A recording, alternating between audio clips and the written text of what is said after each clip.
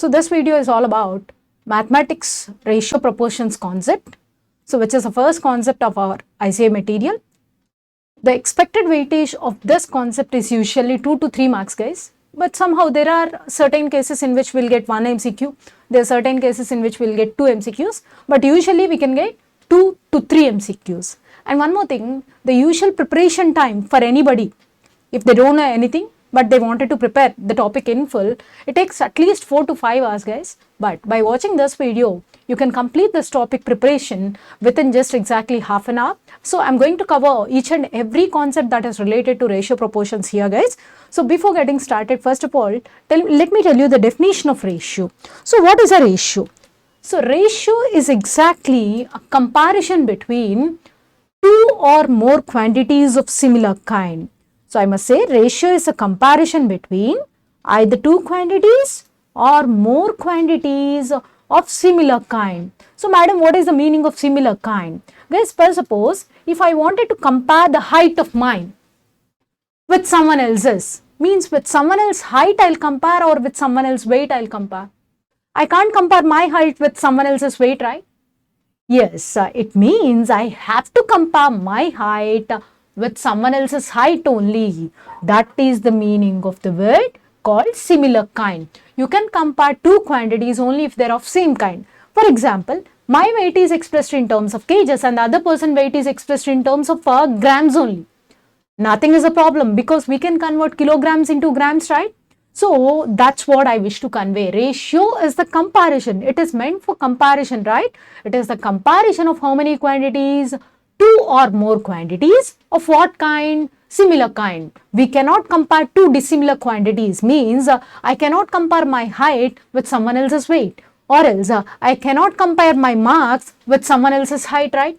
So yes, the quantities must be similar kind. So how many quantities you can compare? Guys, you must understand, for comparison how many quantities must be there? At least two quantities must be there, right? So ratio is a comparison of how many quantities? At least two or more quantities. Here, according to ICAI discussion, if there are two quantities that is given for comparison, it is just called as ratio. But if you want to compare more than two quantities, that ratio is called as continuous ratio. How do we call it as? Continuous ratio. In this concept, we are going to talk about both ratio as well as continuous ratio. Yes, guys, the actual definition of ratio is it is the comparison of two or more. Means even if it is more, we can call it as a ratio. But as per the norms of ICAI, if you want to compare three quantities, you should call that ratio as a continuous ratio. Right? So ratio of two quantities A and B is denoted by A is to B. Suppose if you want to compare A, B and C, so it is called continuous ratio and it is denoted by A is to B is to C. Now let's talk about ratio. If I want to compare A and B, here A is said to be antecedent and B is said to be consequent. Now listen to me, guys. If I want to compare A and B, means with whom I am comparing whom? I am comparing A with B. Try to understand. I am comparing A with B. A is compared with B. So here A is called as antecedent. Of course, you guys know that it is an numerator. And of course, B is called as denominator. We usually talk about these numerators and denominators regularly, right? But when it comes to here, in this concept, we used to call A, of course, in general ratios concept, we used to call the numerator as antecedent and we call the denominator as consequent. In general, we'll call them as numerator and denominator regularly. When it comes to ratios and ratios terminology, numerator is said to be antecedent and denominator is said to be consequent. Now the next thing, the compound ratio of two ratios. What is the compound ratio of A by B and C by D? The product of these two ratios, A by B and C by D, is said to be the compound ratio of A by B and C by D. It means compound ratio means it is the product of two ratios. Now, if a ratio is compounded of itself, means if A by B is multiplied by itself, what do you get? A square by B square, right? That A square by B square is called as duplicate ratio. How do you call it as? Duplicate ratio. Now, if I wanted to write A cube by B cube, means I'm multiplying A by B for how many times? I'm compounding A by B for three times, right? So, it is called as triplicate ratio. How do we call it as? Triplicate ratio. Triplicate ratio of whom? A is to B. Got it? So what is the duplicate ratio of A is to B? A square is to B square. Like the triplicate ratio of A is to B is A cube is to B cube. Now, the subduplicate ratio of A is to B, the subduplicate ratio of A is to B is, you can guess, square root A is to square root B. Now, can you please tell me what is the subtriplicate ratio of A is to B? Yes, it's absolutely true. Cube root A is to cube root B is said to be the subtriplicate ratio of A is to B. It is the subtriplicate ratio of A is to B. So what is the meaning of compound ratio? It is just the product of two ratios. A ratio that is obtained by multiplying the given ratios is called as compound ratio. So it is all about compounding. Compounding means multiplication of two given ratios. Okay. So ratio is meant for what? Comparison. Now let me tell you about proportion. What is a proportion? So proportion is the equality of, the concept name itself is ratio and proportions, no? So what is the meaning of proportion? Proportion is the equality of two or more ratios. Equality of what? Two or more ratios means, if I say that A, B, C, D are in proportion, I must write A by B equal to C by D. It is the equality of two ratios, right? Now, I must tell you one thing. So, left side is one ratio and right side is the other ratio, right? So, according to ratio definition, we used to say that ratio is the comparison of how many quantities, two quantities of what kind? Similar kind. No, it means are A, B, C, D, all the four members are of same kind, or A, B and C, D are of same kind?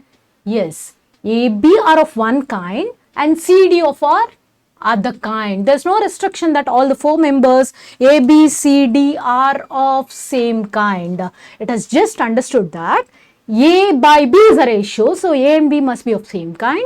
C by D is a ratio, so C and D must be of same kind. There's no restriction that all the four members A, B, C, D are all of same kind. Got it, guys?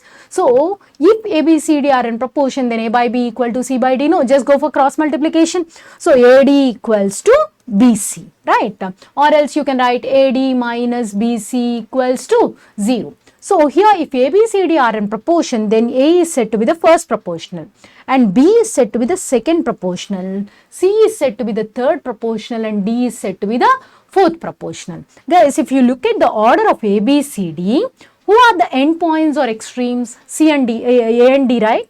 So, these are called as extremes. Who are the middlemost values? B and C, no? We can call them as means. Got it? So, A and D are extremes. B and C are means. So, if A, B, C, D are in proportion, then AD equals to BC means product of extremes is equals to product of means. So, guys, there are certain cases in which we will be given with three elements and they will say that A, B, C are in proportion. So, guys, according to our discussion, proportion is the equality of at least two ratios, right? But how can you write two ratios with three elements? Yes, there's a certain criteria. What it is? This proportion is called as, continued proportion. Throughout this topic, guys, sometimes he'll give you four elements and he'll say that they are in proportion. Sometimes he'll just give you three elements and he'll say that those three elements are in proportion. It means it's not a proportion, it is a continued proportion, because proportion means it is the equality of how many ratios? Minimum to minimum two ratios, no? So, you can't tell like that. So, if three elements are in proportion, it's not a proportion, it is continued proportion. So, try to understand. Sometimes he'll give you three, sometimes he'll give you four. If it is four elements means take it as a normal proportion. If it is three means take it as a continued proportion. So, when do you say that A, B, C are in continued proportion? There's a word called continuity, no? So, continuity of elements should be there, means A by B equals to B by C. Just go for cross multiplication. B square equals to AC, which means B equals to what? Root over AC. This is known as mean proportional of A and C. How do you call it as, Nana? Mean proportional. I'll tell you why. So, mean proportional of whom and whom? A and C. Mean proportional of A and C. Why I'm calling it as a mean proportional of A and C? Guys, if you look at the order of the terms, I said that A, B, C are in continued proportion. If you look at the order of the elements, who is the middlemost element? B is the middlemost element, right? That middlemost element is called as mean. Since they are in proportion, we are calling it as mean proportion. Mean proportion of whom and whom? A and C. Now, can you please tell me the formula for mean proportion of A and B? Yes, exactly. The mean proportional of A and B is root over AB. What is the mean proportion of A and B? Root over AB. Got it, guys? Mean proportion of A and B is root over AB. Okay. So now listen to me. We know what is a proportion. We know what is a continuous proportion. But guys, here there is some important concept that is related to ratio. Then suppose if I said that A by B equals to 2 by 3. Does it mean A equal to 2, B equal to 3?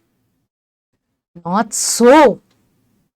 After simplification, we got A by B equal to 2 by 3. Doesn't mean A equal to 2, B equal to 3. Then madam, what does A equals to and what does B equals to?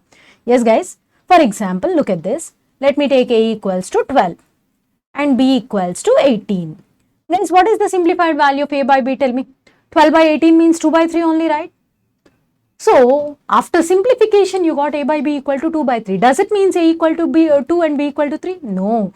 It actually means A equals to 2K and B equals to 3K. Guys, most of the people say that K is a constant. K is not a constant. Who is K? K is the highest common factor of the original A and B values.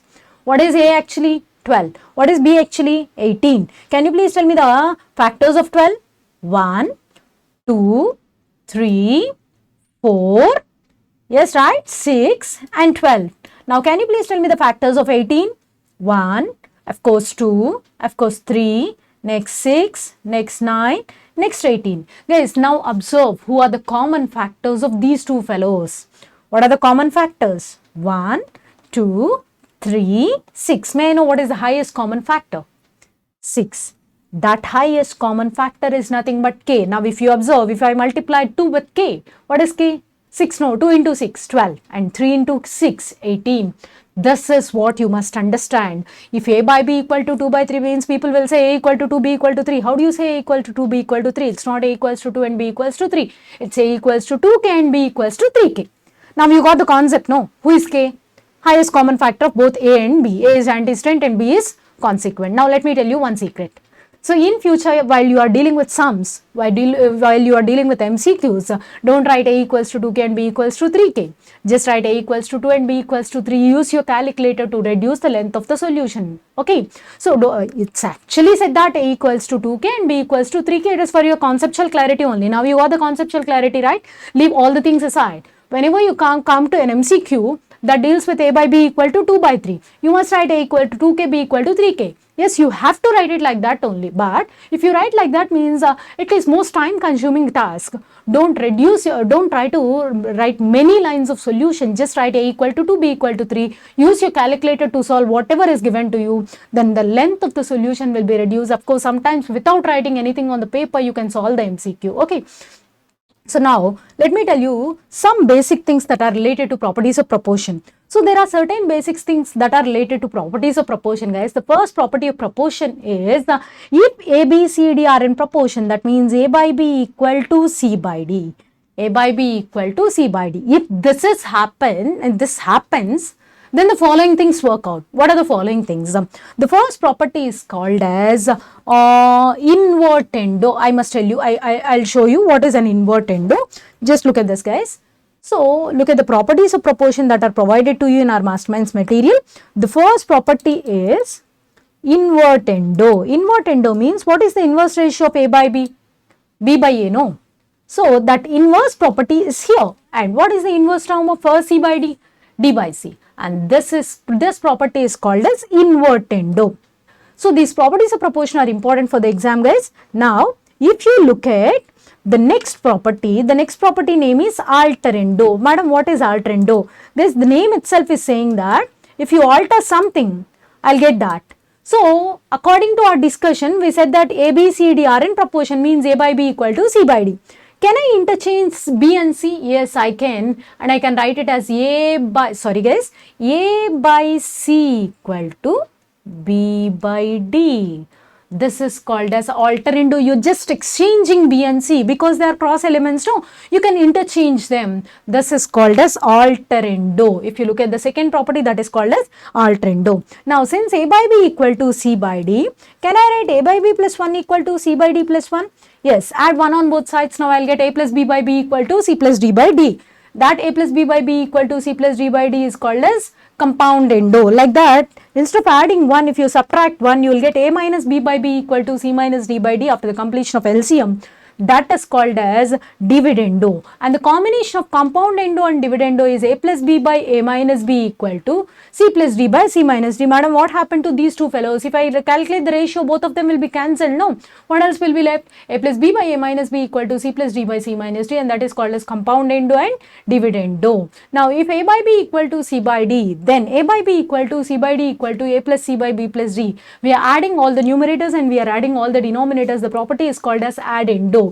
And if A by B equal to C by D, then A by B equal to C by D equal to A minus C by B minus D. We are subtracting the terms, no?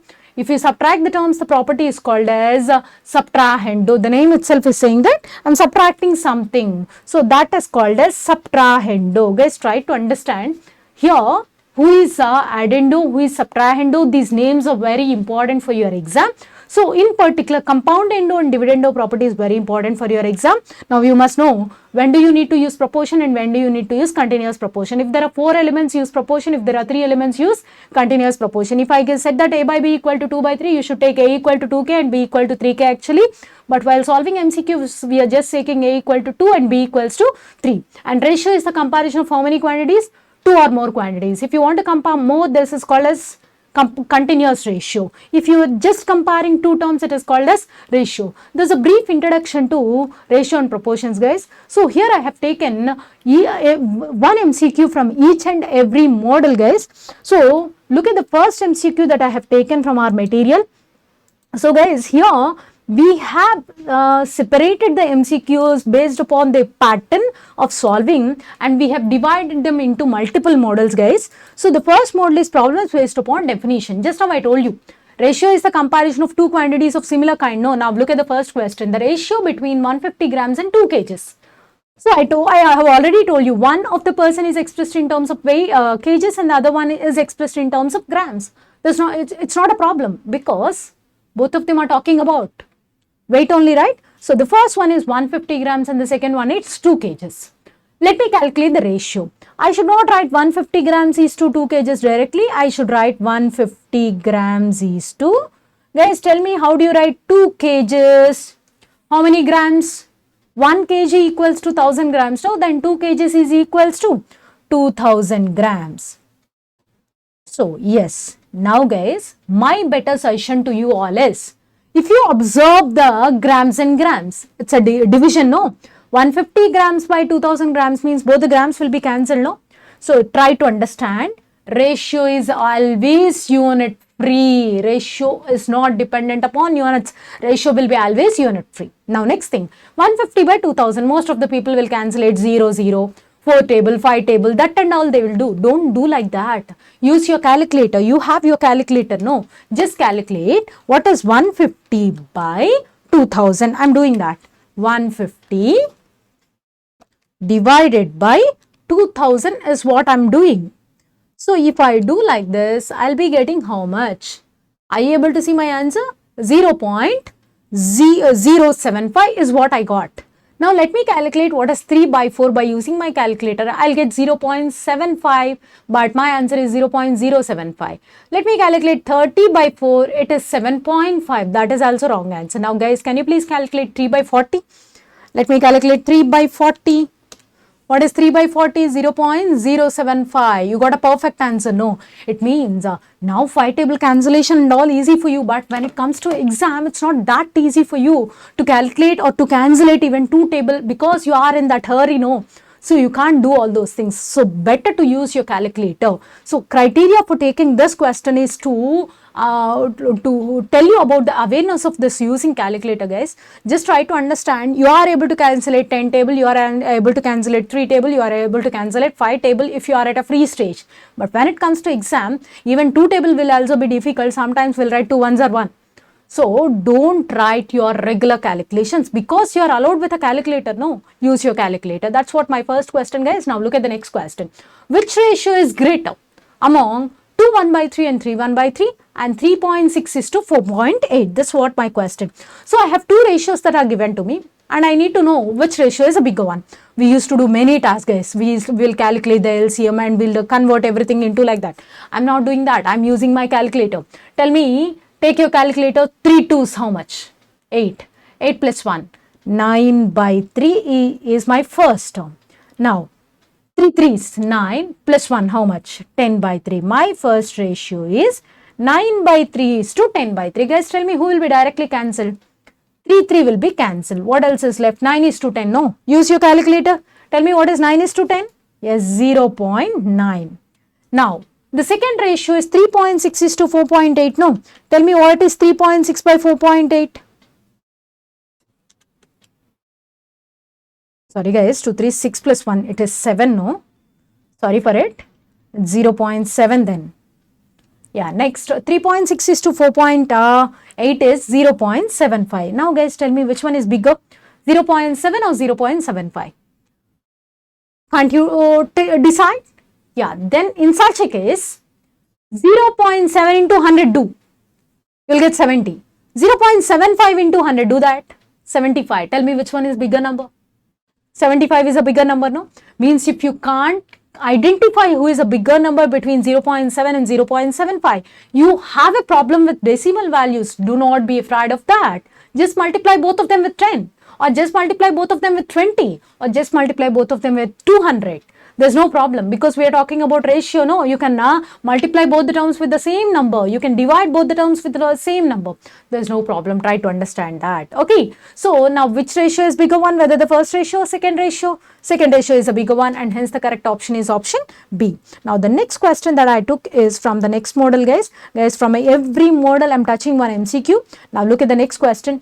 Ronak weighs 56.7 kgs, means his current weight is 56.7 kgs or else his past weight was 56.7 kgs. Leave it aside. If he reduces his weight in the ratio 7 is to 6, guys, here you need to understand one thing. He is reducing his weight in what ratio? 7 is to 6. Look at this. In olden days, if he was 7 kgs, now he became 6. Means for every 7 kgs he reduced 1 kg and he became 6. Got it? So if he was 7, now he is 6. Got it? So once it was 7 kgs his weight, now he became 6. Got it? So for every if his old weight was 7, now his current weight was 6, means his weight got reduced or increased. Reduced. Try to understand. Then what is his new weight? So there's no big calculation at all, guys. Just look at this. So guys, I'm not even using any empty paper here. I can solve it with the help of my calculator. That is the reason why I'm not picking any note here. So look at this. He is reducing his weight in the ratio 7 is to 6. Now 56.7 is his old weight, no? Yes, old weight means you have to write it against 7. Now you have to calculate your new weight. So guys, now listen to me. Ratio is all about cross multiplication. Madam, what to do? Guys, do 6 into 56.7. Use your calculator. 6 into, just a moment guys, I'll show you. 6 into 56.7, sorry guys, 56.7. You multiply both the crossword elements and then you divide with 7 by 7. So, by 7 means the answer is 48.6 is what I got. Okay. So, guys, just let me tell you one thing. If you have a cross or corner of two elements, multiply them. If you have one element, just divide them. 56.7 into 6 by 7. So, what is his weight? 48.6 and the correct option is option D. That's what about MCQ. Now, look at 19th MCQ. This is taken from another model, guys. If x plus 5 is the mean proportional between x plus 2 and x plus 9, then the value of x. Guys, you know what is a mean proportional. What is the mean proportion of A and C? Root over AC. Now, listen to me. If x plus 5 is means I'll write with symbol equals to symbol. So, let me write down equals to symbol. who is equals to x plus 5 is means which symbol? Equals to the mean proportional between x plus 2 and x plus 9. Guys, can you please tell me the mean proportion of x plus 2 and x plus 9? Root over x plus 2 into x plus 9. Then look at the continuation question. Later we can think of the solution, then the value of x. Guys, I must tell you one thing. If you need to calculate x value, it means the question demands solution, right? So whenever there's a need of solution, don't solve the equation, though it is a linear equation. So what is the use of wasting your time? Don't waste your time. Just simply take your calculator and go through option verification. So madam, what is option verification? According to option U, what is x? 4. Let me keep x equal to 4. Guys, let me use my calculator. What is 4 plus 2? It is 6. What is 4 plus 9? 13. What is 4 plus 5? 9. Now I should get 6 into 13 under root equals to 9. So calculate 6 into 13, all of you. 6 into 13 is 78. Can you please tell me what is under root 78? It's 8 point something. That's a wrong answer. No, because we need to get how much? 9. Wrong answer. Now look at option B. What is option B? 5. Everybody tell me what is 5 plus 5 according to left side? 10. So now what is 5 plus 2? 7. What is 5 plus 9? Yes, 14. Can you please tell me what is 14 into 7 under root? It's 9.8999, but we need to get 10. That is also wrong answer. Means option B also wrong answer. Now let's have a look at the next option, guys. What is the next option? Option C. What is option C? 7. So guys, if I take x equals to 7, what is x plus 5? 12. X plus 2? 9. X plus 9? 16. Guys, take your calculator. Tell me what is 16 into 9 under root? Yes, 12. Left hand side value got coincided with right side value. No. So what is the correct answer? Option C. Guys, please try to understand. Here, solving a question with multiple steps doesn't give you more than 1 mark for any MCQ. Try to understand. So it is simply using a calculator, and if the question demands solution, it is better to go with option verification. So that's what my request from my side is. Okay, now look at MCQ number 27. Guys, these are regular MCQs that we have been seeing from our 7th or 8th grade onwards, right? So look at this. A is to B equal to 5 is to 3. B is to C equal to 6 is to 7. C is to D equals to 14 is to 9. Then the value of A is to B is to C is to D. Guys, people will tell you A is to B, right? B is to C, right? And then C is to D, right? And then they will keep arrow marks and all. Don't do all those things. Just observe your options. You need to calculate A is to B is to C is to D. My task is only verification. Guys, look at option A. According to option A, what is A is to B? 20 is to 14. According to your question, 5 is to 3. Could you please calculate what is 5 is to 3 by using your calculator? So guys, I am doing that. 5 is to means divided by 3. I got 1.6 bar. Now I will calculate 20 by 14 and I will verify whether I am getting the same answer or different answer. If I got the same answer, means that's the correct answer. I got 1.4 only. So it's a wrong answer. Now look at option B. 20 by 9. Could you please calculate what is 20 by 9? Let me show it to you. 20 divided by 9. What is 20 divided by 9? 2 point something, right? Sorry, 2.2 bar. And we here 20 by 9 is not working.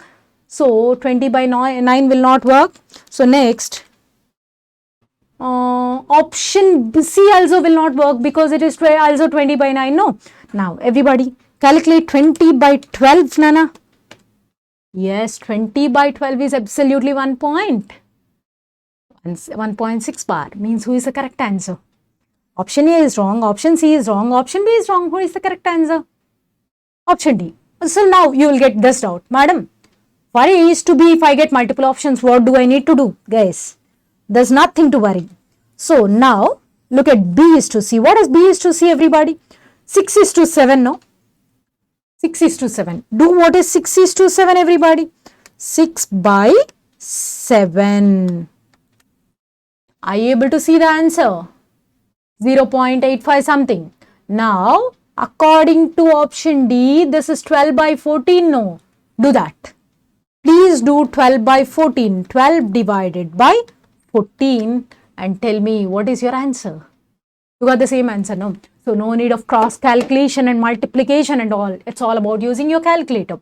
Now, if you are still doubted, then go for C by D. What is C by D? 14 by 9. Use your calculator and tell me what is 14 by 9, 1.5 bar. So this is also 14 by 9, no?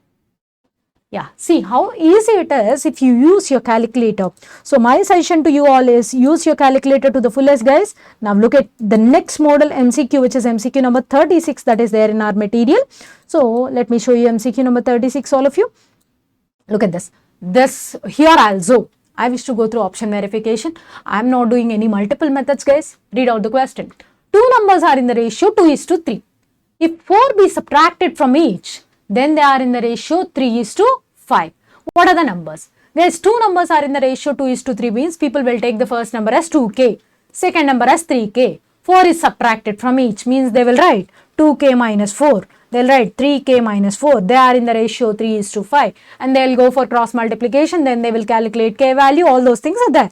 But my suggestion to you all is whether it is one number or two numbers, you can simply go ahead with option verification. Madam, how? I'll tell you. So, two numbers are in what ratio? 2:3.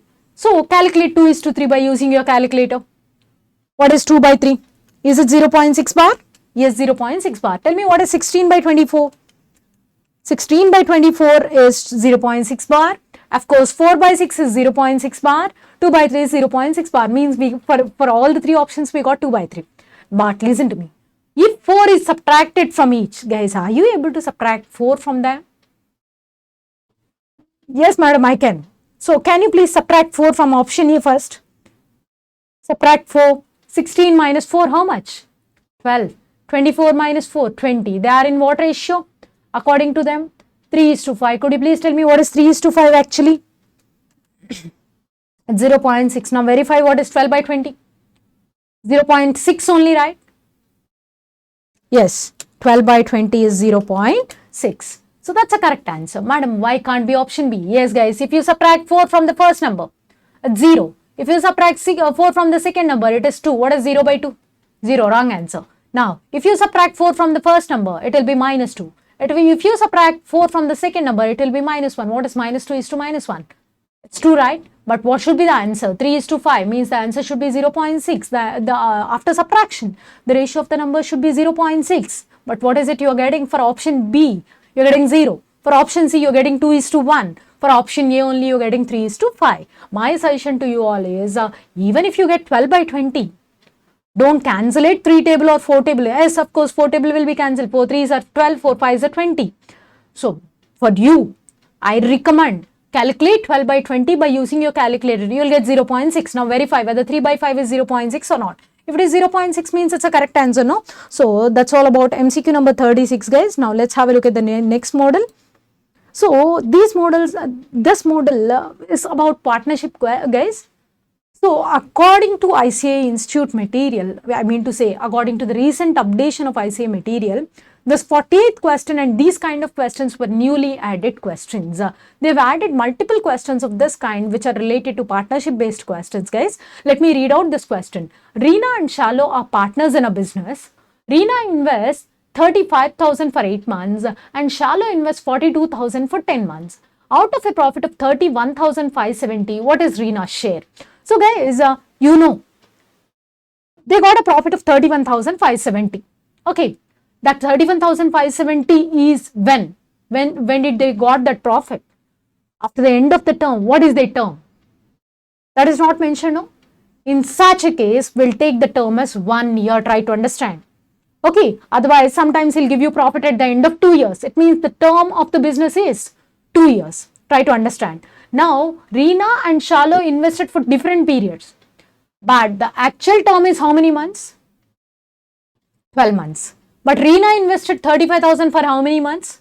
8 months. It means out of 12, she invested only for 8 months. It means you must understand Reena's investment is 35,000 for how many months?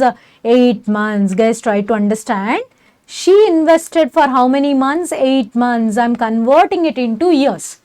8 months. Got it? Now, Shallow invested how much? 42,000 for how many months? 10 months. So, shallow investment is 42,000 for how many months? 10 months, and I'm converting it into years. This is ratio of capitals invested. And you guys all know that capital investment ratio is nothing but profit sharing ratio. So, now profit sharing ratio equals to ratio of capitals invested. So, guys, my suggestion to you all is, for your conceptual clarity, I wrote all these things. But from now onwards, don't write this 8 by 12 because this 12 and this 12 will be cancelled. No. Just forget about all these things. For how many months she invested, right? For how many months this fellow invested, right? So this 35,000 is invested for 8 months. This 42,000 is invested for 10 months. Actually, it should be 8 by 12. This should be 10 by 12. But after the cancellation, those 12 and 12 will vanish. No. So it is better to avoid writing this denominator called by 12. Got it, guys? Just write into 8 and into 10. Now I'll tell you one thing. 35,000 into 8 and 42,000 into 10. So cancel it, whoever directly be cancelled. I am just cancellating 3 zeros. Now tell me what is 35 into 8. Take your calculator. So guys, I know many more cancellations are there, but I am not allowing that. I am simply writing 280 here. 42 into 10, which is 420. Who else will be cancelled after the multiplication? I am just simply cancellating the zeros. I know, guys, 3 table will be cancelled, 4 table will be, 2 table will be cancelled, but I am not doing that. What is the use of those cancellations and all? So, profit sharing ratio of Reena and Shallow is 28:42. So, now 28:42 is what we got now. So, tell me what is 28 plus 42? 70. Out of 70 shares, Reena has got 28 shares and Shallow got 42 shares. Now, what is the profit that they earned at the end of the term? 31,570. Now, you have to calculate the share of Reena, no? So, how do you calculate? 28 parts are there for Reena. Out of how many parts? 70. And they got a profit of how much, guys? 31,570. This is what you need to do, no? Use your calculator. 28 divided by 70 into 31,570. What's your answer? So tell me. 12,000, just a moment, guys. 28 by 70 into 31,570, and the answer is 12,628, and that is there in option B.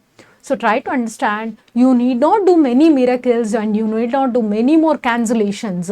Even if you do 200 cancellations, those cancellations will not be visible in your exam paper. Try to understand that, guys. So no need to cancellate this 2 table here or 3 table here. It is just a time waste task. 7 table will directly be cancelled. 7 4 is 28, 7 6 is 42. But I am not doing that. I know 8. I am not doing that because it is purely a time waste task. Use your calculator to the fullest. So let me show you the next question, guys. The next question has taken from the next model. So guys, the question that we discussed here now is recently added question. So ICAI will definitely give more importance to these kind of questions. So focus on such kind of questions. Now the next MCQ that I have taken here is MCQ number 68. This is a very important MCQ. Yes, of course, people has a lot of confusion in doing this. So, I'll teach you this MCQ in a very easy way, guys. Look at this. In what ratio should tea worth 10 rupees per kg be mixed with tea worth 14 rupees per kg so that the average price of the mixture may be 11 rupees? So, guys, means this is a business strategy, right? Generally, people will mix a cheaper quality with a dearer quality, right? So, there are 2 types of teas. One tea cost him 10 rupees and the other tea cost him 14 rupees, right? Yeah, one tea cost him 10 rupees and the other tea cost him 14 rupees means there is a cheaper quality and there is a higher quality. Generally, people will mix a small amount of cheaper quality to a huge amount of dearer quality so that people will not recognize that this is contaminated or this is spoiled because the cheaper quality got mixed.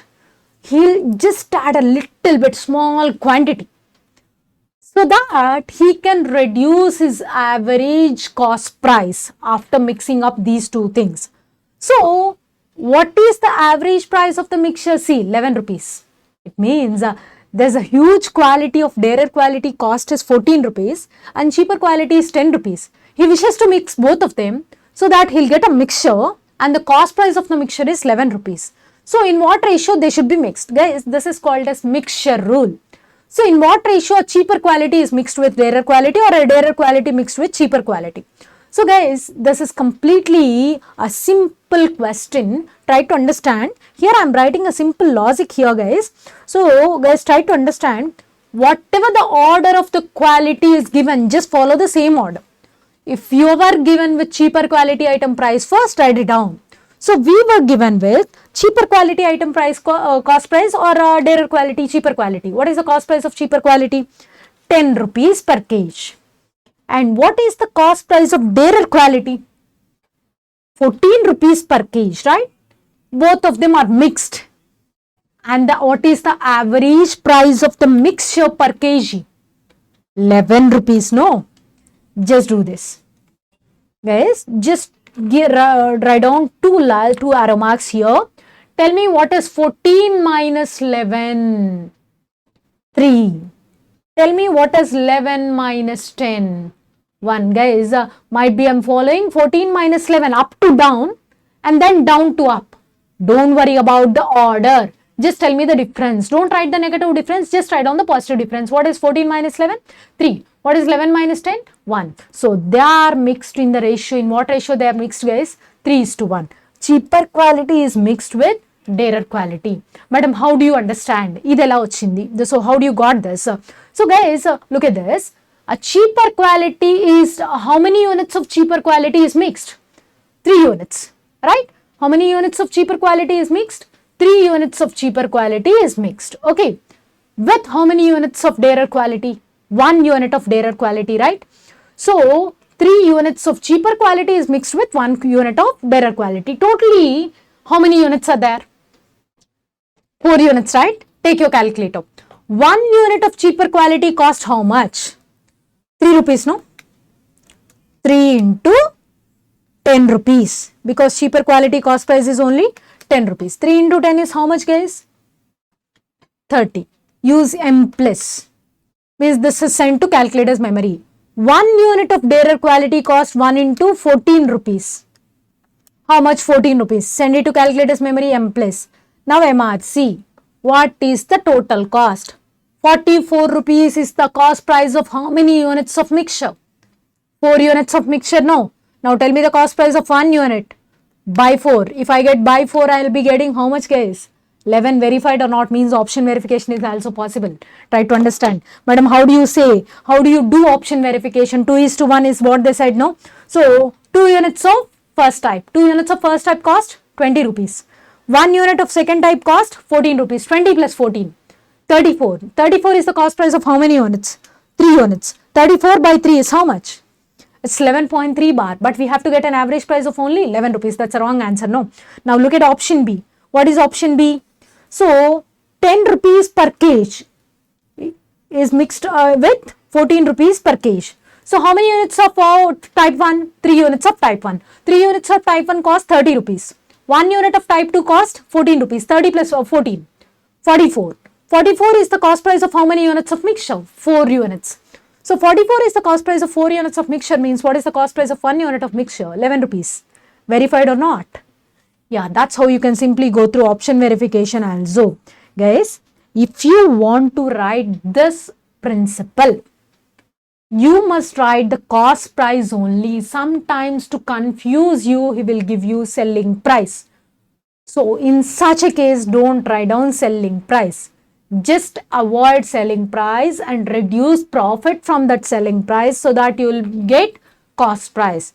Just try to write down cost price. This is cost price of type 1. This is cost price of type 2. And this is cost price of mixture. Cost price of mixture should be written at the middle. Cost price of type 1 should be written at the starting. Cost price of type 2 should be written at the right side. And of course, at the middle, you have to write down the cost price of mixture. Try to understand. You should not write selling price at all. Sometimes he'll give you selling price intentionally. In such a case, avoid selling price. Just write cost price. Madam, how to calculate cost price? Just simply subtract profit. Cost price plus profit equals to sale price, no. So sometimes you will be given with selling price. So subtract profit from selling price so that you will get cost price only, right? So if you want to apply this arrow mark rule, you have to write down all the cost prices only. Try to understand that. And that is all about ratio and proportions, guys. Yes, it took exactly 40 minutes or 41 minutes, or sorry, 45 minutes. Within this 45 minutes, you can complete the entire concept, guys. So try to revise calculations and try to understand what are the meanings of ratio, what is the meaning of ratio, what is a proportion, when do you need to use proportion, when do you need to use continuous proportion. That's what you need to understand. If you are able to understand all those things, the questions will be a little easier for you, and try to use your calculator to the fullest.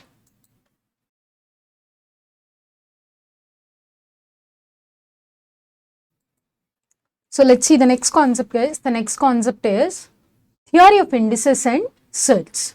So guys, it is also a combination of two topics. One is indices and the other one is surds. So from this concept also, we can expect 2 to 3 MCQs, guys. So guys, there's no restriction that this topic is important and that topic is unimportant. First of all, you must understand theory of indices surds is such a concept which is completely dependent upon calculation. If you are able to do the calculator tricks well, then it takes less than 20 to 25 seconds for each and every MCQ.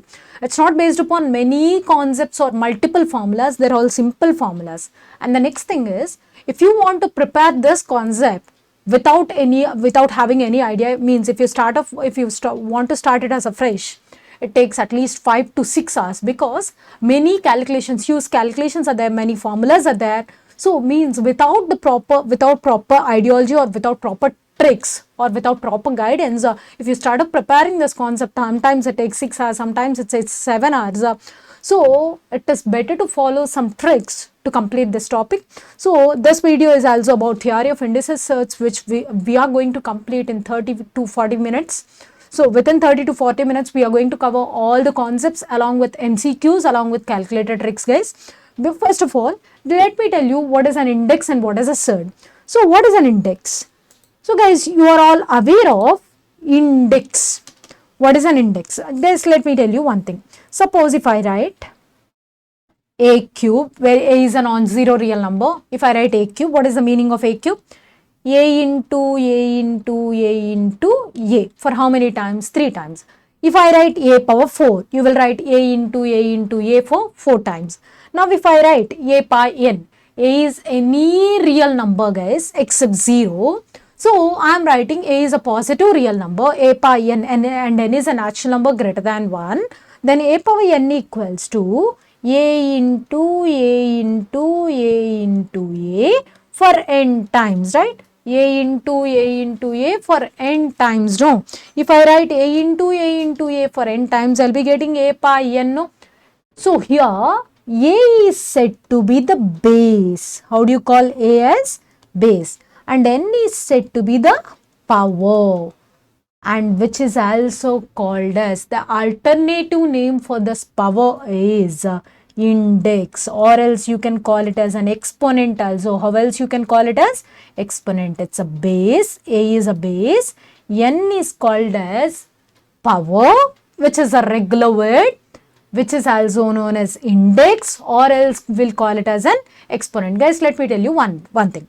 The plural form of, or the plural word of this index is indices. How do you call it as, Nana? Indices. And what is the name of our concept? Theory of indices surds, no? Means in this concept, we will be learning about the properties of powers, because indices means powers only, right? So we are going to learn the properties of powers. Now, guys, I said that a is any positive real number. Of course, a is any real number actually, and n is a natural number greater than 1. Then we can write a power n equals to a into a for n times, no? Like that. Guys, look at the definition of surd. Try to understand. Let a be any positive rational number. So guys, tell me the meaning of rational number. A number that can be expressed in the form of p by q. So guys, can't we express 2 by 3 in the form of p by q? Yes, we can. Is it rational? What is the meaning of P by Q? The literal meaning of P by Q is the ratio P by Q exists, and after calculating P by Q, you write Q as a dividend, P as a divisor, and you will get some quotient and you will get remainder. No, that remainder should be 0 and that quotient must be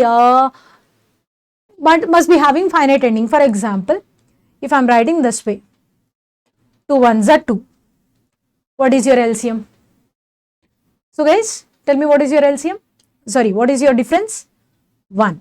So let me write it as 0.5. So whenever I keep 0.5, I'll be getting 10. This is 0, no? So what is your quotient? 1.5. It has a finite ending, no? Yes, it has a finite ending.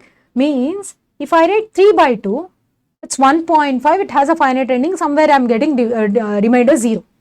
But if I write 2 by 3, guys, try to understand. 3 is a divisor, 2 is a quotient.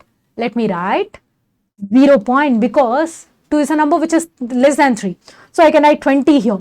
So tell me, 3 6 are 18. Again, I'll be getting 2. Since there is a point after point, we can keep whatever the number of zeros that we want to. Again 20 I'm writing. Again 6, 18. Again I'm getting 2. Again I'll write 20. Again I have to write 16, 6, 18. Again. So it's a continuous process. I'm not getting a remainder of 0. Means 2 by 3 is an irrational number because this division is not happening. It doesn't mean that you have to express it in P by Q format. Means what? That P by Q should exist. That P by Q is a finite value. But if you look at this 2 by 3, it is 0.6 bar continuously. So this is not a rational number. Try to understand. It is not that P by Q. You can write 2 by 3, no. So that division should happen. But that is not working out here, no. So that kind of numbers are called as irrational numbers. So but to my definition of surd, I am starting off with a rational number. Let A be a positive rational number. And n is a positive integer greater than 1. N is a positive integer greater than 1, or else you can call it as a natural number. Then you can write a power 1 by n equals to nth root of a and is said to be a surd. This nth root of a is said to be a surd if a power 1 by n is an irrational number. A power 1 by n is what kind of number? Irrational number. For example, guys, let me take a equal to 4 and n equal to 2. So I'll be getting 4 power 1 by 2. 4 power 1 by 2 means root over 4, no? What is root over 4? Use your calculator and tell me what is root over 4. Root over 4 is 2. The answer is a rational number or irrational number? Rational number. So I can't call 4 power 1 by 2 as a surd. I'll call this 4 power 1 by 2 as a surd only if my answer is an irrational number. But my answer is a rational number or irrational number? Rational number, because 4 power 1 by 2 value is how much? 2. That's a rational number. So it's not that correct answer. So means root 4 is not a rational number, not an irrational number. Root 4 is simply a rational number. Now I just wanted to know 3 power 1 by 2. Take your calculator and calculate 3 power 1 by 2. 3 power 1 by 2 means square root 3 only, right? So guys, look at this. Root 3. What is root 3? Yeah, our calculator is full of digits, no? It means since your calculator is allowed for only 12 digits, it is showing 12 digits.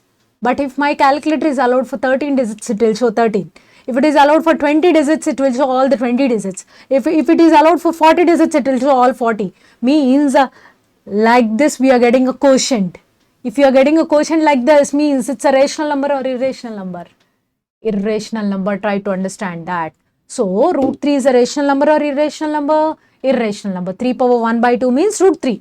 It's an irrational number as my answer is an irrational number. It's a surd. So, root 3 power 1 by 2 is a surd. As my answer is an irrational number, that 3 power 1 by 2 is called as a surd. Try to understand. So, okay. So, that's what about theory of what is an index and what is a surd. Guys, there are many formulas that are related to this concept, guys. So, in our material, we have provided all the formulas. Look at the first formula, a power m into a power n equals to a power m plus n, and a power m by a power n, which is a power m minus n, a power m whole power n, which is a power mn. So, look at them. Bases are same, no. So directly you can, sorry, powers are same, no, you can directly multiply the bases. So a power m by b power m, a by b whole power m. And if a power m equals to a power n, guys try to understand. So here the bases are same or powers are same? Bases. So I can equate the powers provided the base is not equals to 1. Because if the base is equals to 1, 1 power 6 and 1 power 7, both of them same, no. So try to understand, this can be equated only if the base is equals to not equals to 1. Now the next formula here is if a power m equal to b power m. Now look at this, who are equal powers. So I can equate bases whenever they are positive numbers. Now look at this, guys. If a power n equal to b, bring this n to the other side. If this n comes to the other side, it will be 1 by n. Okay. Now what is minus a whole power n? So minus power any even number is positive and minus power any odd number is negative. That's why we have written minus a power n equal to plus a power n if n is even and minus a power n if n is odd. Guys, this one you know very well. Anything power 0, how much? 1. Provided a not equal to 0. Guys, tell me, what is 0 power 0? Does not exist. Don't say that 0 power 0 is 0. Okay, next, what is a power minus n? 1 by a power n. And nth root of a, we have already discussed. A power 1 by n. So nth root of a power n. So guys, a power n, nth root means whole power 1 by n, no? How does it looks like? A power m whole power n, and the formula is a power mn. N into 1 by n will be 1 only, right? So I am getting a power 1. Next, nth root of a power m. So it means a power m whole power 1 by n, no? How does it looks like? A power m whole power n, and the formula is a power mn means m into 1 by n. That's what we got. Now nth root of a by nth root of b, nth root of a by b, nth root of a into nth root of b, nth root of a b. So yes guys, we have multiple formulas here. A plus b whole square, a minus b whole square, a plus b into a minus b. Of course, a plus b whole square plus a minus b whole square is 2 of a square plus b square. A plus b whole square minus of a minus b whole square is 4ab. So and a square plus b square formula, a square minus b, a square plus b square has two formulas here. One is in terms of a plus b whole square and the other one is a minus b whole square formula. And of course, a plus b whole cube, a minus b whole cube, a cube plus b cube, a cube minus b cube, a plus b plus c whole square. And the very important formula is, guys, this is such an important formula which we'll use for many times in this concept, which is formula number 13 and formula number 14. Let me read out formula number 13. If a plus b plus c equal to 0, then a cube plus b cube plus c cube equals to 3abc. I must tell you one thing, guys. It's not if, it is if and only if condition. So means a plus b plus c equals to 0 if and only if a cube plus b cube plus c cube equals to 3abc. It's an if and only if condition. And let me tell you a simple trick to apply this formula. When do you need to apply this formula, guys? You'll be faced with MCQs of this kind. 3 power 1 by 3 plus 3 power minus 1 by 3. Then they will ask, what is x cube minus 6x, like this, they'll ask. So by looking at this question, people feel that this is x and we need to calculate x cube. Means I must go for cubing on both sides. That's what we used to do in our childhood, no? Since there is x cube, we'll do cubing on both sides. But we have grown up, no? We were not in 7th or 8th standard, no?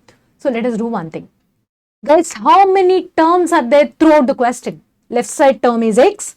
Right side one term is 3 power 1 by 3. Other term is 3 power minus 1 by 3. Forget about the symbols that are against 3 power 1 by 3 and 3 power minus 1 by 3 and x. Whatever the signs I'll be having. But my question is a combination of how many terms?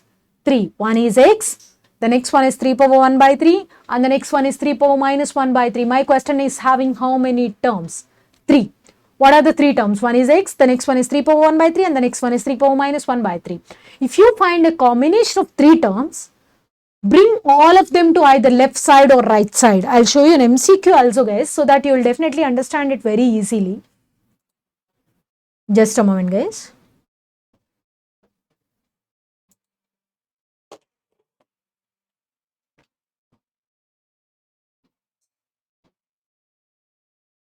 Yeah.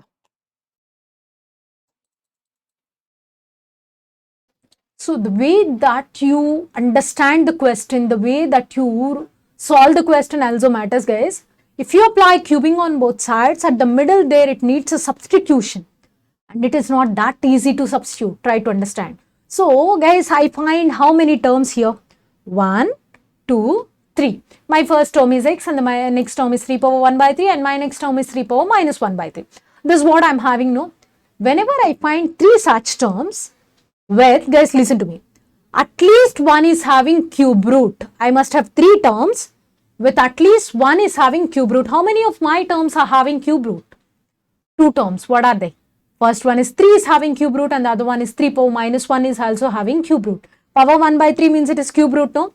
So, when you find 3 expressions with at least one is having cube root, it is better to use a plus b plus c equal to 0 if and only if a cube plus b cube plus c cube equals to 3abc rather than applying cubing on both sides.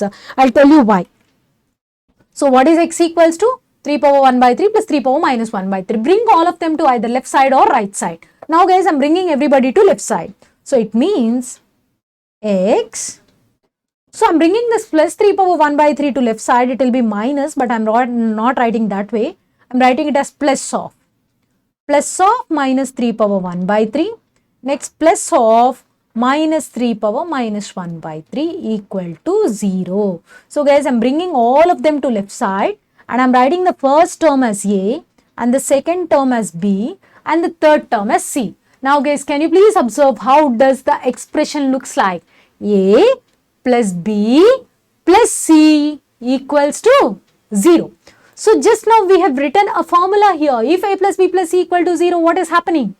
A cube plus b cube plus c cube equals to 3abc. Guys, could you please tell me what is a cube? X cube, am I correct? Now, b cube. B cube means minus 3 power 1 by 3 whole cube. Guys, look at this. What is minus whole cube? Yeah, just now we discussed minus power an odd number is always minus. It looks like a power m whole power n and the formula is a power m and 3 into 1 by 3 will be cancelled, no? Else there will be 3. So, a cube plus b cube is over. Madam, your formula is plus, but why you got minus? Because I got minus whole cube which is minus, guys. Try to understand. Plus c cube.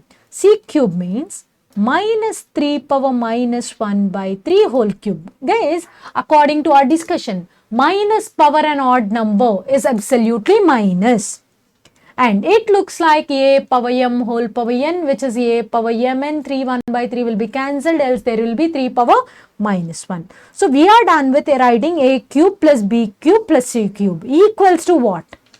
3 a b. What is b? Minus 3 power 1 by 3. What is c? Minus 3 power minus 1 by 3. This is what we are having. Got it, guys? Now, can you please look at the right side part? What is minus into minus? Plus. So, try to understand. Minus into minus plus. Now, are the bases are same or different? Same. So, powers are to be added. What is the first power? 1 by 3. Second power minus 1 by 3. So, tell me the sum of powers, everybody. 0. Anything power 0. 1. So, entire thing got vanished. No. See how much easy it is. Now, guys, look at this. Who is this? 3 inverse. How are you writing this 3 inverse as? 1 by 3. Now, could you please do the LCM? We are done, guys. Tell me. What is the LCM? 3x cube minus 3 3 is 9 minus 1 and the LCM is by 3 equals to 3x. Bring this 3 to the right side. 3x cube minus 9 minus 1, how much, guys? Minus 10 by 3 equals to 3x means which is equals to 9x. So, what is 3x cube minus 9x equals to? 10. So, it's all about applying the formula in a correct way.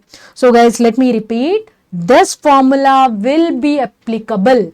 This formula a plus b plus c equal to 0, then only a cube plus b cube plus c cube equals to 3abc if and only if condition will be applicable.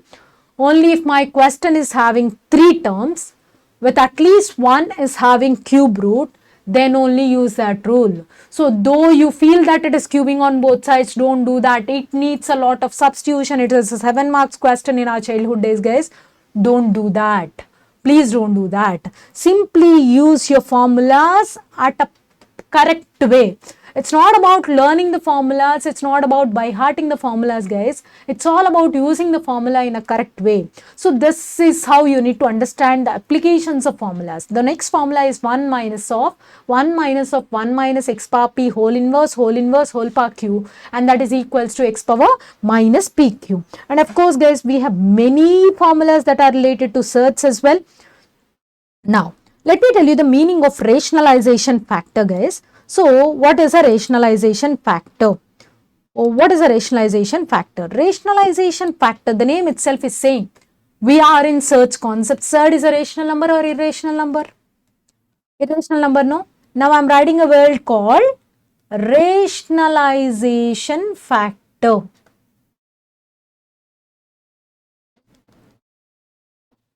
Factor means it's a multiple, no?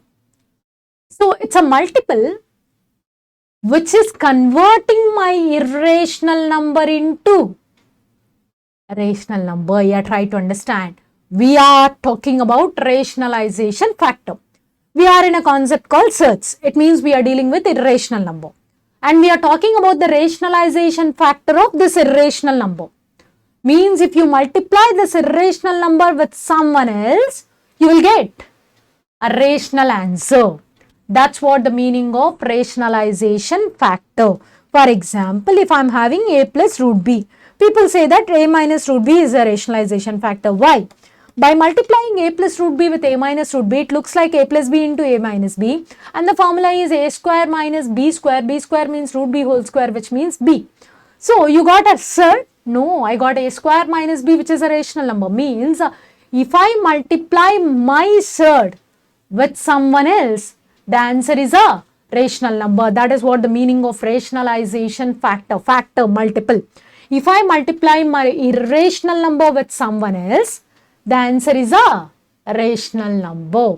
So, if two irrational numbers are multiplied, you will be given with one irrational number that is to be multiplied with someone else to get a rational number, and that is called as rationalization factor. So, tell me, who is the rationalization factor of a plus root b? A minus root b. And what is the rationalization factor of a minus root b? A plus root b, right? So now I'll tell you conjugate surd. So what is a conjugate surd? Guys, there's a lot of difference between conjugate surd and rationalization factor. People has much more confusion between these two terms. Let me clarify that. So what is a conjugate surd? So guys, this is also a surd. So who is a conjugate surd of one surd? Two surds are said to be conjugate to each other if and only if their sum and their product, both of them are rational numbers. Their sum should be rational and their product should be rational. But when it comes to rationalization factor, their product must be rational. So now guys, look at this. Just now we discussed that for a plus root b, what is the rationalization factor? A minus root b. Now, can I tell for a plus root b is a minus root b is the conjugate surd? Yes, of course, because what is their sum, guys? 2a, rational number. What is their product?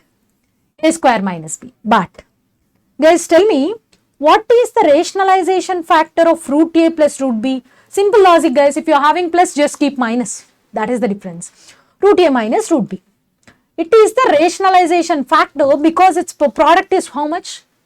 Root a plus root b into root a minus root b. It looks like a plus b into a minus b, and the formula is a square minus b square, which means root a whole square minus root b whole square, which means a minus b, right? But can you please tell me the sum of these two numbers? The sum of these two numbers is just how much? 2 root a. Is it rational or irrational? Irrational. But what I told you just now, two surds are said to be conjugate to each other if and only if their sum and their product, both of them must be rational. Here I found that the product is rational but not the sum. Means, is it just a rationalization factor or it is a conjugate surd? It can't be conjugate. It is just a rationalization factor. Now I came to understand one thing. Not every rationalization factor is a conjugate surd. But every conjugate surd is a rationalization factor because conjugate surd itself is saying that I'm the product of two irrational numbers which is rational. I'm the sum of two irrational numbers which is rational. But when it comes to rationalization factor, I'm just the product of two irrational numbers which is rational. So means if it is conjugate, it will definitely be rationalization factor. But if it is rationalization factor, it can't be, because for root a plus root b, the rationalization factor is root a minus root b, because the product is a minus b which is rational. But what is the sum of root a plus root b and root a minus root b? 2 root a, which is not a rational number, it is just an irrational number, means the sum is not rational, sum is irrational.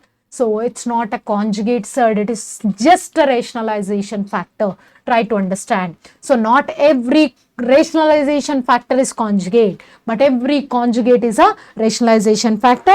Guys, in our material we have provided all the formulas of rationalization factor on conjugate surds that are given to you. Look at this. So here we have provided all the surds along with their rationalization factors and their product. So if you follow these formulas, then the task will be easier for you guys. So just follow these formulas of rationalization factor. Now, there are some of the formulas in which root a into root a into root a for infinite times is a, root a repeated for n times is a power 1 minus 1 by 2 power n. Guys, you can combine both the formulas, formula number 3 and formula number 4. Right, root a plus or minus root a plus or minus root a plus or minus and so on infinite equals to root over 1 plus 4a plus or minus 1 by 2, that you can write. And the next formula, fifth formula, which is a very important formula. So if you want to prepare 100%, then you have to read out this fifth formula also. This is also very important. So if x equals to 4ab by a plus b, then x plus 2a by x minus 2a plus x plus 2b by x minus 2b equal to 2. So next formula, sixth formula, a plus root b whole power x square minus k plus a minus root b whole power x square minus k equals to 2a, provided a square minus b equal to 1. Then x square minus k equals to plus or minus 1 and x equals to plus or minus square root of k plus or minus 1. So these are the basic formulas that are there in indices search, guys. So guys, to understand this topic well, you must know the concept of this one along with concept along with formulas, along with calculator tricks. Everything is recommended. So sometimes if you forgot the formula, then calculator will definitely help you guys. Okay. Now, before getting started, guys, I will tell you a simple hint regarding this rationalization. So people were very much afraid of this concept called rationalization factor. So avoid that confusion. I'll tell you very simple trick. Now I have 1 by 7 plus 4 root 3. In our childhood days, we used to write into 7 minus 4 root 3 by 7 minus 4 root 3, and we used to write a line after applying rationalization factor, after multiplying, dividing with rationalization factor. Now avoid all those bloody lines. Forget about them. So what is it? I'm having 1 by 7 plus 4 root 3, no? If I'm having plus here, guys, keep a minus in the numerator. If I'm having minus here, just keep a plus in the numerator. Okay. So do that one first. Means if I'm having 1 by 7 plus 4 root 3, I'll be writing 7 minus 4 root 3. And then write down the opposite word, I must say. If I'm having plus, I'll write minus. If I'm having minus, I'll write plus. Now take your calculator and tell me what is 7 square. 49, right? Now tell me, guys, what is 4 root 3 whole square? 4 square. 16 into root 3 whole square means 3. 16 3s are 48. Tell me the difference between 49 and 48. 1. Write down that difference in denominator. What is the difference? 1. We are done. Now everybody, tell me what is 1 by root 3 plus root 2. Yes, write down the opposite word first. Root 3 minus root 2. Now tell me what is root 3 whole square? 3. Root 2 whole square 2. Difference 1. So write down the difference. You need not write 1 now. Now guys, so now have a look at this.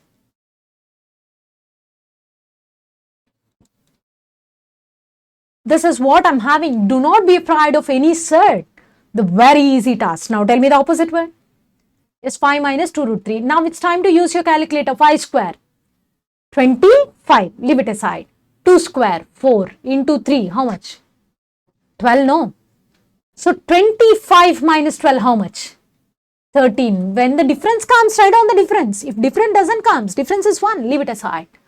That's what you need to do. Of course, that is the rationalization technique. I'm avoiding writing that step. Okay. Now guys, if I have a question this way, root 3 plus root 2 by root 3 minus root 2. So generally people will write after applying rationalization factor to the denominator, don't write all those blah blahs. So just copy paste your numerator. What is your numerator? Root 3 plus root 2. And I am writing my denominator as 1 by root 3 minus root 2. Guys, this time I am expecting what is 1 by root 3 minus root 2. Do you know what is 1 by root 3 minus root 2? Just now madam gave you a hint, no?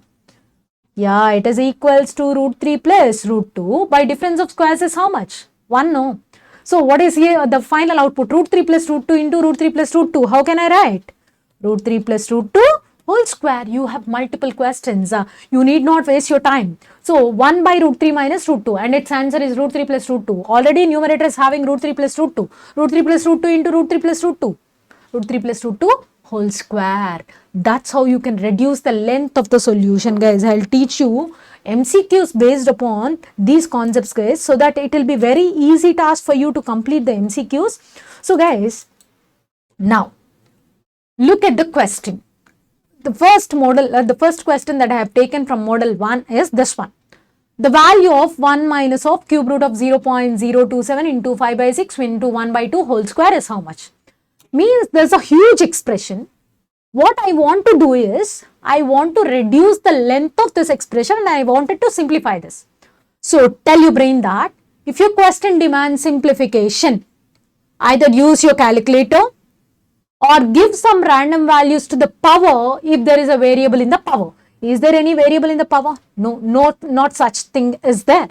It means I have to use my calculator. Guys, look at this. Let me zoom it a bit. So this is where I'm focusing on. If I'm able to do this, I'm done with the solution. This cube root of 0.027. You guys are very aware of 27. 27 is the cube of whom? 3. But it is 27 or 0.027? 0.027. So do one thing. Just enter 0.3 in your calculator. Have you? Now, have to calculate square into equal to, I'll get square. Square is 0.09. One more equals to, how much you got? 0.027. And this means it is the value of 0.3 whole cube. This is the value of 0.3 whole cube, right? This cube and cube root will be cancelled. What else is left? 0.3. So just enter 0.3 in your calculator. Into 5 by 6. Guys, follow the steps. Into 5 by 6. Are you done? Next. Into 1 by 2 whole square. Now, can I write it as into 1 by 4? Yes. Do. Into 1 by 4. This is what I got. 0.625. So, which symbol is it having? Minus. Just enter plus or minus symbol. If you enter plus or minus symbol, you will be getting a minus symbol against it now. Now, add 1 because there is plus 1, no. Add 1 plus 1. Tell me the answer. 0.9375 is what I got. So, 0.9375 is what I got. Now, what I'll do? I'll calculate 11 by 16. Use your calculator and tell me 11 by 16. What is 11 by 16? Calculate 11 by 16. 0.6875. Wrong answer. 13 by 16. No, 0.8125. 15 by 16. 15 by 16, how much? 0.9375. No. That's a perfect answer. See, you need not calculate that LCM and all. Just simply use your calculator so that the length of the solution will be reduced. So that's what MCQ number 1, it's all about simplification. Now let me show you the next MCQ, guys. The next MCQ that I have picked here is MCQ number 15. This I'll teach you in a very easier way. So the value of this entire bigger expression, there's a biggest expression, no? So what I need to do? All that you need to do is you need to simplify and shrink it to the smallest number, right? Shrinking it means simplifying it. Just now I told you, if the question is about simplification, either I need to use my calculator or else I need to give some random value to the power if there is a power. Yes, there is a power here, n plus 4, n plus 3, n plus 3, n. So I'll give some random value to the power. Madam, what is that random value, guys? My better suggestion is start off with 0 if possible. So guys, if you look at 16th question, the 16th question is also about simplification. If I give 0 means I'll get 1 by 0, does not exist. So for such kind of questions, don't start off with 0, start off with 1. So but here, there's no problem even if I take 0. Look at here. I'll take 0 here, I'll take 0 here, I'll take 0, I'll take 0, I'll take 0. Now, what is 6 power 0 plus 4? 6 power 4. Use your calculator and calculate 6 power 4. 6 into 3 times equal to. I got 1296. 1296. Now, 3 cube. Calculate 3 cube. You know, 27. 2 cube 8. Tell me what is 27 into 8? How much? 216. So, please do calculate 1296 plus 216. So, the numerator is 1512. Now, let me talk about denominator. What is my denominator? 5 into 6, 30. Sorry guys, 5 into 6 power 0 means 1, no? 5 into 1, 5. 5 plus 1, 6 by 6. So tell me what is 1512 by 6? 252. That's a correct answer. So guys, madam, is there any restriction that you have to write n equal to 0? No guys. If you want to verify, just keep n equals to 1 also. So whether we are getting the correct answer or not. This is 1, this is 1. Let me talk about denominator first. 5 into 6, 30. 30 plus 6, 36 denominator. 6 power 1 plus 4 means 6 power 5. Can you please do 6 power 5 faster? 7776. Okay, 7776. Next, 3 power 4, 81. 2 power 4, 16.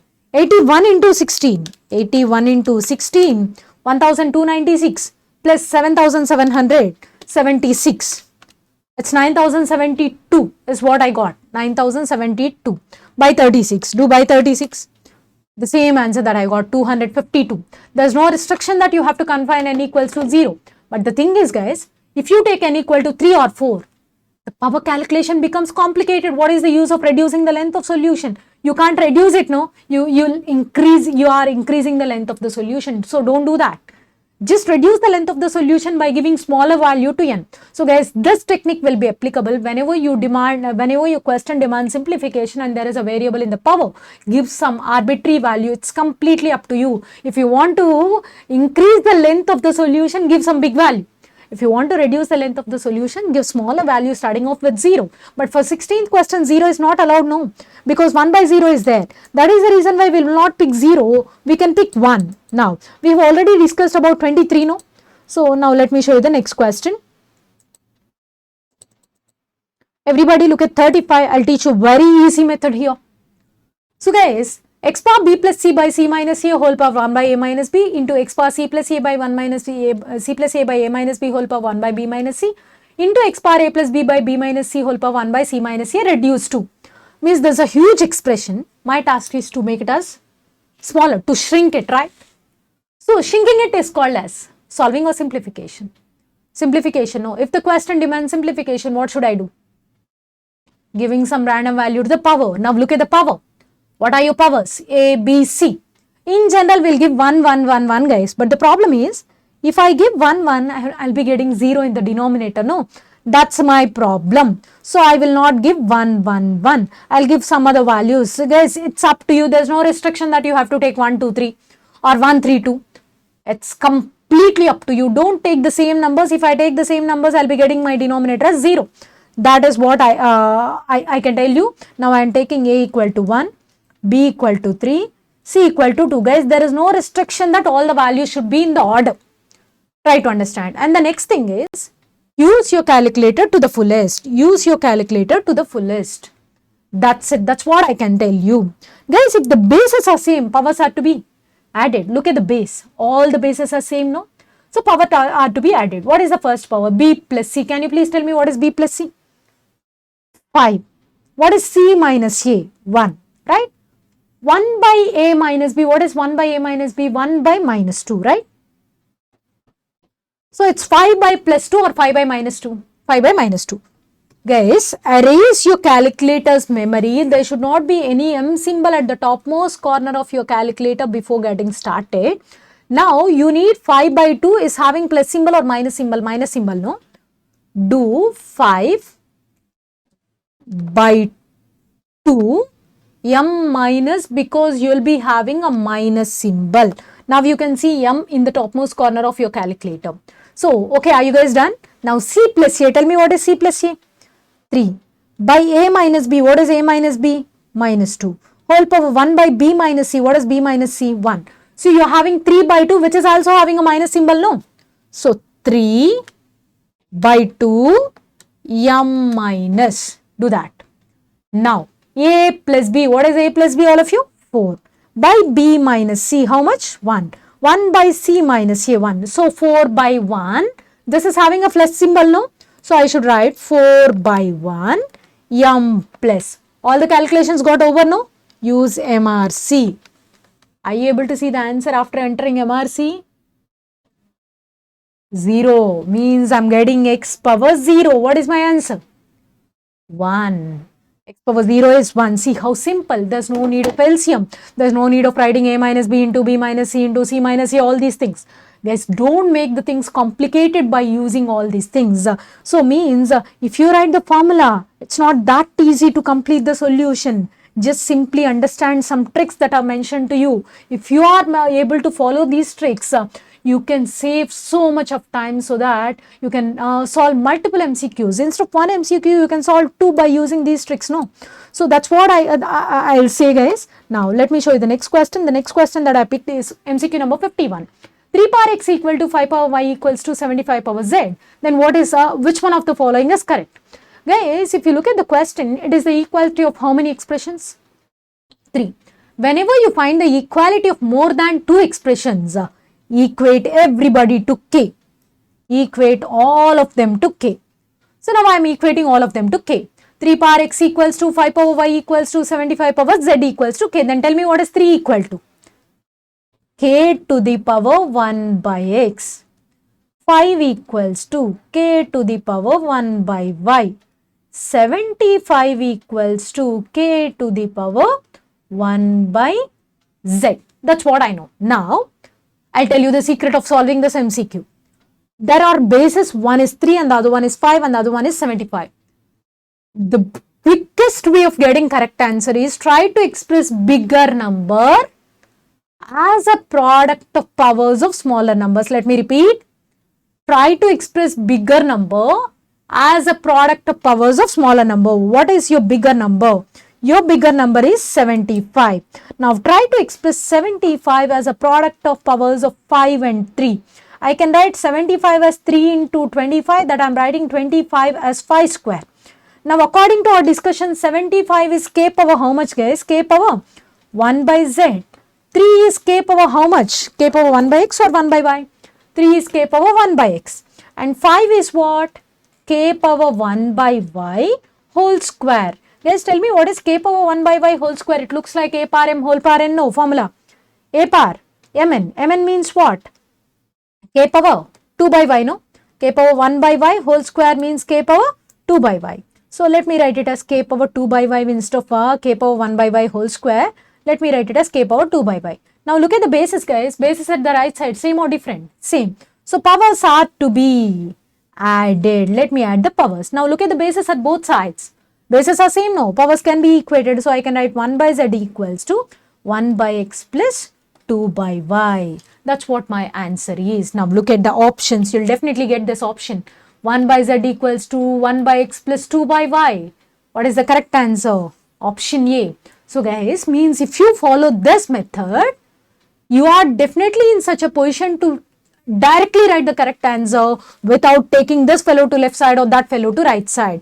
So that's what about this MCQ, guys. Now let me show you the next MCQ here. The next MCQ that I took here is MCQ number 59. So if a equals to 3 plus 2 root 2, then the value of a power 1 by 2 minus a power minus 1 by 2. Guys, I must tell you one thing. A power 1 by 2 means root a. And a power minus 1 by 2 means its reciprocal, means 1 by root a. Means you have to calculate what is root a and you need to do all those things. But I will not do all these things. Guys, take your calculator. I'll tell you a very easy trick. What is a value? 3 plus 2 root 2. Just follow my calculator shortcuts. So root 2. 2 root 2 is there, no? First calculate root 2. What is root 2? I have entered root 2, which I got 1.4142 into 2. into 2. This is what I got, 2 point something. So 2 root 2 calculation is over now. You have to add how much? Plus 3. Do plus 3. After the completion of everything, enter equals to symbol. Then only you will understand what is a value. This is what a value, 5.82 something. So I need a or root a? Root a. Just enter root symbol. Where is root symbol? Yeah. I got 2.4142. This root a has got which symbol before it? Plus no. Use m plus. Got it. Now you have root a. Now what do you need? Next. 1 by root a means this is root a that is there in your calculator. You need the reciprocal of this. Reciprocal means just use divided by equals to 0.4142. This 1 by root a has got which symbol against it? Plus or minus? Minus. So that is why use m minus. Only one time, guys. Do not press m minus 3 times. If you press 3 times means this will be erased from the memory from 3 times. Okay, now MRC, recall everything from calculator's memory. What's your answer? 2. That's it. There's nothing as that is called as difficult here, guys. It's all about your understanding of shortcuts. So now let me show you MCQ number 67. Guys, I have already read the formula, which is root a plus or minus, root a plus or minus, root a plus or minus, and so on infinite equals to root 1 plus 4a plus 1 by 2 or root 1 plus 4a minus 1 by 2. But instead of that formula, let me tell you another shortcut here. So you can write root 6 plus and so on, root 6 and so on infinite. No. Are you able to express 6 as a product of 2 consecutive numbers? Yeah? Tell me what are they? 2 and 3, no? Yes. Try to express this one as a product of 2 consecutive numbers. Now listen to me, guys. If you are having a plus symbol inside of root, the bigger number is your answer. Means the answer is 3. Suppose if my question is this way, root 6 minus root 6 minus root 6 and so on infinite. Yes, I am able to express 6 as a product of 2 consecutive numbers which are 2 and 3. And the symbol is minus, no. Whenever I am having a minus, write down the smaller number as my answer, means my answer is 2. Now look at MCQ number 68. X equal to root 2 minus root 2 minus root 2 minus and so on infinite. So thus 2 you can express as a product of 2 consecutive numbers. What are they? 1 and 2. And the symbol is plus or minus? Minus. If your symbol is minus, tell me. Yes, the answer is 1 or 2? 1. That's it. So no need to write down that formula also, guys. But remember, this shortcut will be applicable only if you are able to express the given number as a product of 2 consecutive numbers. So that's all about theory of indices search, guys. Here, not learning all the formulas, not solving all the questions is important. Try to understand the logic behind solving that question. Then the solution will be quite easier for you. So that's all about theory of indices search, guys. So let's see the next concept, guys. The next concept is relations and functions, so which is a continuation concept to such concept. The expected weightage from this concept is usually 2 to 3 marks, guys. Sometimes he'll give you 2 or sometimes he'll give you 3. So in the recent exam also we got 3 questions from this concept. The usual preparation time is hardly 10 hours, guys, because it's a combination of 2 concepts. Now one is relations and the other one is functions. So I'm going to cover this entire relations and functions concept in exactly 1 hour, guys, or less than 1 hour, 50 to 60 minutes of time. So by watching this video, you are able to cover all the concepts that are related to relations and functions within 1 hour of time, guys. So let's get into the concept, guys. So before getting into relations concept, I must tell you what is a Cartesian product. So let me tell you the meaning of Cartesian product. You are aware of sets, no? So what is a set? A collection of well-defined objects that you guys know, right? So now we are talking about Cartesian product. Let me assume that A and B are 2 sets which are non-empty. Then the Cartesian product of A and B is denoted by A cross B and is given by A cross B equals to set of all ordered pairs AB such that A belongs to A and B belongs to B. For example, let me write set A equals to 1, 2 and set B equals to 1, 3. Guys, I'll teach you how to 1, 3, 4, how to write down the Cartesian product. So guys, the Cartesian product definition I have started off was by saying set of all order pairs AB, means there's a highest priority that is given for order. So if I take my first element as 1 and my second element from B, I have to take my second element from B. A, B such that the first element A is coming from A and the second element B is coming from B.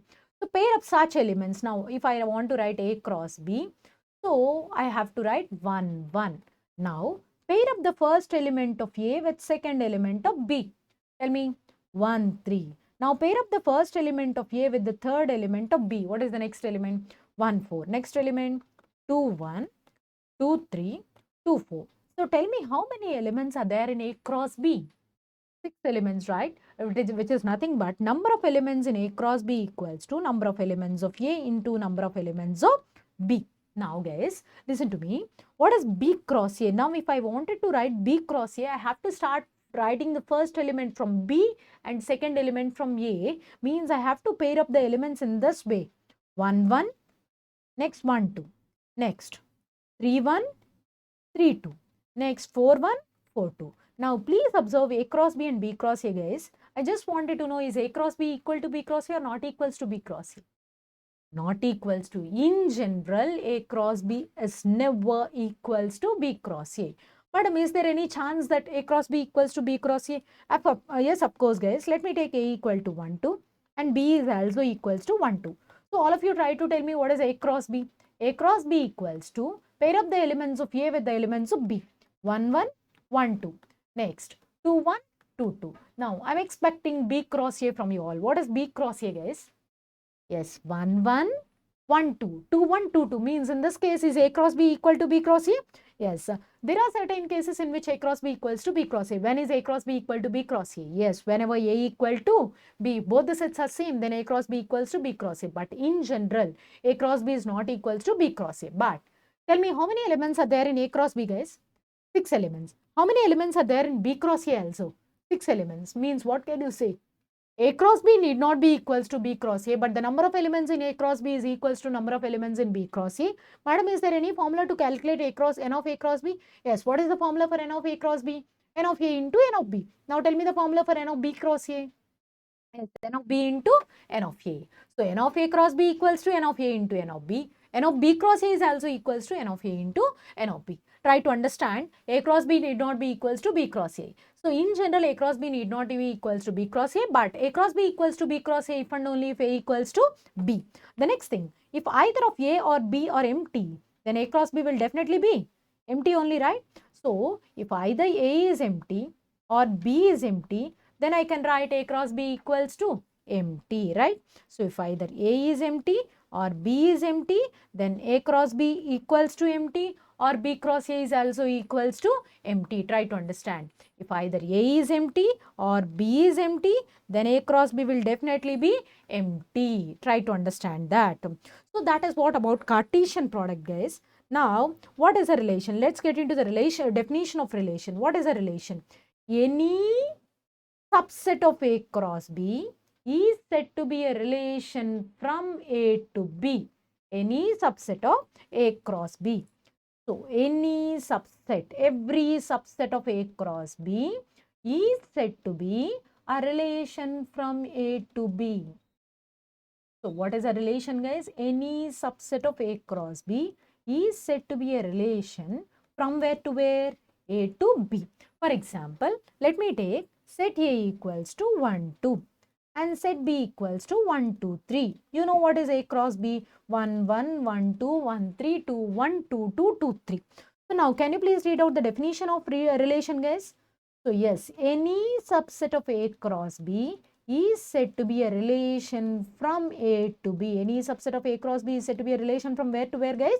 A to B. Means, let me take one of the subsets, R1, which is empty set. I just wanted to know whether empty set is a subset of A cross B or not. Yes. If it is a subset, I can call it as a relation. No. Yes, R1 is a relation. Now, guys, let me take R2 equals to set of 1, 1. Is R2 is a subset of A cross B? Yes, absolutely it is a subset. No. Every subset is called as a relation. So, R2 is a relation. Now, let me add 1, 1 and 2, 1. I just wanted to know whether R2 is a subset of A cross B or not. Yes, it is a. Now, it means it's a relation. Now, let me add 3, 3. Now, I just wanted to know whether R2 is a subset of A cross B or not. Not, because 3, 3 is not there in A cross B, no. So, R2 is not a subset of A cross B. Now, I just wanted to know one thing from you all, guys. What is the smallest subset that you can write for any set? Yes, empty set is the smallest one. No, that we have already written. Now tell me, what is the biggest subset of A cross B? A cross B itself, no. So I'm writing that way. R2 equal to A cross B. Is A cross B is a subset of A cross B? Yes. If it is a subset, how do you call it as?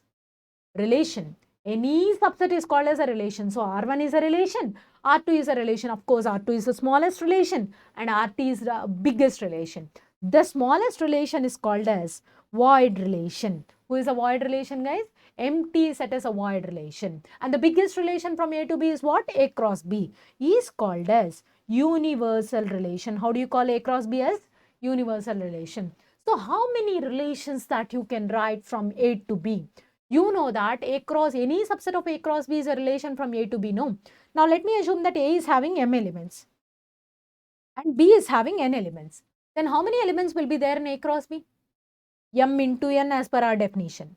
Now tell me, if A cross B is having Mn elements, how many subsets will be there for A cross B? Yes, according to number of subsets formula, number of subsets will be 2 power Mn. And you know that every subset is a relation, no? So how many relations and whatever the number of subsets, there will be the number of relations, no? So 2 power Mn relations. It means the formula for number of relations from A to B is 2 power N of A into N of B. What is the meaning of relation, guys? Any subset of A cross B is said to be a relation from A to B. Now, guys, I am taking an example R3, which is nothing but set of all ordered pairs 1, 1, 1, 2. Okay. Now, you know that R3 is clearly a subset of A cross B. Am I correct or not? Is R3 is a subset of A cross B? Yes, 1, 1, 1, 2. If it is a subset, means it's a relation. May I know what are the elements of R3? Guys, this is a very important concept. 1, 1 is an element of R. 1, 2 is an element of R, right? So in sets language, if it is an element, we'll denote it with belongs to. Guys, when it comes to relations language, if the same topic is there in relations, you guys will write 1 is related to 1. How do you write? 1 is related to 1. In functions, you guys write R of 1 equal to 1. You guys are aware of F of A equal to B. That came from here only. This is sets language, guys. This is relations language and this is functions language. If you are able to understand this, you are done with relations concept. If you are able to write an element in relations language, you're completely done with relations, guys. 90% of the MCQs are based upon the only principle of writing an element into relations language. Now, can you please tell me this? 1, 2 belongs to R. It's a sets language. When it comes to relations, we'll write 1 is related to 2. Functions language. R of 1 equals to 2. Now, guys, when it comes to sets, if AB belongs to R, in relations, we'll write A is related to B. In functions, we'll write R of A equals to B. Try to understand. Now, what is a relation on A? Any subset of A cross A. Any subset of what? A cross A is said to be a relation on A. Is said to be what? A relation on A. It's actually a relation from A to A, guys, because it is a subset of what? A cross A. So we must say that it is a relation from A to A. In a short manner, we'll call it as relation on A. So now you know about the number of relations from A to B, no? Can you please tell me the number of relations on A? Yes, let me assume that A has n elements. Then how many elements will be there in A cross A? N into n, which is n square. Then the number of relations means number of subsets, no. The formula is 2 power n square, which means 2 power n of A whole square. The formula for number of relations on A is n of 2 power n of A whole square. Now, guys, you are aware of one relation, one many relation, many one relation, many relation. Let me teach you about some special types of relations. What are those special types of relations? The first one is reflexive relation. Let me assume that R is a relation from A to B. R is a relation from where to where? A to B. Then R is said to be reflexive if ordered pair AA belongs to R for all the elements of A. This is the definition of reflexive relation. Next, symmetric relation. A relation R subset of A cross B is said to be symmetric if AB belongs to R, then BA belongs to R. If AB belongs to R, then BA belongs to R. So means you have to take AB belongs to R and you need to prove BA belongs to R. That's what the literal meaning. So now transitive. A relation R subset of A cross B is said to be transitive if both AB belongs to R and BC belongs to R. Then I need to prove AC belongs to R. What is it I need to prove? AC belongs to R. Now, so antisymmetric. What is antisymmetric? A relation R subset of A cross B is said to be antisymmetric if both AB and BA belongs to R. If AB belongs to R and BA belongs to R, then I must prove A equals to B. Means you have to take AB belongs to R and BA belongs to R, and you need to prove A equal to B. These are some special types of relations and these are very important for your exam, guys. So if a relation R is reflexive, symmetric and transitive, we'll call such relation as equivalence relation. How do you call such relation? As equivalence relation. If a relation is reflexive, antisymmetric and transitive, we'll call such relation as partial ordered relation. How do you call it as, guys? Partial ordered relation, which will be called as set. Partial ordered set. How do you call it as, guys? Partial ordered set. Now I must tell you one thing. There's only one relation in the entire universe which is both equivalence and partial ordered. Let me repeat. There's only one relation in the entire universe which is both partial ordered and equivalence, and that relation name is equals to. Keep it in your brain, guys. The only relation in the entire universe which is both partial ordered and equivalence is equals to. Now, guys, let us get into some of the examples that are related to relations, guys. So, guys, here I'm going to cover each and every model. I'm taking at least one MCQ from each and every model, guys. So, let me complete relations first and then we can talk about functions. If you're good at relations, functions is such an easy concept to you all, guys. So, the first MCQ that I have taken is MCQ number 3. So, guys, the reason behind taking this MCQ is, yes, you are able to do that. But in the recent December 23 exam, he has given you 3 MCQs, all the 3 MCQs from relations topic of this kind only. Means the MCQs are based upon Cartesian product only. Now look at the question. Set A equal to 1, 2, 3, 4, 5. Set B equal to 2, 4. Set C equal to 1, 3, 5. Then what is A minus C cross B? So guys, I have already told you, whenever you're dealing with bracket, first do complete the terms that are inside of bracket. We need to calculate A minus C cross B. Guys, I have already told you the meaning of A minus C. Avoid the elements of C from A if possible. So, let me avoid the elements of C. What are all the elements of C? 1, 3, 5. Let me avoid 1. Yes, 1 is possible. Let me avoid 3. Let me avoid 5. What else is left with A? Can you please read out the elements of A balance? 2 and 4. That is what A minus C means.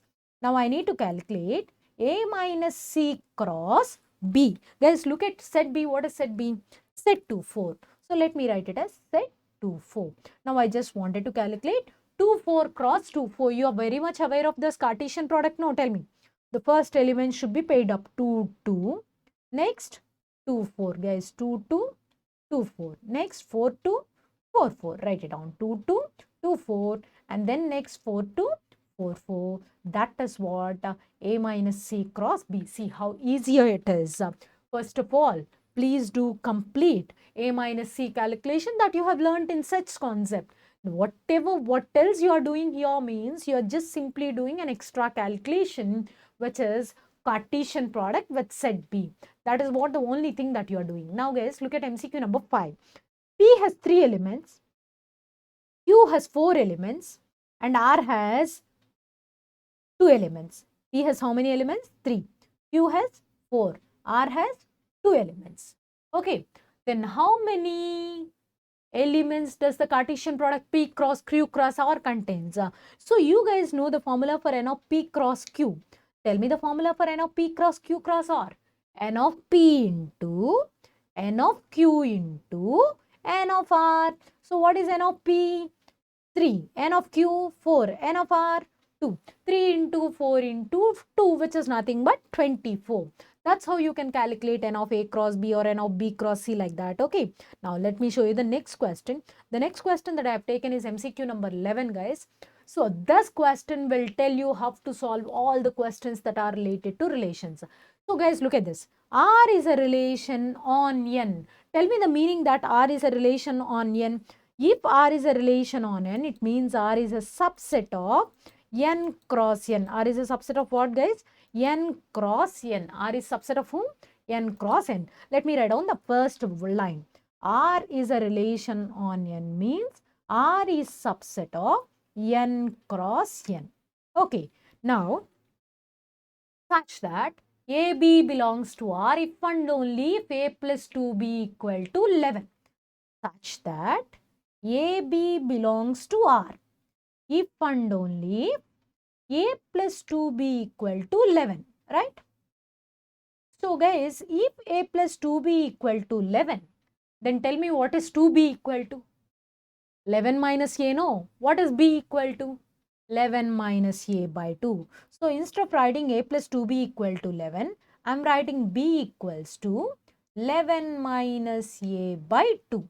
Guys, understand, R is a relation from where to where? N to N means your domain and codomain must be natural numbers. Means your first element A must be a natural number and your second element is also a natural number. Let me start off with first natural number. Let me give A equal to 1. Guys, if I take A equal to 1, can you please tell me what is B equal to? Yes, 5. So, my first order pair, 1 is an element of n and 5 is an element of n. So, I can write my first order pair as 1, 5. Now, let me give A equal to 2 all of you. Guys, if I give A equal to 2, what is B equal to? Use your calculator and tell me what is B equal to. 4.5. Now, I just wanted to know, is 2 and 4.5 is an element of R? No, it can't, because I must write both the elements A and B from what kind of numbers? Natural numbers. But 4.5 is not a natural number, no. So, I should not accept 2 and 4.5. That is the reason why I am shifting to the next natural number, which is 3. If I take A equal to 3, I will be getting 11 minus 3 is 8 by 2, which is nothing but 4. Now, guys, tell me, are 3 and 4 are natural numbers? Yes, I can accept my next pair as 3, 4. Now, guys, let me take A equal to 4. If I take A equal to 4, I'll be getting 11 minus 4 divided by 2 as B, which is 3.5. Can I accept 3.5? No, I can't. So, tell me the next number, guys. Yes, 4 and 3.5 can't be accepted. So, let me give A equal to 5. Guys, use your calculator and tell me what is B value if A equal to 5. Yes, guys, it is 3. Now, can you guess the remaining terms? Yes. So, alternatively, we are getting A values. No, 1, 5, 3, 4, 5, 3. Can you guess the next number? Yes, 7, 2. Next number. 9, 1. Yes, next number. 11, 0. But tell me, guys, is 0 is an integer or natural number? Integer, it's not a natural number. So, I can't take 11, 0. Can you guess the next number after 11, 0? Yes, if I give A equal to 11, I'm getting B equal to 0. It's not possible. 13 minus 1. It can't be possible because minus 1 is not a natural number. So, I have to stop writing at 9, 1. Now, guys, what is a domain? Domain means set of all first elements. Range means set of all second elements. Can you please tell me the domain here? 1, 3, 5, 7, 9. What is your range? 5, 4, 3, 2, 1. Range means set of all second elements. But what is your question? You need to calculate the domain. What is your domain? Domain means set of all first elements, no? 1, 3, 5, 7, 9. That's how you can calculate. So, that is how you need to understand the way of writing a relation, guys. Now, I'm into completely relations, guys. Means I'm taking a purely relation-based question here, which is MCQ number 19. Is perpendicular to over the set of all straight lines in a given plane. So, guys, I'm taking my set of all straight lines in a plane is set A. So, my R is a subset of A cross A. That's what he is saying. So, take your relation on A. Means I'm taking R is a subset of A cross A. Here, A is the set of all straight lines. Guys, I have already told you. If you know how to write the sets language and relations language and functions language, so if you know how to write these three, you are able to complete any MCQ. That's what I'm repeatedly telling you. I'm writing R is subset of A cross B, A cross A. A, B belongs to R. This is such language, no? What is your relations language? A is related to B. Write it this way. Now, look at your textbook and tell me what is the relation that is given to you in your question. E is perpendicular to. So, replace this word R with whatever the relation given to you. My relation name is perpendicular to. So, I am replacing my R with the word E is perpendicular to. A is perpendicular to B. So, guys, instead of writing this much of lengthy line, I am erasing this and I am writing this way. A is perpendicular to B. I am just showing symbolically. Now, guys, let me tell you the meaning of reflexive. I must say that A belongs to R. Means, what is it I need to prove?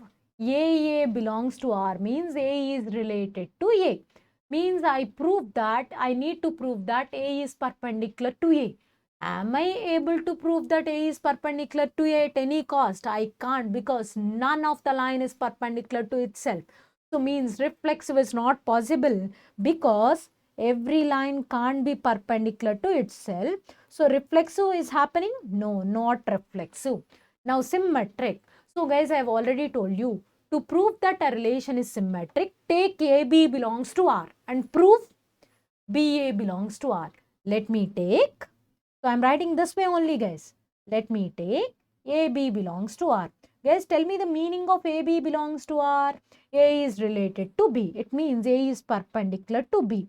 Guys, if you are saying that A is perpendicular to B, what is the angle between A and B?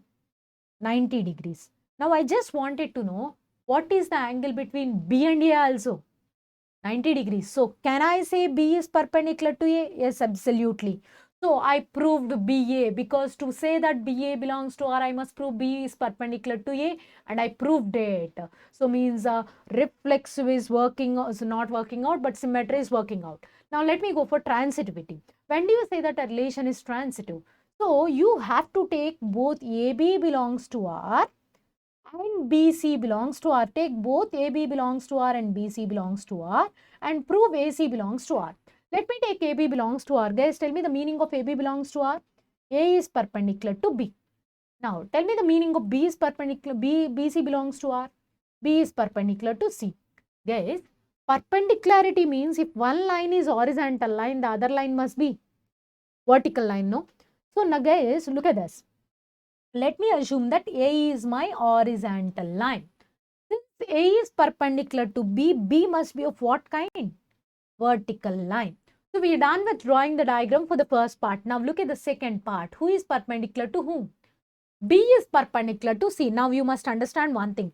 B is a vertical line. So C should be horizontal line. Now guys, can you please look at A and C? How are A and C? A and C are parallel or perpendicular?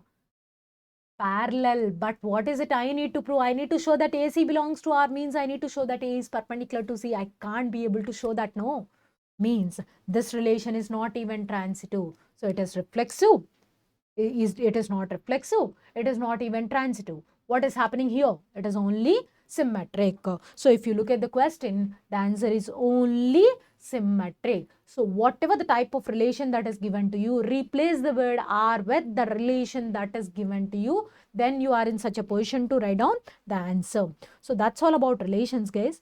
So yes, of course, I must tell you the number of formulas for number of reflexive relations and number of symmetric relations also. If R is a relation on A, the formula for number of reflexive relations is 2 power n into n minus 1, and the formula for number of symmetric relations are 2 power n into n plus 1 by 2. This is the formula for number of symmetric relations on A, and this is the formula for number of reflexive relations on A. So here n of A equal to n. What is n of A equals to? N. So these are the formulas for number of symmetric relations and number of reflexive relations, and of course I have given you the formula for number of relations from A to B and number of relations on A as well. Okay, so that is all about relations, guys. Now let's see the next concept called functions. So what is a function? So, a relation, guys, I'm starting off my definition with the word called relation. A relation R subset of A cross B is said to be a function, if every element of domain means set A. Every element of A is related to or is mapped to exactly one element of codomain is mapped to exactly one element of codomain. One element of codomain. So guys, before writing this definition, I forgot to tell you one thing that is about relations. So guys, whenever you find a relation like parallel to, or the word same as, or the word equals to, all these relations are equivalents. Even without solving an MCQ, you can keep that. These relations are equivalents. Okay. Now, you know that perpendicular to is only symmetric. Guys, look at these relations. Less than or equal to, greater than or equal to, subset, superset. All these relations are partial ordered relations, means I'm writing them as posets. Now, guys, look at these symbols. Less than, greater than, subset, superset means they are not having equals to symbols. All these relations are only transitive. What kind of relations they are? Only transitive. Okay, now I said that less than is transitive. No. Less than means A is younger to B. Greater than A is elder to B. Okay, these A is taller than B. A is shorter than B means whenever you find a word called is than, they are only transitive. So you can use this shortcut to reduce the length of solution, guys. So parallel to, the word same as, the word equal to are always equivalents. Less than or equals to, greater than or equal to, subset, superset. All these four fellows are always partial ordered. Less than, greater than, proper subset, proper superset are just only transitive. Or whenever you come across a word called is than, is taller than, is shorter than, is elder to, is younger to, all these kinds of relations are also only transitive. Now let's go to the definition of function, guys. What is a function? A relation R subset of A cross B is said to be a function if every element of A is mapped to exactly one element of codomain. For example, guys, I'm taking my domain as 1, 2 and my codomain is 1, 2, 3. So look at this, 1, 2, 1, 2, 3. So here I am writing four types of relations which are 1, 1, 1, many, many, 1, many, many. So I'll write all these things here again. A, B, 1, 2, 1, 2, 3. Now A, B, 1, 2, 1, 2, 3. Guys, if you look at the first relation, this is called 1, 1 relation. How do you call this relation as 1, 1 relation? What is the meaning of this 1, 1 relation? One element of domain is connected to exactly one element of codomain. One element from domain is connected to one element of codomain. What is happening here? No. Now, I just wanted to know whether this is a function or not. This is 1, 1 relation that I can surely say. 1, 1 relation. Is it a function? Let me tell you the definition of function, or let me show you the definition of function. A relation R subset of A cross B is said to be a function.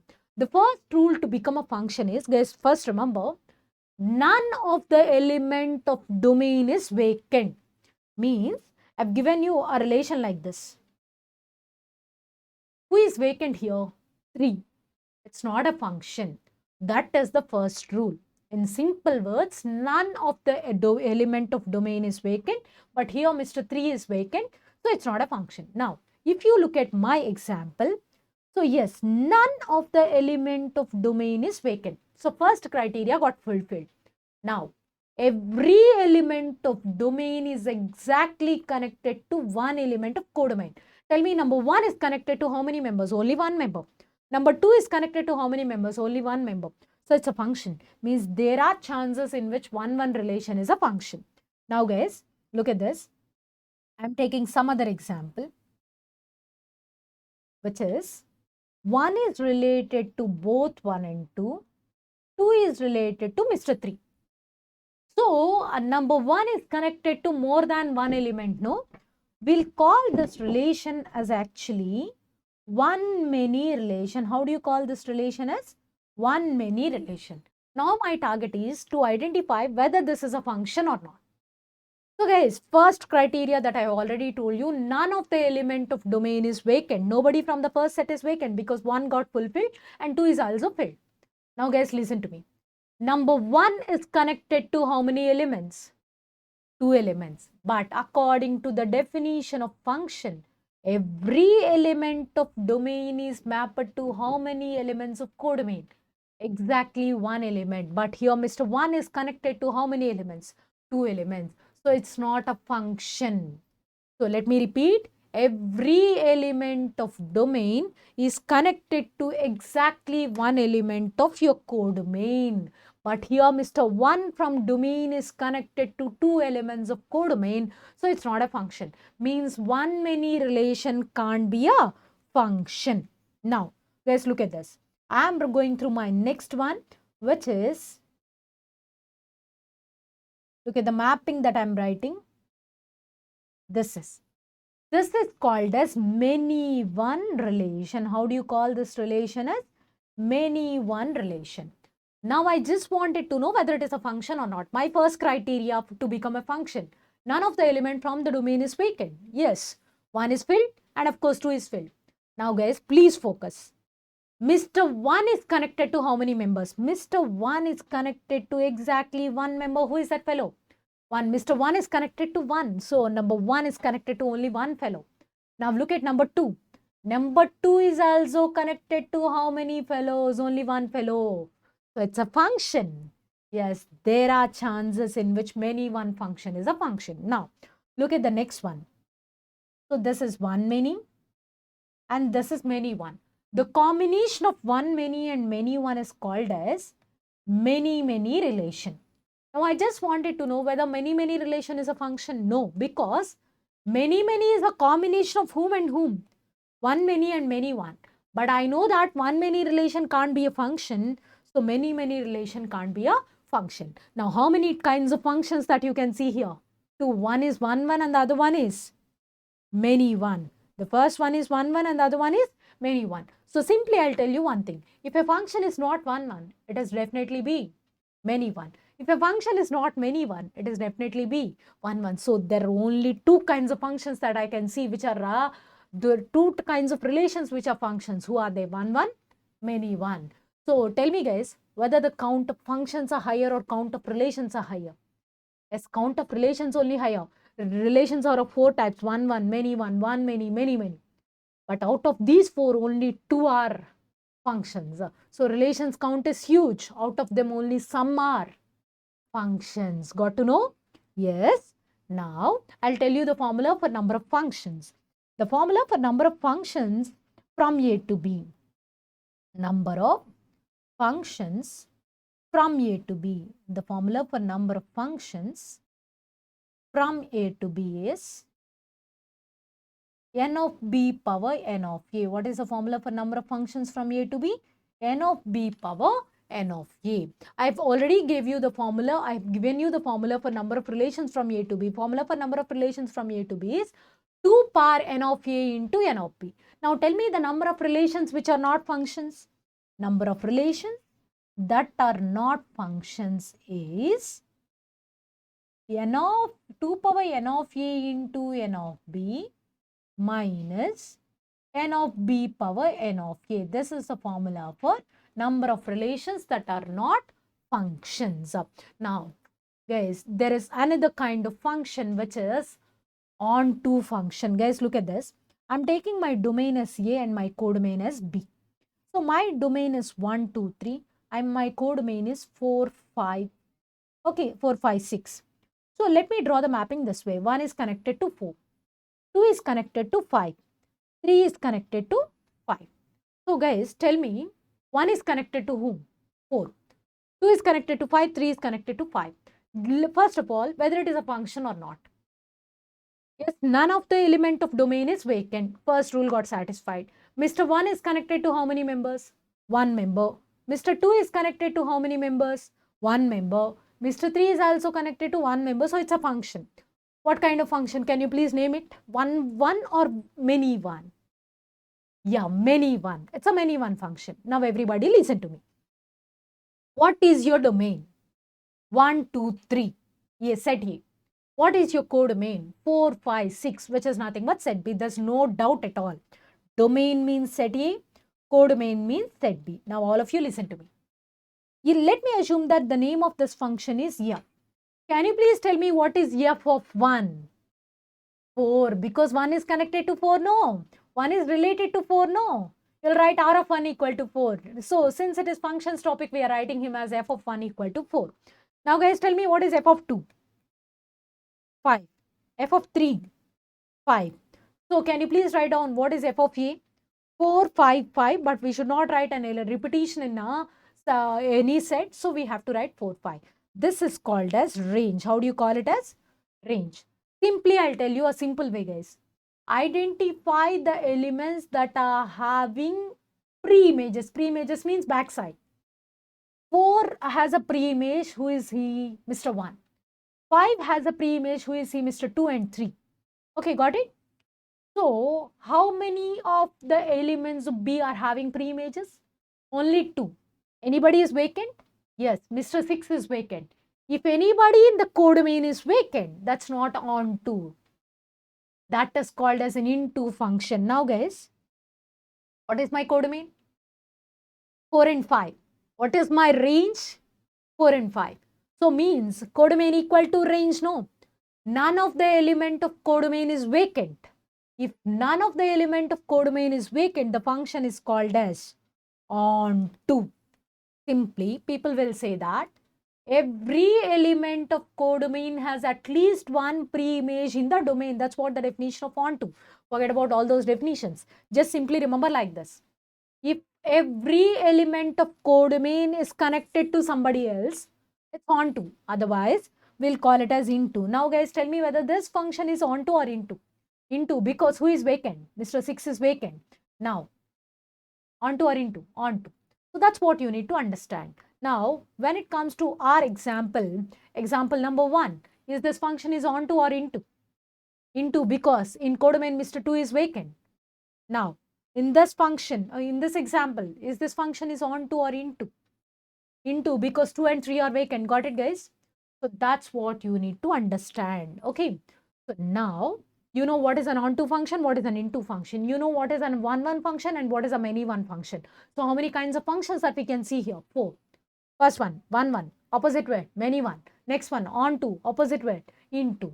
Now, a function f mapped from A to B is said to be a bisection if f is both 1, 1 and onto. If it is both 1, 1 and onto, then I can say that my function is a bisection. Now, I'll give you a shortcut to remember the whether the given function is bisection or not. Before that, guys, if f is a function from A to B, and if your domain is subset of real numbers, we'll call that function as real variable function. How do you call it as? Real variable function. If your codomain is subset of real numbers, you will call that function as real valued function. If both domain and codomain are subsets of real numbers, we call that function as real function. Now, I told you that I'll give you an example, a shortcut to identify whether the given function is a bisection or not. No. So, if your function is a real function, means if your domain, codomain, both of them are subsets of real numbers. And your f of x is like this. F of x will be like ax plus b, means it's a linear function. Any linear function defined on real numbers is always a bisection. You need not solve that MCQ. You can directly say that that's a bisection if it is a linear function defined from real numbers to real numbers. So that is the next thing that you need to remember. Okay. Now, if f of x equals to ax plus b by cx plus d, then the formula for f inverse of x equals to dx minus b by minus cx plus a. This is another important formula. And the next thing, if f inverse of x equals to, if f of x equals to ax plus b by cx plus d, and you find that d equal to minus a, then f inverse of x will be equals to f of x. In such a case, f circle f of x equals to x if f is repeated for even number of times, and f of x if f is repeated for odd number of times. Now, look at this, guys. If f is a mapping from A to B and G is a mapping from B to C, then we can define G circle F is a mapping from A to C in such a way that G circle F of x equals to G of F of x. Guys, try to understand. G circle F of x is different and F circle G of x is different. To define G circle F, guys, I'll tell you a simple trick. We are writing G circle F, no? Whenever you are talking about this circular operations, which is called as F circle G or G circle F, which is called as composition of two functions, you must start from F. F is a mapping from where to where? A to B, write it down. Now G is a mapping from where to where? B to C. Are the middlemost sets are equal? If so, cancellate them and say that G circle F exists, which is a function from A to C. Got it? Now, if I want to define F circle G, I know that G is a mapping from where to where? B to C. And F is a mapping from where to where? A to B. Okay, are the middlemost sets are equal? No, not equal. It means F circle G does not exist C1. Means there are certain cases in which G circle F exists, but F circle G does not exist. So, just simply look at this, guys. So, I said that G is a mapping from A to C. F is a mapping from C to B. So, is F circle G exist or not? So, right, G is a mapping from where to where? A to C. F is a mapping from where to where? C to B. Are the middlemost sets are equal? Yes, equal means you should say exists. After that, remove these two sets and tell me F circle G is a mapping from where to where? A to B. Simply remember like this. Okay. So, this is a basic introduction to your functions, guys. Now, let's get into the MCQs part that are related to functions. So, guys, look at the first question. Of course, it is a relations question, but you must aware of inverse. A is a set which is 1, 2, 3, 4 and so on 10. And R is a relation on A such that R is a relation on A means R is subset of whom? A cross A. R is a subset of what, Nana? A cross A. Such that R equals to set of xy such that x plus y equal to 10, where both x and y are coming from A and x is greater than or equal to y. Then the domain of R inverse. We must calculate the domain of R inverse. What is the domain of R inverse? So, first of all, let me teach you how to calculate R inverse or R, guys, and then you can calculate domain. So, first of all, you know that A is a set which is 1 to 10. R is a relation from A to A such that R equal to set of all ordered pairs xy such that x plus y equal to 10 and x is greater than or equal to y or less than or equal to y. X is greater than or equal to y. So, guys, you know that set A is equals to 1 to 10. Of course, the second set is also 1 to 10 because R is a relation from A to A. Can you please tell me the numbers whose sum is 10 in this range? I can take 1, 9. I can take 2, 8. Tell me all the possibilities. Later we can think of the next condition. 3, 7. Yes. 4, 6. Next 5, 5. Next 6, 4. Next 7, 3. Next 8, 2. Next 9, 1. These are all the possibilities in which sum is 10. But look at this condition. X is greater than or equal to y means the first element is bigger than the second element. This element is avoided because the first element is lesser. This is avoided. This is avoided. This is avoided. So tell me, this is R. Now, can you please tell me how to calculate R inverse? Reverse it. Yeah, R inverse means reverse the order pairs, guys. 5, 5. Reverse the order pair. 4, 6. 3, 7. 2, 8. 1, 9. Now, could you please tell me the domain of R inverse? Domain means set of all first elements. 5, 4, 3, 2, 1. Tell me the range of R inverse. Range means set of all second elements. 5, 6, 7, 8, 9. So, what is your question? Look at your question. We have to calculate the domain of R inverse. Tell me the domain of R inverse. 5, 4, 3, 2, 1. And the correct answer is option A, because in such there's no priority that is given for order. Got it? Now let me show you the next MCQ. So guys, MCQ number 34. People have many doubts. People have many doubts regarding solving this question. So I'll tell you a very easy trick, guys. Read out the question first. Which of the following diagram is a function or graph is a function? To understand whether the given graph is a function or not, just to draw a vertical line at anywhere on the graph.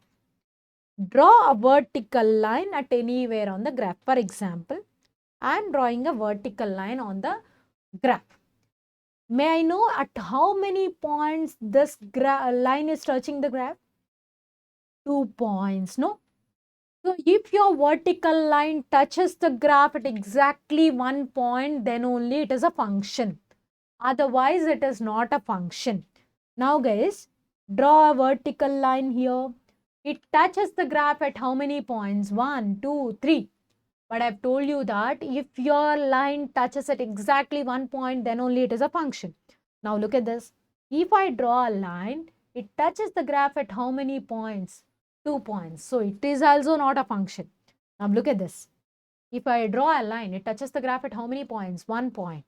Even if you draw here somewhere else, it has to touch the graph at how many points? 1 point. At anywhere, if you draw a vertical line, it has to touch at only 1 point. If it touches at 1 point, that is a function, or otherwise it is not a function. So consider it as a shortcut, guys. Now, let me show you the next MCQ.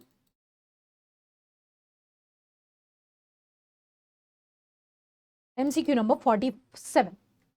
X comma y such that x plus y equal to 5, where x and y, both of them are what? Real numbers. Guys, tell me, if both domain and codomain are real numbers, I can say that my function is a real function. Just now I told you, no. Means my f is a mapping from where to where? R to R. Such that x plus y equal to 5. Guys, can I write y equal to 5 minus x? Is what kind of function? Is not a function? Is a composite function? Is 1-1 mapping? None. It's a function definitely, because x plus y equal to 5 means it's a linear relation. It's always a function. Now I'll tell you another thing. Y equal to 5 minus x, no. You people call y as f of x. Now look at here. F of x equal to 5 minus x. F of x equal to what? 5 minus x. Just now I told you that if your function is a linear function, it is always a bisection. Try to understand. It will definitely be a bisection. So to confuse you, he has not given you the question in the form of f of x. He has given you in terms of x and y. Make sure that y is always f of x. Y is nothing but f of x. So f of x is nothing but 5 minus x. It's a linear function. A linear function is always bisection, and that is not there. So you can pick 1-1 function. Option B, composite. We don't know whether it is composite or not. Composite means it's a combination of two functions, f circle g, g circle f. Option A, it's not a function. No, it's a function. Okay. Now, try to understand, guys. It's a linear function. That too, it was defined on real numbers. So it will definitely be a function. Madam, how do you know that this is a function? Yes, guys, I'll tell you a very easy way whether x plus y equal to 5 or is a function or not. So guys, if x plus y equal to 5, what is y equal to? 5 minus x. Are you talking about real numbers in both the cases? Yes, I'm talking about real numbers. Let me write sum of the real numbers. Real number starts from where to where? Minus infinite to plus infinite. Let me write minus 1, 0, 1, 2. More than enough, guys. Next. Minus 1, 0, 1, 2, 3, 4, 5, 6, 7. If I want, I can write till infinite. I can't write. Okay. Now, what is y equal to 5 minus 6? Let me take x equal to minus 1. What is y equal to? 5 minus of minus 1, which is 5 plus 1. What is 5 plus 1? 6. So, minus 1 is connected to whom? 6. Next, If x equal to 0, what is y? 5. So 0 is connected to 5. Now, if x equal to 1, what is y equal to 4? So 1 is connected to 4. Now tell me 2 will be connected to 3. Next 3 will be connected to 2. 4 will be connected to 1. 5 will be connected to 0. 6 will be connected to -1. So, all the upward elements are connected to downside. All the downside elements are connected to upward. None of the element is connected to more than 1. Everybody is connected to 1. So, it is definitely a function. If you want, you can see it's 1 function, and of course it is onto function. Are you able to understand now? Yes, it's absolutely a function. It's 1 it is onto. Means if you're not able to recall the logic behind logic of this linear function is always a bisection, forget about it. Just simply understand your domain is real numbers and your codomain is real numbers. Just write down real number system, draw the mapping. Not only y equal to 5 minus x, guys. If I gave you y equal to 2 power x, means if x equal to 0, it is connected to 2 power 0 means 2. If x equal to 1, sorry, 2 power 0 means 1. 1 is connected to 2. 2 is connected to 4. Middle, who is vacant? 3 is vacant. Now, 3 is connected to 2 cube, 8 means who are vacant? 5, 6, 7. So, everybody is connected to 1, I can accept, but who are vacant here? 3 is vacant, 5, 6, 7 are vacant. If anybody in the codomain are vacant, I can call the function as, yes, into function. It is 1, but it is not on to. Why? Because 5, 6, 7 are vacant that I can see. 3 is vacant. So if anybody is vacant, I can't call it as an on to function. I can call it as an into function. That's how, whether it is 2 power x or log x or a power x, whoever he is, draw a graph and understand. If one element of domain is connected to one element, it is 1. If codomain is fully filled, it's on to. If codomain is vacant, if some part of codomain is vacant, it is just into. Try to understand. So that's how you can solve multiple MCQs, guys. So now let me show you the next question. There's a very important model, guys. If F is a mapping from A to R, so means your codomain is R. If your codomain is R, you can call this function as real valued function. Defined by f of x equal to 1 by x, then A equal to what? Guys, you know that A is a domain. I can say that A is any number, but let me tell you the literal meaning of domain. So the literal meaning of domain, before getting started, let me write down the function. F is a mapping from where to where? A to R, such that f of x equal to 1 by x. So here he is asking you to tell us what is A. A means I know that A is a domain. But what is the literal meaning of domain? Domain means it is a set of all values of x, set of all values of x for which f of x is meaningful. F of x is meaningful. Try to understand. Set of all values of x. So you have to write down all the possible values of x for whom f of x is meaningful. Guys, let me take x equal to 1. What is f of x? 1 by 1, meaningful. There's no meaningless thing, no. F of x x equal to 2, what is f of x? 1 by 2. X equal to 3, what is f of x? 1 by 3. X equal to 4, what is f of x? 1 by 4. X equal to 10, 1 by 10. X equal to minus 1, 1 by minus 1 is minus 1. X equal to minus 2, f of x is minus 1 by 2. X equal to minus 3, f of x is minus 1 by 3. All these values are meaningful, but if I take x equal to 0, what is f of 0? 1 by 0 does not exist. So, at which part this function is meaningful? At every real number it is meaningful except 0. So, my domain is set of all real numbers except 0. Got it? So, this function is meaningful for all the real numbers except 0.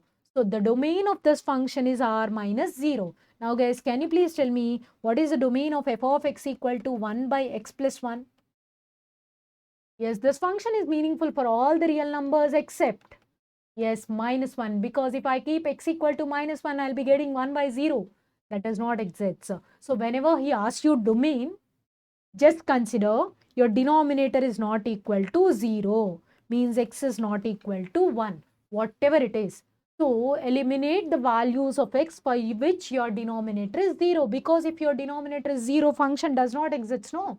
So that's what the meaning of your question, and the answer is r minus 0, which is there in option C. Now let me show you the next question, guys. The next question that I have taken here is MCQ number 73. If f of x equal to 4x minus 1 and g of x equal to x square plus 2, then calculate g circle f of a plus 1 by 4. This is called as composition of functions. So let me write what is f of x. What is f of x? 4x minus 1. f of x equals to 4x minus 1. And g of x, what is g of x? X square plus 2. Now what is it we need to calculate? G circle f of a plus 1 by 4. Let me do that. G circle f of a plus 1 by 4. Guys, do not be afraid of this lengthy values. Those lengthy values will give you a small solution. Every time lengthy values will give you a very small solution. So how do you split it? Guys, look at this. This is the first part. We need to calculate f of a plus 1 by 4. Before that, there is a g. Keep g aside. I need to calculate f of a plus 1 by 4. Means wherever x is there, replace x with a plus 1 by 4. Means 4 of a plus 1 by 4 minus 1. Guys, try to understand. In place of x, we need to replace a plus 1 by 4. Can you please calculate 4 and 4? What else is left? A plus 1 minus 1. What is a plus 1 minus 1? A. Now I have to calculate g of a. I've already told you, replace x with a. A square plus 2. What's your answer? A square plus and 2, and that is available with option B, guys. Okay, let me show you the next question. If f is a mapping from R to R defined by f of x equal to 2x cube plus 1, then calculate f inverse of x. So we have to calculate f inverse of x. What is f inverse of x? So there's many shortcuts to calculate f inverse of x, guys. I'll tell you very simple way. Start off with x. Take any x. Okay. Since you're having plus 1, since you're talking about inverse, in inverse plus 1 will be minus 1. Done. Now you're dealing with into 2. No, if this into 2 comes into inverse, by 2. Now you're dealing with cube. No, if this cube comes to inverse, it will be 1 by 3. See how easy it is. So let me repeat, guys.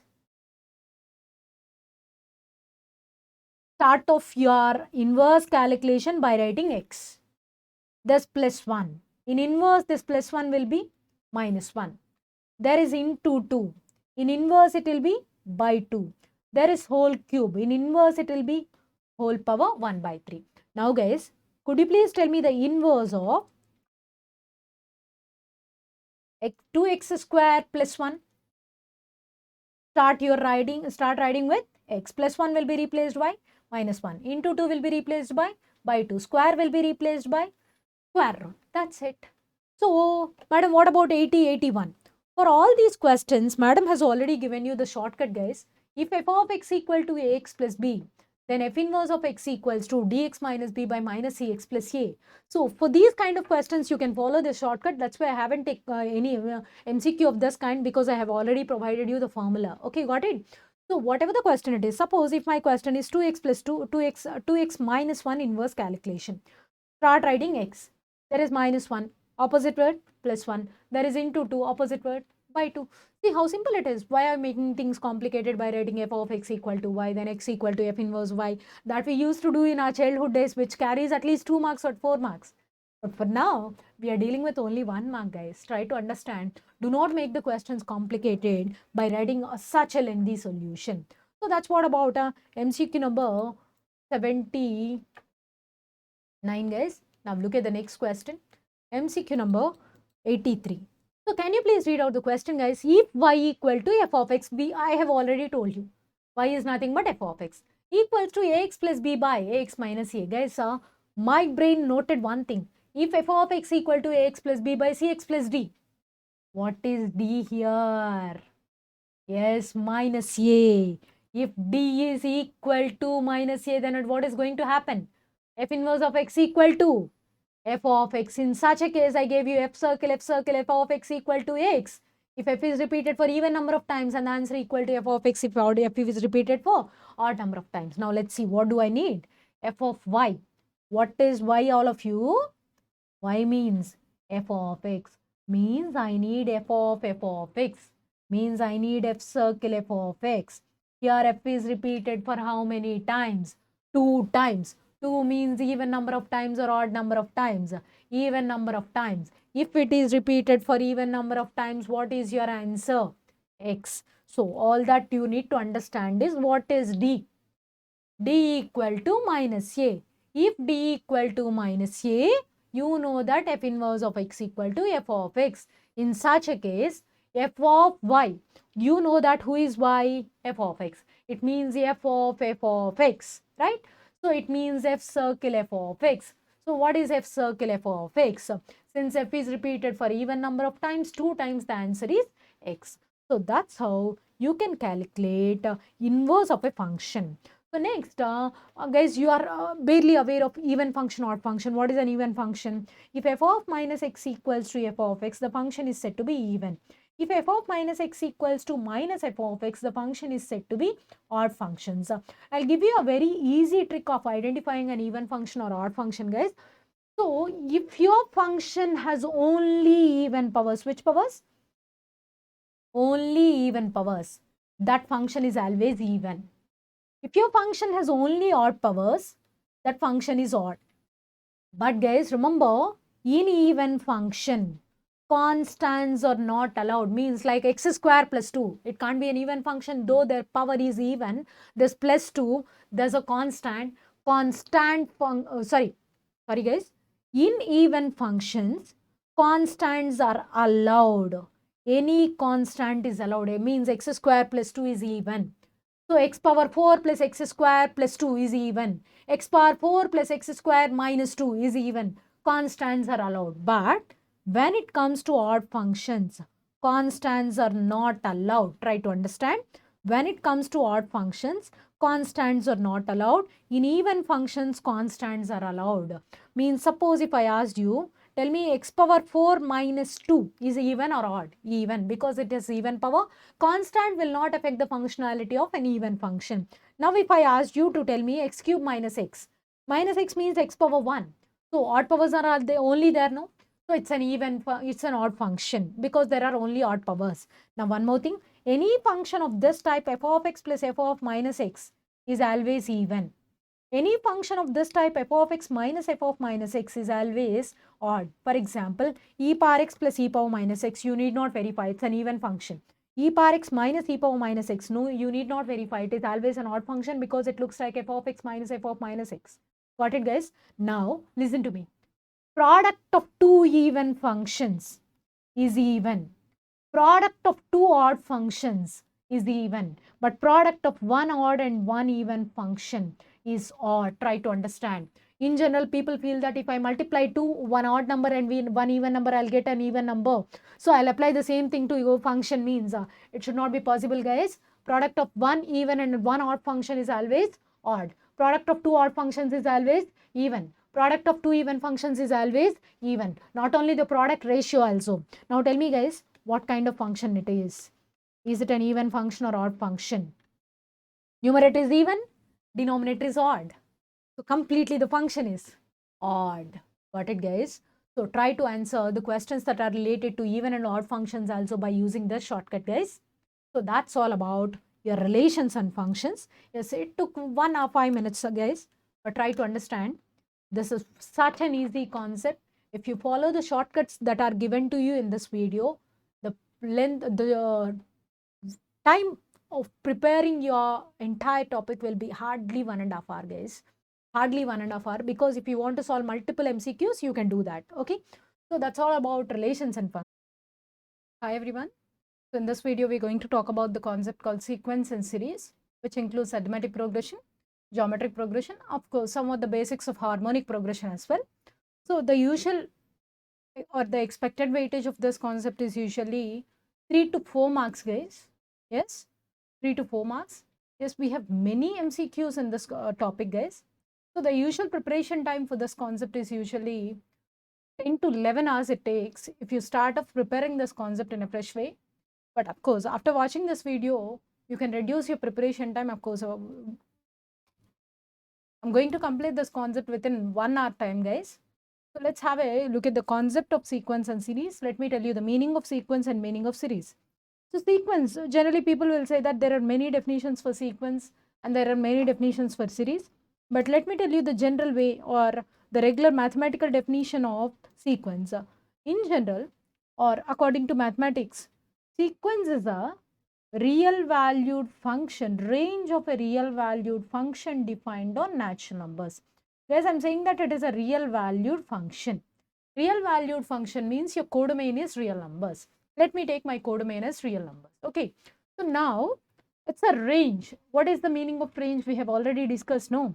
Range means f of n, f of domain, f of domain. So what is your domain? Natural numbers.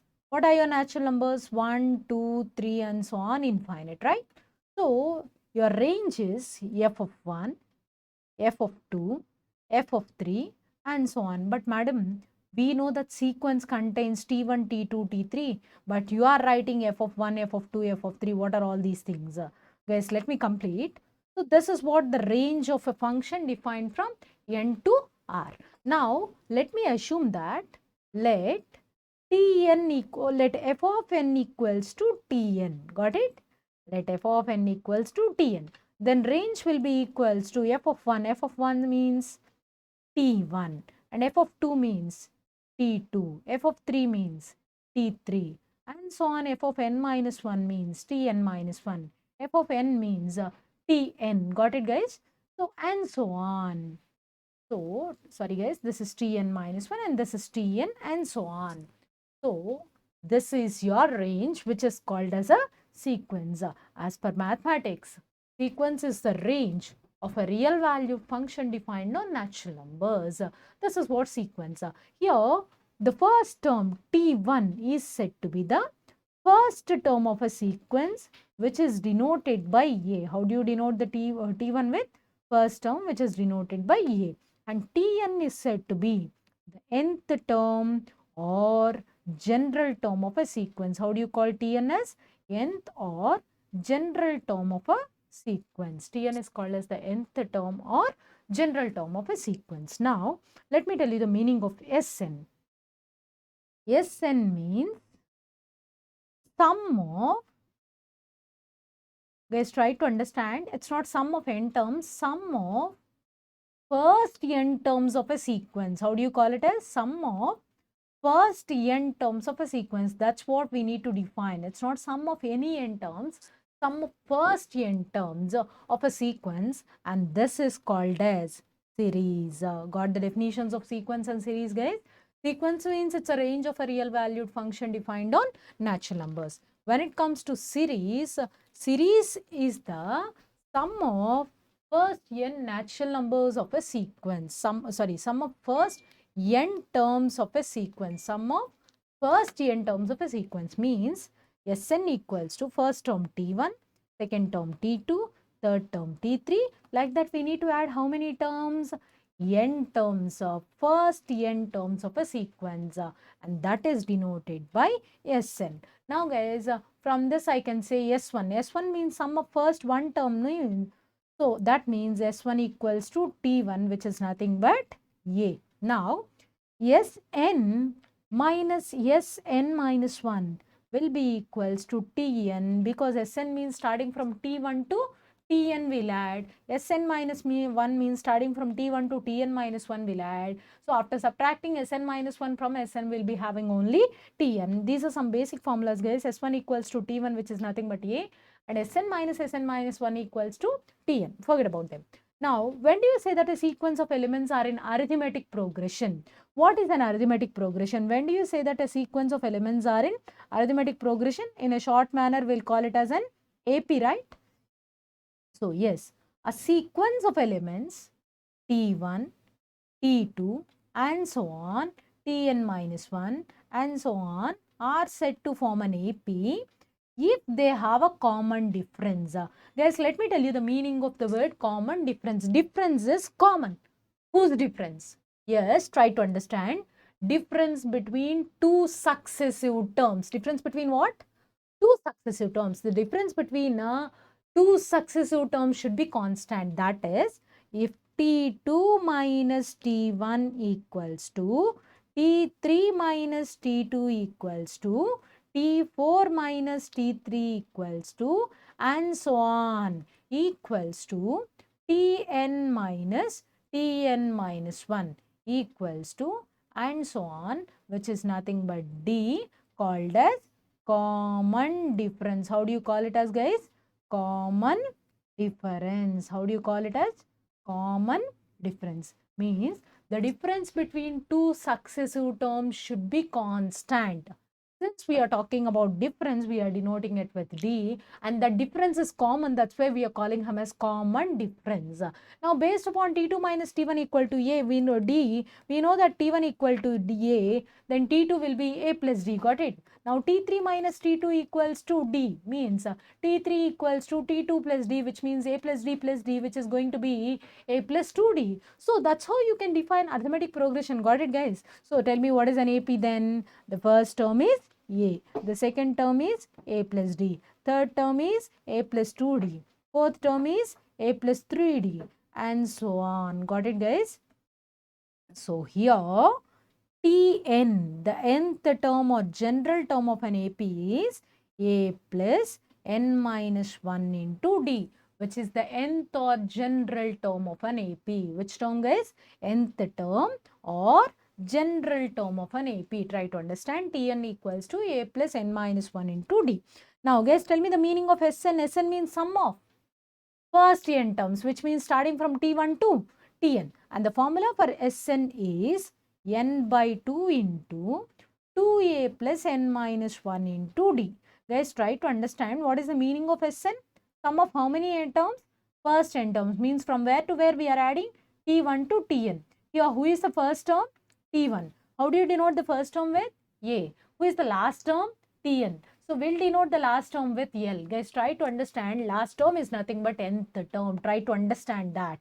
So that this formula will be also equals to n by 2 into 2a plus n minus 1 into d, that you guys write a plus n minus 1 into d. So a means first term, a plus n minus 1 into d means nth term, which is also called as last term. So that the formula becomes Sn equals to n by 2 into a plus l. Guys, let me provide you some basic deductions of this arithmetic progression, guys. These are very important deductions. So the general formula for common difference if mth term and nth term are given is d equals to Tm minus Tn by m minus n. Tm minus Tn by m minus n is the formula for common difference. Got it? Now, the formula to calculate number of terms of an AP n equals to last term minus first term by common difference plus 1. Last term minus first term by common difference plus 1. Guys, try to understand last term means nth term. Got it, guys? Now, we know the formula for common difference. We know the formula for number of terms of an AP, right? Now, guys, look at here. If mth term of an AP is n and nth term of an AP is m, nth term of an AP is m, then the formula for rth term is m plus n minus r. This is a very important deduction. And the formula for mnth term here is Tmn equals to m plus n minus mn. Like that, the formula for m plus nth term, can you guess the formula for m plus nth term? Tm plus n equals to m plus n minus m plus n. How much? 0. Got it, guys? Now, let me tell you another deduction. If Tm equals to 1 by n and Tn equals to 1 by m means mth term is 1 by n, nth term is 1 by m, then rth term, mnth term Tmn equals to 0 and Smn equals to mn plus 1 by 2. Got it, guys? So Tmn is 0 and Smn equals to mn plus 1 by 2. These are some basic deductions of arithmetic progression, guys. Now let me talk about arithmetic mean. Guys, you know what is a mean? Mean means it's a middlemost term, right? So which mean? Arithmetic mean means the term which is there at the middle of your arithmetic progression. Try to understand. Arithmetic mean is a term which usually lies at the middle of your arithmetic progression. Means if A, B, C are in AP if ABC are in AP. Got it, guys? If ABC are in which progression? Arithmetic progression. Then common difference is there, no? Means B minus A equal to C minus B, which means 2B equal to A plus C, which means B equal to A plus C by 2. So B is which term, guys? Starting term or ending term or middle term? Middle term, no. How do you call middle term as? Mean. Which mean? Yes, arithmetic mean. Why are you calling it as arithmetic mean? Because it is a term which stays at the middlemost place of an arithmetic progression. That's why I'm calling it as arithmetic mean. Of whom and whom? A and C. So what is the arithmetic mean formula of A and C? A plus C by 2. Now tell me the formula for arithmetic mean of A and B. What is the formula for arithmetic mean of A and B? A plus B by 2. Got it, guys? Now listen to me. If I want to insert n arithmetic means, and the names of those n arithmetic means are A1, A2, A3 and so on, An. If I want to insert n arithmetic means A1, A2 and so on, An between any two real numbers. What are those two real numbers? Small a and small b. Then, guys, these are arithmetic means, no? They have to stay at starting place or ending place or middle place. Middle place, no? Between whom and whom? A and B. Try to understand. Their means, no? Means has to lie at the middle place. Between whom and whom I want to insert A and B. So as a result of inserting arithmetic means, the resultant progression should be AP. That's what the meaning of this. Guys, I've already told you, mean means they have to stay at the middle of which progression? Arithmetic progression. That's why we are calling them as arithmetic means. Now these things are in AP, no? So if I wanted to insert n arithmetic means between any two real numbers, the formula for common difference of inserting these n arithmetic means is common difference D equal to B minus A by n plus 1. Guys, I've already gave you one formula of common difference which is D equal to Tm minus Tn by m minus n. That's a regular formula for calculating common difference. But when is this formula be used? This formula should be used whenever you want to insert n arithmetic means between any two real numbers small a and small b. Try to understand. Between any two real numbers small a and small b, if you want to insert n arithmetic means the formula for common difference is D equal to B minus A by n plus 1. And the sum of all these n arithmetic means A1, A2 and so on An. And the formula for sum of n arithmetic means is n into A plus B by 2 or n by 2 into A plus B. It's completely up to you, guys. So n into A plus B by 2, because all these terms are in AP, no? So what is the formula for sum of n terms? Yeah, n by 2 into A plus L, no? That's how you can identify or you can answer. Okay, yeah, so n into A plus B by 2 is a formula for sum of n arithmetic means, guys. Guys, this is not the actual deduction. The actual deduction is something else. What I gave you is n by 2 into A plus B. That's not A plus L. That's not the correct deduction. If you want to remember the formula, you can remember like that. But it is not the actual deduction. You have to write down who is A1. You have to write down who is A2. Right, like that you have to write everything. And then you are able to calculate the formula. So it is just for your sake of memory sake, guys. A1 plus A2 plus and so on An equals to n into A plus B by 2. Now you know what is arithmetic mean. You know how to insert arithmetic means. You know what is the formula for sum of n arithmetic means. You know what is the formula for nth term. Got it, guys? So now you are in such a position to calculate MCQs related to arithmetic progression, guys. Let us solve MCQs that are related to arithmetic progression. Guys, I've taken one MCQ from each and every model. Try to understand. So each and every model is covered here. So now look at MCQ number 10. Can you please read out the question, guys? Yeah. The nth term of an AP is n and nth term is m. Then what is it you need to calculate? Rth term. How do you do? Guys, I'll tell you a very simple trick. Yes, of course, I've given you a formula to calculate nth term, rth term. The formula is already given to you. If mth term is n and nth term is m, then there is a formula for rth term. Suppose if you guys forget this formula, yet you want to solve this MCQ. How do you proceed? Guys, I'll tell you a very simple trick. Throughout this topic, not only this topic, at anywhere, if your options are having variable, what I'm saying, if your options are having variable, what are you talking about, guys? Which term you need to calculate? Rth term. So your variable is r. So whenever you find that your options are having variable, the best mode is option verification. Madam, how do you go for option verification? Guys, what are you calculating? Rth term means TR, no. Guys, option A is TR. Let us assume TR equals to M plus N minus R. Guys, you know that what is the mth term? N means what is Tm equal to N? Means if I replace R equal to M, I need to get what, guys? N. Am I getting N? No, I'm getting M plus N plus M, which means I'm getting 2M plus N. So when are you going to get N? Yes, if it is having a minus symbol, then can you guess the answer, all of you? Yes, option D. For example, if this is the correct answer, if this is TR, let me calculate TM, means R is to be replaced with M. Let me replace R with M. Yes, this is plus M, this is minus M, no, both of them got cancelled. What else I got? TM equal to N, that's a correct answer, no. Now listen to me. If you are not having clarity about this one, then this is TR, no. Guys, tell me, what is your nth term? M, no. Let me replace R with N. I should get M. Let me know who are going to be cancelled. Plus N and minus N got cancelled. What else is left? Tn equals to what? M. That is the correct answer, no. So this is called as option verification technique, and you can use this technique whenever your options are having variable. This is a very easy trick, and of course this will save a lot of your formula time or preparation time, whatever you want to call. So it will save a lot of time in your exam, guys. So try to understand. If Tm equals to N and Tn equals to M, the formula for TR is M plus N minus R. By the time of your exam, if you are not able to recall this, don't avoid solving this question. Try to solve this with the help of your regular knowledge called verification method. So this verification method will be used whenever you are having options are having a variable. Okay, now guys, look at 17th question. Find the sum of the series 2 plus 7 plus 12 plus and so on 297. Guys, try to understand. So I'm not saying that this question is from this model or this question is for that question is from that model. Try to look at the question.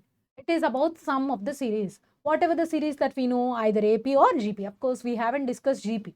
Let us assume that we don't know whether it is an AP or GP. Okay, now look. What is the difference between 2 and 7? How much? 5. And 12 and 7? 5 only, right? There, I found the common difference. No. Whenever I find a common difference, I can call the sequence as an AP or GP. AP, right? So what is your first term of this AP? 2. And you know that what is your common difference? 5. And what is your last term of your sequence? 297. Now try to understand one thing, guys. You know what is the first term. You know what is the last term. You know what is the common difference. But what is it you need to calculate? You need to calculate the sum of the series. Guys, can you please tell me the formula for sum of n terms? Sn equals to n by 2 into 2a plus n minus 1 into d, or n by 2 into a plus l. Because I'm having L, I can use this formula. But if I want to use this formula, what else I need to know? I know what is A. I know what is L. What else I need to know? I need to know the value of N. So I have given you the formula for N. Can you please recall the formula for N? Last term minus first term by common difference plus 1. Guys, it's time to use your calculators. Do not write that much of or this much of lengthy solution. Just focus on your calculator. What is your last term? Guys, you know what is your last term? 297, no. 297 that I entered. Last term minus first term. What is your first term? 2 minus 2 that I am doing. Last term minus first term is over. By common difference, what is your common difference? 5 divided by 5. By common difference is over, no, plus 1. Tell me the answer. What's your answer? Are you able to see? 60 terms. So what is n equal to, guys? 60. I found n equal to 60. Now I need to calculate Sn, and the formula for Sn is n by 2 into a plus l. What is a? 2 plus l. 297. A plus L is over. Into N. How much? Into 60 by 2.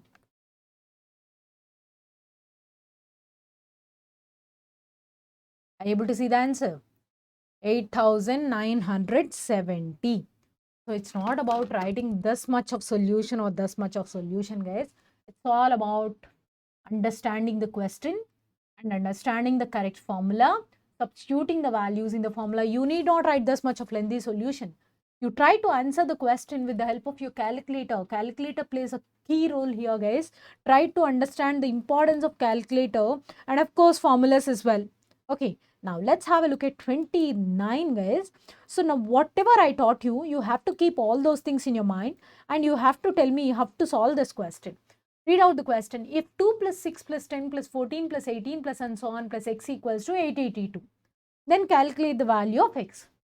Okay, so you were given with a sum of a series as 882.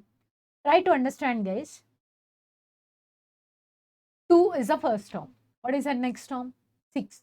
Next term, 10. Means are you able to see the common difference? Yes, absolutely, yes. What is the difference between 6 and 2? 4. What is the difference between 10 and 6? 4. Means there I can see the common difference, right? What is your common difference? Tell me. What is your common difference? Your common difference is 4, right? Since there is a common difference, the sequence of elements are in AP, whose sum is how much? 82. Sum of how many terms? N terms only that will take, no. This is the sum of n terms, which is 882.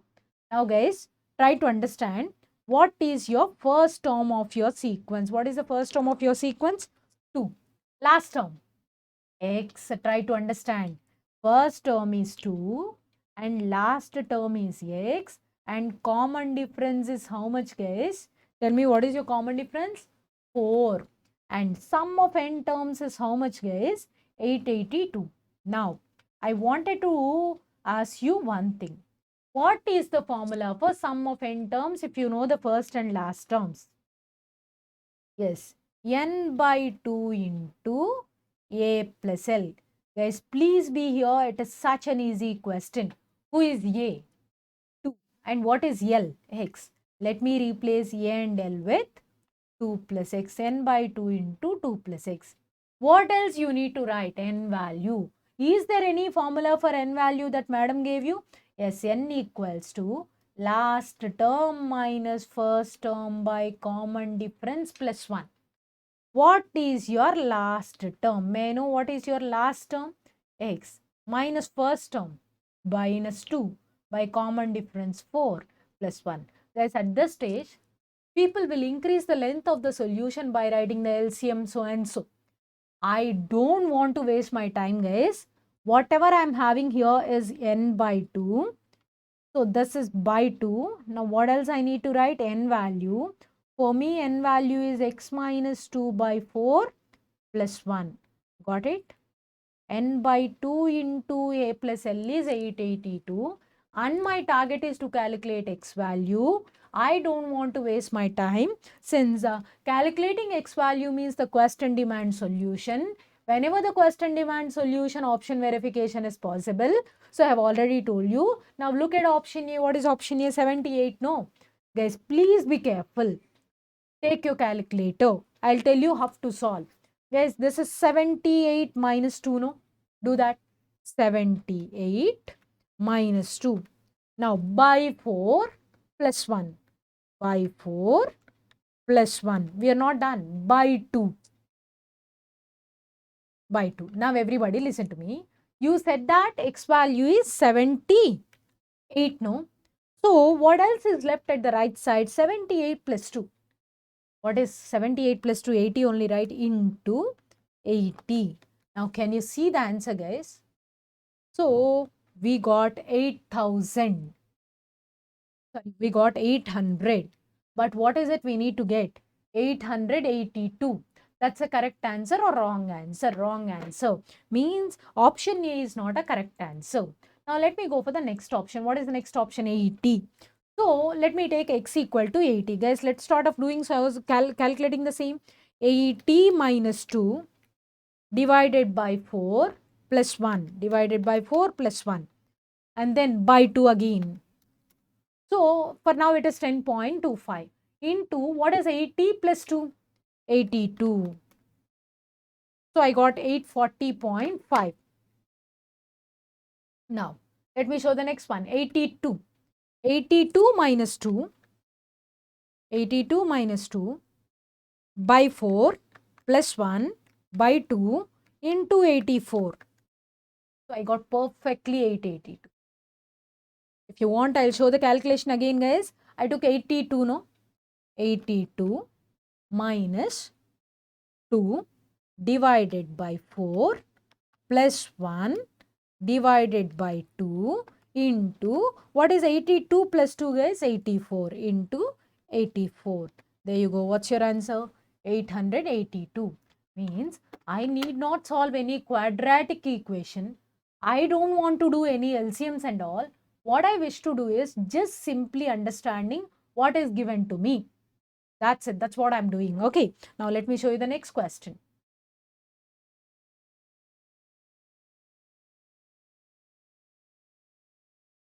MCQ number 36, the guys.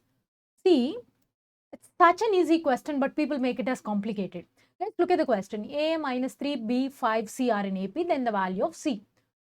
So guys, look at this. Who are in AP? A minus 3, B, 5, C are in AP, no? So suppose if I take one, if I say that 1, 2, 3, 4, 5 are in AP, let me ignore the first and last term. After ignoring the first and last terms, are the middle terms are in AP or not? Absolutely they are in AP, no? Like that, I'm ignoring Mr. A and Mr. C. Madam, C only you need to calculate why you are ignoring C. Please wait, guys. Who are in AP now? Tell me. Minus 3, B, 5 are in which progression? AP. Guys, I told you, the middle term is called as mean. Which mean? Arithmetic mean of whom and whom? Minus 3 and 5. It's a cakewalk for you to calculate the arithmetic mean of 5 and minus 3. Tell me how to do that. 5 minus 3 by 2. 5 minus 3 by 2, how much? 1. It means B value is how much? 1. Now, I'll remove the strike of symbol. Guys, 3 minus 3, 1, 5, C are in AP. If you look at minus 3 and 1, what is the difference that you noticed? 1 minus of minus 3, 4. Or else, what is 5 minus 1? 4. The common difference is 4. Then how do you calculate the next term after 5? Such an easy task. Plus 5 plus 4. How much?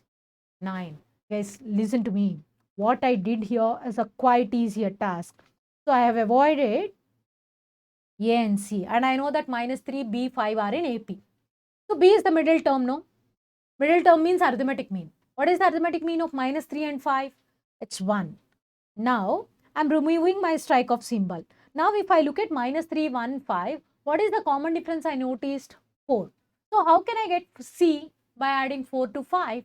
Means what is 4 plus 5? 9 only, right? So, try to understand.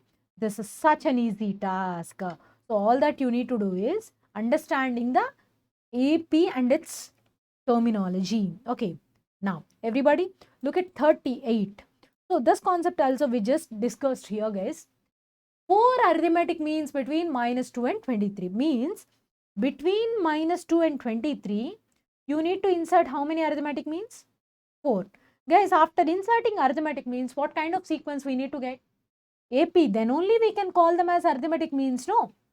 Now, for these kind of questions, guys, don't calculate D equal to B minus A by N plus 1 that I gave you a formula. So don't go through that. I'll tell you a very simple trick. So, let me assume that option A is a correct answer. What is option A? 3, 8, 13, 18.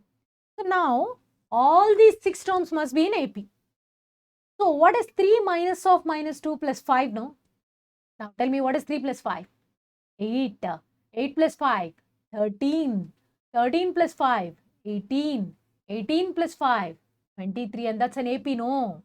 Yes, it means option A is a correct answer. You need not go for anything. You need not calculate A value or D value or N value like that. It is such a simple task. If you want to solve this question, people will say that you have to insert 4 arithmetic means N equal to 4. And between A and B, I gave you a formula for common difference. Common difference D equal to B minus A by N plus 1. What is B, all of you? 23. Minus A means minus of minus 2. Plus 2, 23 plus 2, 25. 25 plus 4. Sorry, 25 by 4 plus 1, 5. 25 by 5 means how much? 5. Common difference is 5. No, you got the same answer, right? Minus 2 plus 5, 3. 3 plus 5, 8. 8 plus 5, 13. 13 plus 5, 18. You will get the same answer. But what is the use of writing this formula or something else? It's such an easy task. No, just simply go for verification. Now guys, look at MCQ number 48. Read out the question. The sum of n terms of the series 1 plus 3 plus 5. Some people are aware of this answer, guys, because it is the sum of first n odd numbers, and the sum of first n odd numbers is n square. That is one way of solving question. But I don't recommend that method, guys, because I've already told you, if your options contains a variable, which is the best choice, option verification is the best choice, no? So yes, go through option verification. Madam, how do we proceed? What is it you need to calculate, guys? Sum of how many terms? N terms. Let me replace n with 3. So we are calculating the sum of how many terms? 3 terms. Can you please tell me the sum of 3 terms of your question? 1 plus 3 plus 5. How much? S9. It is the sum of how many terms? 3 terms. Keep it in your brain. Now, according to option A, n square is there. Who is n square? Is it Tn or Sn? Yes, n. Got it? Now, what is it you need to understand? You have S3 and calculate S3. If that is equal to 9, that's a correct answer. Verify. What is S3, all of you? 3 square. What is 3 square? 9 only. That is the correct answer because it matches with the option question, no? Suppose, due to time scarcity, if you calculate S2 only. Tell me, guys, what is S2 means? Sum of how many terms? 2 terms. What is S2? 3 plus 1. 4. Now, can you please tell me what is S2 equal to 2 square? 2 square means 4. Not only this question, guys. You have multiple questions which are having n in your options. Wherever you find n, just simply go through option verification. That is the simplest way. That is the smallest choice that you can take. Okay. So guys, don't waste your time by writing lengthy solutions. Okay. Now let me show you the next question, guys. MCQ number 57. So try to read out the question carefully, guys. It's not about answering the question. It's all about understanding what you are doing. A sum of 6,240 is paid off, means is cleared. In how many installments? In 30 installments, such that each installment is 10 rupees more than the preceding installment. Then the value of first installment is, guys, you are going to pay 6,240 in how many installments? 30 installments. So means the total value of all those 30 installments is what? 6,240. So total means you'll call it as S30 or T30? S30. S30 equal to 6,240. So it is given that each installment is 10 rupees more than the preceding installment. Means if the first installment, let me assume that the first installment is 100. What is the second installment? 10 rupees more. No, 10 rupees more means how much? Yes, 110 means common difference is what? 10. That's what you need to understand. Suppose if I said that each installment is 10 rupees less than the preceding installments, what is D value? Yes, minus 10. Try to understand. Now, the value of first installment means you have to calculate the value of A. Guys, tell me the formula for Sn, all of you. Sn equals to n by 2 into 2a plus n minus 1 into d, because I am completely unaware of last term. So that's why I'm doing this. Yes, 30. Can you please tell me the formula for 30 then? 30 by 2 into 2a plus 30 minus 1, how much? 29 into d. What is d? 10 equals to 6,240. Now it's time to use your calculator, all of you. Enter single figure every time. Means this is the last step that you are doing, guys. Enter 6,240. 6,240 is what I entered. Are you able to see? So if this by 2 comes to the right side, it will be into 2. So I'm doing into 2. That's it. If this 30 comes to the right side, it will be divided by 30. So I'm doing divided by 30. Now, if this 290 comes to the right side, it will be minus 290. Minus 290 is what I did. Now guys, try to understand. The value that is there in your calculator is the value of 2a. But I wanted to know what is a. Means for that reason, I'm dividing it with 2. What's your answer? Are you able to see the answer? 63 is your answer.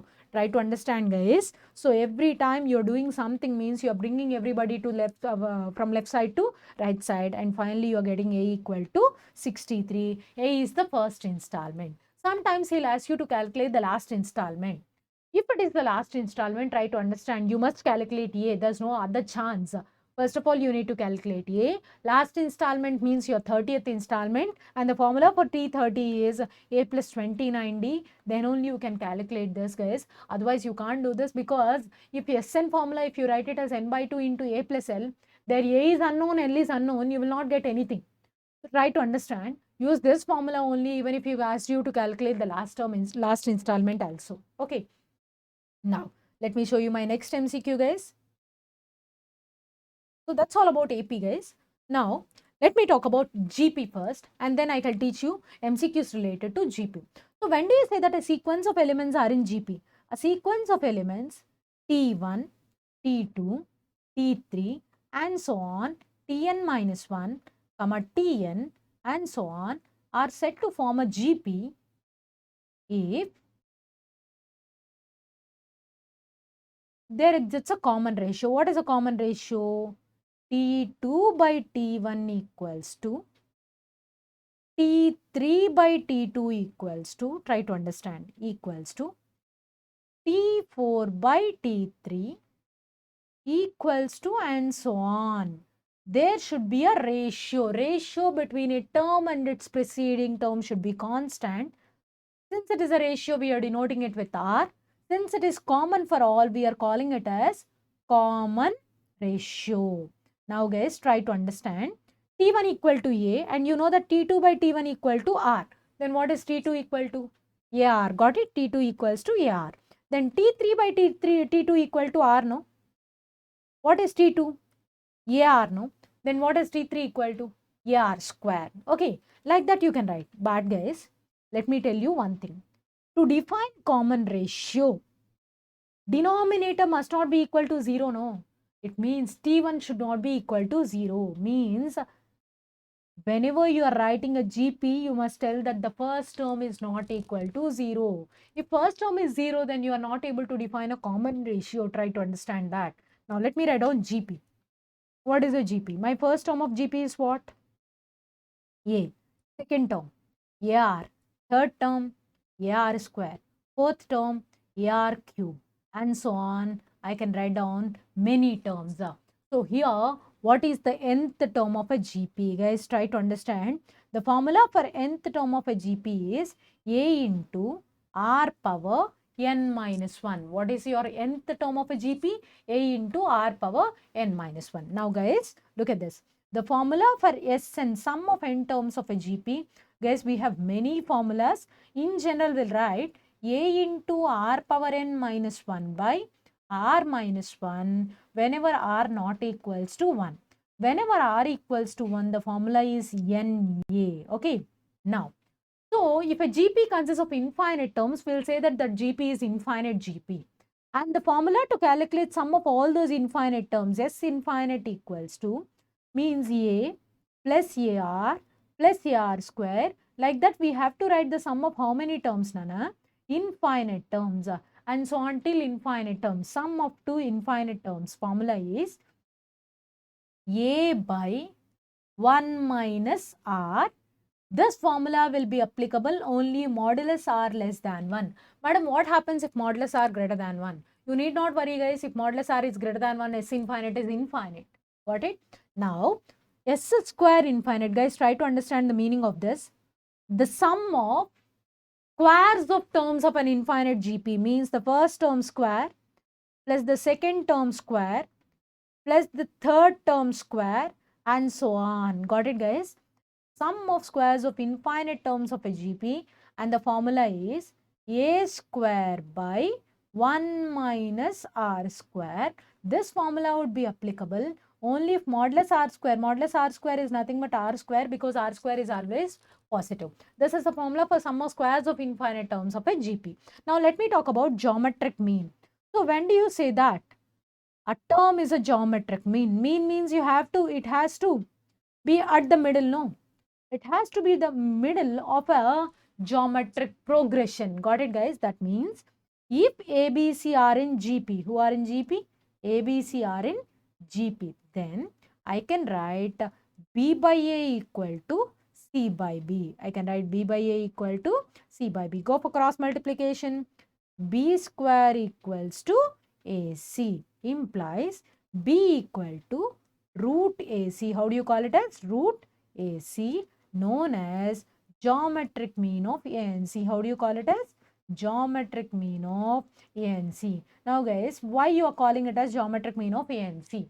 Let me tell you the reason. It is the middle term. The middle term is called as mean. It is the middle term of which progression? Geometric progression. That's why we are calling it as geometric mean. Now guys, look at this.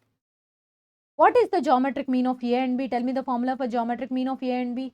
Yes, root over AB. Now let's go for the simple concept which is called as inserting geometric means.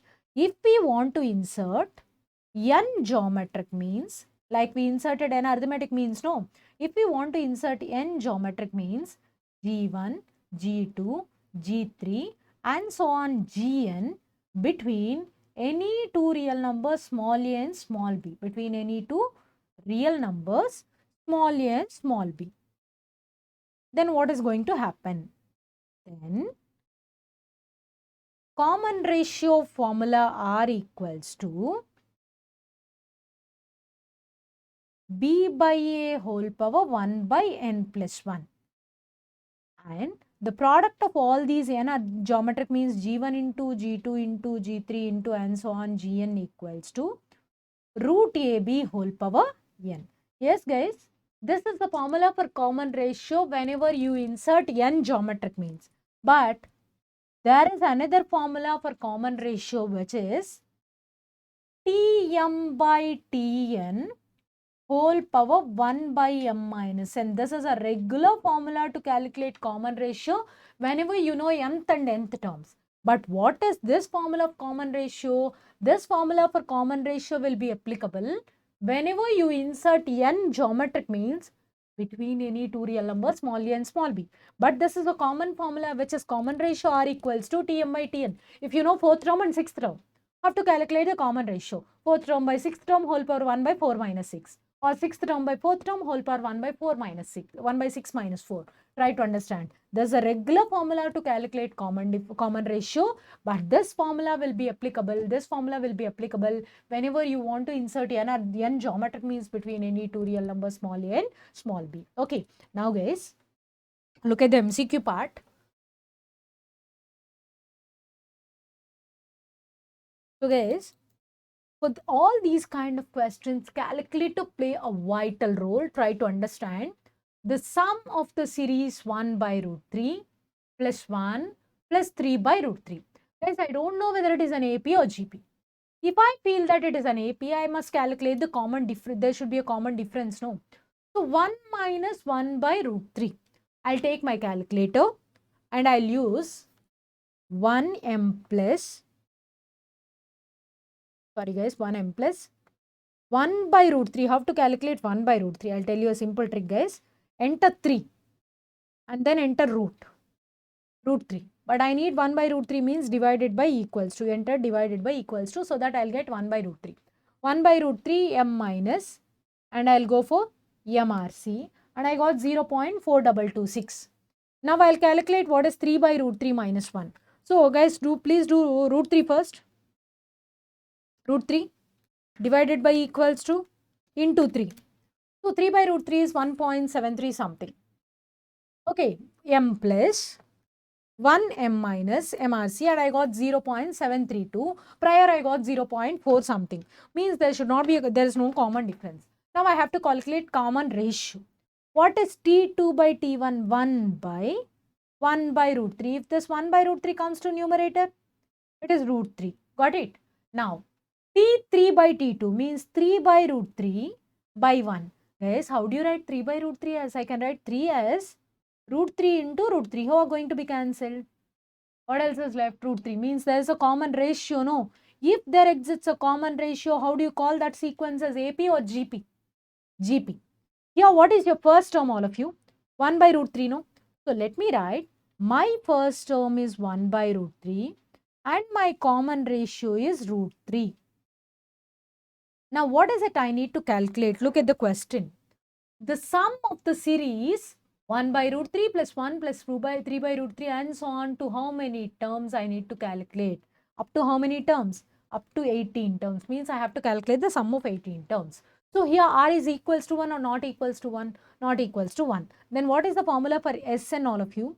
Sn equals to a into r to the power n minus 1 by r minus 1. It means S18 equals to a into, a means 1 by root 3 into root 3 power 18 minus 1 by root 3 minus 1. Let's try to understand. Do not make the question complicated. I'll tell you a very easy way of doing this. So guys, take this 1 by root 3 to denominator. What is 1 by root 3 into root 3 minus 1? You can write 1 by root 3 into root 3 power 18 minus 1 by root 3 minus 1. What I'll do is, I'll calculate my numerator and denominator separately. There's nothing else that I wanted to do. So I'll calculate root 3, guys. Root 3 is this, 1.73. Power 18 means I'll enter into equals to for 17 times. Count 1, 2, 3, 4, 5, 6, 7, 8, 9, 10, 11, 12, 13, 14, 15, 16, 17. So I got 19,682.9 bar, which means 19,683 minus 1, which means I got 19,681.9 bar, which means 19,682 that I am writing my numerator. Now I'll calculate my denominator, which is root 3 minus 1 into root 3. Guys, I'll calculate root 3, 1.732 minus 1. So I got 0.732 something. Into root 3 means 1.73205. 1.73205. I got 1.2679. This 1.2679 is in denominator, no? If I bring it to numerator, it will be divided by equals to into 19,682. And my answer is 15,522. 15,522. Now I'll go and I'll do this way. So look at this. 9,840, sorry, I got my answer is 15,522.711.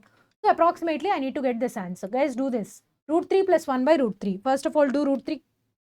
Root 3 plus 1 by 0.73205 divided by 0.73205. Do that.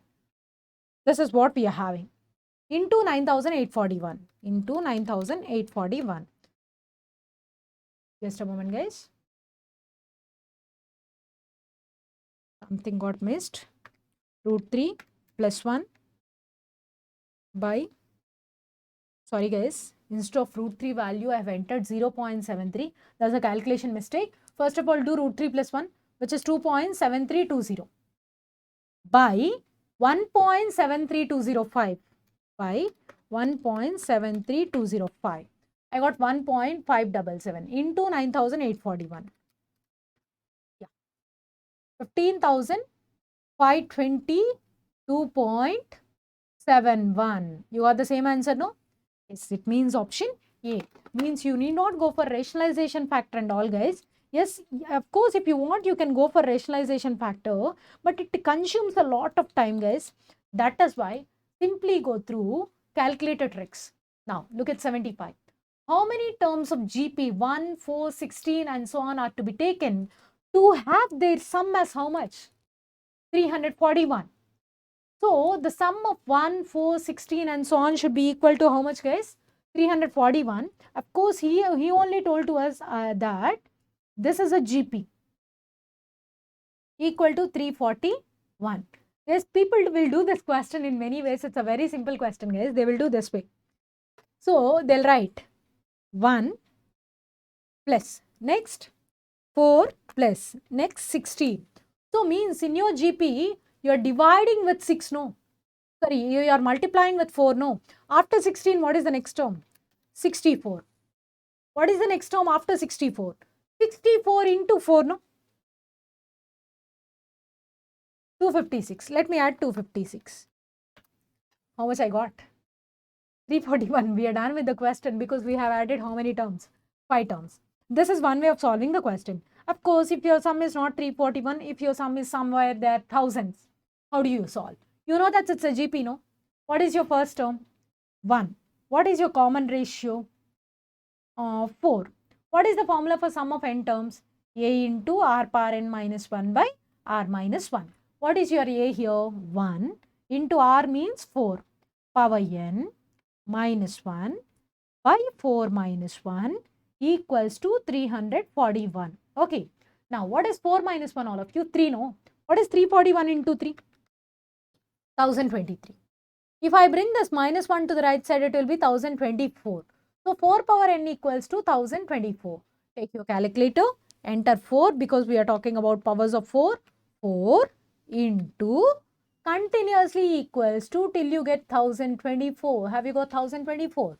At which step you got 1024? At 6th step you got 1024. It means power 5. Try to understand. If it is 6th step means it is power 5. If it is 10th step means it is power 9. If it is 21st step means it is power 20. Try to understand. So, n equal to what? 5. Or else, after doing this step, you can simply close the MCQ and go for verification. What is option here all of you? 8. Do 4 power 8. Calculate 4 power 8. 4 power 8 is 65,536 minus 1 by 4 minus 1 means 3. So, I got 21,845 but I need to get 341. That's a wrong answer. Now, let me go for option B. What is option B? 5. Everybody do 4 power 5. 4 power 5 means still 6 steps. 1024 minus 1 by 4 minus 1. How much? 3. So, how much you got? 341. That's a correct answer. And that is possible whenever n equal to 5. So guys, to solve an MCQ, there are multiple methods. Whatever you follow, it is completely dependent upon you. But my better suggestion to you all is follow the shortest possible way. Okay. Now, let's have a look at the next MCQ, guys. The next MCQ is MCQ number 83, guys. Look at 83. Guys, look at the question carefully. And I'll tell you many ways of solving this question. A, B, C are in which progression?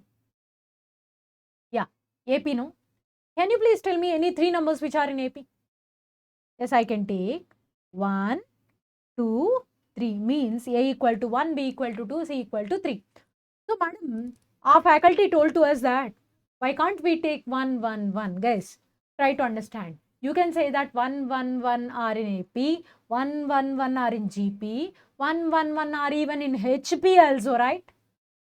You can take that example whenever your options are not having AP, GP, HP. Let me repeat. You can take the example called 1, 1, 1, 1 if your options are not having AP, GP, HP. But here my options are having AP, GP, HP. So I could not take 1, 1, 1. Instead, I can take a different numbers. 1, 2, 3 are in AP. Now, guys, look at this. A is 1. X I don't know. But B is 2. A, X, B are in which progression? GP. Guys, I told you the concept of mean. Mean means which term? Yes, middle term, guys. Please focus here. Who is your middle term? X. X is the mean. Which mean? Is it arithmetic mean or geometric mean? Yes, geometric mean of whom and whom? 1 and 2. What is the geometric mean of 1 and 2? Root over 1 into 2, which is root 2. Try to understand. Now, B. What is B? Let me write B here. B, Y, C are in A, GP. What is B? 2. I don't know why, but I know that C equal to 3.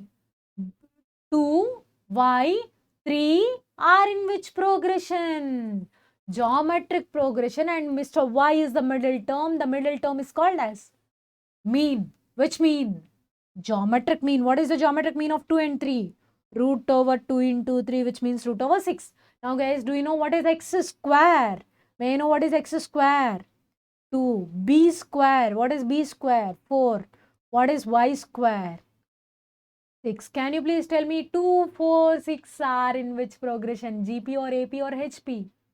Yes, I can notice a common difference. No, between 2 and 4, the difference is 2. Between 4 and 6, the difference is 2. And the answer is AP. People feel that we are dealing with multiple GPs, so the answer is GP. So guys, it can't be possible. If you are dealing with many GPs, means the answer should not be GP. There's no such restriction that if you are dealing with multiple GPs, the answer should be GP. Try to understand and take any example. Guys, here I've taken 1, 2, 3. No, there's no restriction that you have to take 1, 2, 3. If you want, you can take 1, 3, 5. You can take 2, 4, 6. But if I take bigger numbers, means my question length becomes huge. That is the reason why I have taken only 1, 2, 3. Now look at the next MCQ, guys. Next MCQ is 92. If the sum of infinite terms of a GP is 2 and the sum of their squares is 4 by 3. Guys, I gave you a formula for sum of infinite terms and sum of squares of infinite terms of a GP. So sum of infinite terms formula is a by 1 minus r and sum of squares of infinite terms is a square by 1 minus r square. So the series is, but guys, before getting started, I just wanted to use a little bit of my brain, not huge. If I look at option B, 2 elements are negative and 1 element is positive. The first thing that I need to think of is, if it is a GP, either all the terms are positive or all the terms are negative or alternative terms are positive, negative. Let me repeat, all the terms can be either positive, all the terms can be either negative, or else alternative terms are positive and negative. But look at option B. 2 terms are positive, negative, and 1 term is positive. It's not possible. If first term is negative, the second term should be positive and the third term is negative. Then it is a GP. But here, he gave you continuously 2 negative terms and then he gave you 1 positive term. So, it can't be a GP because the ratio of second and first term is positive, guys. And the ratio of third and second terms is negative. How can I say that a negative ratio equal to positive ratio? It can't be possible, no. So I can simply eliminate option B from my race. Now, option A and option C are possibilities. But guys, here I'll tell you another thing. Thing is, if I add option C, all the terms are positive or negative, guys. Negative. And I add this many negative numbers, that I'll get a negative sum. But my sum of terms in a GP is how much? 2. So option C also went to home. Who is there in our race, either A or D? Let's see option A. 1, 1 by 2, 1 by 4. Is it a GP? Yes. 1, 1 by 2, 1 by 4 is a GP. It's a GP with infinite terms. May I know the common ratio? T2 by T1, 1 by 2 by 1, which is 1 by 2. So here first term is 1. Common ratio is 1 by 2. Can you please tell me the formula for S infinite? A by 1 minus R. What is A? 1 by 1 minus 1 by 2. May I know what is 1 minus 1 by 2? 1 by 2. If this 1 by 2 comes to numerator, it will be 2. So we are done with verifying the first half because sum of infinite terms is 2. But what is the sum of the squares? 4 by 3. Let me write down the formula for sum of squares of infinite terms. The formula for sum of squares of infinite terms is a square by 1 minus r square. What is a square? 1. 1 minus r square means 1 by 4. What is 1 minus 1 by 4? 3 by 4. If this 3 by 4 comes to numerator, it will be 4 by 3 and the answer is also 4 by 3. See how easy it is if you go for verification, guys. Try to understand the significance of an MCQ. There's no need to solve an MCQ every time. Just simply go for option verification wherever it is possible. Now look at 95. In a GP, if the fourth term is 3, then the product of first 7 terms. Guys, whenever you want to write 7 terms of a GP, I'll tell you a very simple trick. Write A at the middle. Now write 6 terms. You have to write 7. No, out of 7 we have already written 1. No. Out of 6, 3 at the right, 3 at the left. 3 at the right and 3 at the left. So the next term at right is AR. To compensate this, write A by R. Next AR square. Here write A by R square. Next here AR cube. Write A by R cube. So this the GP consists of how many terms? 7 terms, no. So out of these 7 terms, we know the middle term. What is the middle term? The fourth term is how much? 3. What is your fourth term? A. So it is said that A equal to 3. Then what is it you need to calculate? The sum of first 7 terms. Can you please tell me what is the sum of, the product of the first 7 terms? Can you please multiply all these 7 terms? r cube, r square, r will be cancelled. And the product of first 7 terms is a to the power 7. And the answer is 3 to the power 7. Got it, guys? So that's how you need to write 7 terms of a GP. Of course, if you want to write AP, fix A at the middle, keep A plus D at the right. To compensate this, A minus D. Next here, A plus 2D. To compensate this, A minus 2D. Next here, A plus 3D. To compensate this, you have to write A minus 3D. So that's how you can write whatever the number of times that terms that you wish to write. Now look at MCQ number 108, guys.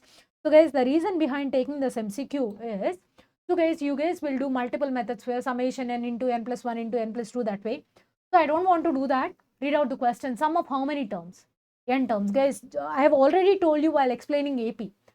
Sum of how many terms? N terms. And if I look at the option, options are having n. If my options are having n, what is the best choice? Option verification. Now guys, tell me, you want to add sum of how many terms? 2 terms? 2 is fine, no?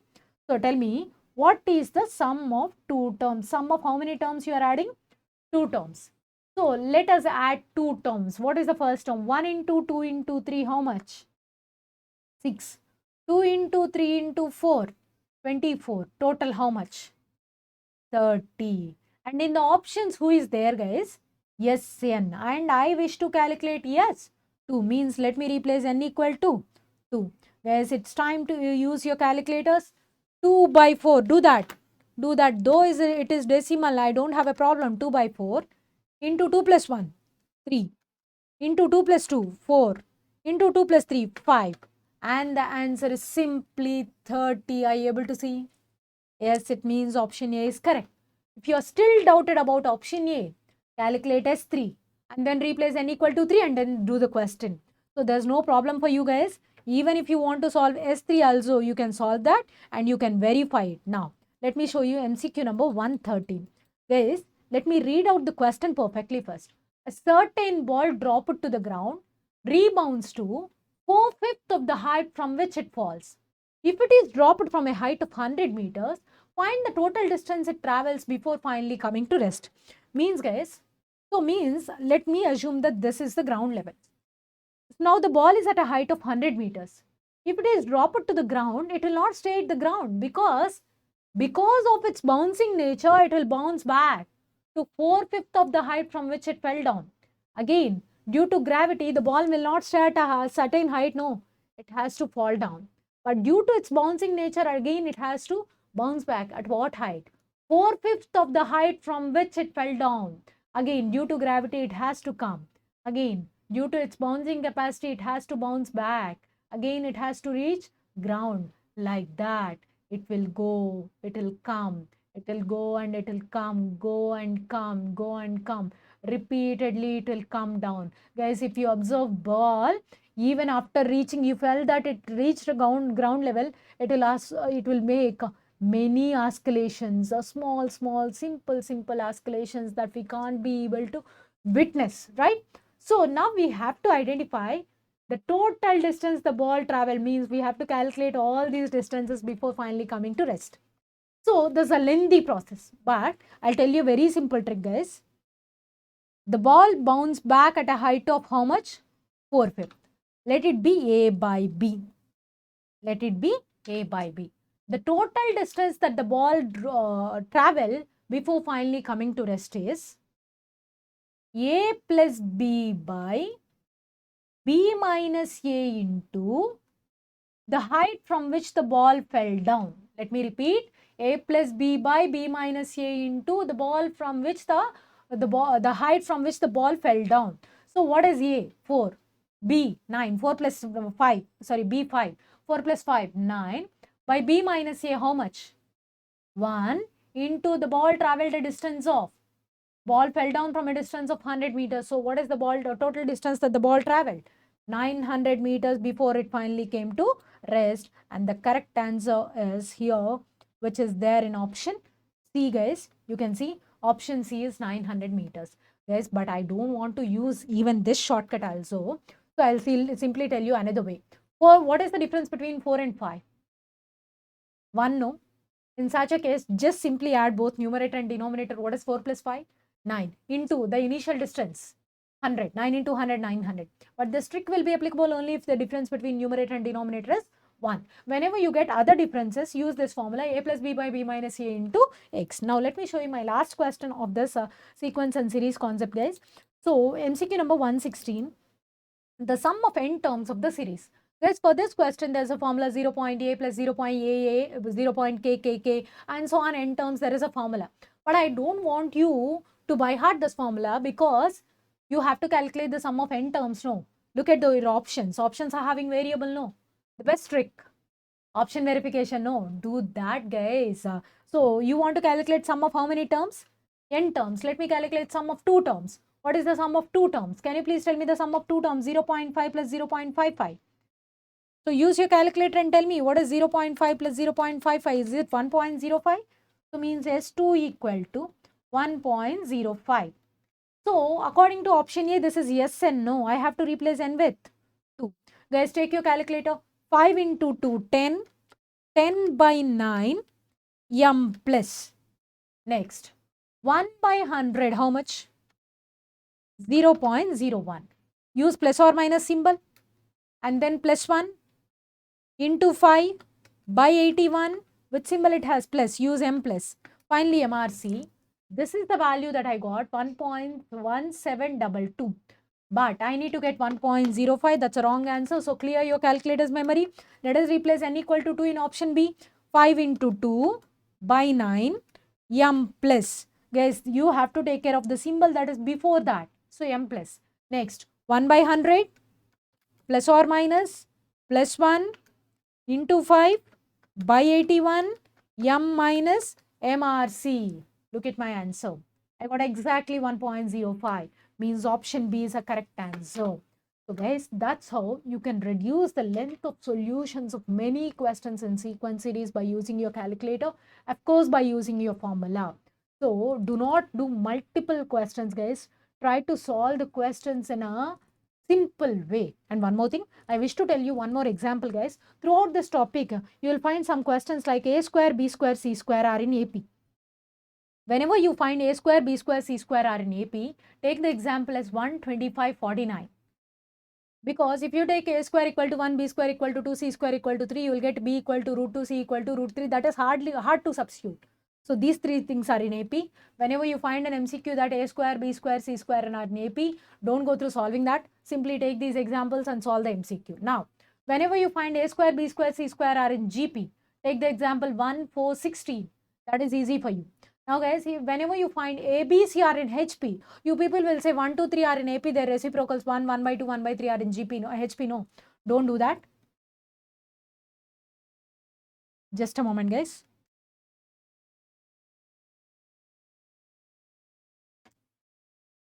So 3, 4, 6, take the standard example as a HP. 3, 4, 6 are in HP.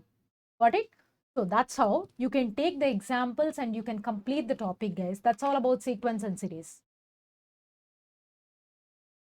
So hi everyone. In this video, we're going to talk about the topic called equations. The usual or expected weightage of this concept is 3 to 4 marks. One thing that I wish to tell you about this concept is, this is such a small concept which has such more weightage. This is compared to your sequence series or ratio proportions, this is just 50%. Of course, it has more number of formulas. You can reduce those formulas by using your calculator tips as well. Okay, but this concept will give you 3 or 4 marks in your final exam. Try to understand.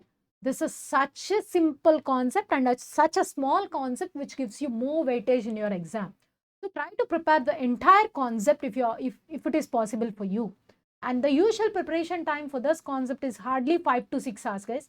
But I'm going to complete this topic in 30 to 45 minutes. Let's do that, guys. So look at this.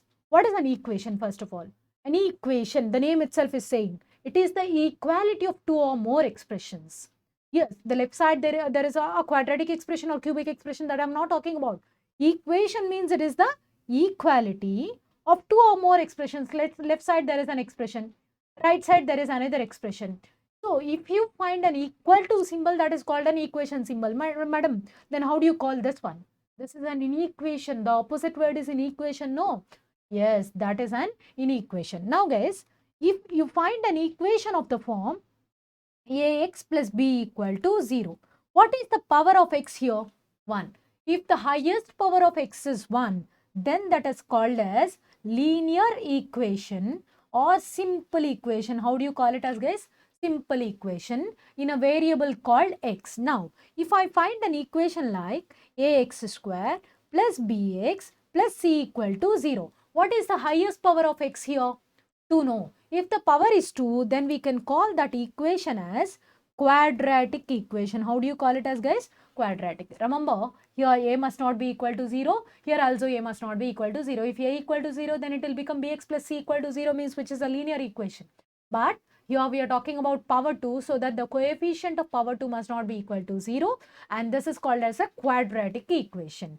So in which variable? In a variable called x. Now, suppose if I write an equation of the form ax cube plus bx square plus cx plus d equal to 0. How do you call this equation as? Cubic equation, because the highest power is 3. So, this highest power is known as degree or order of an equation. How do you call it as, guys? Degree or order of an equation. Now, can you please tell me the degree of this equation? 3. Can you please tell me the degree of this equation? 1. Yes, like that you can write multiple equations. Now, guys, look at this. I'm writing 5x plus 2y plus 3 equal to 0. So, may I know how many variables are there? Yes, 2 variables. What are they? X and y. But tell me the degree of both. 1. This is called as linear equation in how many variables? 2 variables. Whenever you find more than one variable in any equation, that linear equation itself is called as simultaneous linear equation. How do you call it as? Simultaneous. Simultaneous means there's together more than one variable. Simultaneous linear equation. So guys, what is the solution of an equation? So solution means any equation which satisfies the given value, any value of x which satisfies the given equation. For example, I have written 2x plus 3 equal to 0. Guys, if I take x equal to minus 3 by 2, tell me what is going to happen? Yeah, how much it is? 2 got cancelled. Minus 3 plus 3 will be equal to 0. So, what is the value of x that's satisfying this equation? Minus 3 by 2. That minus 3 by 2 is called as solution of the equation.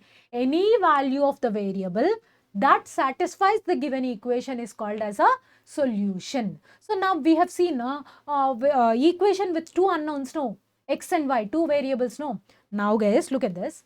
Any equation of the form, any set of equations a1x plus b1y plus c1 equal to 0 and a2x plus b2y plus c2 equal to 0. Guys, this is one equation or two equations? Two equations. More than one in mathematics is called a set. The set of equations, the set that you call it as a system. How do you call it as, guys? System of equations. System of what kind of equations? Linear equations. Guys, I'll tell you a very simple trick. I'm not talking about too much about homogeneous and non-homogeneous. Simply, those who belongs to non-maths category, simply understand if there is a constant, that is non-homogeneous.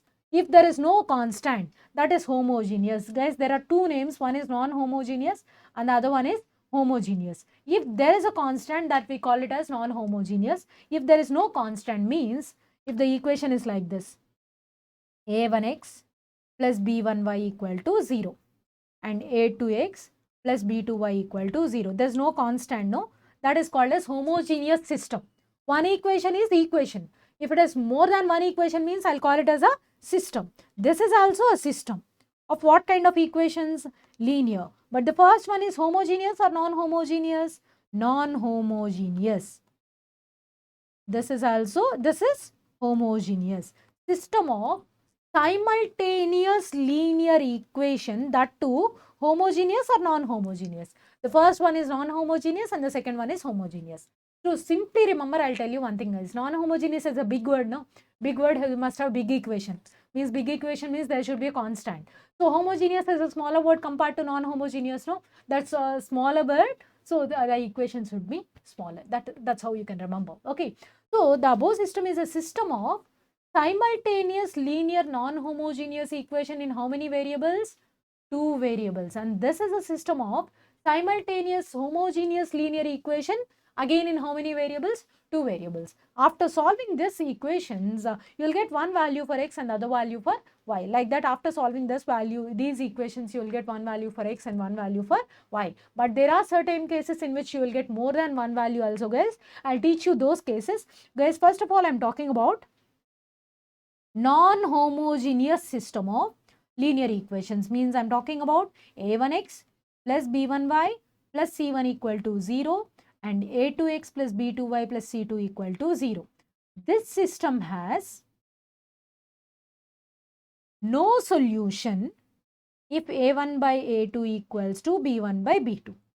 This system has no solution if a1 by a2 equals to b1 by b2. If a1 by a2 is not equals to b1 by b2, then the system has unique solution. Now, if a1 by a2 equals to b1 by b2 equals to c1 by c2, then the system has infinite solutions. Guys, now try to understand the difference between case number 1 and case number 3. In case number 1, I just written a1 by a2 equal to b1 by b2. It means it is not equal to c1 by c2. When it comes to case number 3, I have written a1 by a2 equal to b1 by b2 equal to c1 by c2. In such a case, I am going to get infinitely many solutions. Those cases are also provided to you in our textbook, guys. So, okay, now there is a condition for solvability of homogeneous system, guys. Simply, so guys, here, same condition. There's no constant, no, forget about constant. If a1 by a2 not equal to b1 by b2, will get how many solutions? Unique solution, no. That unique solution is x equal to 0 and y equal to 0, which is called as zero solution. It doesn't mean that no solution, guys. It means there is a solution which is x equal to 0 and y equal to 0. Now, if a1 by a2 equal to b1 by b2, then the system has a non-zero solution. So, how many solutions are there? Infinitely many solutions if a1 by a2 equal to b1 by b2. Now, you know what is a quadratic equation. What is a quadratic equation? Ax square plus bx plus c equal to 0. So, that quadratic equation will have at most 2 roots, guys. Roots means solutions. Root is an alternative name for solution. So, the roots of this quadratic equation are x equals to minus b plus or minus square root of b square minus 4ac by 2a. So, how many roots we have written? 2. One is plus and the other one is minus. Let me assume that alpha equals to minus b plus square root of b square minus 4ac by 2a. And beta equals to minus b minus square root of b square minus 4ac by 2a. Okay. Now, the sum of roots alpha plus beta equals to minus b by a, and the product of roots alpha into beta equal to c by a. So, guys, sometimes we'll be given with, we'll be asked to calculate the difference of roots alpha minus beta. Alpha minus beta equals to, you know that, alpha plus beta whole square minus 4 alpha beta. You know what is alpha plus beta whole square? Minus b by a whole square, which is b square by a square. Minus 4 alpha beta means 4c by a. Under root, what is your LCM? B square minus 4ac by a square. That you will write it as square root of delta by mod a. Square root of delta by mod a. Delta means discriminant. I'll tell you what this delta is. Delta means b square minus 4ac. And the formula for alpha minus beta is square root of delta by mod a. So how many roots are there for a quadratic equation? 2 roots. No, we have to talk about the nature of those 2 roots. The nature of those 2 roots depends upon the value called as b square minus 4ac. That's why we are calling it as b square minus 4ac as discriminant, as it is discriminating the types of roots. If b square minus 4ac equal to 0, if b square minus 4ac equal to 0, the roots, both of them are same, Nana. So the roots are same and they are real. Of course, they are rational. They are real, rational, and of course same. But whenever b square minus 4ac less than 0, if the b square minus 4ac is negative, then the nature of roots are, both the roots are distinct. But whenever you got a negative value inside of root, the numbers are called as imaginary, or else you can call them as complex numbers also. In such a case, if a plus ib, sorry, p plus iq is one root, the other root will be p minus iq, which we call it as conjugate complex numbers. Now the third case, b square minus 4ac is greater than 0, positive. There are two cases here. Whenever b square minus 4ac is positive and it is a perfect square, means b square minus 4ac will be like 16 or 25, perfect square. In such a case also, the roots are distinct, but the roots are rational because there is no root, because everybody will come out of the root. Okay, distinct and rational. But whenever b square minus 4ac is not a perfect square, then what is going to happen? Yes, of course, the roots are distinct in this case also. But there is a term, not a perfect square means it is like 20, root 20. It's not a perfect square, no, there is something inside of root. So that is why the roots are irrational. So in this case, if a p plus root q is one root, the other root will be p minus root q. That's what about nature of the roots. Now guys, sometimes we'll be given with the roots of our equation, which are alpha and beta. Now we have to write down the equation. So how to write down the equation if roots are given to you? The equation is x square minus x into alpha plus beta plus alpha beta equal to 0, which we used to read it as x square minus x into sum of the roots plus product of the roots is equals to 0. Let me repeat, x square minus x into sum of the roots plus product of the roots is equals to 0. This is what a basic introduction to roots, guys. So now the many things, that is remainder theorem or quotients or else something else, but guys, whenever they are needed, I'll tell you. Before that, I must tell you certain shortcuts that are related to these quadratic equations, guys. So the first shortcut is, in a quadratic equation, ax square plus bx plus c equal to 0. In your quadratic equation, ax square plus bx plus c equal to 0 if a plus b plus c equal to 0. Then the roots are 1 comma c by a. What are your roots? 1 and c by a. In the same quadratic equation, if a minus b plus c equal to 0, then the roots are minus 1 and minus c by a. Minus 1 and minus c by a. Now, the next thing, if it is said that one root is the reciprocal of other, one root is the reciprocal of other, means what is the product of roots? Yes, 1, no. In such a case, c equal to a or a equal to c. c equal to a or a equal to c. The next important concept, guys, if the roots are in the ratio p is to q or m is to n, then p plus q whole square by pq equals to b square by ac, or else you people write p plus q whole square into ac equal to pq into b square. So this is another important reduction. All these reductions act as shortcuts to your equations, guys. So let's get started with MCQs, guys. Guys, everywhere follow your calculator tips, then only the length of solution will be reduced. Otherwise, they'll become a 4 marks MCQ or 7 marks MCQ, guys, which we can't do this here because we are just solving it for 1 mark. Try to understand. So now, can you please read out MCQ number 5 here?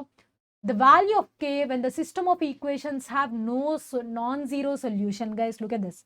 What kind of solution? Non-zero solution. If you look at the equations are system of homogeneous or non-homogeneous equations. Homogeneous because it's small, no constant. Yes, when do you say that a homogeneous system has non-zero solution?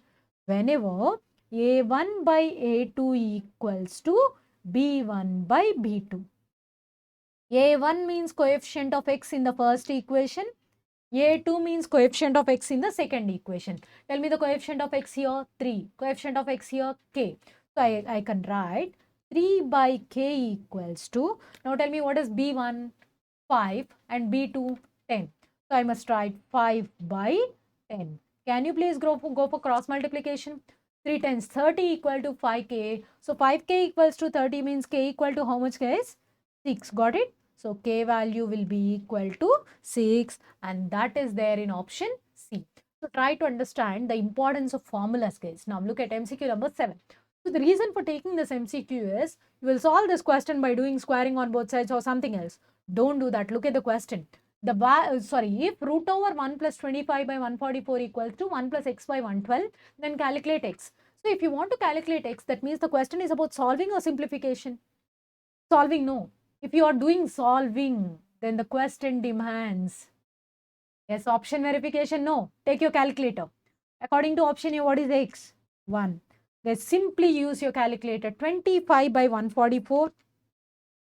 25 by 144 plus 1. May I know how much? 1.1736. There is an under root. Enter under root. What's your answer? 1.0833 bar. Keep that one in your brain. Now please do calculate 1 by 12 and then add 1.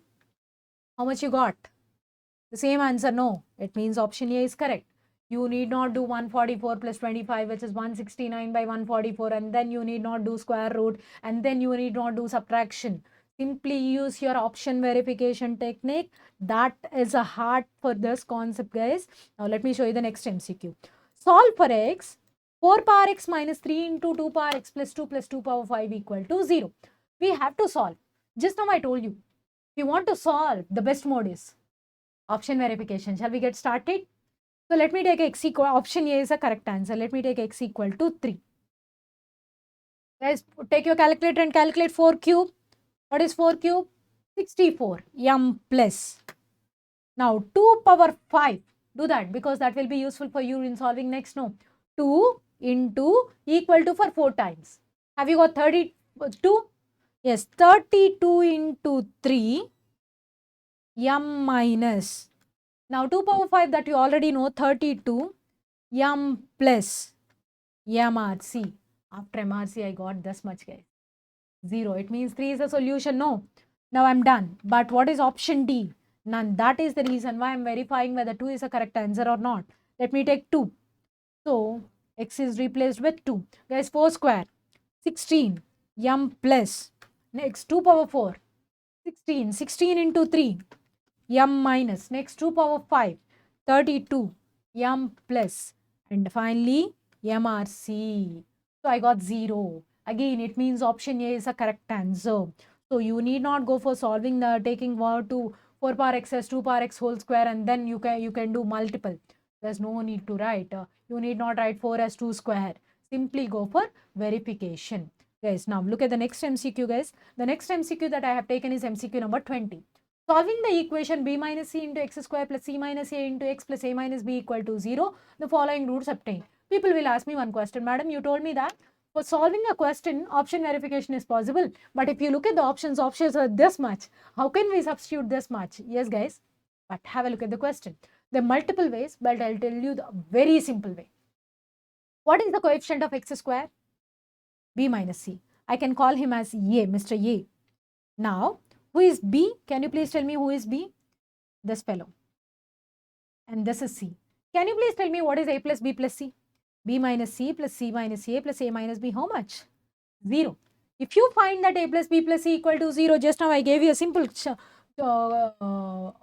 formula. What are your roots? 1 and C by A. 1 C by A. C by A means A minus B by B minus C. This is formula method, but I know how good you are at formula. Sometimes you'll forget these formulas. Even if you read it for 100 times, you'll forget. Then what do you need to do? Guys, while solving a quadratic equation, people will say that they will recommend option verification. Yes, I do recommend option verification, but not in a regular way. I'll tell you something else. What I'll tell you is, let's try to understand.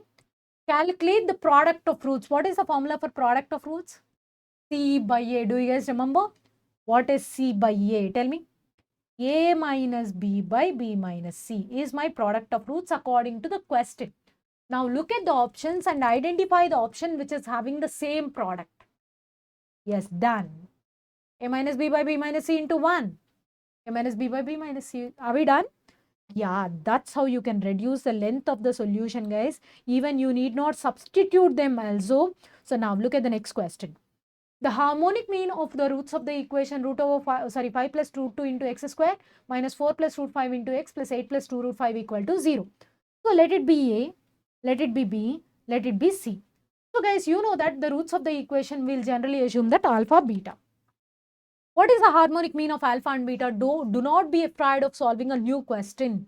So product of formula for a harmonic mean of alpha beta is 2 alpha beta by alpha plus beta. Alpha beta means product of roots. What is the formula for product of roots? C by A. What is alpha plus beta? Sum of roots, and the formula for sum of roots is minus B by A. Who are going to be cancelled? A got cancelled. What else is left? 2C by minus B, that I am writing it as minus 2C by B. So minus 2C, what is C? 8 plus 2 root 5. Minus 2 into 8 plus 2 root 5 by B. What is B? Minus of 4 plus root 5. Who will be cancelled? Minus minus. Anybody comes outside of numerator? Another 2.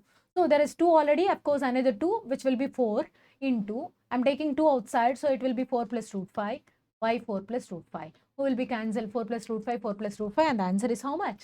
4. See how easy it is. Do not be afraid of a new question, guys. My suggestion to you all is, if you know the basic formulas, you can solve multiple questions in this concept. Now guys, look at MCQ number 35. If the roots of the quadratic equation x square minus 4x plus k equal to 0 are coincident. Coincident means roots are same. In which situation you can see that the roots are same? So there is a word roots are same whenever b square minus 4ac is 0. Tell me what are the values of a, b, c here? A1, b minus 4 and c equal to k. It is said that b square minus 4ac equal to 0. What is b square? 16 minus 4ac equal to 0. It means 4k equal to 16. Then tell me what is k equal to? 4. Simply understand the formula, importance of formulas, guys. Each and every formula is important. Okay. Now, look at the next question. If alpha and beta are the, let me show you the question, guys. If alpha and beta are the roots of the equation x square plus 7x plus 12 equal to 0, then the equation whose roots are alpha plus beta whole square and alpha minus beta whole square. Guys, tell me what is alpha plus beta minus b by a. What is minus b by a? Minus 7 by 1. What is minus 7 by 1? Minus 7. So, but alpha plus beta or alpha plus beta whole square? Whole square. So, what is alpha plus beta whole square? 49. So, 49 is one root. Who is the other root? Alpha minus beta whole square. What is the formula for alpha minus beta whole square? Square root of delta by mod a, alpha minus beta. But I need alpha minus beta whole square, no? It means delta by a square. Who is delta? Delta means b square minus 4ac. Guys, take your calculator. What is b square? 49. 4ac. 48. 49 minus 48. 1. By a square 1 means the other root is 1. So your roots are 49 and 1. So what is the formula for equation of calculating equation? X square minus sum of the roots into x plus product of the roots equal to 0. What is sum of roots? 49 plus 1, which is 50x, plus 49 into 1, which is 49. So your answer is x square minus 50x plus 49 equal to 0. And the correct option is option A. See how easy it is. So it's all about understanding the importance of formulas here, guys. Not only here, at anywhere formulas are important, but here the more important, because with formula you can reduce the number of lines. Okay. Now look at MCQ number 52, guys.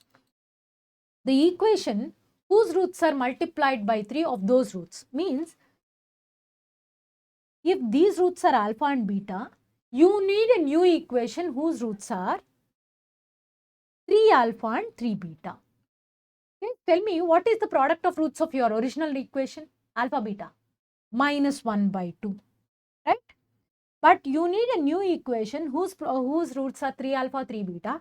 Tell me the product of these two fellows. 9 alpha beta. You know that what is alpha beta? Minus 1 by 2. Can you please tell me what is 9 alpha beta? Minus 9 by 2. Now, can you please look at the options in which product of roots is minus 9 by 2? I don't want to do a formula called f of x by 3 or f of 3x like that. Just simply understand. Your equation has roots alpha beta and you need a new equation whose roots are 3 alpha, 3 beta. I'm just simply calculating the product of roots of my equation. My equation product of roots is alpha beta, which is c by a, which is minus 1 by 2. And my new equation roots must be 3 alpha 3 beta, means the product is 9 alpha beta, which is minus 9 by 2. Look at the options. You can clearly say which is the correct answer. Option A, because c by a is minus 9 by 2 for only options A. If there is more than one option, then calculate sum of roots. What is the sum of roots of original equation alpha plus beta? What is the sum of roots of new equation 3 alpha plus 3 beta, means 3 of alpha plus beta? Then you will be in such a position to understand what is the correct answer. No need of formula, no need of substitution. Try to understand the importance of verification and substitution every time, guys. Every time you must understand what is the importance of substitution, what is the use of substitution, what is the use of verification. So let's see the next MCQ, guys. Next MCQ is MCQ number 63. This is the verbal problem in which you must use your calculator to reduce the length of the solution, guys. There's nothing else. You just need to use your calculator. By using your calculator, you can solve this MCQ within less than 40 to 45 seconds. Okay. See the question. The cost of a cloth piece is 35 rupees. If the length of the cloth piece is 4 meters more and each meter costs 1 rupee less, the cost would remain unchanged. The length of the cloth piece is how many meters? That's what your question is. First of all, let me tell you one thing. Suppose, let me assume that the cost of cloth piece per meter is 10 rupees. Let me assume that cost of cloth piece per meter is 10 rupees. Means per meter cost is 10 rupees. Okay. Means each meter cost is 10 rupees. And the length of the cloth piece is 5 meters. What is your length? 5 meters. May I know the total cost, all of you? 5 into 10, which is nothing but 50. This is the primary logic that you need to follow. If you know this, means you're done with the MCQ. So guys, look at this. The cost of a cloth piece is 35 rupees. If the length of the cloth piece is 4 meters more compared to previous length, now it is 4 meters more. And each meter costs 1 rupee less, means compared to previous, now the cost of cloth pieces per meter is 1 rupee less.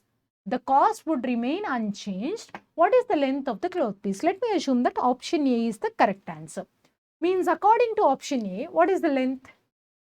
10 meters, right? So look at the first line. The cost of cloth piece is 35 rupees, means cost of 10 meters is 35. Now what I'm expecting from you all is, what is the cost per meter? What is the cost per meter? That's what I am expecting from you all. So, according to option A, length is 10 meters and the total cost of 10 meters is 35 rupees. Then what is the cost of 1 meter? 35 divided by 10. May I know how much it is? 3.5. Means cost per meter is 3.5. Got it, Nana? So, this is 3.5 rupees, I must say. Okay. Now, look at the next line. I have to confirm the next line as I am doing my option verification. If the length of cloth piece is 4 meters more. Guys, according to option A, the whole length is 10 meters. Now, the length is 4 meters more, means what is the new length? 14 meters. Got it? And each meter cost 1 rupee less. What is the cost per meter? 3.5. Now 1 rupee less means the cost per meter is 2.5. Now try to understand what is the new length? 14 meters. What is the new cost per meter? 2.5. 1 meter costs 2.5 rupees. Then tell me the cost of 14 meters. What do you do, guys? 14 into 2.5. Can you see the answer, guys? How much? 35. Got it? Means, is there any change in the total cost? No change in the total cost. That's what he said. So, the cost would remain unchanged. Got it? We verified it. See how much easy it is if you use your calculator. And the basic logic that you need to learn here is just a simple thing. Total cost equals to length of cloth piece into cost per meter. Now, let me show you my next MCQ, guys. My next MCQ is MCQ number 73. Solving the equation x cube plus 9x square minus x minus 9 equal to 0, we get the following roots. Guys, in the recent exam, which means December 23 exam also, we've got a similar question. I'm not saying that the same question, a similar question which is mostly similar to this question. So how do you solve this question means people will say that guys go for substitution. Means you have to substitute +1, you have to substitute -1 and you have to substitute -9 if option A is correct. Otherwise you have to substitute +-1 and +-9. Otherwise you have to substitute +-1 and 9. So this is one way. Instead of this, I'll tell you a simple logic. First of all, let me tell you, since we are talking about a cubic equation, how many roots should be there? Only 3. But option B is having 4 roots, so let us send option B to home. Option B is not a correct answer. Got it? Now, for the cubic equation ax cube plus bx square plus cx plus d equal to 0. Sum of roots is minus b by a and product of roots is minus d by a. Got it? Sum of roots is minus b by a as usual like a quadratic equation, but product of roots is minus d by a. Now, tell me what is product of roots? Minus of -9, which means 9 by 1. How much? 9 only, right? Got it? So, minus d by a. Got it, Nana? Minus d by a means minus d by a is 9. Got it? Now, look at option A. What are your roots? +1, -1, -9. Can you please tell me the product of these 3 fellows? 9 only, right? So now, tell me what is the formula for sum of roots minus b by a? What is minus b by a? -9. Could you please calculate the sum of these 3 fellows? -9. Are we done or not? No need of substitution. No need to use calculator. Nothing. It's as simple as that, guys. No need of substitution. Just simply understand the importance of formulas. I've been repeatedly telling you the importance of formulas in this topic, guys. If you are good at formulas, if you are good at your calculator tips, this topic is such an easier topic which will carry you 3 marks even. So try to understand. So we don't have many MCQs to solve. We don't have multiple models to solve. Just try to understand the importance of formulas, okay, and try to solve the questions, guys. That's all about equations concept. So guys, our next concept is permutations and combinations. The expected weightage of this concept is usually 4 to 8 marks, guys. Sometimes 4, sometimes 6 we have seen cases, sometimes we have seen 8 also. So let me say that we can expect 4 to 6 marks at least from this concept. So guys, you know how important this concept is because with the basics of this permutation and combination, you must need to solve probability, of course, theoretical distributions as well. So this is very important concept which will tell you, which will give you many marks, as based upon permutations you can solve probability as well. And of course the usual preparation time is, it has multiple concepts, multiple models, guys. So usual preparation time is at least 15 hours, guys. Yeah, it's such a big concept. But after listening to this video, you are in such a position to complete this topic within exactly 1 to 1.5 hours, guys. So let's get into the concept. Before getting into permutations, combinations, I must tell you one thing. Each and every formula related to permutations is very important. You must know what is NPR, you must know what is NCR, and you must understand the difference between permutation and combination. People will start preparing this concept without even knowing the difference of permutation and combination. First of all, try to understand what is a permutation and what is a combination. Madam, we know that permutation is arranging and we know that combination is selecting. Guys, suppose I told you a sentence like this. I have a group of 10 people with me and I wanted to send 2 of them to a competition. I wanted to send 2 of them to a competition out of 10. So let me assume that I have people A, B, C, D, E, F like that. I wanted to send any 2. Let me assume that I've sent A and B. Can you please read out the terms in a reverse order? Means read out the number of people names in a reverse order. B, A. Guys, listen to me. Who I have sent? A and B. I've sent A and B to the competition. Now reverse the order. Tell me. Who went to the competition? B, A. Is there any change in the people who went to the competition? No, it means AB equals to BA. If AB equals to BA, then I'll call it as a combination. How do I call it as, Nana? Combination. For example, guys, I have 10 people with me. Out of these 10 people, I want to send 2 members to different places in my city. Out of 10 people, I wanted to send 2 members to 2 different places in my city. One place is place A and the other place is place B. Okay, I've sent Mr. A to place A and I've sent Mr. B to place B. Let me interchange the roles. This time I'm saying that I've sent Mr. B to place A and I've sent Mr. A to place B. Now guys, tell me, is AB equals to BA? No, in the first case, A went to place A. But in the second case, A went to place B.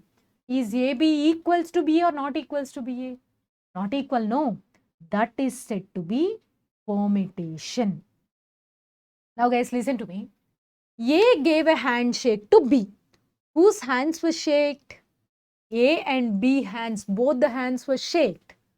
So it means whether A gave a handshake to B or B gave a handshake to A. Is there any difference? No difference at all. It means it is a combination. But listen to me guys. Mr. A gave a gift to B. Who got the gift? B, no. Now let me repeat. Let me reverse it. B gave a gift to A. Who got the gift? A got the gift. So in the first case, Mr. B got the gift. In the second case, Mr. A got the gift. So there's a lot of difference, no? Yes, try to understand. AB is not equals to BA. If it is a case, how do we call it as? Permutation. Try to understand the context. Now guys, there are 2 boxes and there are 2 balls. A red color ball and an yellow color ball. So, red color ball came to the first box, yellow color ball came to the second box. Reverse the roles. Yellow color ball is coming to the first box and red color ball is coming to the second box. Are both the cases the same?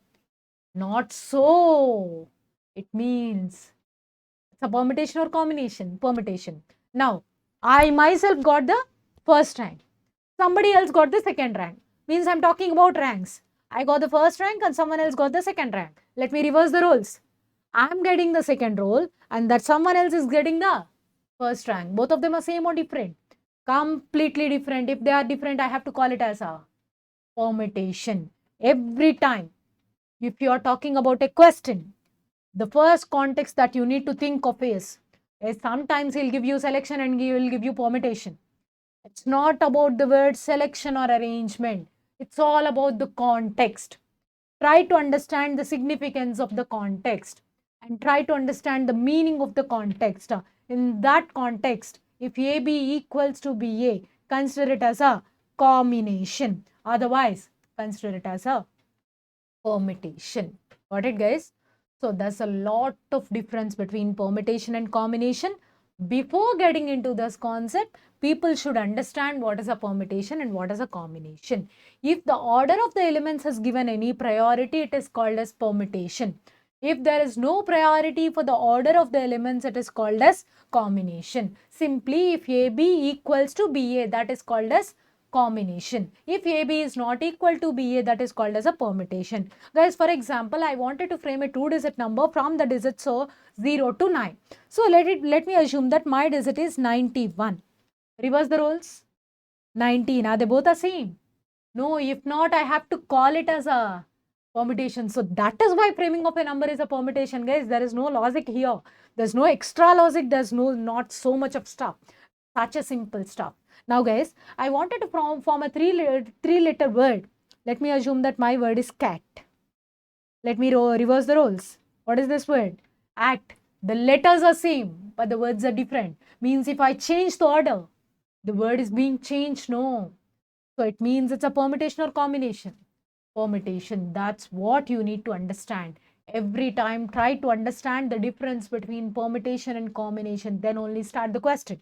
Now, I'll tell you some basic things, guys. What is NPR? What is NCR? Oh, all those things I'll teach you. So, NPR means number of ways of arranging R things from a group of N things. Number of ways of arranging how many things? R things from a group of N things. NCR means number of ways of selecting R things from a group of n things. So guys, try to understand. NPR means number of ways of arranging R things. No, it means first of all you must select those things and then you need to arrange them in a line. Guys, listen to me. NPR literally has two parts. The first part is out of n people you need to select R people and then those selected people must be arranged in a line. That is what the literal meaning. It means in how many ways you can select R people out of n people? NCR. Guys, throughout permutations and combinations, if you find a word called and, it means into. If you find a word called or, it means it is plus. Now I find a word called and, that's why I'm using into. Now, how many people got selected, guys? N people or all people? Tell me correctly. R people, no. Those R people must be arranged in a line. Tell me how many ways and can R members be arranged in a line? R factorial. It means NPR equals to actually NCR into R factorial. NPR equals to NCR into R factorial. Let me tell you the literal meaning of NPR. Out of n people, you need to arrange R people. How can you directly arrange them?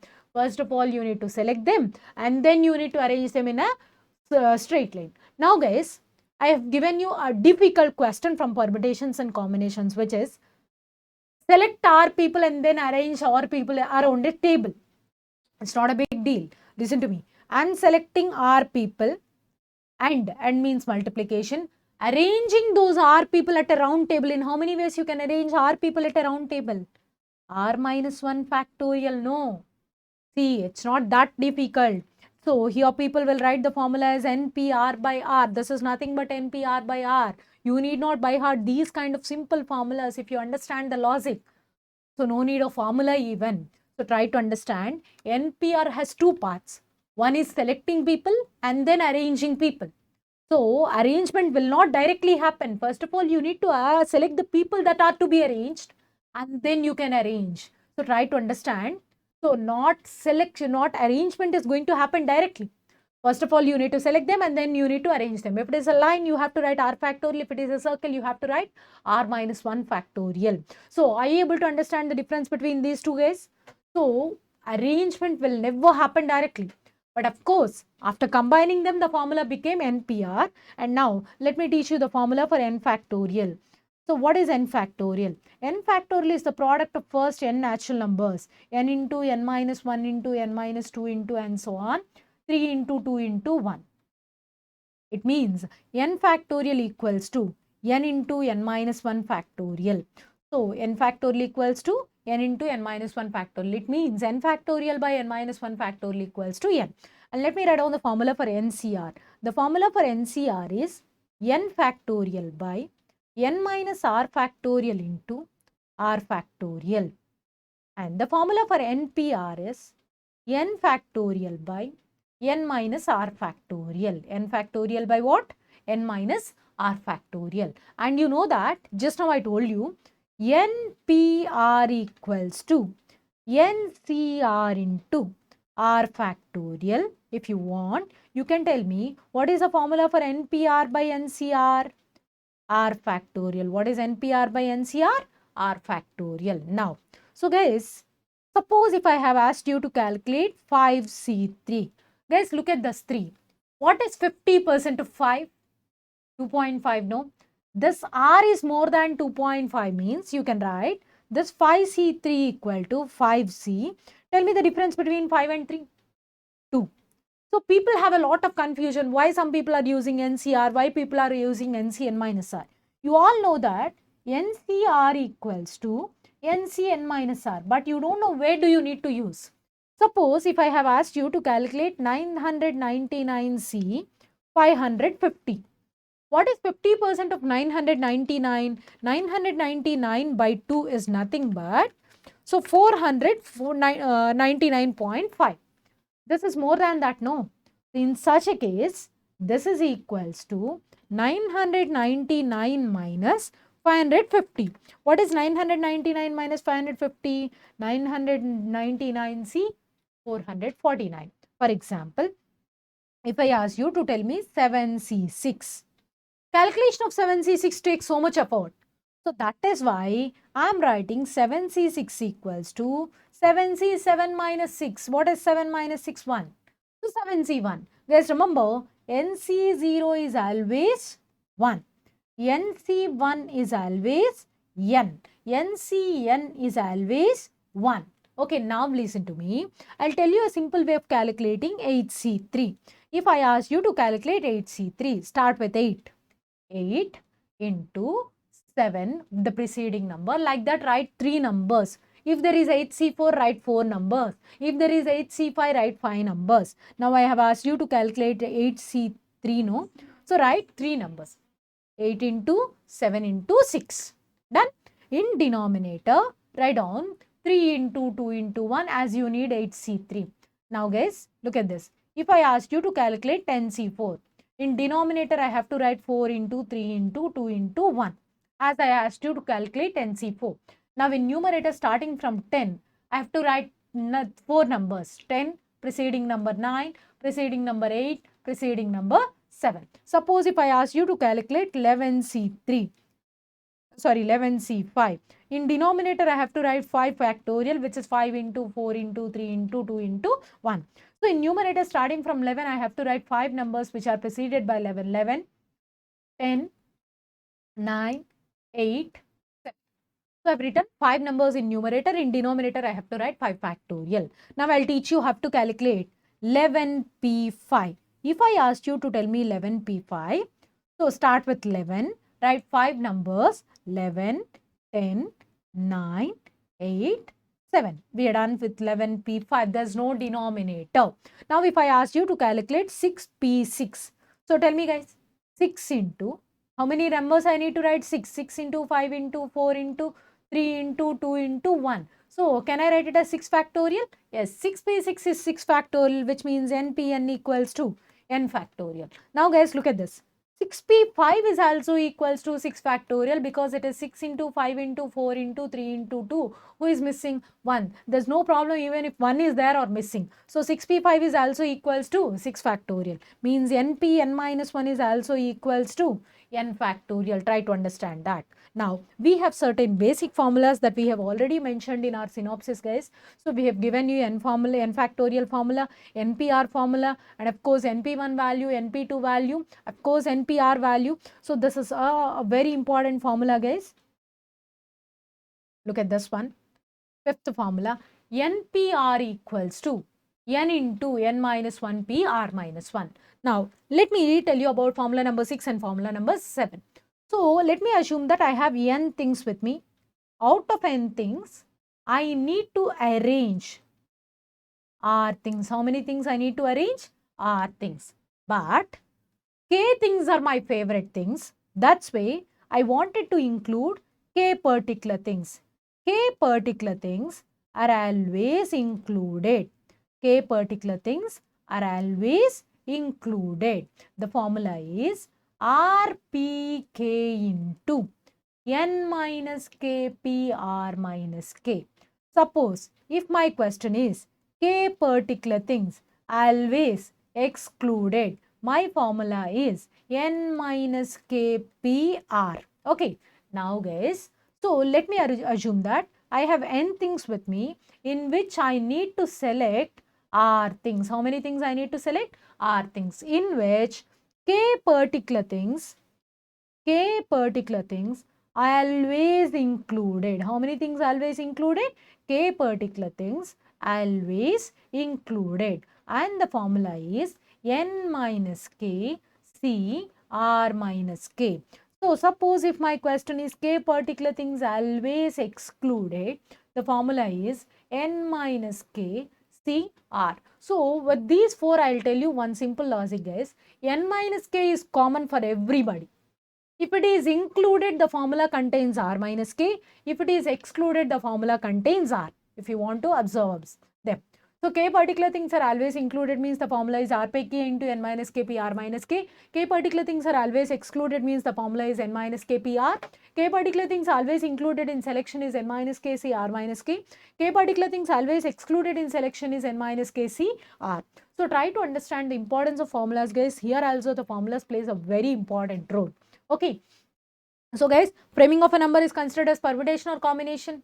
Permutation only, right? So now, look at the next formula. NPR plus R into NPR minus 1 equals to N plus 1 PR. Like that, NCR plus NCR minus 1 equals to N plus 1 CR. Okay, these are also two important formulas. Now, of course, I've already given you the coming formulas. So next, permutations under restrictions or without restrictions. These are all the things that are here.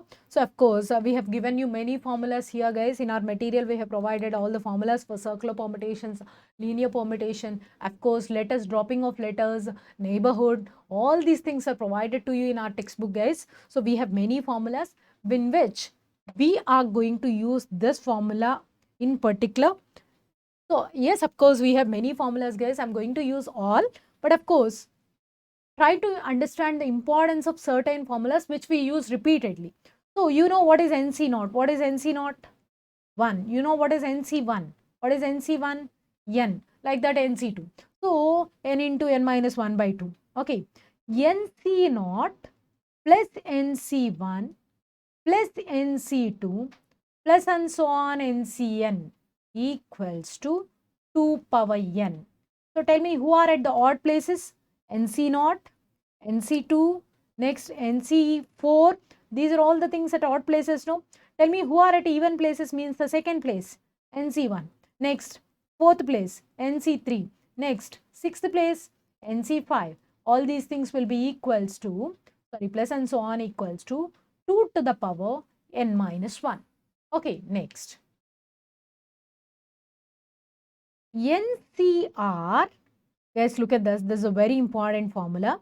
By NCR minus 1. What am I doing is NCR by NCR minus 1, and the formula is N minus of, who is there in denominator? R minus 1 by, who is there in numerator? R. So people will write this formula as N minus R plus 1 by R, but I am not writing like that, guys. I'll simply write N minus of denominator by numerator. Now let me write down the formula for NPR by NPR minus 1. NPR by NPR minus 1 is N minus of R minus 1. That's it. There's nothing else. There will not be any denominator. Okay. So these two are also very important formulas, guys. Of course, we have many formulas about devices and all. So whenever MCQ comes, I'll teach you those things, guys. Now everybody, look at MCQ number 9. So this is the first MCQ that I wanted to teach you here, guys. So guys, mostly I'll try to cover the MCQs without the help of your formula, with the help of your calculator. Sometimes formulas are mandatory, guys. I can't avoid them. So try to understand the significance of formulas every time, guys. Everybody look at 9th question. If NP4 equals to 20 into NP2, then calculate N. So guys, before that, let me tell you the meaning of NPR. NPR or NCR means arranging or selecting R members from a group of N members, or arranging or selecting N things from a group of selecting R things from a group of N things. So here N means total number of things or total number of people. So it's a number of people. It is all talking about count. Look at the options that are given to you. Option A is minus 2. Is there exists minus 2 people? Imaginary people. Can't be possible. No, minus 2 means it's a wrong number, right? So option A can't be possible. So option C also can't be possible. Now who are possible? Either B or D. Let me replace N equal to 7. We have to calculate N means it's all about solving an MCQ, right? Solving automatically demands option verification. Let me take N equal to 7. So 7P4 equal to 20 into 7P2. 7P4. Calculate. Use your calculator. 7 into, starting with 7, multiply 4 numbers. 6, 5, 4. Tell me how much is this? 840 that I'm writing at the left side. Equals to 20 into 7P2. Guys, tell me what is 7P2? 7 into 6. Into 20 is there, no? Into 20. Do that. How much is there? You got 840, no? So left hand side value got coincided with right side value, no? So the correct option is option B.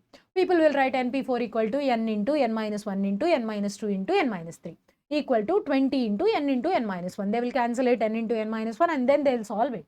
But it is time taking, guys. Simply use option verification. From indices search, I've been repeatedly telling you, if the question is about solving, Yes, option verification comes. So whatever the topic it is, there's no change if the topic is changed. Try to understand that. Now let me show you my next MCQ, guys. The next MCQ is a question related to words framing, guys. All of you, look at 22. The number of arrangements, the line itself is saying that I'm an arrangement means I'm a permutation in which the letters of the word Monday be arranged. So you have to arrange the letters of the word Monday. Guys, before getting started, I must tell you one thing. How many letters are to be arranged from the word Monday? Had he given you the number of letters that are to be arranged? No. If not, it means you have to arrange all the letters of the word Monday. What are all the letters of Monday? There are how many letters? 6 letters are there in the word Monday. So you have to arrange all the 6 letters. Now try to understand one thing. If you have to arrange 4 letters, then draw 4 gaps. If you want to arrange 5 letters, then draw 5 gaps. This is the basic. You must start off solving an MCQ with that only. If you want to write a 3-letter word, write 3 spaces.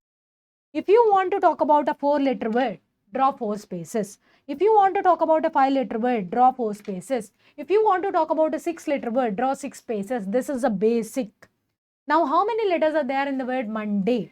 6 letters. He haven't provided you any information about the number of letters to be used. It means I have to use all the letters. I have to use all the letters. Okay. Now, let me show you the next slide.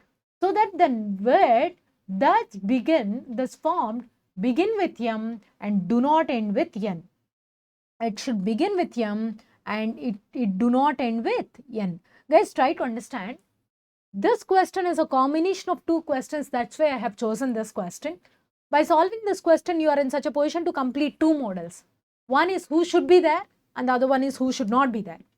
So whenever you come across both the merge of both the questions, first of all, please do complete who should not be there. Try to understand. It should not end with N. Means the last word, the last letter should not be N. Then who should be there? M. Who are eligible? M, O, D, A, Y. Guys, I'm talking about which place? Last place, only one place. I'm talking about only one place. That's why I'm writing P1. Any one person is allowed out of how many people? 5 people. Guys, let me tell you the meaning of 5P1. Out of these 5 letters M, O, D, A, Y, I have arranged one person. Who is that one person? He can be either M or O or D or A or Y. M, one person, or addition O or D or A or 5. How many numbers are added? 5. No, M1, O1, D1, A1, Y1. That's where the answer became 5P1, which is nothing but 5. But let me tell you how to eliminate the letters. Out of 5 letters M, O, D, A, Y, you have chosen one and you have arranged one. Let him be Mr. M. Madam, why you are saying M? So guys, there is no restriction. It can be Y. It can be N. Okay, try to understand. Sorry guys. It should be begin with M, no? Yeah, first of all, do complete your beginning. Yeah, whoever is required, complete that, guys. So means, please do fill the first place with M. Okay, the first place should be filled by M. How many places that I'm talking about? One place, that's why I'm writing 1. So, it should be filled with M. So, how many letters are eligible? 1 letter is eligible. Do that. Now, who went out of our race? M. Because M is already occupied in the first place. Who is not eligible for the last place, guys? Yes, sorry guys. O, D, A, Y are eligible because N is not eligible. No. So, how many members are eligible for the last place? 4 members. Out of 4, we are filling up any 1. Guys, tell me the meaning of 4P1. I am not asking you about the value of 4P1. I do calculate that. I am asking you to tell the meaning of 4P1. What is the meaning of 4P1? Filling up 1 out of 4 people ODAY. Who is that one fellow? It's up to you. Take any one of your choice. I am assuming that he is O. So, M is there in the first place. O is there in the last place. Means for the remaining 4 places who are eligible, N, D, A, Y, how many are eligible? 4 are eligible. How many places are there? 4 places. 4 letters, 4 places. So I must write 4P4. Now guys, most of the people have a lot of confusion about whether I am using plus here or into here. Guys, you are talking about a word consists of how many letters? 6 letters. If I say that this is a 1 letter word, this is a 4 letter word, this is a 1 letter word, 1 letter word or 4 letter word or 1 letter word means any one. But what am I talking about? I am talking about a 6 letter word, means 1 letter and 4 letters and 6 letters. All these 3 together gives me 6 letters. And means I have already told you it is multiplication. So try to understand the importance of using and or. Okay. So your answer is 1P1 into 4P4 into 4P1. Okay. So guys, so by mistake I told you that you have to start with do not. No guys, you have to start with the place which needs the letter. So first of all, please do complete the place which needs a particular letter and then go for the remaining things. Okay. So now your answer is 4 into 4P1. 4 into 4P1 means 4P4 into 4P1. 4P4 means 4 factorial, which is 24 into 4. 24 into 4 is going to be 96 and that is there in option C. So next, let me show you the next question guys. This is my next MCQ, MCQ number 31. So read out the MCQ. It's all about arranging girls and boys, vowels and consonants. All these things will come here. The number of ways of seating. So guys, look at this. Number of ways of seating. We are talking about seating. So every time if you are dealing with a new question, try to understand whether you are dealing with permutation or combination. Madam, then why you chose permutation for the previous question? Guys, I have already told you. If I am talking about a word, it's a permutation. Now look at the question. The number of ways of seating 6 boys and 5 girls in a row. How many boys need to be seated? 6 boys and 5 girls in a row, so that no 2 girls sit together. Guys, it means, let me tell you the literal meaning of this. Not even 2 girls sit together. No 2 girls means not even 2. Means not even 2, not even 3, not even 4. Try to understand. Not even 2 are allowed, then how are 3 allowed? Yes, got it? Not even 2 girls sit together. Means both the girls must be separated by boys. Between girls, who should come? Boys. Then only the girls will be separated. No. So, whenever the condition like this was given on girls, give the first seating to boys.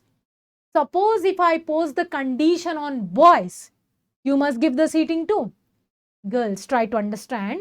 If the condition was like no 2 girls sit together, the condition was given on girls, give the seating to boys. The condition was given on boys, give the seating to girls. Now the condition was given on girls, no. So let me give the seating to boys. So guys, how many boys are here? 6 boys, no. So let me give the seating to 6 boys, girls. Guys, remember, the order is not like this. For your understanding, I am writing the names of boys like B1, B2, B3, B4, B5, B6. So guys, tell me, in how many ways you can arrange all these 6 boys in a line? N members be arranged in a line in how many ways? N factorial. So 6 boys be arranged in 6 factorial. Guys, try to understand. You have to arrange both boys and girls or only boys? Look at the first line. Yes, you have to arrange both boys and girls. Try to understand. So, it's not about arranging girls only. It's not about arranging boys only. You have to arrange both boys and girls. You're done with arranging boys only, but you need to arrange girls. So, boys and girls, no. That's why I'm keeping into symbol. Now, for these kind of questions, identify the gaps that are formed because of boys, including the first gap. Okay.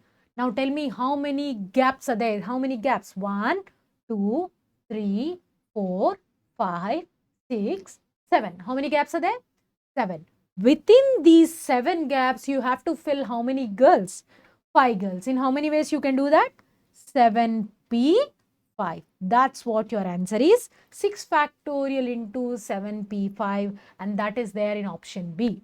Guys, for suppose, for the same question, if I have asked you, I have 6 boys and 5 girls, the number of ways of arranging 6 boys and 5 girls in a row such that no 2 boys sit together, how do you solve it? Yes, the condition was given on boys, no. This time we'll give the seating to girls.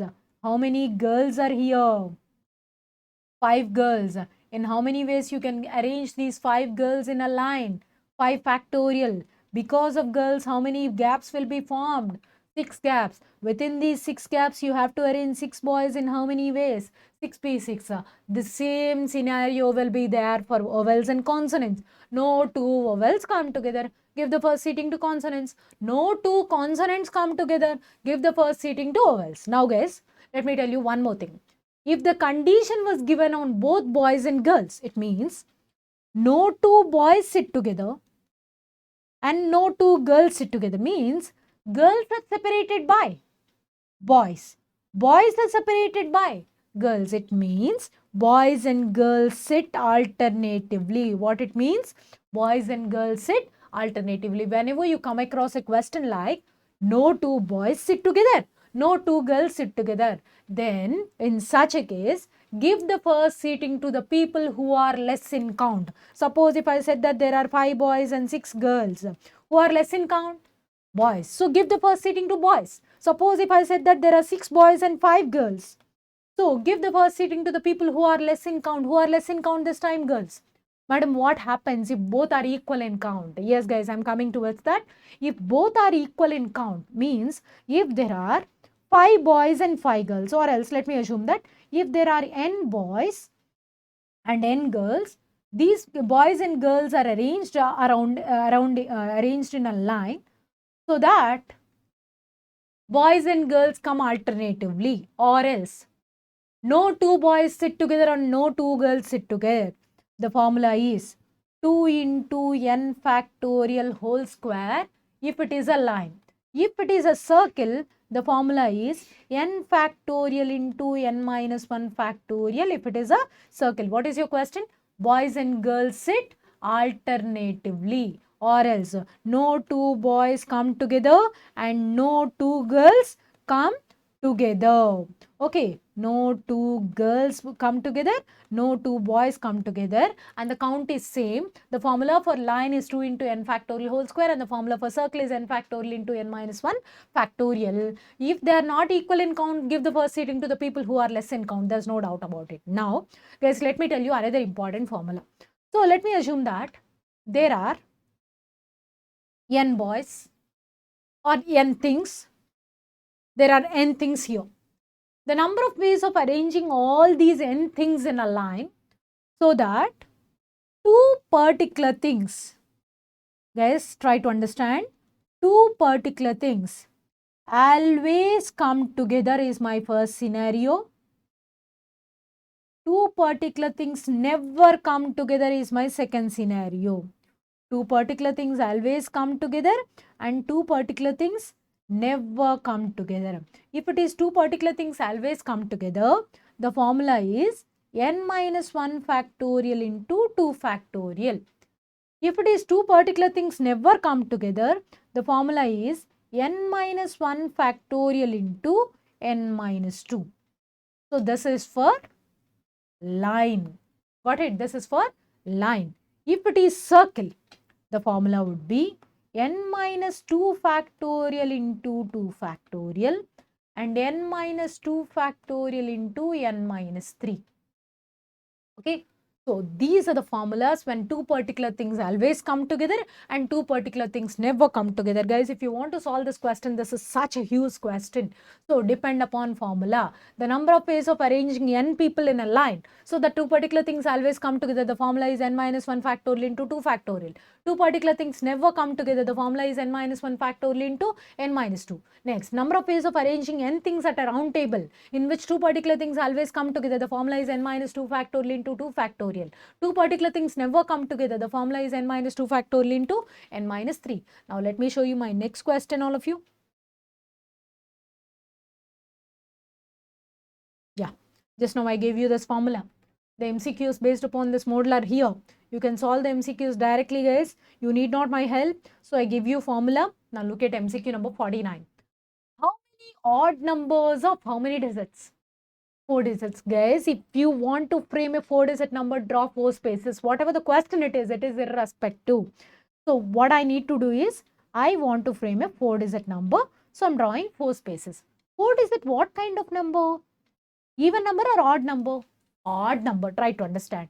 When do you say that a number is odd? If the units place was occupied. Units place means this place, guys. If this place was occupied by an odd number, that can be formed with the digits 0, 1, 2, 3, 4, 7 and 8. Okay. Now guys, listen to me. A number will be odd if its units place was occupied by an odd digit, right? So what are your odd digits? 1, 3, 7. 8 is also an even number, no? So how many digits are allowed for the units place? 3. Out of 3, we are filling up all the 3 or any one? Any one, because we are talking about one place. Guys, tell me the meaning of 3p1, not the value. 3p1 meaning is arranging one person out of the 3 people, 1, 3, 7. Who want you to be there? It's purely an assumption for the count sake, guys. Let it be 1. Guys, 1 came to the last place, no? Now tell me who are eligible for the remaining places. 0, 2, 3, 4, 7. Guys, people will be afraid of 0. Do not be afraid of 0. Count 0. 0, 2, 3, 4, 7, 8. How many members are eligible? 6 members. How many places are there? 3 places. If you are dealing with 0, write 6p3 because 6 digits are eligible and 3 places are there. Since you are dealing with 0, reduce both of them by 1 and subtract it, then you are done. 5p2 because I told you to reduce 1, no? 6 minus 1, 5, 3 minus 1, 2. This you can use at anywhere 0 comes. Means, tell me the number of 4-digit numbers that can be formed with these 5 fellows. So I need a 4-digit number, no? So how many digits are there? 5. So I can write 5p4. Since there is a problem with 0, write 4p3. Reduce them by 1. Suppose if I ask you to tell me about 3-digit number. So how many digit number I need? 3 digit. How many digits I am having? 5. So I should write 5p3. Since 0 is there, we have a problem with 0. We must write subtract 1. 4p2. This is how you can do. Now our question is framing an odd number with the digits 0, 1, 2, 3, 4, 7 and 8. So odd numbers are end with odd digits only. So units place must be occupied by either 1 or 3 or 7. That's why I'm writing 3p1. I'm assuming that 1 came at the last place. Guys, there is no restriction. If you want, you can assume 3. So strike off 3. Tell me how many digits are pending? 1, 2, 3, 4, 5, 6 again. So how many places are there? 3. So I have to write 6p3 minus 5p2. Reduce them by 1 and write. Now take your calculator and tell me what is 6p3. 6 into 5 into 4, which is 120. And 5p2, 5 into 4 means 20. 120 minus 20 is 100. 100 into 3 is 300. See how simple it is. So guys, certain times it is better to use your tricks rather than solving the question, because it takes a lot of time if you want to solve it, guys. So now guys, look at the next question. Guys, this one I have already given you, but let me tell you the way of solving this question again. The number of ways in which the letters of the word arrange be arranged. First of all, let me tell you how many letters of the word arrange be arranged. I wanted to know that because I need to draw gaps. No, every time before starting a new question, I feel that I need to draw gaps. How many gaps do I need to draw? It depends upon the question. Any number of how many letter word that I need to write? We haven't given you any information. In such a case, we have to take all the letters. How many letters are there in the word arrange? A, R, R, A, N, G, E. How many letters? 7 letters.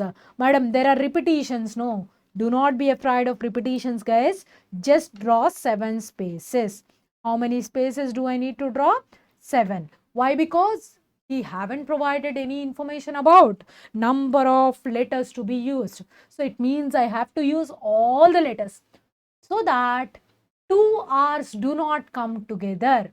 Who should not come together, guys? Two R's do not come together. Guys, two particular things never come together. What's your formula? Yes, n minus 1 factorial into n minus 2. Totally, how many letters are there with me in the words arrange? 7. It means n equal to 7. So, your answer is 7 minus 1 factorial means 6 factorial into 7 minus 2 means 5. But guys, let me tell you one thing. There is a word arrange that you are talking about. So, in this word, there are repetitions. So, R got repeated twice, no, right? By 2 factorial. A got repeated twice, no. So, write by 2 factorial means whatever your question is, the formula is same. But since there are repetitions, write down those repetitions factorial in denominator.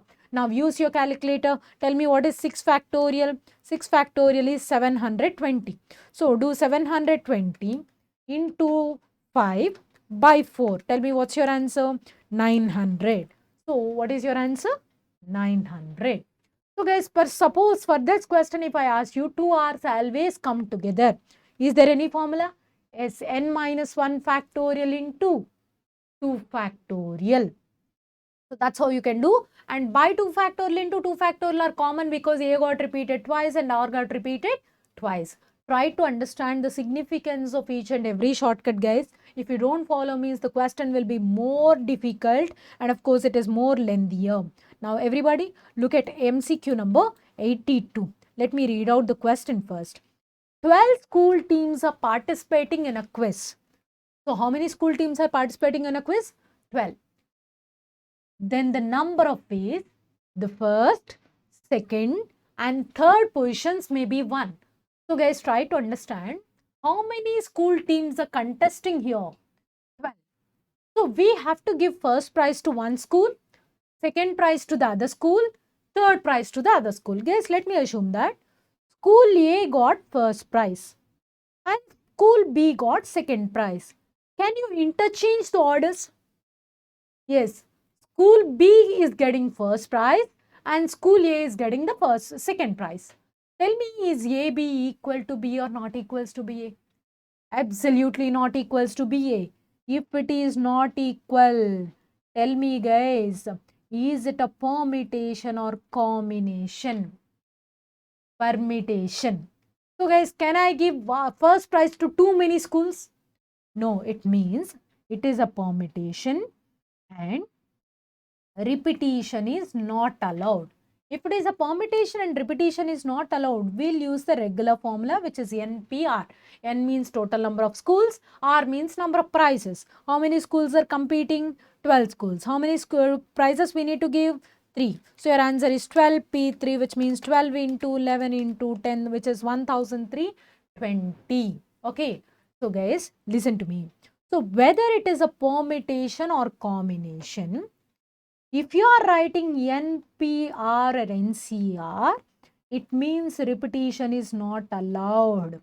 If repetition is allowed, whether it is a permutation or combination, the formula is n power r only.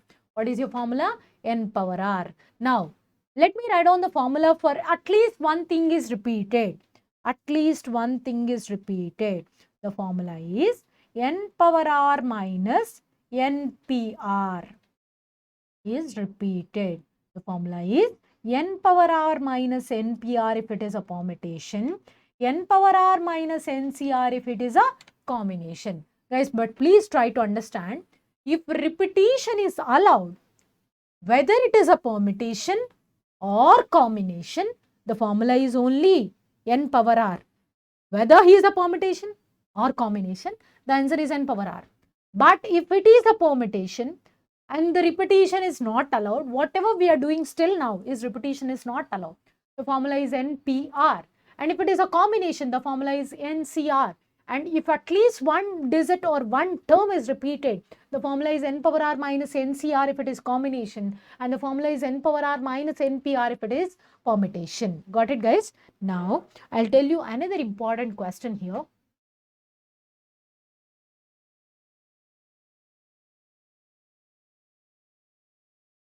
Just a moment, guys. Look at 81. In how many ways 4 prizes be given to 5 boys? Here the problem is, who are given to whom?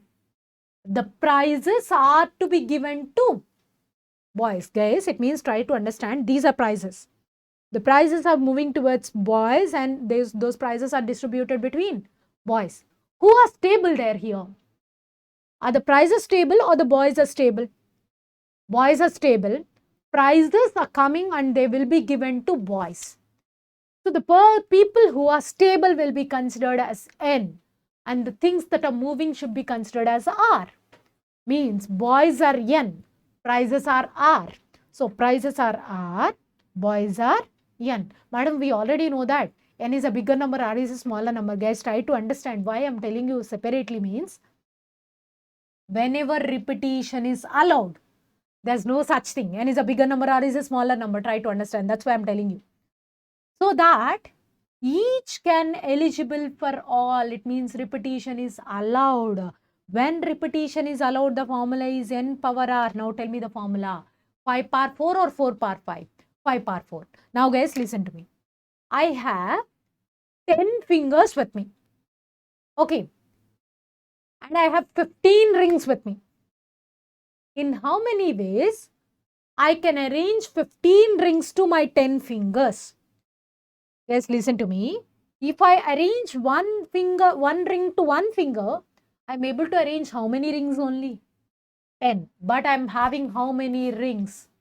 15 rings. Means each finger should hold one ring or more than one ring. More than one ring.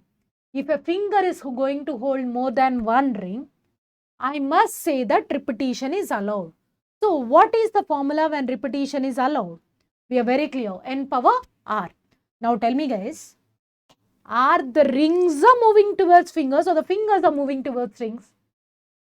I'm arranging rings to fingers. I'm arranging rings to fingers. So fingers are stable. Who are moving there? Rings. So fingers will be considered as N. Rings will be considered as R. So your answer must be 10 power 15. Try to understand. So this is how you need to understand. Whenever there is a chance of repetition, who is N and who is R. So try to understand that, guys. So whenever nothing is specified, we'll feel that repetition is not allowed only. Okay. Now look at MCQ number 93. If 18CR equals to 18CR plus 2, then RC5. So guys, there's a sincere reason behind taking this question from my side, guys. Because people will say that if NCR equals to NCS, then they will write either R equal to S or R plus S equal to N. Both of them are correct formulas. So now, for our question, we don't know whether we need to use the first thing or second thing. But what I want to tell you is, whether you are dealing CA foundation or CMI foundation, don't take this. Take this one only. This only will give you the correct answer. Whatever the MCQ that is there in your CA foundation material or CMI foundation material, this will definitely work out, which is R plus S equals to N. Now guys, look at this. It looks like NCR equal to NCS. What I've told you, don't take R equal to S. It is your time waste task because R means R, S means R plus 2. So you are getting 2 equal to 0. That's a contradiction, right? So don't take that, guys. Simply avoid it. Let me tell you. So don't take it. Simply avoid it. Instead of that, take R plus S equal to N. Means, what is R here? R plus S means R plus 2 equal to N means 18. Guys, can you please calculate R value? 2R equals to 16 because if this 2 comes to right side, it will be minus 2. So 2R equals to 16 and hence R equal to how much? R equals to how much? 8. So you need to calculate RC5, which means 8C5. So tell me the way of calculating HC5. 8 into 7 into 6 into 5 into 4 by 5 into 4 into 3 into 2 into 1. But don't do that, guys, because is 5 is more than half of 8? Yes. What is half of 8? 4, no. 5 is more than 4, no. 8c5 is nothing but 8c. Guys, tell me what is 8 minus 5? 3. So it is enough to calculate 8c3. 8c3 means 8 into 7 into 6 by 3 into 2 into 1, which is 56. So that the answer is 56. So try to understand, whenever you come across a question like NCR equals to NCS, do not come up with R equal to S. Simply write R plus S equal to N. That is the biggest thing that you can do. Do not start off writing your question with R equal to S. Okay, now let me show you my next question, all of you.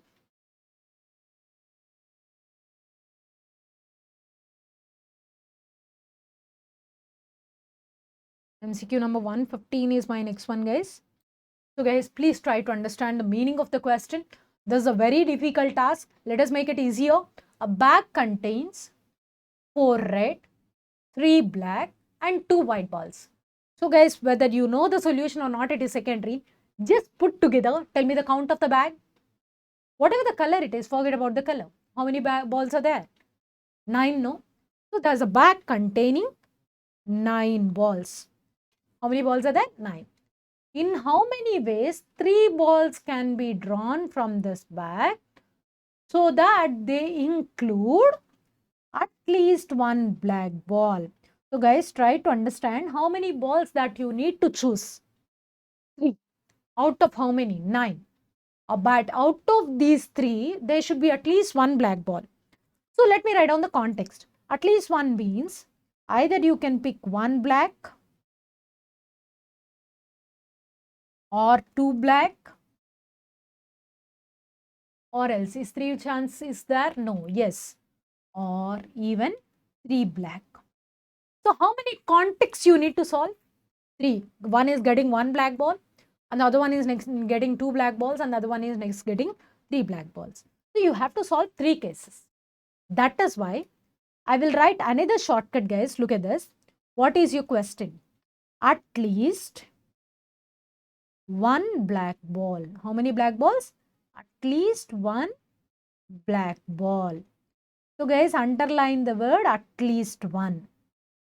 Here we are writing the opposite word. That is why, so number of ways of getting at least 1 black ball equal to n of mu minus, we are writing complementation, guys. So at least 1, the opposite word of at least 1 will be always 0. Try to understand. Replace the word at least 1 with 0. Black ball. Guys, suppose if I said that at least 1 vowel is there, opposite word 0 vowel. At least 1 consonant, opposite word n of mu minus n of 0 vowel. That's how you can write. Now everybody, look at this. N of mu, total number of ways of selection. I've already told you, whether you know the solution or not, it is secondary. Tell me the total number of balls. 9. Out of 9, I have to pick how many? 3. So I have to select 3 balls out of 9. And how many ways I can do that? 9C3. Madam, why you are not writing permutation here? Guys, look at this. There's a bag. By closing my eyes, I have chosen 2 balls. Let them be A, B. Roll the reverse. Reverse the roles. B, A. I've chosen A, B. I've chosen B, A. Is there any difference between A, B and B, A? No difference. I got the 2 balls put together. So I have to write combination. Got it? Now, 0 black ball. Let me tell you the literal meaning of 0 black ball. No black ball is there.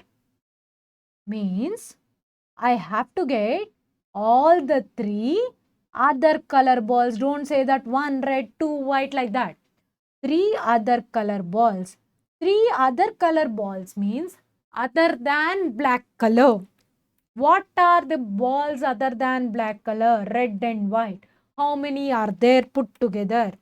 6. Out of 6, I need to get how many other color balls? 3. So I must write minus 6C3. Guys, calculate 9C3, 9 into 8 into 7 by 6, M plus 6C3, 6 into 5 into 4 by 6, M minus MRC. And the answer is 64, and that is available with option A. So try to understand.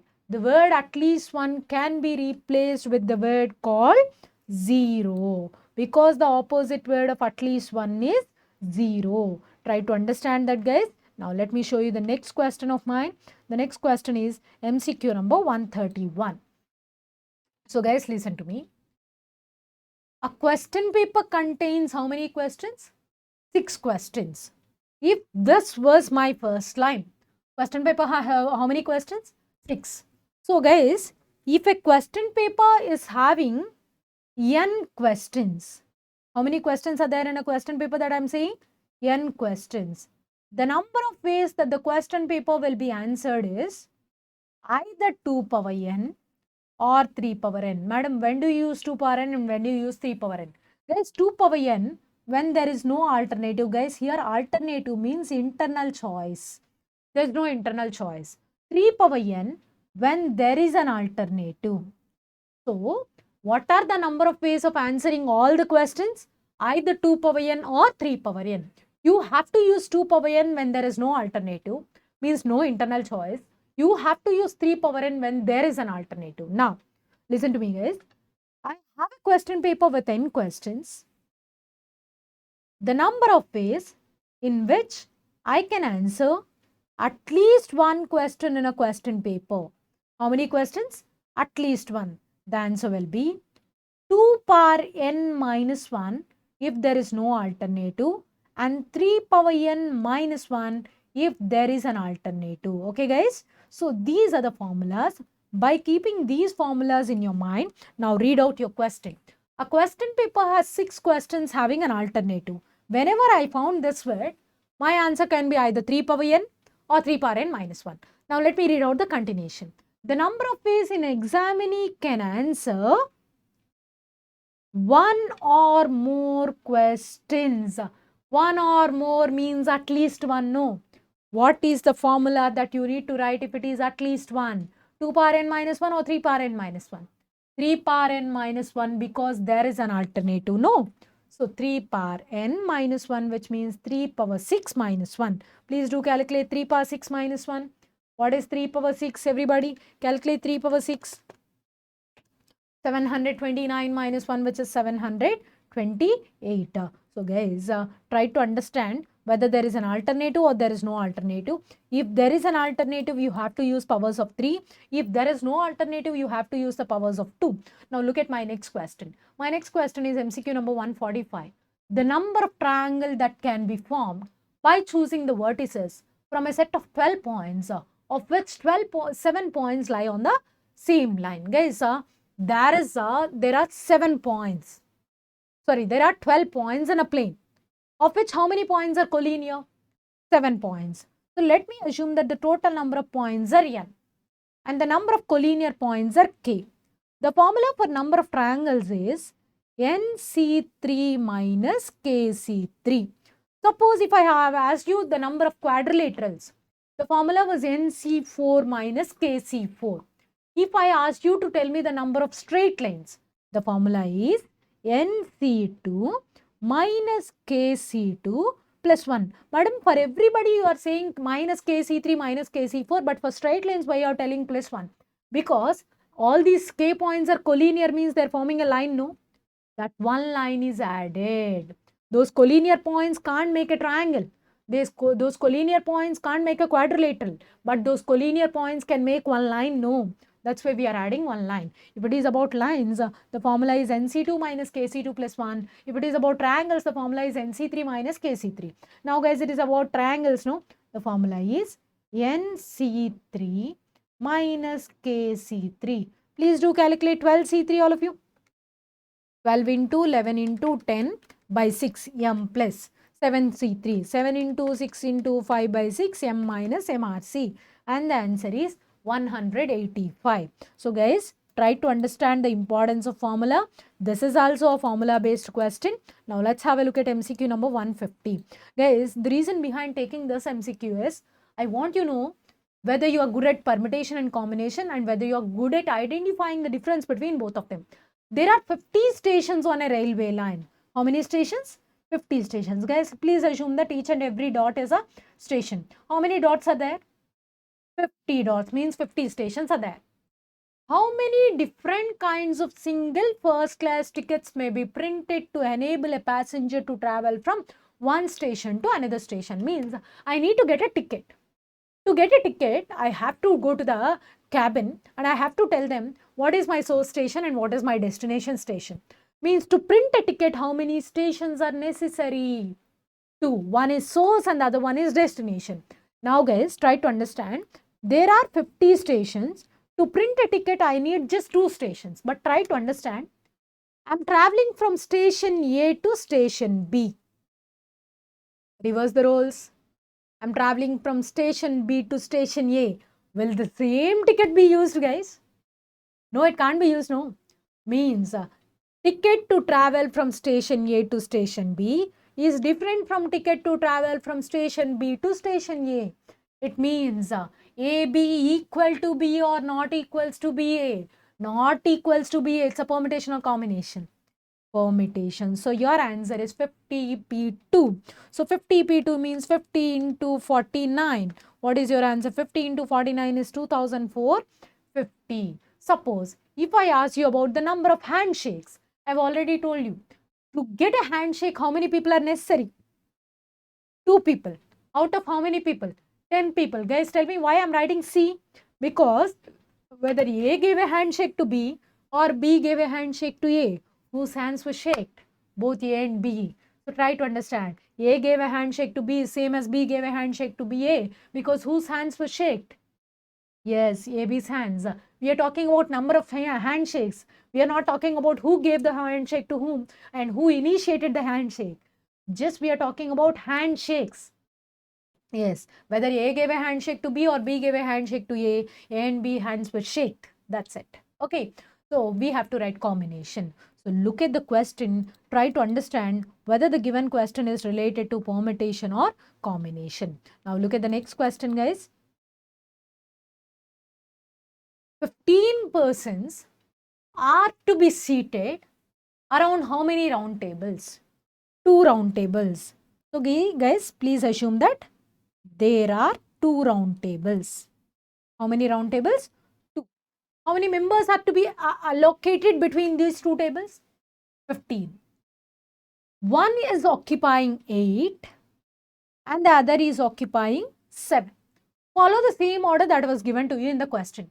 The first one is occupying 8 and the second one is occupying 7. Find the number of ways in which they be seated. Yes, how many people are there? 15. If you don't send them, means they will not go. Out of 15 people, you need to send how many people to the first circle? 8. So select them and send them. In how many ways you can do it? 15C8. Yes, tell me the meaning of 15C8. Out of 15 people, we have sent 8 people to the first circle. After sending 8 people to the first circle, tell me how many members else are there? 7 members.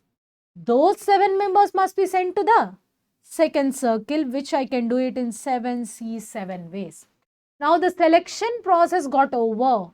Now you have to arrange them. In how many ways these 8 members be arranged at a round table? 7 factorial. In how many ways these 7 members be arranged at a round table? 6 factorial. Now guys, tell me what is 7C7 equals to? 1. So I'm not writing it. Guys, what is half of 15? 7.8, 7.5. This 8 is more than 7.5. That's way they're writing what is 15 minus 8? 7. So 15C8 is nothing but 15C7 into 7 factorial into 6 factorial. Actually, I should write 7C7, but 7C7 value is 1. So your answer is going to be 15C7 into 7 factorial into 6 factorial, and that is there in option D. So guys, try to understand whether a question is related to permutation or combination. If it is a permutation, is there any restriction? If it is a combination, is there any restriction? K particular persons are always included, excluded. I gave you the formulas for everything. So guys, it's not about reading the question or writing the answer. It's all about how you read the question. Your reading plays a very important role. So read out the question repeatedly. Not only this concept, of course, the probability concept also simply slightly connected to this fellow, no. So it's all about reading the question. If you are good at permutations, then probability is a cakewalk for you guys, because probability has MCQs which are just 50% of the topics that are covered in permutations. The very simple MCQs that are covered in probability concept compared to permutations. If you are good at the basics of permutations, then you will be able to complete all the 100% of MCQs from probability, guys. So start preparing concept by going through this video. So it will be very easy for you to prepare. Okay. So let's get into the next concept, guys. The next concept, of course, very important concept, which is called as time value of money or mathematics of finance. So from this concept, you can expect 10 to 14 marks, guys. It means it is 33% of your entire maths weightage. If it is 14 marks, it is 33% of your entire maths weightage. So means you must understand the significance or the importance of this topic for your final exam. You should not take any choice from this topic, guys. You must touch each and every corner of this concept. So the usual preparation time for this concept is definitely be more than 15 hours, guys, because it is itself 33%. So if you are able to prepare this concept with 2 or 3 topics, then you will definitely able to score good marks in your maths exam. You are able to score more than 50% if you are able to prepare time value of money fully with 2 or 3 other topics. You will definitely get more than 50% of marks. So try to understand the significance of this time value of money, and in this video we are going to complete this time value of money concept mostly in 3 to 4 hours of time, guys. So I'll definitely touch each and every corner. Do not be worried about touching all the corners. I'll touch each and every corner of this concept. So I'll give you whatever the possible shortcuts that are related to time value of money. I'll teach you every calculator tip that is related to time value of money, guys. So before getting started, I just wanted to know what is the meaning of this your heading called time value of money. Value of money due to time. Try to understand value of money. Divide the total heading into 2 parts. Value of money due to time. Value of money due to time. So, for example, let me assume that I bought a gold worth of 10,000 during 2021. Now, the value of that gold became almost 15,000.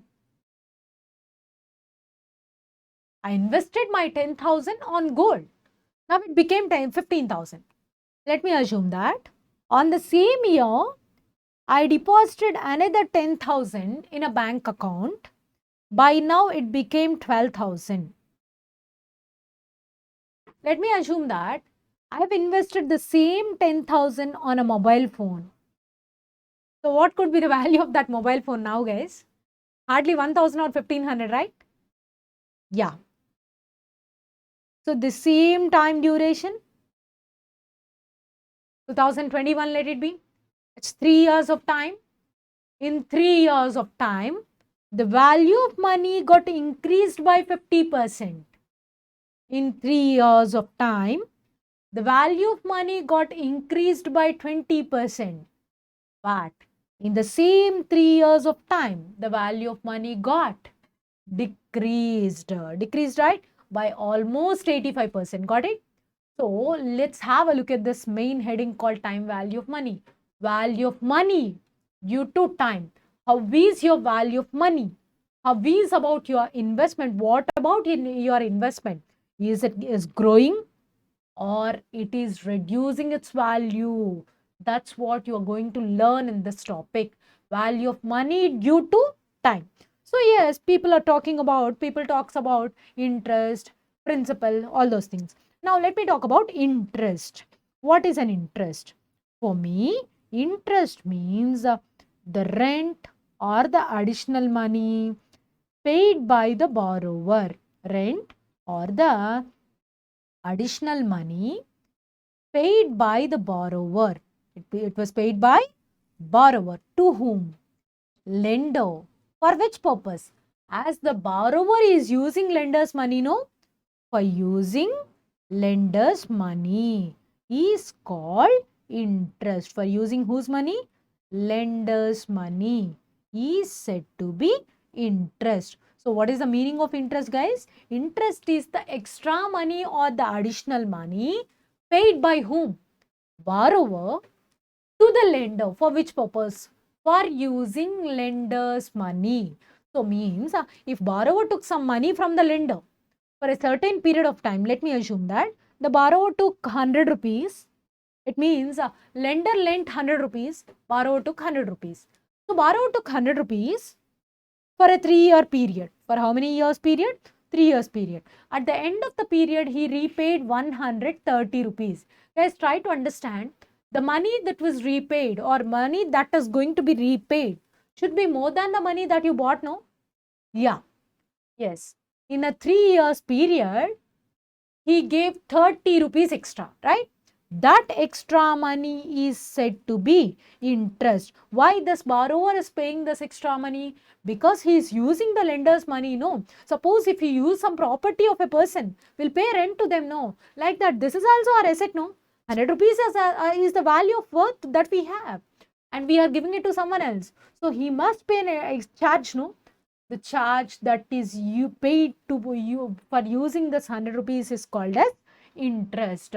This interest calculation can be done in two ways. One is simple interest and the other one is compound interest. Later we can talk about that. But first of all, try to understand the meaning of interest. Extra money paid by the borrower for using lender's money. So how much extra money is paid? 30 rupees. That extra money is called as an interest. How much money was borrowed? 100 rupees. That the money borrowed or lent is called as principal, or else we can call it as sum, or else we can call it as initial value, or else you can call it as present value. Guys, why I'm calling it as present value? Because I'm having 100 rupees with me and I'm giving it to someone else. With me, what is the present worth of my property or my money? 100 rupees. After giving it to someone else repaid how much? 130 rupees. Means what is the future value of this 100 rupees? 130 rupees. That is called as future value. People also call it as amount. How do you call it as? Amount. Or you can also call it as final value. What is the final value of this 100 rupees after 3 years? 130. Okay. Now guys, try to understand. This principal is denoted by P. So what is P equals to? 100 rupees. And what is your interest equals to? 30 rupees. What is your time duration equals to? 3 years. So what is your amount equals to? 130. And now what is the meaning of amount? Amount is the initial value along with extra money, right? Means I can write amount equals to principal plus interest. Amount equals to what? Principal plus interest. Then interest equals to what? Amount minus principal. Interest equals to what? Amount minus principal. Guys, now let me tell you another important concept here. So guys, for a 3 years period, how much extra money was paid? 30 rupees. On how much? 100 rupees. On 100 rupees, for a 3 years period, he paid how much? 30 rupees. Now, let me talk about very important word called R. People will write R means rate. Whose rate and which one's rate? R means rate, percent, per annum. Try to understand. R means rate, percent, per annum. What is the meaning of R? Rate, percent, per annum. Guys, try to understand the last word. What is the last word? Per annum. Per annum means per 1 year. No. It means for 3 years he's paying 30 rupees. Means for 1 year he'll pay how much? 10 rupees. So rate per 1 year is 10 rupees. But you must understand this word. What is this word, guys? Rate per cent means 100 rupees. On 100 rupees, he is charging how much per annum? 10 rupees. So your rate of interest is 10% per annum. That's what you will write. So don't call R as rate simply. So guys, try to understand. There is no shortcut for formula. There are shortcuts for MCQs. So don't read out R as rate. R means rate, percent, per annum. Let me repeat. R means rate, percent, per annum. Rate charged for every 100 rupees in a span of 1 year is denoted by R. Now, let us talk about simple interest. People say that simple interest is such an interest. Simple interest is such an interest. Simple interest, they'll denote it with SI. So, simple interest is such an interest in which both principal and interest are constant throughout the period of time. Principal and interest are constant throughout the period of time. Who are constant? Principal and interest are constant throughout the period of time. For example, let me take my principal is 100 rupees. My principal is how much? 100 rupees. So guys, my rate of interest is 10% per annum and my time duration is 3 years. So guys, try to understand what is my rate of interest? 10% per annum means my interest calculation should be done at the end of every year. Per annum, no. So means for 1 year, I'll be getting 10 rupees as my principal is 100 rupees. If my principal is 200 rupees, I have to calculate 10% of 200. If my principal is 250 rupees, I have to calculate 10% of 250 rupees. Do that. Okay. Now, the same principal will be forwarded to the next year, guys. Means the next year principal is also 100. Again, we have to calculate the interest for only 1 year. For 1 year, we need to charge only 10 rupees. Now, the same principal will be forwarded to the next year. Again, we have to calculate the interest for how many years? 1 year. For 1 year, what is the interest amount that we are getting? 10 rupees. Now, guys, please observe. How many years got completed? 3 years. What is the principal for the first year? 100. Second year? 100. Third year? 100. So, is the principal is constant or varying? Constant. What about interest? Interest for the first year 10 rupees, interest for the second year 10 rupees, interest for the third year even 10 rupees. Can you please read out the definition of simple interest now? Simple interest is such an interest in which both principal and interest are constant throughout the period of time. As I can see, my principal is constant and my interest is also constant.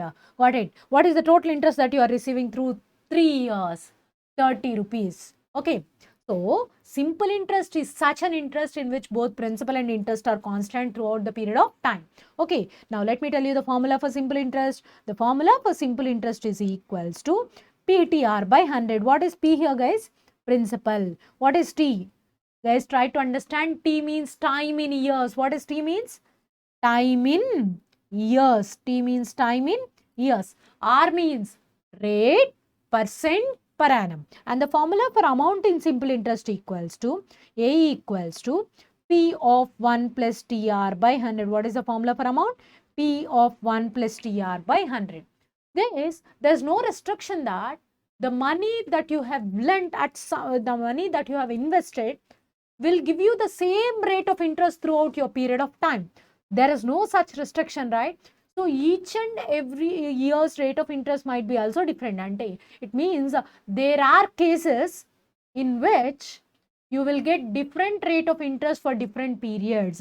In such a case, the formula for simple interest is equals to P of, principal is constant, guys, but rates of interest are different for different time periods. So, write T1 R1 by 100 plus T2 R2 by 100 plus T3 R3 by 100 plus and so on. Whatever the number of years and whatever the rate of interest that you are having, write it down. Now, let me write down the formula for amount. Amount equals to P of 1 plus T1 R1 by 100 plus T2 R2 by 100 plus and so on. It means R1 is the rate of interest for T1 years, R2 is the rate of interest for T2 years, Of course, if R3, T3 are there, R3 is the rate of interest for T3 years.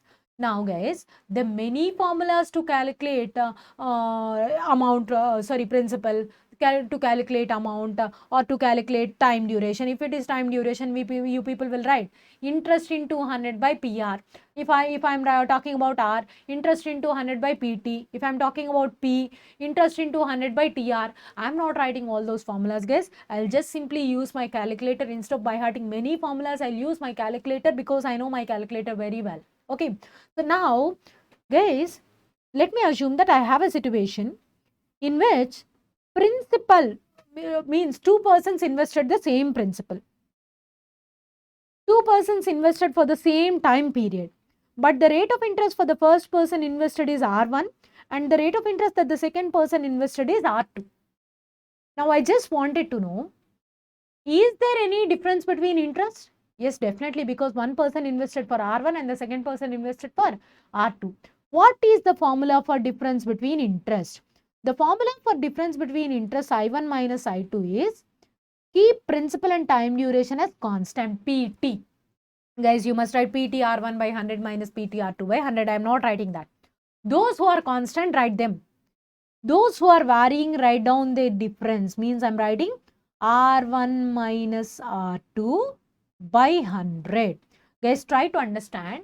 If the principal is constant for both the people, difference between interest is equals to difference between amounts also. Means there is no difference in the interest and there is no difference between interest and amounts.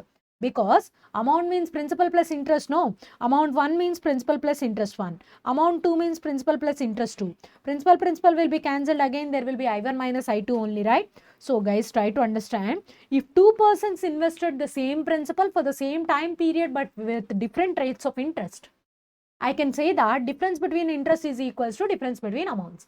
So, madam, is it the only context that we have to use this formula? No, guys. So, there are certain cases in which I have to calculate a interest on a particular sum for a particular rate of interest at a particular time. But by mistake, I entered the wrong rate of interest. So, I'll definitely get the difference between interest, no? So, in such a case, means my principal is same, my time duration is same. By mistake, I took the wrong rate of interest. Means instead of R1, I took R2. Or instead of R2, I took R1. In such a case, I'll get the difference of interest, no? For those kind of cases also, you can use this formula. Now, let me go to the next context. My principals are same in both the cases. My rate of interest are also same in both the cases. But my time duration is different in both the cases. In such a case also, difference between amounts is equals to difference between interest as the principals are same. In this case, can you guess the formula, guys? Yes, keep P and R are constant and calculate the difference between times by 100. Got it, guys? This is what the formula for difference between amounts or difference between interest. Coming into the most important concept. So, guys, there are cases in which only principals are varying, but time duration and rate of interest are same. So, guys, in this case, is the difference between amounts and difference between interests are same? No, because principals are not same. No, since the principals are not same, we can't tell that difference between amounts is equals to difference between interest. In this case, difference between amounts is not equals to difference between interest. First of all, you must understand that. Why? Because your principals are not same, difference between amounts and difference between interests are not same. Now, I am telling you the formula for difference between interest. So, I have already told you. Those who are constant, keep them as constants. Those who are varying, calculate the difference between them. P1 minus P2 into TR by 100. So, this is what difference between interests means. He took the same time duration rate of interest, but by mistake, it's a clerical mistake. Instead of 8,200, he took 2,800. It's an entering mistake, no? Yes, it's a typing mistake. No, he'll definitely get a different amount. No. So, in such a case, you have to deal with these kind of formulas. Now, coming into the other one. Guys, I have the huge amount, but I don't want it to invest it at a single investment. I just wanted to split my investments. So I just wanted to invest my first principal, I just wanted to invest my first part at R1 rate. And I just wanted to invest my second part at R2 rate. And I just wanted to invest my third part at R3 rate. So how many parts that I'm splitting up? 3 parts. Let me assume that my first principal is P1 and my second principal is P2 and my third principal is P3. I'm investing P1 at R1 rate of interest and I'm investing P2 at R2 rate of interest and I'm investing P3 at R3 rate of interest. Now I just wanted to know what is the total capital that I invested. P1 plus P2 plus P3. Now I just wanted to know what is the combined rate of interest for the whole sum. It is nothing but calculating combined arithmetic mean, guys, because the rate of interest for the first principal is R1 and the rate of interest for the second principal is R2 and the rate of interest for the third principal is R3. So what is the combined rate of interest? That's what I'm asking. So it's not a new question. You already aware of this one in central tendency concept of your statistics, no? So means I can write R123 combined rate of interest is equals to, means it is the rate of interest that is combined after 3 principles. P1R1 plus P2R2 plus P3R3 by P1 plus P2 plus P3. So this is called as combined rate of interest, which is, you can call it as R123 in your statistics. In mathematics, we don't write R123, guys. Instead, we'll write combined rate of interest R. R equals to P1R1 plus P2R2 plus P3, sorry guys, P2R2 plus P3R3 by P1 plus P2 plus P3. So there you can see N1 X1 bar plus N2 X2 bar plus N3 X3 bar by N1 plus N2 plus N3. Do you guys remember? So that's how you can do that. So see how simple it is. If you are able to understand the concept, it's not about solving many questions, guys. It's all about understanding question. Now, let's get into simple interest concept. I'll complete the simple interest concept, guys. So, and then I'll talk about compound interest. Let me teach you simple interest MCQs, guys. So, I have taken, sorry guys, I've taken some of the MCQs here. I'll show you all the MCQs that I've taken here. So, guys, I'm not going to solve all the MCQs here, but I'll solve some of the MCQs which are different MCQs. Okay, next.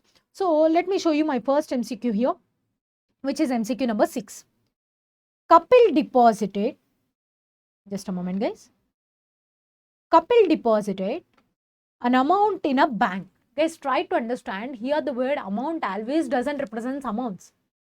The word amount is an alternative term or a synonym for the word money. So don't consider that always the word amount represents amount in your simple interest. Try to understand. Couple deposited some amount means couple deposited some money. The deposit is called as your initial value or final value. Initial value, yes. Couple deposited some money in a bank for how many years? 7.5. I'm not writing 7.5. I'm writing 7.5 years. Okay. I don't want to convert it into an improper fraction again. At a rate of interest of 6% per annum simple interest. Couple received 1,01,500 at the end of the term. What is your term? 7.5 years. After 7.5 years, couple received 1,01,500. After 7.5 years means is it the present value or future value? Future value. How do you denote future value with? Yay. Got it? So what is your rate of interest? 6%. Now, what is it we need to calculate? Compute the initial deposit of couple. Means I have to calculate the principal. Guys, for this question, option verification is 100% possible because you are dealing with amount, no? Tell me what are all the terms that are involved in the formula for amount? P of 1 plus TR by 100. In your options, P is there. Am I correct or not? In your options, P is there. In your question, who are there? Who are there? Amount is there. Time duration is there, rate of interest. Means if your question and options are together having all the terms in the formula, option verification is 100% possible. If you want to do that way. But I'm solving the question, guys. So let me show you the solution, guys. So amount equals to, write down the formula first. Writing down the formula is very important, guys. If you are good at formula, just simply go for substitution. Now I'm writing the formula for amount. What is my formula for amount? Amount equals to P of 1 plus TR by 100. So I know what is my amount. What is my amount? 1,01,500. 1,01,500. 1000, sorry guys, 1,01,500, and that is equals to P of 1 plus what is your time duration? 7.5 years, and your rate of interest is what? 6%. Guys, it's completely your calculated task. Please do complete the terms that are inside of bracket. Means do 7.5 into 6, 7.5 into 6 by 100 plus 1. This is what I'm having. Are you able to see? Yes, 1.45. So this 1.45 is multiplying here. If you bring it to the left side, it will be dividing. Dividing means divide inverse. Inverse calculation. Divided by equals to. Just do divided by equals to. If you do divided by equals to, you will get something. That's something into 1,01,500. 1,01,500. What's your answer? You'll definitely able to see 69,999, which means 70,000. Means you need not write anything on the paper. You just simply need to substitute. So what is the principle that you have got, guys? 70,000. Madam, you told us option verification is possible. Guys, I'll tell you a bit faster, guys, because we have to cover more MCQs, no? So your principle is 70,000 according to option C, no? What is the formula for amount? Tell me the formula for amount. Amount equals to P of 1 plus TR by 100. So what is your time duration? Your time duration is 7.5 years. 7.5 into rate of interest 6 by 100 plus 1 into principal. According to option C, what is your principal? 70,000. Do 70,000. What is it you got? 1,01,500 means verified. That's how you can go for option verification. Guys, I've been telling you from the beginning of your mathematics syllabus that option verification is possible at everywhere. Try to understand. Try to understand the significance of each and every MCQ, guys. Now, look at the next question. MCQ number 11. A sum of 46,875 was lent out at simple interest. So guys, if it is lent out, how do you call it as? Principal. At simple interest, and at the end of how many years, guys? 1 year and 8 months. Guys, try to understand your time duration is 1 year 8 months. But what I know is time should be always expressed in terms of years only. So do one thing. To convert months into years, just do by 12. 8 by 12. 8 months is over. But plus 1 is there, no? 1 year 8 months, no? 1.6 bar. Guys, keep it in your calculator. Don't erase it. I know that my time duration is 1.6 bar years. Now guys, the total amount was 50,000. So your amount is how much, guys? 50,000. So guys, do you remember the formula for amount? What is the formula for amount? Amount equals to P of 1 plus TR by 100. Try to understand, guys. Not solving every question matters, guys. How do you solve matters? Because you should not use more number of steps. You know the formula for amount. What is the formula for amount? P of 1 plus TR by 100. Now don't substitute anything. Don't write anything. Keep this formula in your brain. So time duration, you know, 1.6 bar into what is your rate of interest? What is your rate of interest? That's what you need to calculate, no? So I don't know what is my rate of interest. By 100 plus 1 into P equals to A. Yeah, what is your A according to your question? Yeah, erase everything from your calculator. What is your amount? 50,000, no? So enter 50,000. Enter 50,000. So if this 46,875 comes to the left side, it will be divided by, no? Divided by 46,875. I entered 46,875. So you guys are done with this part. Next, minus 1. Yeah, do minus 1. Next, into 100. Next, Nana, by T, Nana.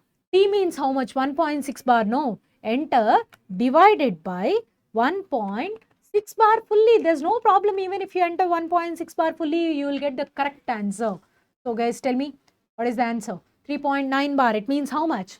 4%. So your answer is 4%, and that is there in option B. Yes guys, for this question also option verification is possible.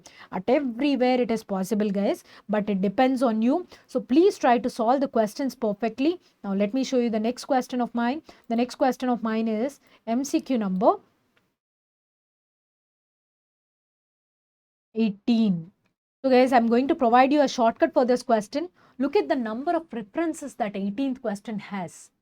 See how many times it is repeated for your exam. So try to understand the significance of this kind of questions guys. I'll tell you a very simple formula to solve this question. In simple interest, a sum of money doubles itself in how many years? 10 years. So guys, if a sum of money doubles itself, write it as a note. If a sum of money doubles itself in T years, then it will become K times of itself. K times of itself in K minus 1 into T years. What's your answer? K minus 1 into T years. So guys, try to understand. Sum of money is doubled itself in how many years? 10 years. Means what is T equal to? 10. No. T value equals to 10. Then it has to become K times. How many times here? Tripled. Tripled means 3 times. So your answer is 3 minus 1, 2 into 10. What is 2 into 10?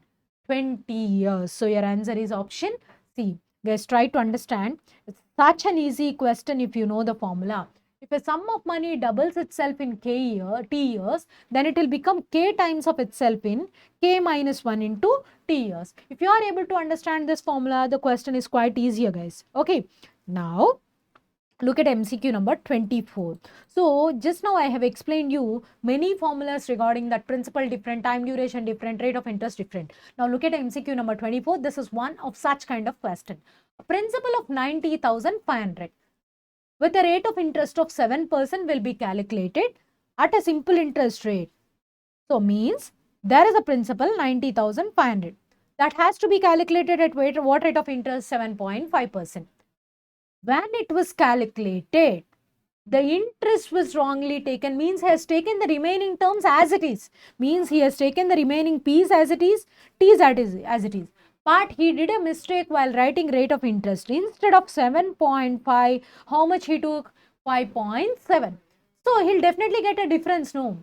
The difference will be how much? 9,774. Then the time period is. So guys, you must understand, he is calculating the interest. Though he is calculating the amount, there is no problem because we know that the difference between amounts is equals to difference between interest. So try to understand, difference between interest is 9,774.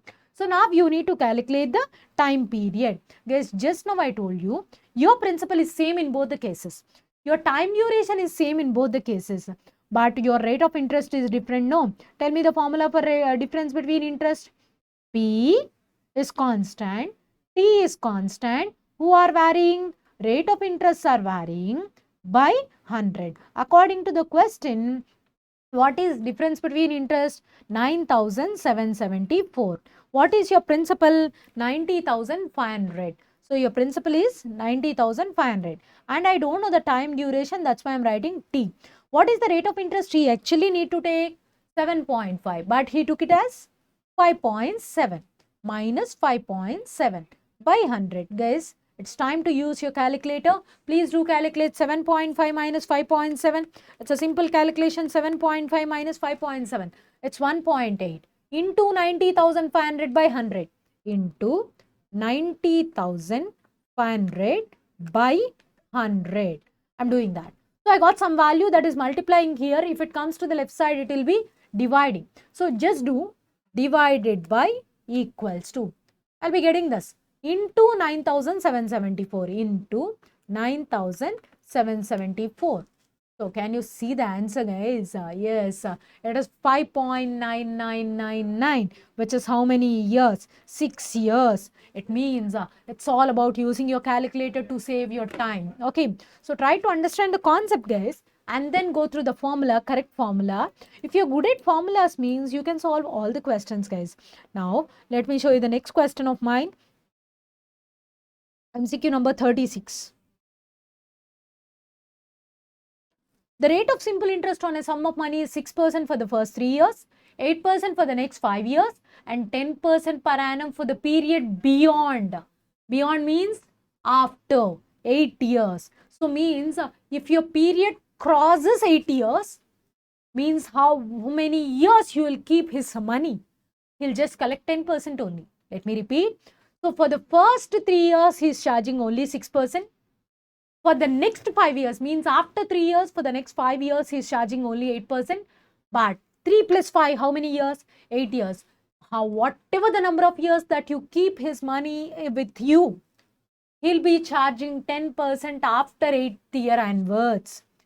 Now, if the simple interest accrued by a sum for a period of 10 years is 1,560, what is the simple interest for a period of 10 years? 1,560. Guys, the first time duration is how many years? 3 years. Next time duration, 5 years. Total time duration, 10 years means what is the period after 8 years? 2 years. Yeah, that's what you need to understand. Means here, he is dividing the total time duration of 10 years into 3 parts. The first time duration is 3 years, the next time duration is 5 years, and the next time duration is 2 years. What is the rate of interest for the first 3 years? 8%, sorry 6%, and then 8%, 6%, and then 8%. The next one is 10%. Okay, what is the total simple interest that he earned? Tell me. 1,560. Tell me the formula for simple interest if your time duration and rate of interest are varying. P of T1R1 by 100 plus T2R2 by 100 plus T3R3 by 100. Guys, if you are good at formulas, you need not write anything on the paper as your simple interest is 1,560. I'll teach you how to solve this question directly. T1R1 means 3 into 6 by 100. T1R1 by 100. So, which symbol is there before T1R1 by 100 plus? So, use M plus. Next, T2R2 by 100 means 5 into 8 by 100. Again, M plus. Okay, next, T3R3. 2 into 10 by 100. Sorry, 2 into 10 by 100 M plus. So, you calculated all these 3 values, no? Now, go to your MRC. Recall everything from your calculator's memory. Are you able to see the answer? This one is multiplying if it comes to the left side, divided by equals to into 1,560 into 1,560. What's your answer? Are you able to see the answer? Yes, it is 1,999.9 bar, which is going to be 2,000. Are you able to understand? So, your principal is 2,000. See guys, calculator matters a lot. Formulas matters a lot. Even if you are dealing with simple interest or you are dealing with compound interest or somebody else, your calculator matters a lot, guys. Try to understand. Now, look at MCQ number 41. So, this is where most of the people waste a lot of time in solving this MCQ. I'll tell you a very simple trick to solve these kind of MCQs, guys. Look at MCQ number 41.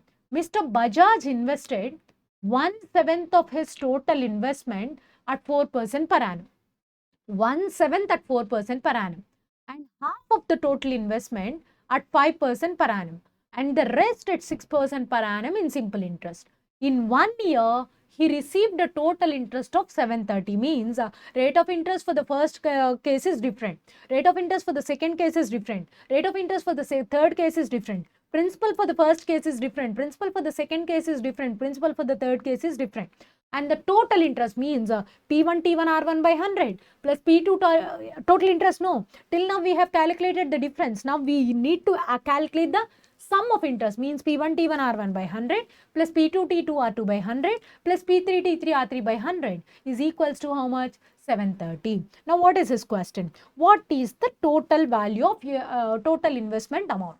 Guys, for this question, even if you go for verification, you people start off taking 70,000.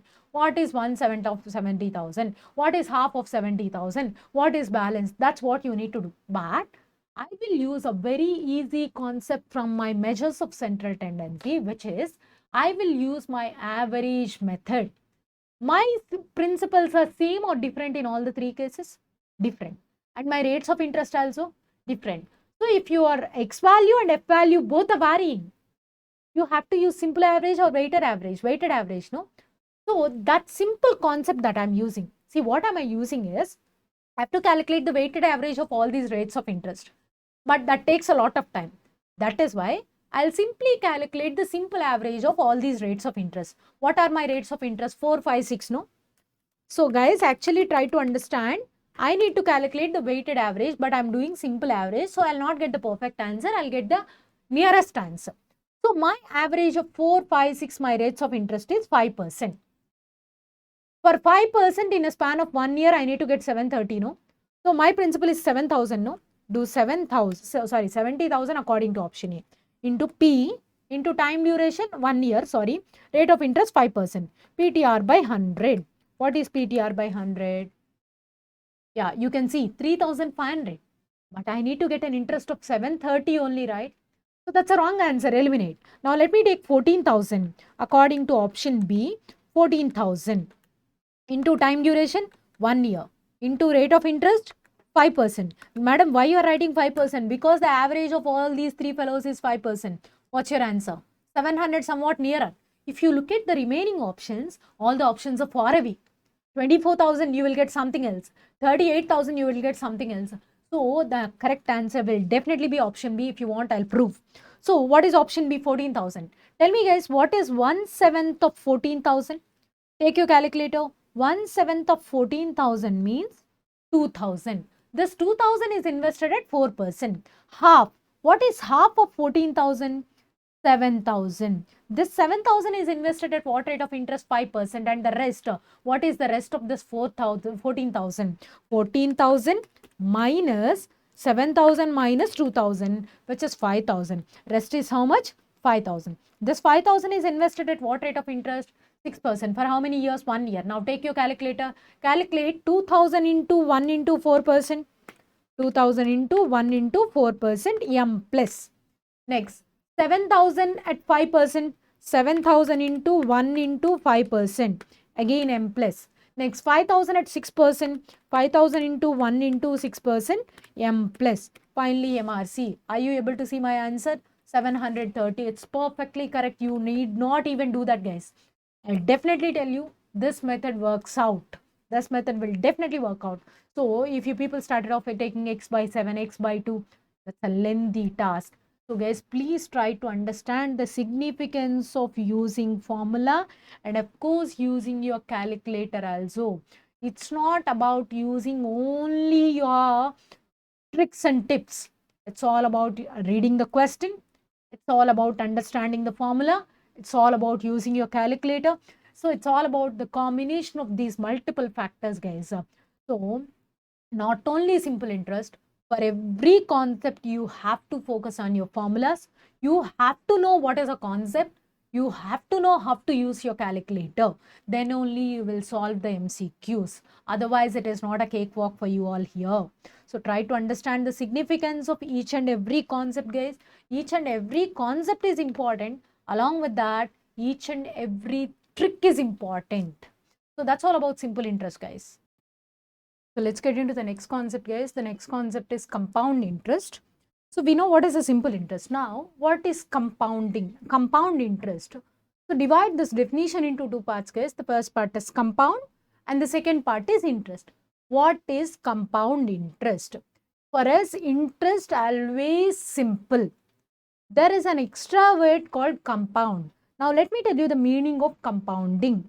The word compounding means adding interest to whom? To principal. When? At the end of every period. Let me repeat, guys.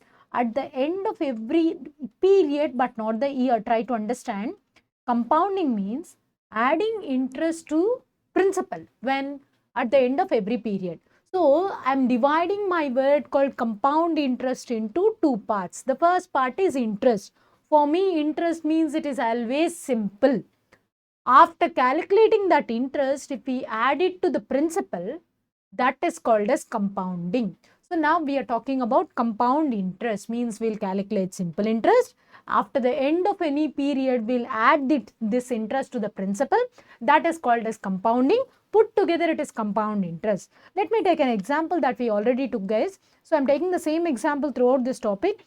So for 100 rupees principal, invested at 3 years at 10% per annum.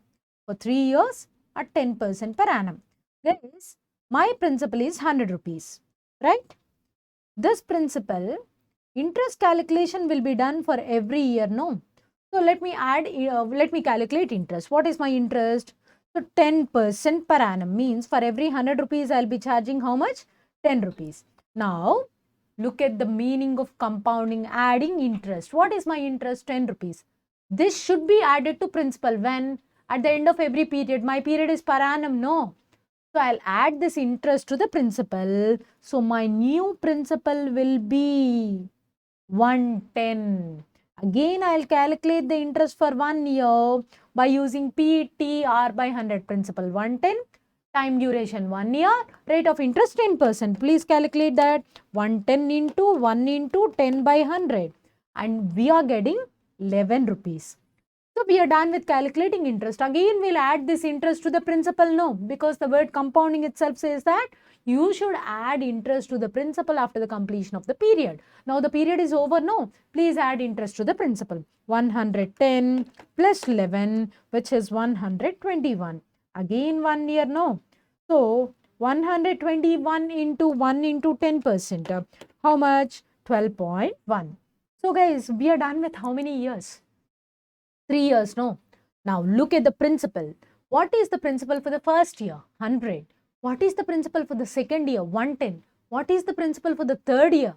121. Who are varying principals? Now look at the interest also. Are the interest are constant or varying? Varying. So guys, while explaining simple interest, I've told you that simple interest is such an interest in which both the interest and principal are constant throughout the period of time. Look at this. Principal and interest are constant throughout the period of time. So if you look at this example, principal is constant and interest is also constant.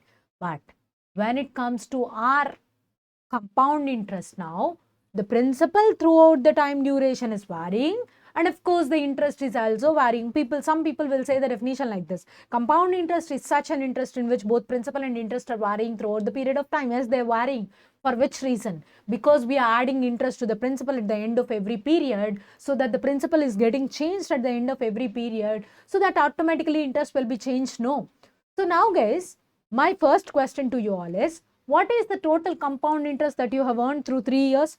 10 plus 11 plus 12.1, put together it is 33.1 interest that you got throughout a period of 3 years. But when it comes to your simple interest, what is the total interest that you have earned through 3 years? 30 rupees. Now tell me guys, is simple interest is better for a lender or compound interest is better for a lender? Obviously compound. Why? Because we will always think of lender's point of view only. For a lender, the term or the thing that will give you more interest is a better investment, right? Yeah. Now some simple interest is better for a lender or compound interest? Compound interest is better for a lender.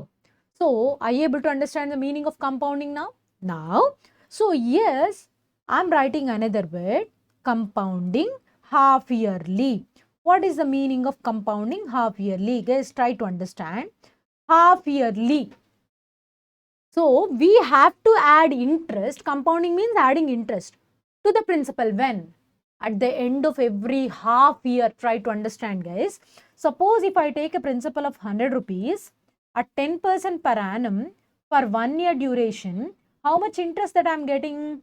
10 rupees. But if the compounding is done half yearly, what is the meaning of compounding half yearly? Adding interest to the principal when? At the end of every half year.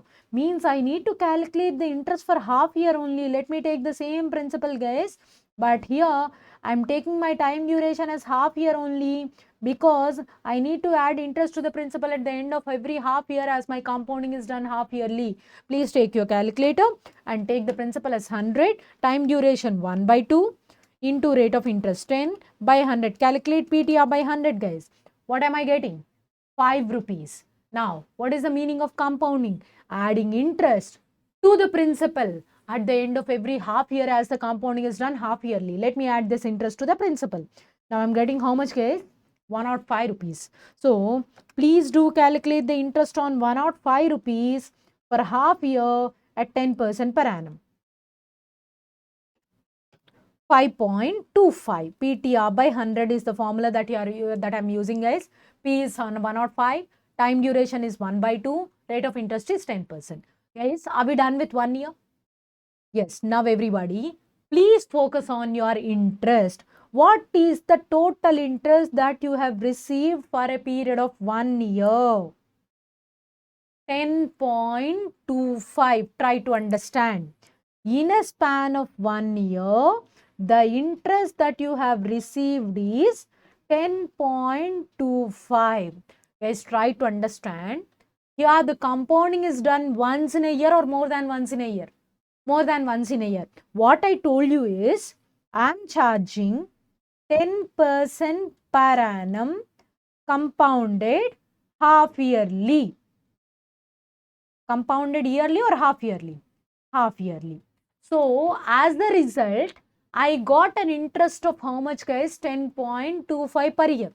Now, when it comes to compound interest, I got only 10 rupees. Now, tell me, guys, compounding yearly is better for a lender or compounding half yearly is better for a lender? Definitely compounding half yearly. Why? Because compounding half yearly gives me more interest than compounding yearly. No. Then which is better investment? Compounding yearly or half yearly? Half yearly. Now, tell me, guys, compounding half yearly is better or quarterly is better? Quarterly will be better, no? Compounding quarterly is better or monthly is better? Monthly is better. Compounding monthly is better or compounding daily is better? Compounding daily is better because it will give you more interest, no? Yes. The many cases that we are going to see in which compounding is done half yearly or quarterly or monthly or daily. Okay. Now, I'll tell you a very important aspect here. Whatever I have written is the thing that was given to you. I am going to charge 10% per annum compounded half yearly. And I did the calculation also.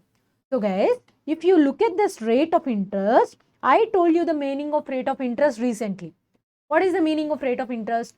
Rate charged per annum percent means on every 100 rupees, you need to charge 10 rupees per year. But when it comes to the effective calculation, are you charging 10 or 10.25 rupees? 10.25 rupees per 1 year. On how much? 100 rupees. So your principal is 100. Your time duration is 1 year, as you said. But you are charging actually 10 or effectively 10.25. 10.25. That's how so many finance companies are cheating people, guys. They don't know this word. They'll just forget about this word. They'll just say that I'm going to charge 10%. Yeah, 10% per annum compounding. Half yearly. They'll add that extra condition, 10% per annum half yearly. We will not look at these things. We'll just look at 10% per annum. Means we'll feel that, yes, for every 100 rupees, they're charging 10. But there is an extra word. What is that extra word? Compounding half yearly. Means they're going to charge 10 rupees or more than 10 rupees. Yes, they're charging more than 10. What are they charging? 10.25. This concept of charging more will arises only if the compounding is done more than once in a year, because for a period of less than 1 year, we are calculating the interest on interest. So whatever we charging is actually more than what we said. So now guys, try to understand. I said I'm going to charge only 10% per annum. But there is an extra word. Compounded half yearly. Means I promised to charge only 10% per annum, but there is an extra word. What is that extra word? Compounded half yearly. So whenever the compounding is done more than once in a year, we people charge more than what we said. So the rate of interest that is actually said is called as nominal rate of interest, and the rate of interest that is actually charged is called as effective rate of interest. And this concept of effective rate of interest arises only if the compounding is done more than once in a year.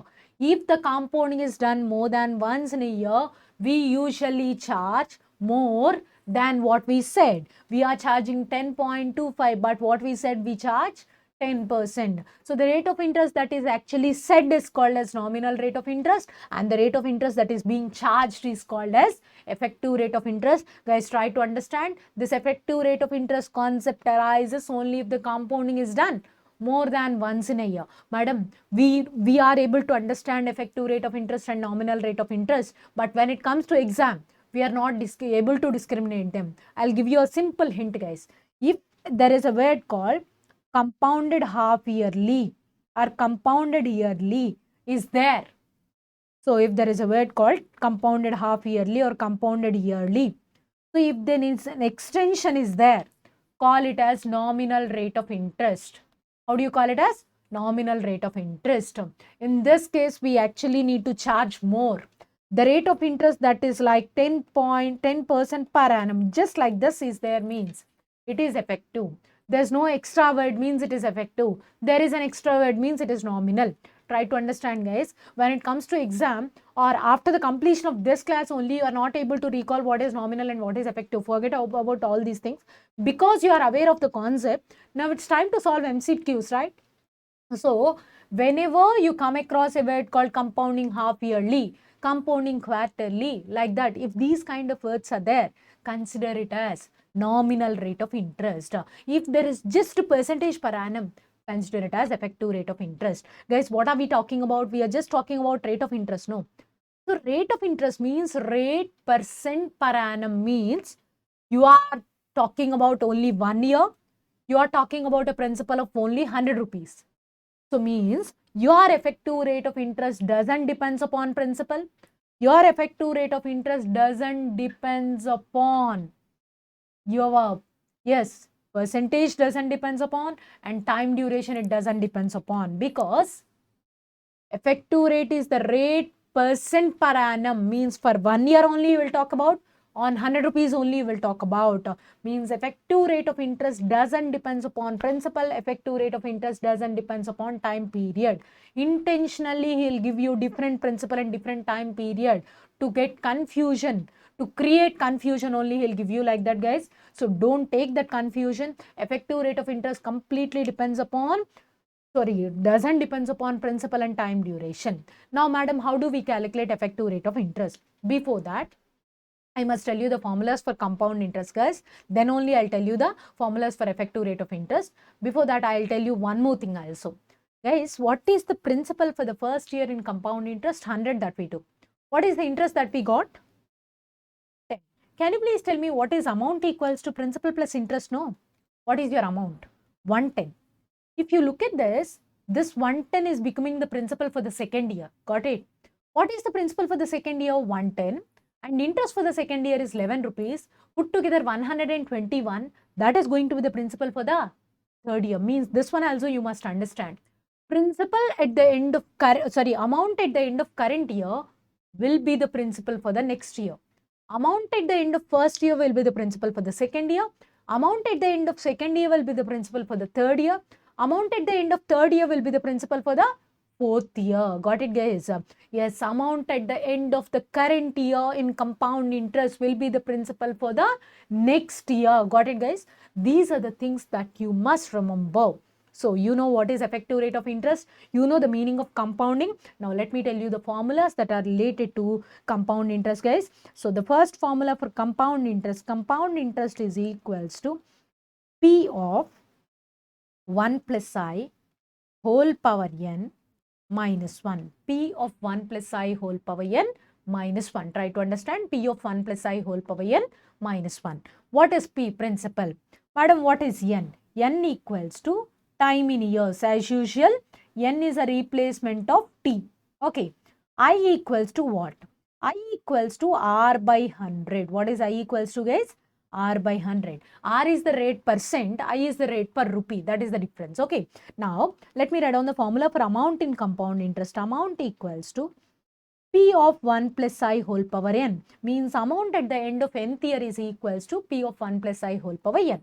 Now, guys, if there is different rate of interest, there are different rates of interest, then the formula for compound interest is P of 1 plus I1 whole power n1 into 1 plus I2 whole power n2, like that. Whatever the number of rates of interest and whatever the number of years are there, write it down, and continuation minus 1. Now, what is the formula for amount in compound interest?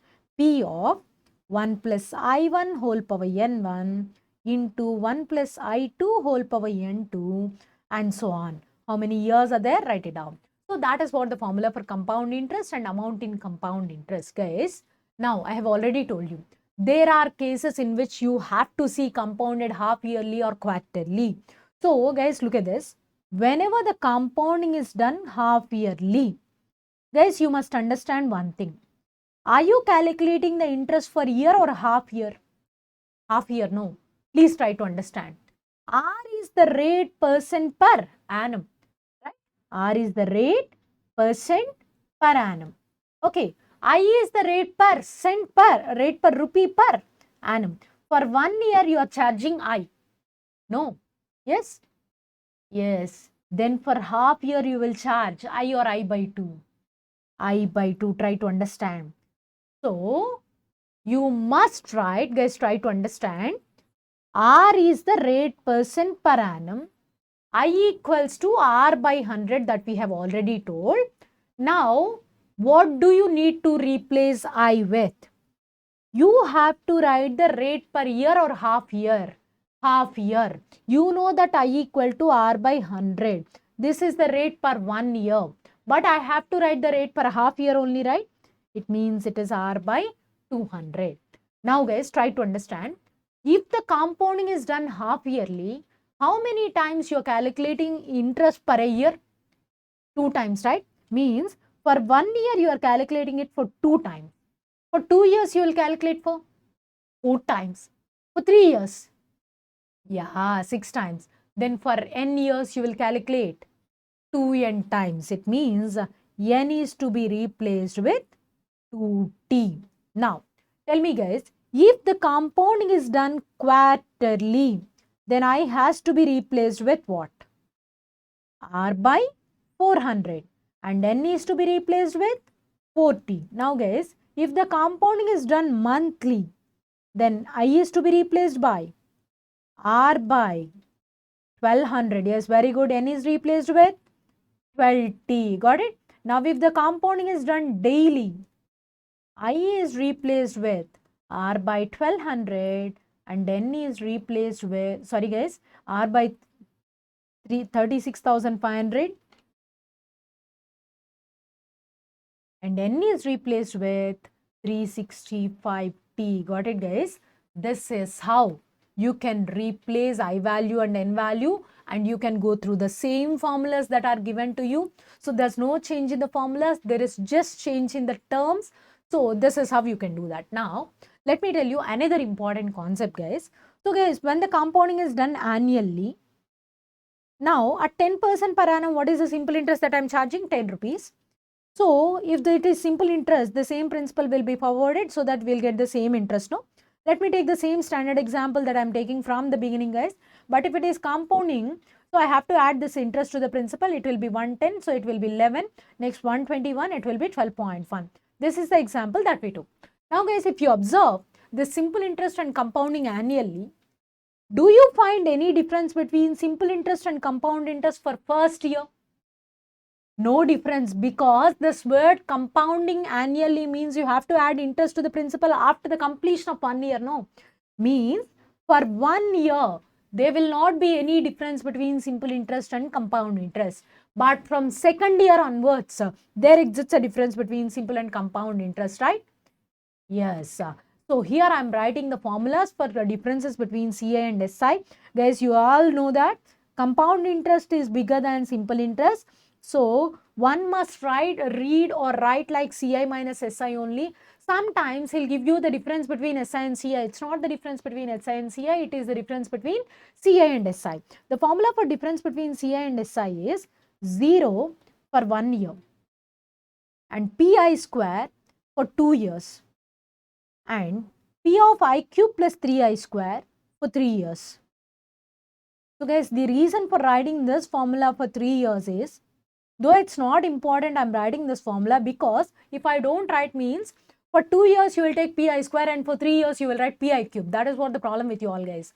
So that is why I'm writing this formula. If you're not interested in reading this formula, that is also okay for me, because you know the formula for compound interest, p of 1 plus I whole power n minus 1. Simple interest formula, PTR by 100. You can use that. But if I leave writing this formula, means you guys will assume that it is pi cube. So it's not pi cube, guys. It is p of I cube. If you want to remember, tell me the derivative of I cube. 3i square. That's how you can remember. Okay, p of I cube plus 3i square for 3 years. So try to understand, guys. For 1 year, there is no difference between simple and compound interest. Compound interest keeps on varying as the principal is changing. Simple interest is always fixed. If the simple interest for the first year is 10 rupees, then the simple interest for the second year is also 10 rupees. Third year also 10 rupees only. But compound interest will be not like that, because we are adding interest to the principal. So principal keeps on changing. So interest will be also changed. And we have to understand what is the meaning of compounding half yearly and quarterly. Now, I'm into the formula of effective rate of interest. The formula for effective rate of interest E equals to, guys, in your ICAI material, they have provided you like 1 plus I whole power m minus 1. So here I means R by 200 if the compounding is done quarterly, half yearly. R by 400 if the compounding is done quarterly. And R by 1200 if the compounding is done monthly. So I'm not writing this way, guys. And M means number of conversion periods in a year. Means if the compounding is done half yearly, how many times you are compounding? 2 times. That means M equal to 2. If the compounding is done quarterly, M should be equals to 4. So guys, I'm not writing this formula. Instead, I'm writing E equals to 1 plus I by k whole power k minus 1 to become my calculations more familiar, where k equals to number of conversion periods. Number of conversion periods. This will be an easy task for me. So if the compounding is done half yearly, what are the number of conversion periods? 2. Quarterly, 4. Half yearly, 2. Daily, 365. So I'll replace k equals to whatever the number of conversion periods that I'm having. But follow this formula. If they ask you to write down the formula, you just need to write down the formula called 1 plus I whole power m minus 1 or 1 plus I whole power n minus 1, where n is the number of conversion periods. Okay. So, but I will use this formula E equals to 1 plus I by k whole power k minus 1, guys. Try to understand. Effective rate of interest is also a rate of interest which doesn't depends upon principal, doesn't depends upon time period. Effective rate is the rate interest calculated per 1 year on 100 rupees only. Try to understand that. Now, let's get into the MCQ part, guys. So, guys, here calculator plays a very important role. Yes, you know the importance of calculator, as we have already solved multiple questions with the help of calculator without keeping anything on the paper. So, here also, guys, look at MCQ number 53. Compute the compound interest. What is it I need to calculate? Compound interest. On what? 4,000. Guys, you must understand one thing. Interest will be calculated on amount or principal? Interest will be calculated on the money given, no? Yes, this is 4,000 and this is your principal only. What is your principal? 4,000. For how many years? 1.5 years. Guys, instead of 1.5, you all know, I'll write 1.5. At 10% per annum compounded. Half yearly, this is to be highlighted. Compounded half yearly. So I have to calculate the compound interest on 4,000 for 1.5 years. At what rate of interest? At 10% per annum compounded half yearly. Guys, try to understand one thing. If the compounding is done half yearly, we have to make certain changes. What are those changes? I equals to R by 200. What is your rate of interest here? 10. So tell me, what is 10 by 200, all of you? 10 by 200 is 0.05. So I value is 0.05 and n equals to 2t. What do you mean by t? T is the time in years. How many years of time? 1.5. 1.5 into 2, 1.5 into 2, that is going to be 3. What is your principal? Your principal is 4,000, right? So now we have to calculate the compound interest. So what is the formula for compound interest? Compound interest equals to P of 1 plus I whole power n minus 1. Guys, I don't want any kind of substitution and number of steps, guys. Try to understand. If I is 0.05, 1 plus I means keep a 1 here. So the answer will be 1.05. If I is 0.5, 1 plus I means 1.5. If I is 0.0152, 1 plus I means 1.0152. No, you can easily enter. Now, please do enter 1 plus I in your calculator, means 1.05. Guys, calculation plays a very important role. I need whole power 3 into equals to for 2 times. Next, minus 1. Next, into principal. Into what is your principal? 4,000. So, look at your answer. So, 630.5 is your answer. Is it there? Yes, 630.5 is your answer. So, you can simply go through the correct answer, guys. But try to understand the significance of using your calculator. Using your calculator is very important. Okay. Now, look at the next question. A sum of money becomes 6,500 after 3 years and 10,562.5 after 6 years on compound interest. Then the sum is, guys, the reason behind taking this MCQ is, this MCQ or this type of MCQ is covered in simple interest, compound interest also. So, guys, what is the shortcut to solve this kind of MCQ? First of all, what kind of MCQ it is? Guys, whenever you find two amounts in any one question, whenever you find two amounts in any one question, the best method of solving that question is, or the shortest possible method of solving that question is calculating the ratio of amounts. Whether you are in simple interest or compound interest, guys, if you come across two amounts, calculate the ratio of amounts. That is the best choice that you can take. Okay. Now read out the question. A sum of money becomes 6,500 after 3 years and 10,562.5 after 6 years. Means if you take a principal of P rupees, after 3 years it is becoming 6,500. So what is 6,500? Amount. After how many years? 3 years. And 10,562.5 is the amount after how many years? 6 years. What is it you need to calculate? Principal. Just now I told you, whenever you come across two amounts, the best method is writing the ratio of amounts. So guys, we have the amount for 6 years and we have the amount for 3 years. Tell me the formula for amount for 6 years. P of 1 plus I whole power 6. And we have the amount for 3 years also, right? What is the formula for amount for 3 years? P of 1 plus I whole cube. Guys, one is 10,562.5 and the other one is 10,562.5 and the other one is 6,500. Guys, try to understand. We are doing this cancellation with the help of a calculator. We are not writing anything on the paper. The numerator is a separate one and the denominator is separate one. Now look at the left hand side part. PP will be cancelled, no? 1 plus I whole power 6 and 1 plus I whole power 3. Bases are same, no? So powers are to be subtracted because it looks like a power m by a power n, no? So I have to write 1 plus I whole power 6 minus 3. What is 6 minus 3? 3. Now use your calculator and please do calculate 10,562.5 by 6,500. This is what I got, 1.625. Keep it in your calculator. Please don't erase it. Now, what is my target, all of you? My target is to calculate the sum, means I have to calculate the principal. If I look at my denominator, what is my denominator? P of 1 plus I whole cube equal to 6,500. Then what is P equal to? 6,500 by 1 plus I whole cube. This value is 1 plus I whole cube, no? So, you have to calculate the inverse of this. So, just use divided by equals to into 6,500. Divided by equals to into 6,500, I got 3,999.9 bar, which means what is my principal? 4,000. Means I am not writing anything except 1 plus I equals to 1.625. That is for your understanding. Otherwise, I'll just write my first step. What is my first step? I'm just writing the ratio of amounts. Why am I using this method? Because whenever I come across a question having two amounts, that is the best method or best choice that I can go for. So that's how you can reduce the length of solution for many questions, guys. Now let me choose my next question. My next question is MCQ number 68. So guys, look at the next question. So this is a very simple question, guys. People make it as complicated. I don't want to complicate this. Look at the question. That is such a simple question. The ratio between what? principal. So guys, he's saying that principal. So I'm keeping P.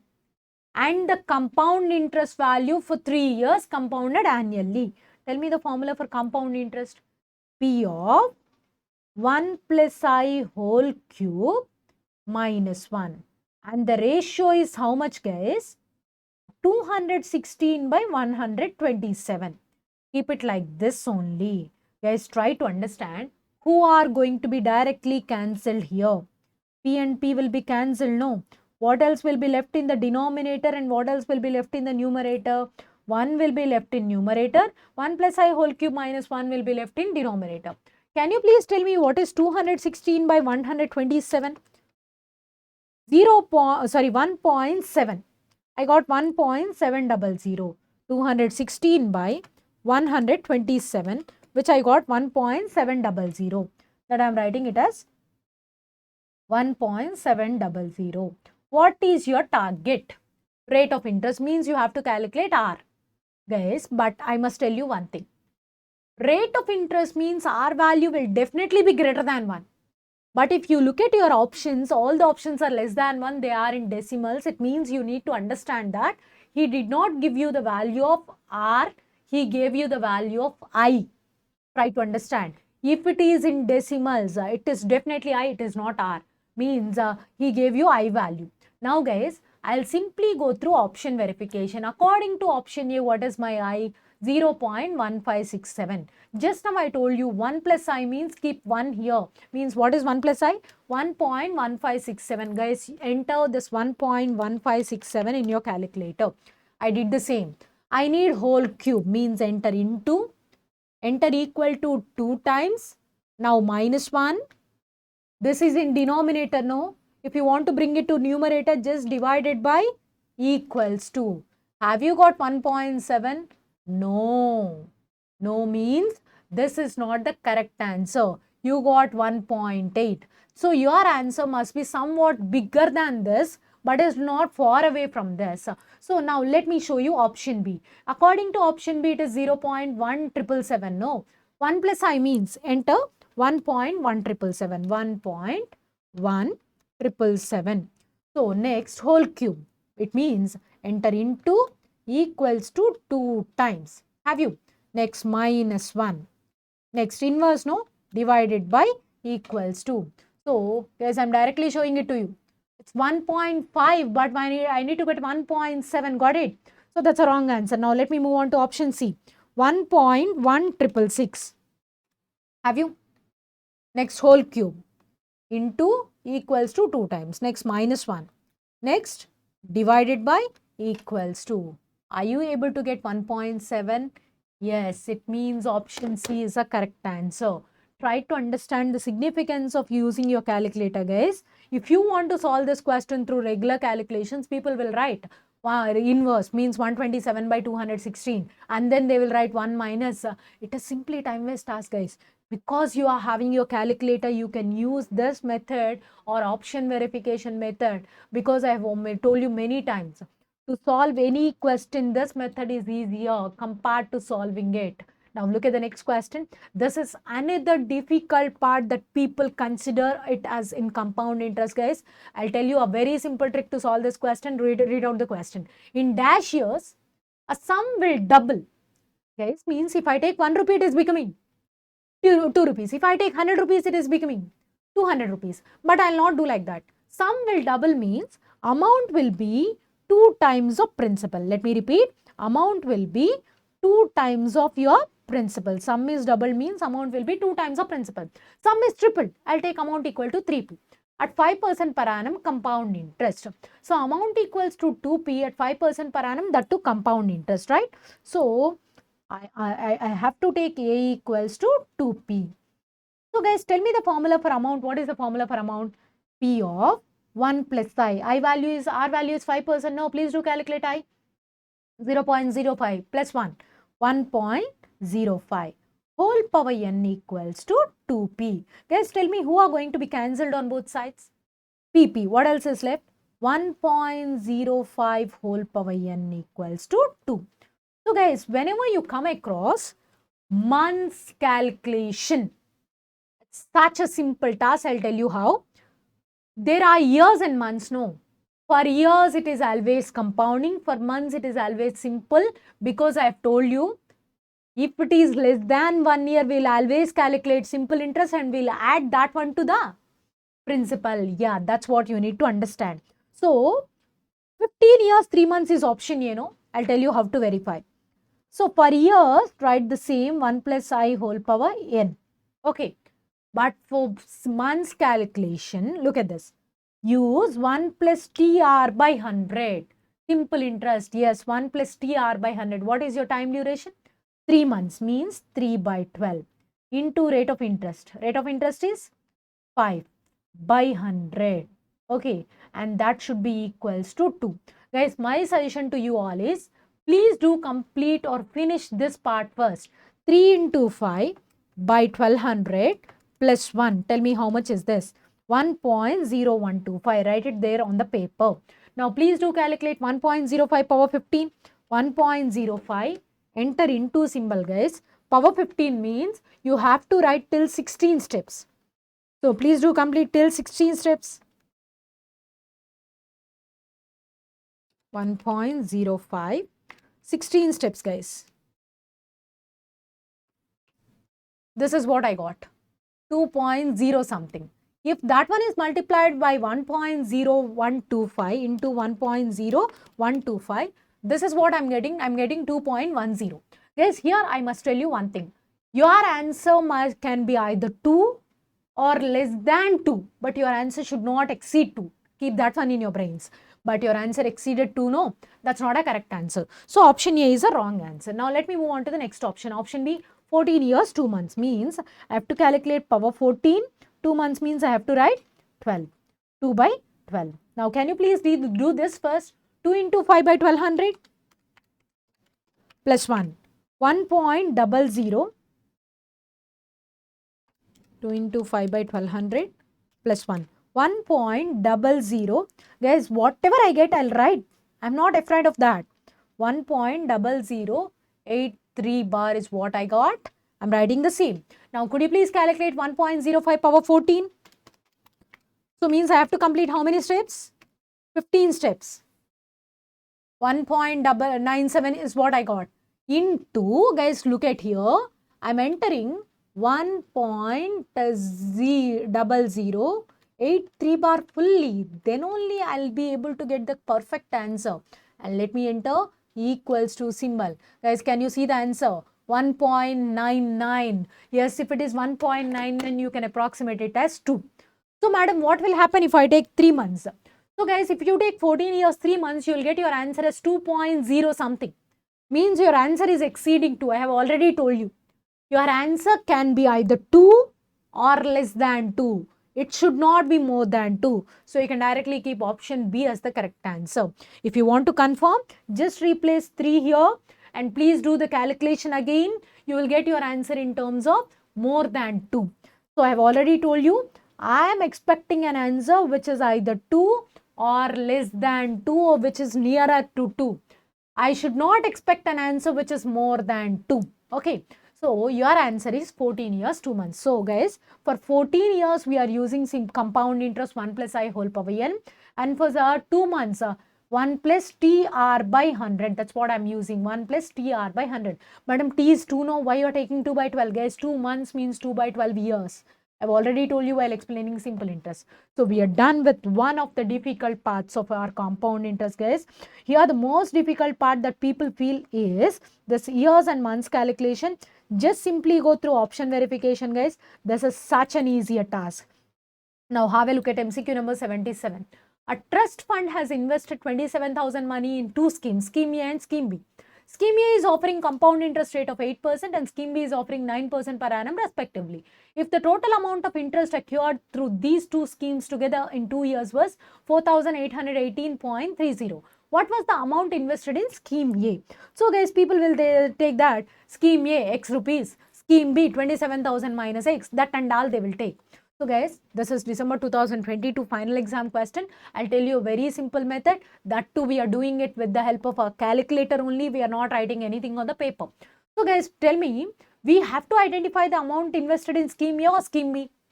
Scheme A. Let me assume that option A is the correct answer. Option A is how much? 12,000. So guys, your total money is 27,000. No. Out of 27,000, if he invested 12,000 in scheme A, how much he must invest in the second scheme to get a total of 27,000? Yes. Is it 15,000? Take your calculator and calculate 27,000 minus 12,000. Yes, absolutely, it is 15,000.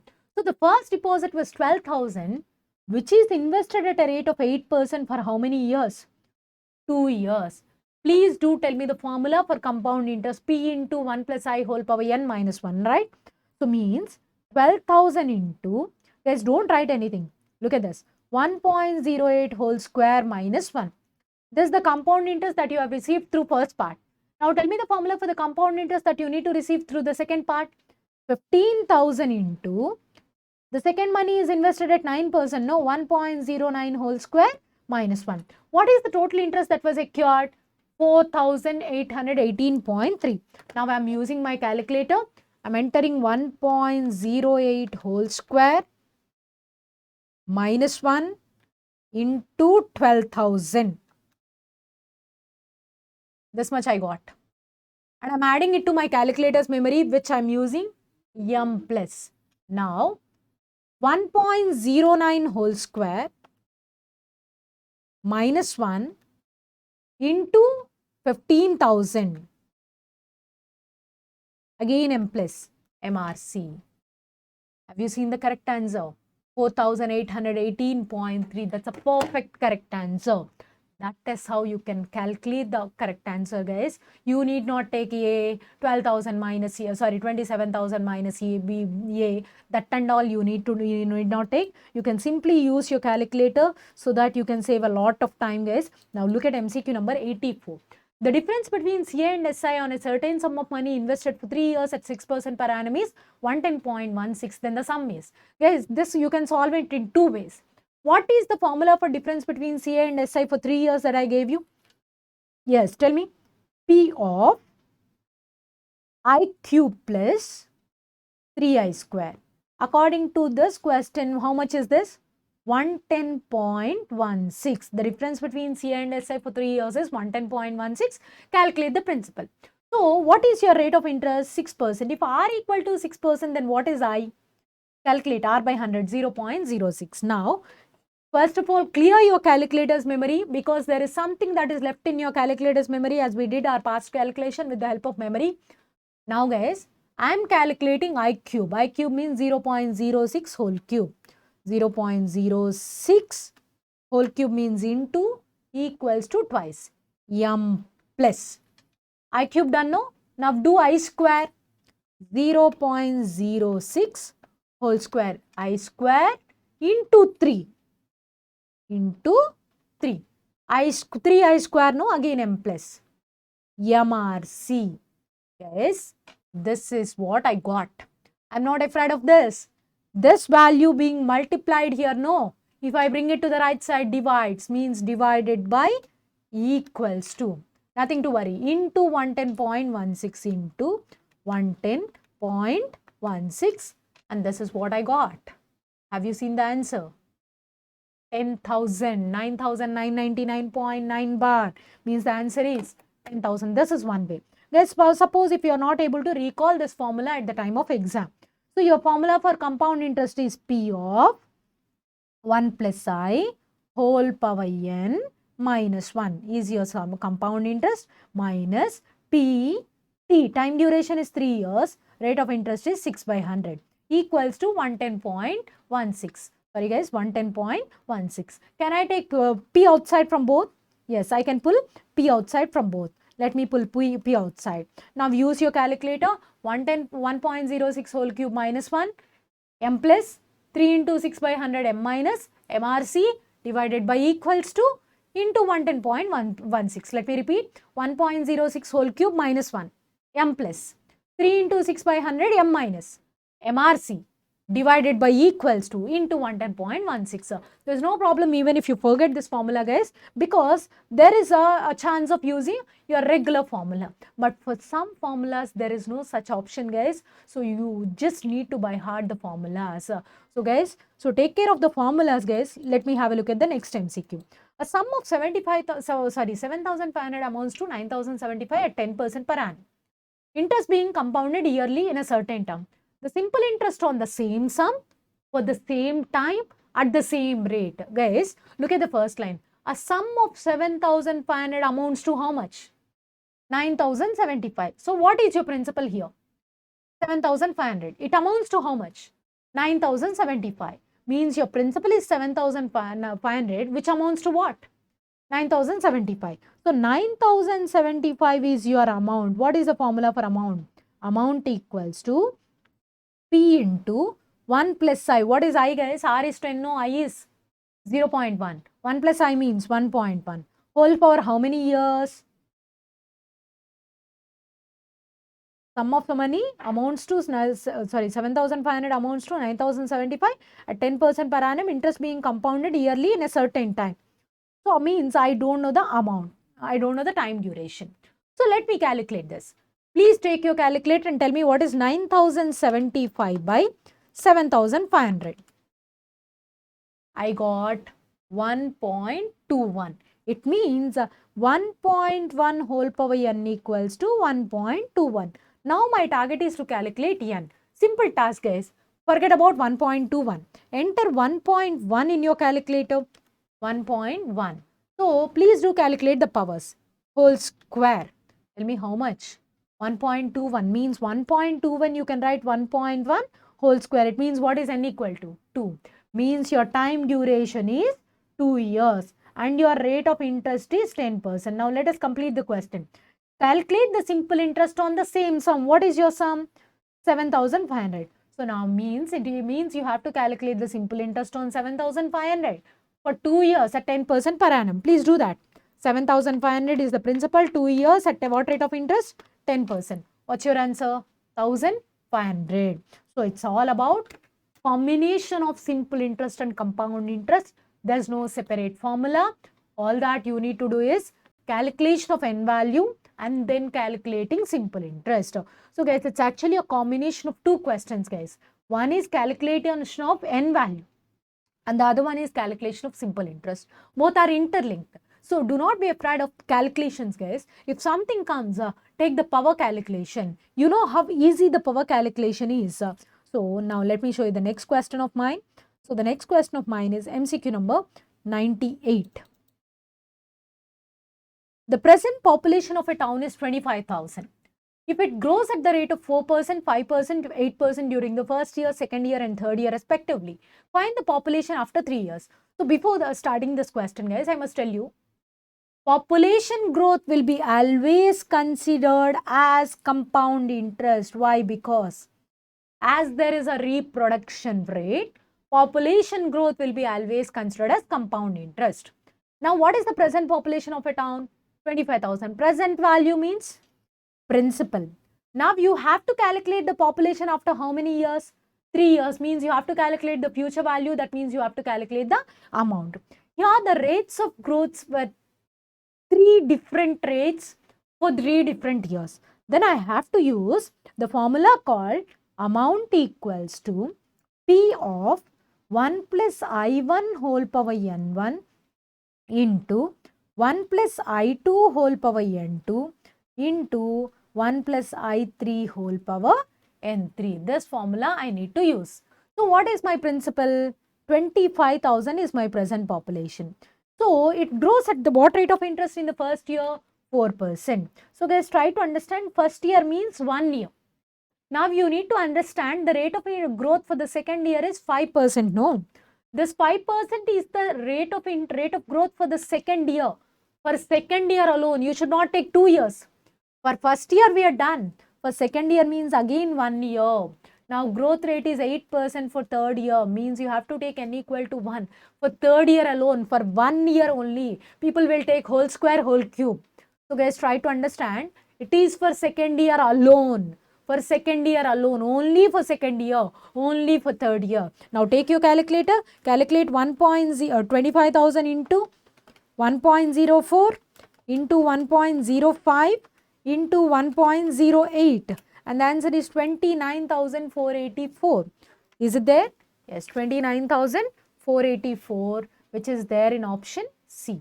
So guys, it's all about understanding which formula needs to be used. So after that, how to use your calculator to reduce the length of solution. Next guys, I must tell you one thing, another important concept, which is depreciation. Guys, what is the meaning of compounding? At the end of period, you will get some value. That value must be added to your past value, right? What is meant by depreciation? By the end of year, some value get reduced. That value must be subtracted from the initial value, right? Means, if you are adding, means you will get 1 plus. If you are subtracting, means you will get 1 minus. Yeah. Tell me the formula for future value of depreciation as amount equals to P of 1 minus I whole power n. Okay. Now look at 1 or 2. If the value of a car gets depreciated by what rate of interest? 20%. Guys, depreciation means addition or subtraction of value. Subtraction means instead of I equals to 20, you must write I equal to minus 20. So instead of that, I gave you this formula. Directly use I equal to 20% and then write 1 minus I. So rate of depreciation is 20%, means R equal to 20%. But what is I equal to? 0.2. Estimated value at the end of 5 years is what? If its present value is 24,000. Guys, the current value is 24,000. We have to calculate the value of car after how many years? 5 years. After 5 years means you have to calculate future value. Future value means principal or amount? Amount. So you have to calculate the amount. If it's present value means principal. So it is 24,000 into 1 minus 0.2 means 0.8. For how many years? 5 years. Please do calculate 0.8 whole power 5 means 0.8 into equals to for 4 times, or else till you get your 6th step. Okay. Into 24,000 into 24,000. So this is what my answer is. 7,864.32. 7,864.32. So that's how you can calculate depreciation value. Now my question is, to this I wanted to add one more question, guys. So what is the value of the car after 5 years? 7,864. May I know what is the total value of depreciation? How much amount got depreciated? Yes. Minus 24,000. 24,000 minus this value, which is 16,135. This is the total value of depreciation. Got it? How much value got depreciated? 16,135 rupees got depreciated, and the rest is 7,864.32. Means sometimes he'll ask you what is the value of depreciation. Means you have to calculate the total amount of depreciation and then you need to subtract it from the principal. Got it, guys? So that's how you can calculate the amount of depreciation and the value of depreciation also. So, okay, let's get into the next MCQ, guys. The next MCQ is MCQ number 112. So look at the question, guys. So there's a chance of ambiguity in the units, guys. That's why I took this MCQ. What is the present value? So what is it we need to calculate? Present value. Present value means I need to calculate principal. Of whom? 1 rupee to be received after how many years? 2 years. Means I'll receive this 1 rupee not now. After 2 years means this 1 rupee is the value of the money that I'm going to receive now or in future. Future means this is amount. Guys, look at this. I am writing amount equals to 2 rupees along with units I'm writing. Sorry, 1 rupee along with units I'm writing. After how many years I'm receiving? 2 years. At what rate of interest? 10%. Now I have to calculate the present value. So guys, please try to understand. The formula for amount is P into, means I'm writing 1 rupee equals to P into 1 plus I whole power n. Now, use your calculator and tell me what is 1.1 whole square. 1.21.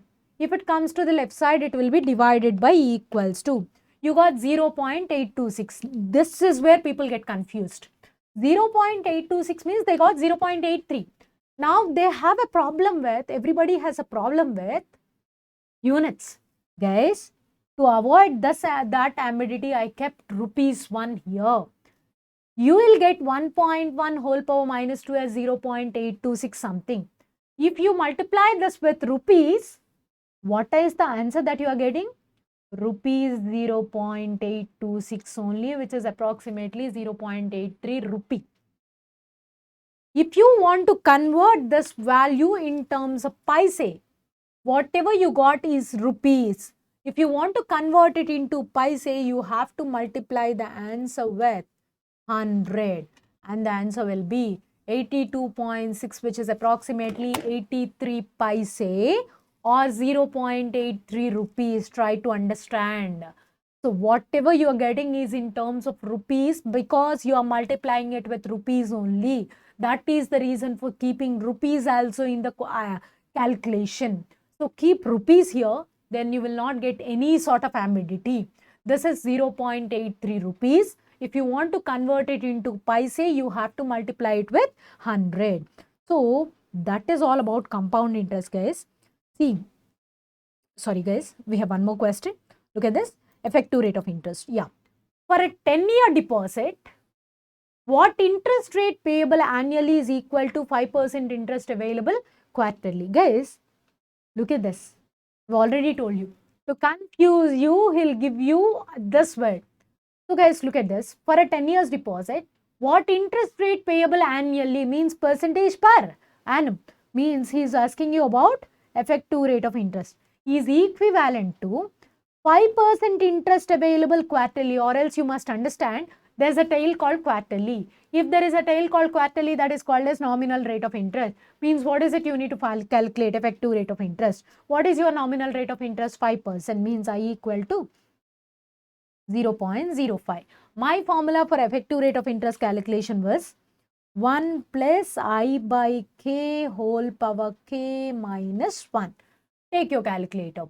What is I? 0.05 by 4. Do that. Because k equal to 4 as the compounding is done quarterly. Yes, 0.05 by 4. Are you guys done? Plus 1. Whole power 4, no. Means into equal to 3 times. Into equals to 3 times. Next, minus 1. So I got this much, guys. Let me show you my answer. 0.0509. So this is effective rate of interest and I wanted to convert it in terms of percentage. Just do into 100.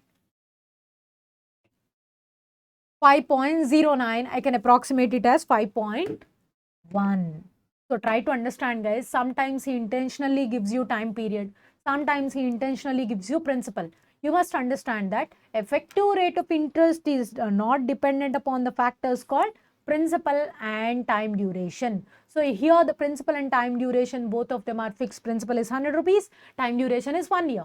Per a year percent we are calculating the interest. And the other thing that you must keep in your brain is, you are writing compound interest means you are writing a percentage per annum, means it is effective rate of interest. If it is percentage per annum compounded half yearly or compounded quarterly, it means it is nominal rate of interest. And that is what about compound interest, guys. Now you know what is a simple interest and what is a compound interest. So with the help of the simple and compound interest only, you are in such a position to write annuity. So if you are able to prepare simple and compound interest, you are able to complete 50% of your syllabus of time value of money. Okay. So we are done with simple and compound interest, right? The next concept is annuity.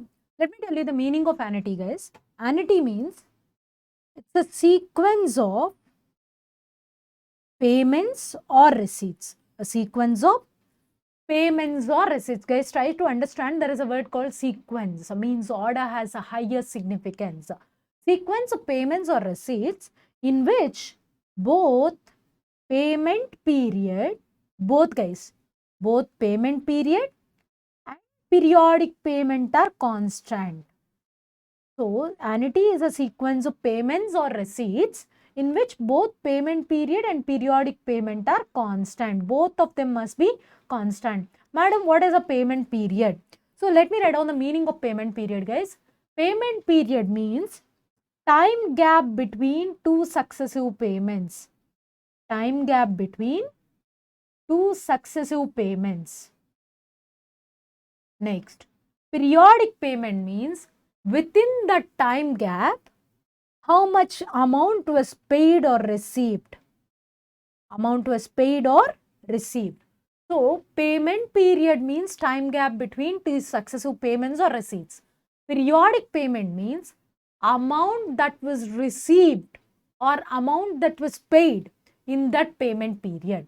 Now, look at the concept of annuity. Annuity is a sequence of payments or receipts. Means it can be either a payment or receipt. For me, it is a payment, means for some people it is a receipt. It is a sequence of payments or receipts in which a time gap between 2 successive payments and the amount paid by you or received by you is constant. If both of them are constant, then only I can call it as an annuity. Guys, first of all, look at this term. There's a word called sequence, means there should be at least two terms. Otherwise, I can't call it as a sequence. Try to understand. There should be at least 2 payments or at least 2 receipts. That's how you can distinguish between annuity and compound interest. People have a big problem in identifying the question. Whether the question is related to annuity or compound interest, madam, we are not able to understand. That is what the biggest problem with us. And that's how people used to tell. So, guys, try to understand. Annuity means it's a sequence, no. Sequence should consist of at least 2 terms, no. Without writing even 2 terms, how can you call it as a sequence? So, means there should be at least 2 payments or at least 2 receipts. Otherwise, you can't call it as an annuity. If there is only 1 payment or only 1 receipt, it's not an annuity. It can be into either simple interest or compound interest. Consider that. Now, since you are dealing with a sequence, there should be at least 2 terms. Try to understand. Sequence of what? Payments or receipts. Guys, for example, so as a New Year resolution of 2020, I just wanted to save 1 lakh per annum. So, I deposited this 1 lakh in a bank.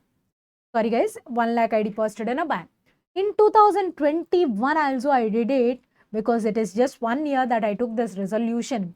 So, I did the deposit in 2021 also.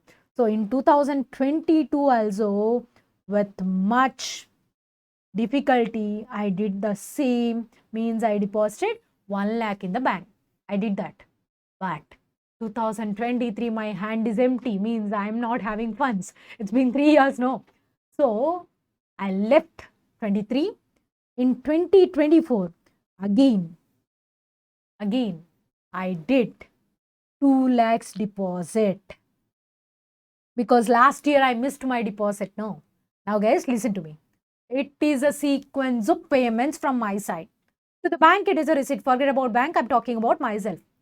I paid how much to the bank in the first year? 1 lakh. In the second year, 1 lakh. Third year also 1 lakh. So, what is the time gap between the first payment and the second payment? 1 year. Second payment and the third payment, 1 year. But third payment and fourth payment is only 2 years. So, what is the time gap between payments called as payment period? Is the payment period is constant or it is varying? It is varying, so it's not annuity. Try to understand. And one more thing. Within that payment period, how much money was paid by you? Initially 1 lakh, 1 lakh, 1 lakh and then 2 lakhs. So, means periodic payment is also not constant. When do you say that the sequence of payments or receipts is considered as an annuity?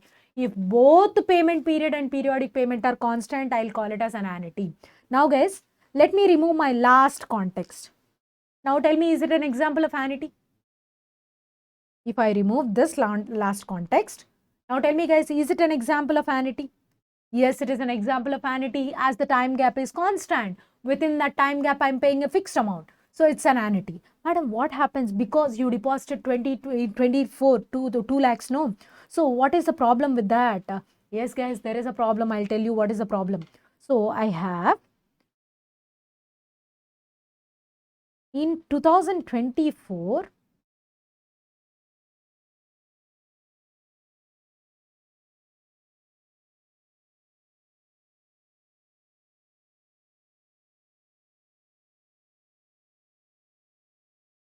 suppose in 2024, I deposited, let it be, I deposited 2 lakhs. Guys, suppose if I am interested in taking all these money at the end of 2 lakhs and end of 24. If it is sequence of payments or receipts, by the time 2020 I deposited 1 lakh, no. By the end of 2024, how much time it could be? Let me assume that I deposited on January 1st. So means 2021 year, 21, 22, 23, 24. So for the first payment, I'll receive interest for 5 years. So for the next payment, because it is 2021 starting, I should get interest for 21, 22, 23, 24. So means for the next payment, I'll receive interest for 4 years. So for the next payment, I'll receive interest for 3 years. Means by 20, if I deposit 2023, 1 lakh on 2023 January 1st, I will get interest for 1 year, 2 years. But I am depositing my money in 2024 January 1st means I'll get the interest for only 1 year. But for that 1 lakh, I need to get the interest for 2 years. No. If I have deposited it into 2023 January 1st, for that 1 lakh, I'll receive interest for 2 years. But here, I'm missing one thing and I'm depositing the money in 2024. As a consequence, I'm missing interest for 1 year, no. So my sequence broke. So it can't be considered as an annuity. That is what the problem with the missing payments. So it's not considered as an annuity. Try to understand. So now, tell me guys, we used to talk about salaries. So guys, our salaries are going to create annuity or not? Yes, we'll receive the salaries at the end of every period, no? Guys, tell me one thing. We'll receive the salaries at the end of the period or at the starting of the period? End of the period. It's not that the first date that we are getting salaries means we are getting salaries on the first of every period. After working for 1 full month, we'll be receiving salaries at the end of the month. Got it, guys? End of current month will definitely be the starting of the next month, guys. Try to understand. Yeah. Salaries for a particular period for 1 year before the increment will create annuity, no?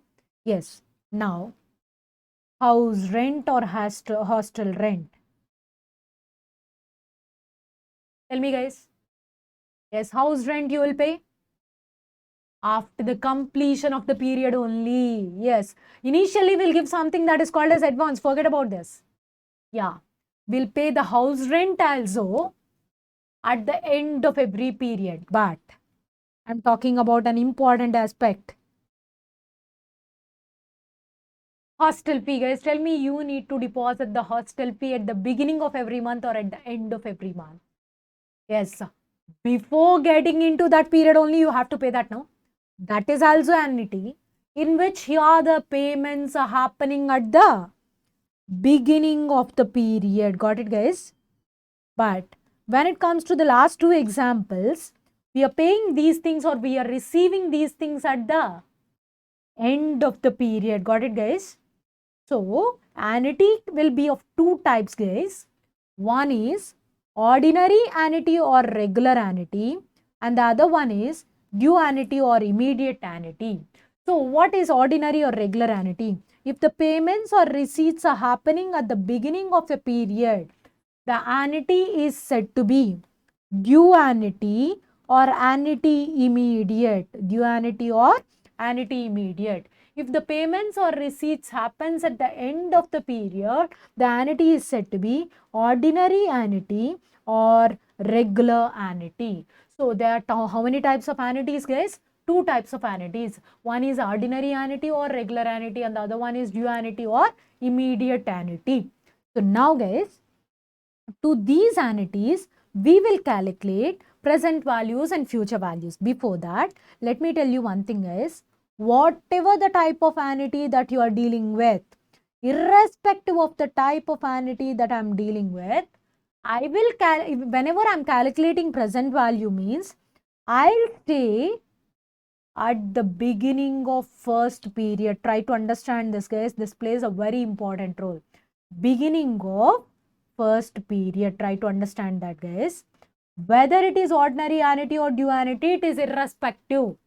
If I wish to calculate the present value for all my annuities means, I have to stay at the beginning of very first period. So people will feel bad about this. Madam, if you are dealing with due annuity, it is beginning of the period. If you are dealing with ordinary annuity, it must be at the ending. Guys, I am not talking about type of annuity. I am just talking about present value. If you are calculating present value means you should be at the beginning of first period like that. If you are calculating future value means you should stay at the end of last period. Where do you need to stay? End of last period. Try to understand that, guys. If you are calculating present value means you should stay at the beginning of first period. If you are calculating future value means you should stay at the end of the last period irrespective of the type of annuity that you are dealing with. Please try to understand. Whether you are dealing with ordinary annuity or due annuity, it is completely irrespective. If you want to calculate present value, you have to stay at the beginning of the first period. If you are calculating future value, you have to stay at the end of your last period. Try to understand that. If you are dealing with present value, you must stay at the beginning of first period. If you are dealing with future value, you must stay at the end of the last period. Guys, now let me talk about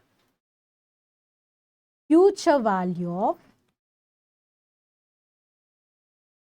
ordinary annuity. So guys, I'll explain this concept a bit clearly and then I'll write down the remaining formulas. Guys, I can't give you the deductions of all the formulas, but I'll give you the deduction of just one thing, which is future value of ordinary annuity. Guys, let me assume that, so in the year 2001, at the beginning of at the end of 2001, December 31st, 2001, I deposited A rupees, let me assume. So 2002, again A rupees, 3, A rupees, 4, 5, 6, 7, 8, 9, 10. So at the end of every year, I deposited A rupees. So guys, it's a single payment or sequence of payments? Sequence of payments. Sequence of payments will be called as an annuity. So when am I depositing this money? At the end of every period on December 31st, 2001. Means is it ordinary annuity or due annuity, guys? Due annuity or ordinary annuity? Ordinary, because my payments or receipts are happening at the end of the period. So how many periods are there, guys? How many payments are there? 10 payments or receipts. Now guys, try to understand. I'm interested in calculating the future value of all the payments made by me. So where should I stay? Tell me guys, where should I stay? Just now I told you. Yes, December 31st, 2010. Try to understand. When I did my first deposit, December 31st, 2001. Now guys, tell me, from December 31st, 2001 to December 31st, 2010, what time duration is there? Is it 10 years of time or 9 years of time? Tell me guys. Say it confidently. Yes, it's absolutely 9 years of time. So you will get interest for only 9 years for the first payment. Now tell me guys, for the next payment, you will receive interest for only 8 years. As you are depositing this money on December 31st, 2002, it will be there in the bank till December 31st, 2010. It is exactly how many years? 8 years. Now can you guess the next one? 7, 6, 5, 4, 3, 2, 1, 0. Madam, why the last one is 0? You are depositing that money in the bank. On the same day evening, you are withdrawing the total money because you deposit the money on December 31st, 2010 and you are withdrawing the same on in 2010 itself, December 31st itself. Means for the last payment, you will not get any interest. You just deposit it and you are withdrawing the whole sum that you deposited till date. Now guys, you must tell me one thing. How many payments happen? 10. Though there are 10 payments, you are getting the interest for the first thing for only 9 years. If you did 10 payments, you are getting interest for 9 years, no? Then if I did n payments, I'll get the interest for how many years? N minus 1. Got it, guys? This is n minus 2. And the last things are same, 2, 1, 0. Now my target is to calculate the future value. Guys, tell me what is the meaning of future value? Amount. Guys, try to understand here. A is not amount, A is the annuity. Annuity means the money deposited by you or the money received by you at the ending or at the starting of every period. Here, how much money was deposited by you at the end of last period? A rupees. This A rupees will be my principal and my target is to calculate present value or future value. Future value of ordinary annuity or due annuity? Ordinary annuity. So guys, look at this. This A rupees is my principal. For this A rupees, I will not receive any interest. So I am writing A into 1 plus I whole power 0 as my amount.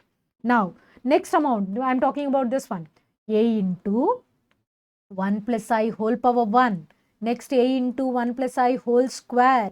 Like that last one, A into 1 plus I whole power n minus 1. Guys, tell me how many terms are there in the sequence? N terms, because you started off with 0, 2, n minus 1, n terms. Yes, you all know that 1 plus I whole power 0 is 1. So, I am keeping A. So, my first term is A and my second term is A into 1 plus I. My third term is A into 1 plus I whole square. So, it's a GP. What is the formula for sum of n terms of a GP? A into R power n minus 1 by R minus 1. So, 1 plus I minus 1. Out of this, plus 1 minus 1 got cancelled. So, what is the formula for future value of ordinary annuity? A into 1 plus I whole power n minus 1 by I is the formula for future value of ordinary annuity. But here guys, I must tell you one thing. Though the last payment was happened at the end of the period and the first payment was happened at the end of first period, it is suppose if you are dealing with n years, total time duration will be n minus 1 years only, because from December 31st 2001 to December 31st 2010 it is only 9 years. But in the formula you are getting n. So you should not worry about n. N represents the number of payments or receipts. Here n doesn't represent the number of years. People are worried about this n always in annuity. Guys, try to understand. This is what I wanted to give you clarity about. Here n doesn't represent number of years. Try to understand. N represents the number of payments or receipts. So there are 10 payments happened or 10 receipts happened for only 9 years of duration. From December 31st 2001 to December 31st 2010 it is only 9 years.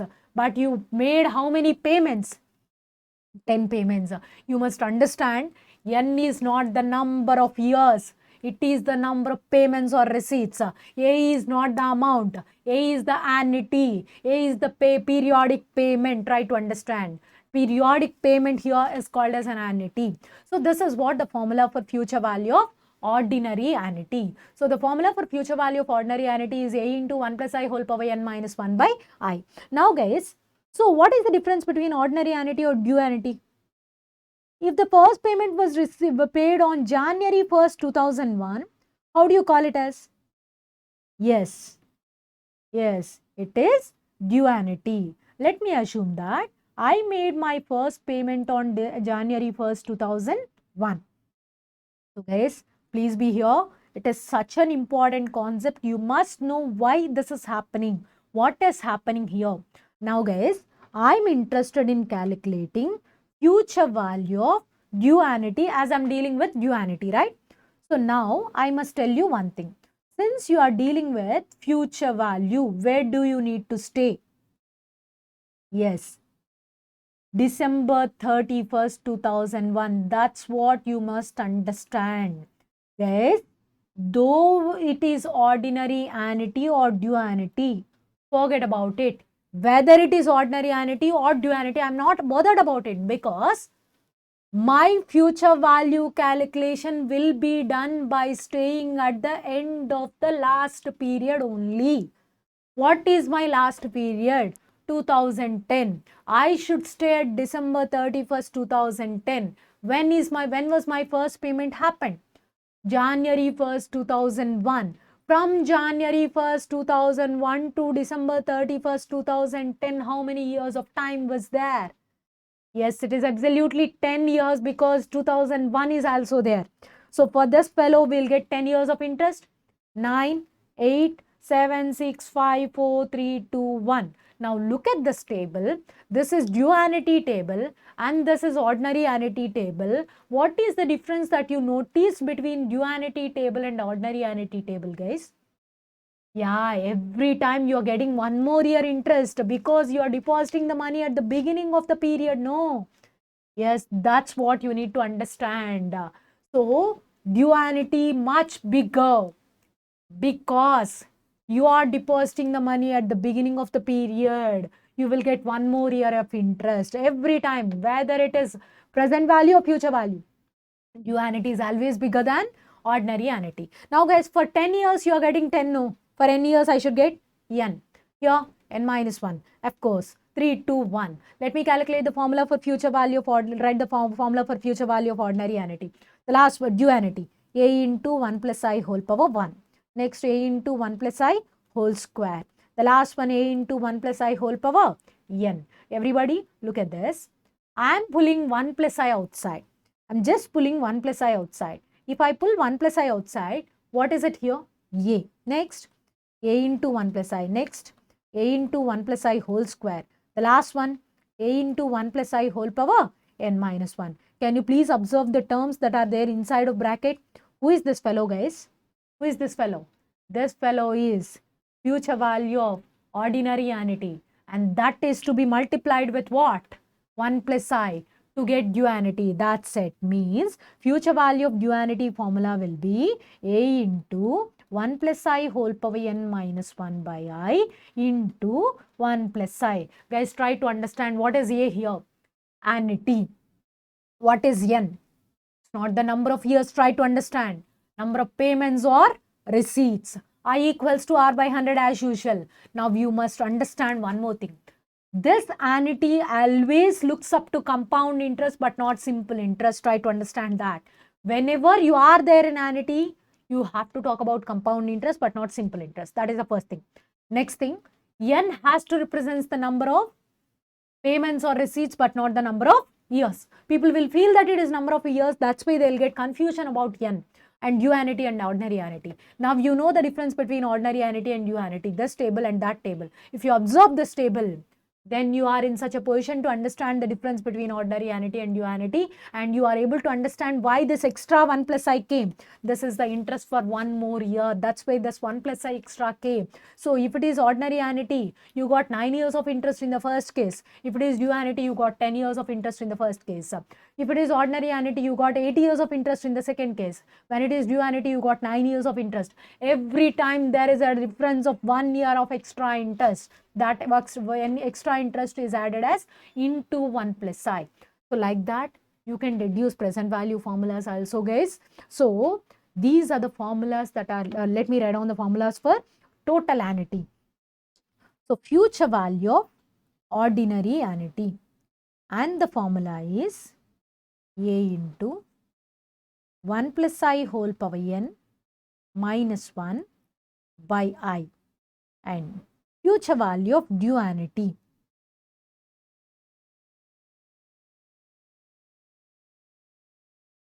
A into 1 plus I whole power n minus 1 by I into 1 plus I. Now, let me write down my next formula. Present value of ordinary annuity. And the formula is A into 1 minus 1 plus I whole power minus n by I. Now, next formula, present value of due annuity, and the formula is A into 1 minus 1 plus I whole power minus n by I into 1 plus I. Now guys, listen to me. You know what is an annuity. Annuity means it's a sequence of payments or receipts in which both payment period and periodic payment are constant. Now, the next important thing is perpetual annuity or perpetuity. What is perpetual annuity or perpetuity? So guys, look at this. There's a combination of two things. Can you please read out the second part? What is the second part? Annuity. This is also in a short manner, you can call it as perpetuity. What is perpetual annuity or perpetuity? This is also an annuity. This is also an annuity in which payments or receipts happens forever. When it comes to annuity, payments or receipts takes for a definite period, means for 10 years or 20 years. But if the payments or receipts takes for infinite period of time, that is called as perpetual annuity or perpetuity. It means, so the payment or receipt might have started here, but I don't know where it ends because I don't know the end period. So now guys, tell me, am I able to calculate the future value of this perpetual annuity? No, because to calculate future value, we must stay at the end of the last period. Do you guys know what is the last period? Nobody knows. Means I can't calculate the future value of perpetual annuity. I am just able to calculate present value of perpetual annuity, and the formula for the present value of perpetual annuity is present value of perpetuity, which is ordinary, is A by I, and the present value of perpetuity, which is due, is present value of due perpetuity, is A by I into 1 plus I. What is the formula for present value of due perpetuity? A by I into 1 plus I. Okay, guys, try to understand. A means annuity. If that annuity is happening forever, you are calling it as perpetuity. So guys, while explaining MCQs related to present value of perpetuity, I'll tell you the literal meaning of present value of perpetuity. While explaining MCQs only, I'll tell that. So now, there is another important thing, guys, that you must be aware of. So suppose I need to make an annuity for 10 years from today itself or by the end of this year. But due to lack of funds, at the beginning only I missed 3 periods, and then I have started doing continuation. Means there is no discontinuity after my 3rd year. I discontinued the first 3 periods. Okay. Then there will be a problem in the present value calculation. How many periods got missed? M periods. No.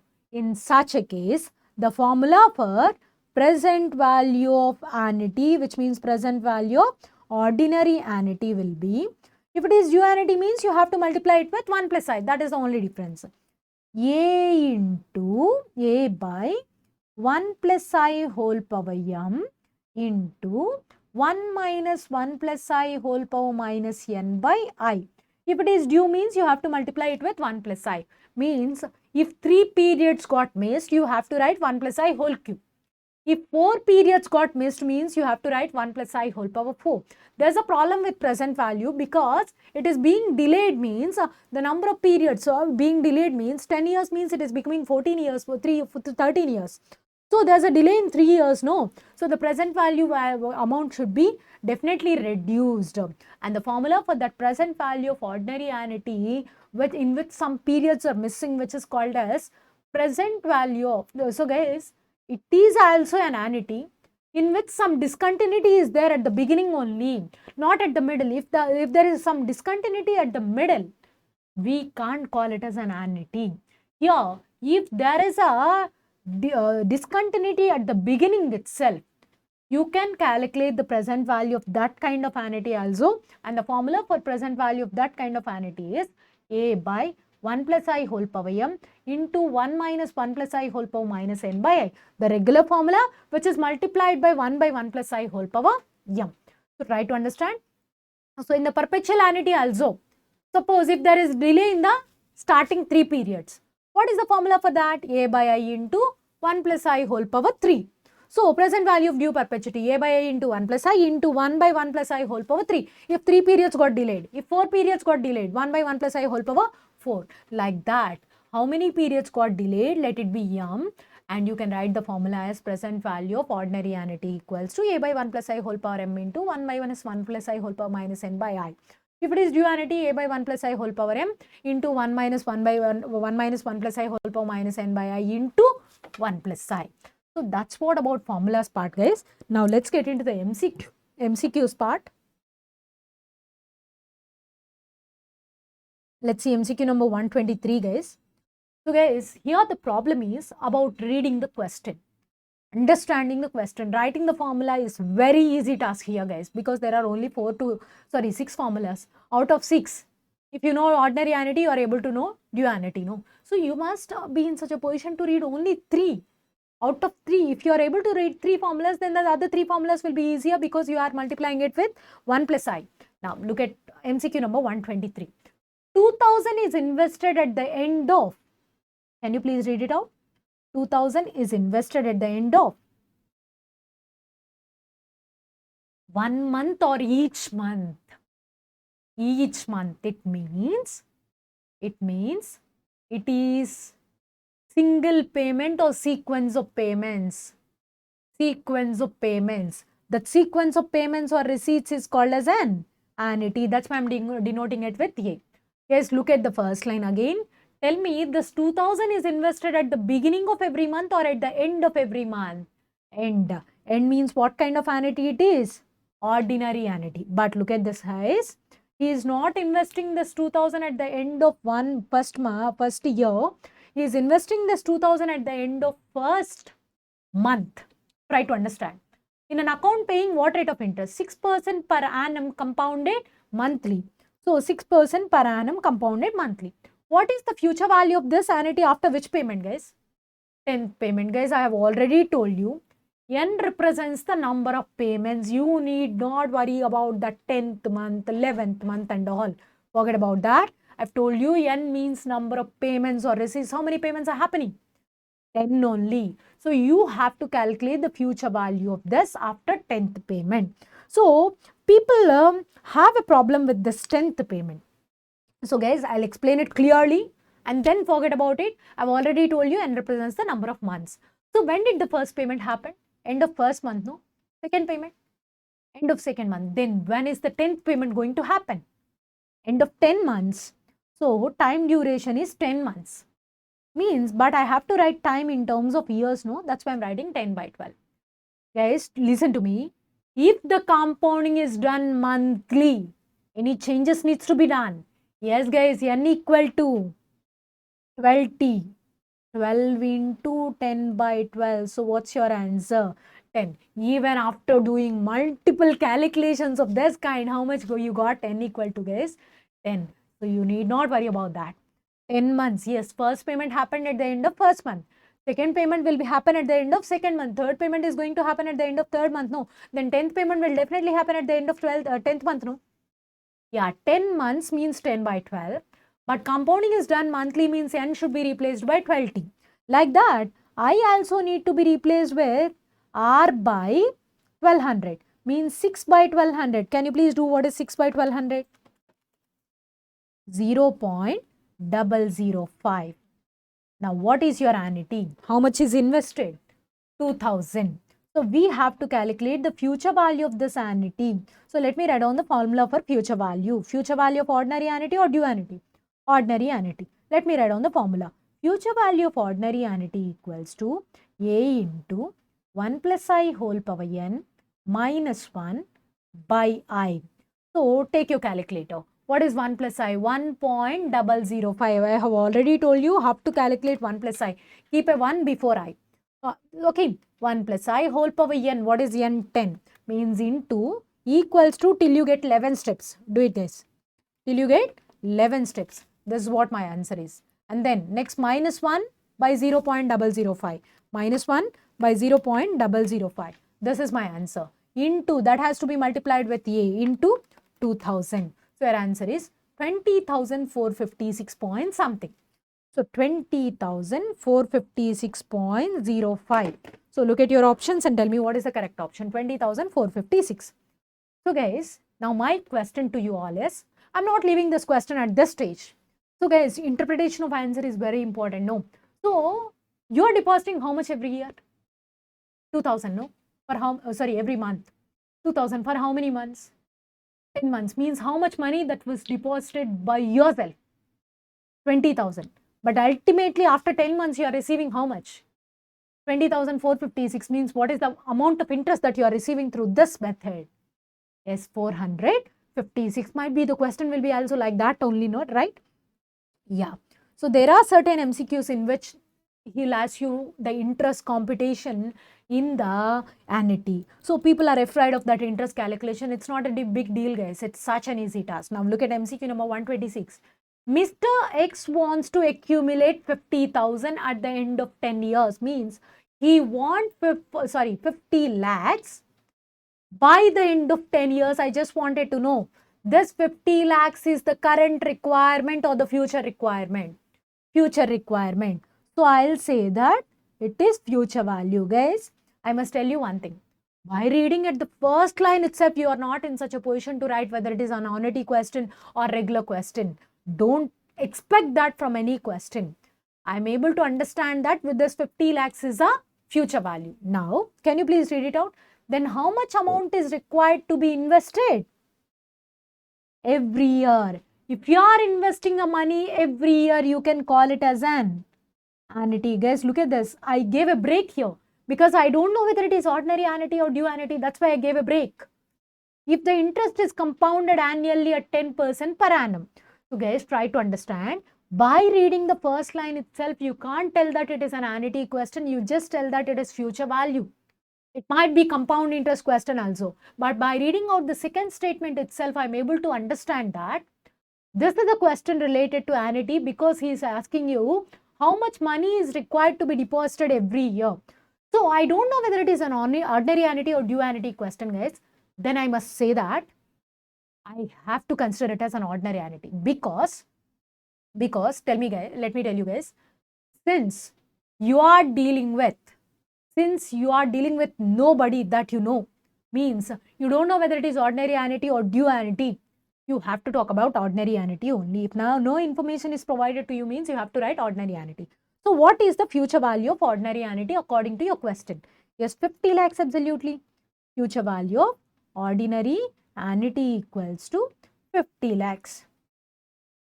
I don't know the formula for future value of ordinary annuity. A into 1 plus I. Tell me what is 1 plus I? 1.1 whole power how many years? 10 years minus 1 by I equals to 50 lakhs. Guys, listen to me.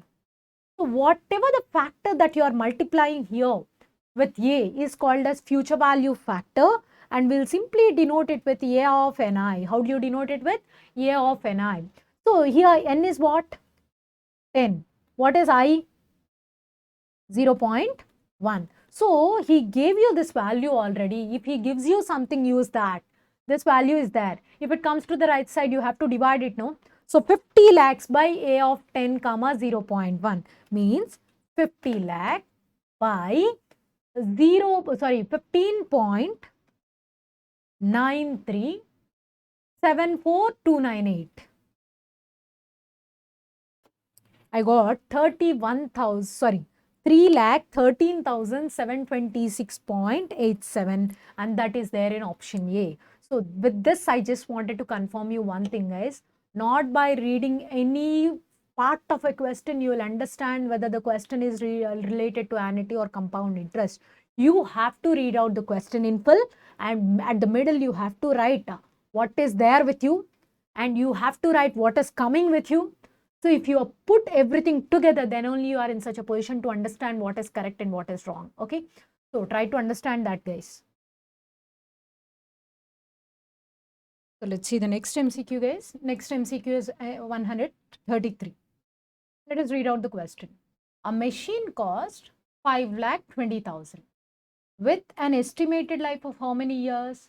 25 years. Means if you purchase this machine with 5,20,000 now, it will stay with us for 25 years, or it will contribute something to us for 25 years. After 25 years, there's no use of that machine except that it is considered as a scrap.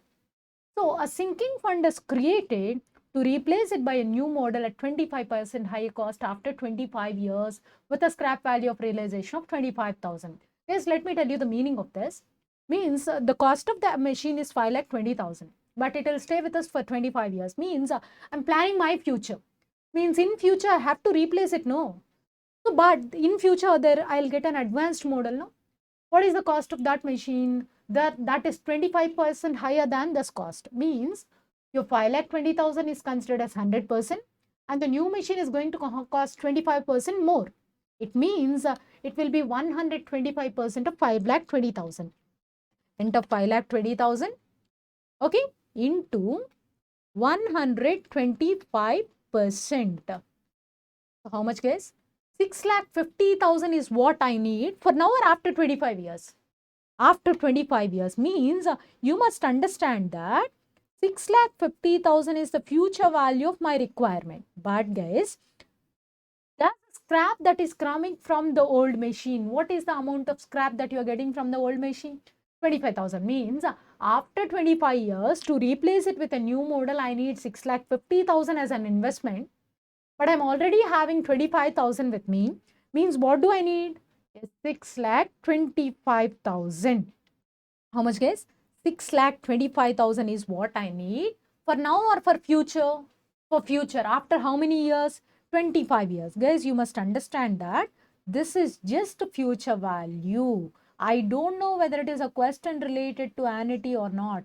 Try to understand. Your 6,25,000 is the future value. That and only I know.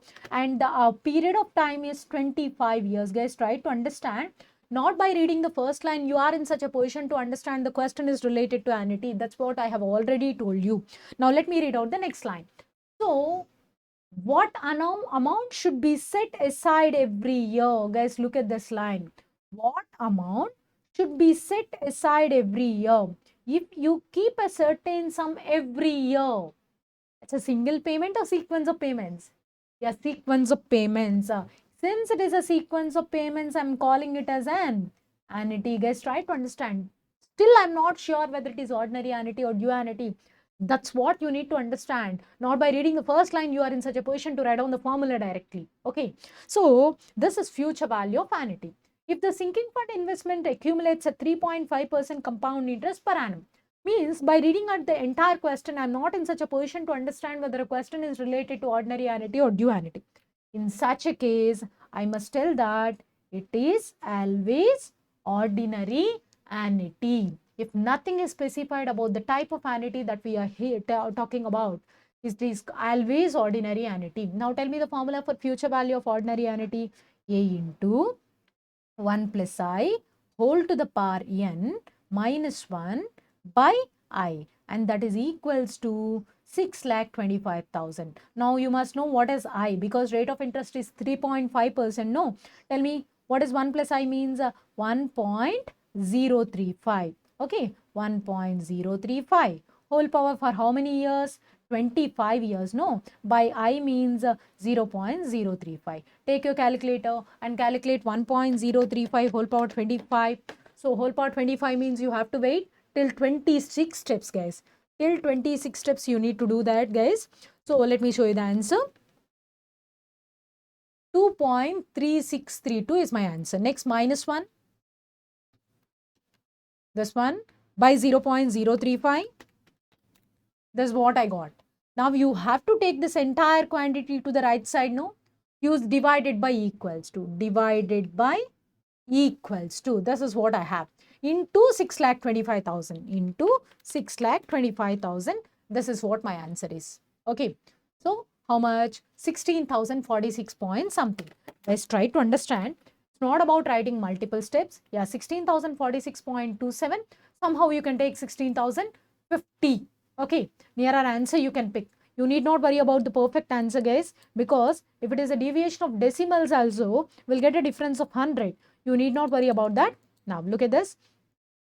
The next MCQ that I have taken here is MCQ number 136. Rajesh deposits 3,000 at the start of each quarter. Guys, try to understand the question. Rajesh deposits how much? 3,000 once or every time? Every time. At the start of each quarter means at the beginning of every quarter, he is going to deposit 3,000 means not once, every time. It's a single payment or sequence of payments? Sequence of payments. Sequence of payments or receipts is called as an annuity. When is he doing that? At the starting of each quarter. Starting means what kind of annuity it is? Yes, due annuity. Starting of each quarter in a savings account.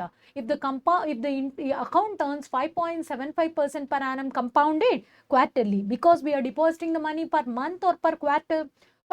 So savings should also earn quarterly interest. How much money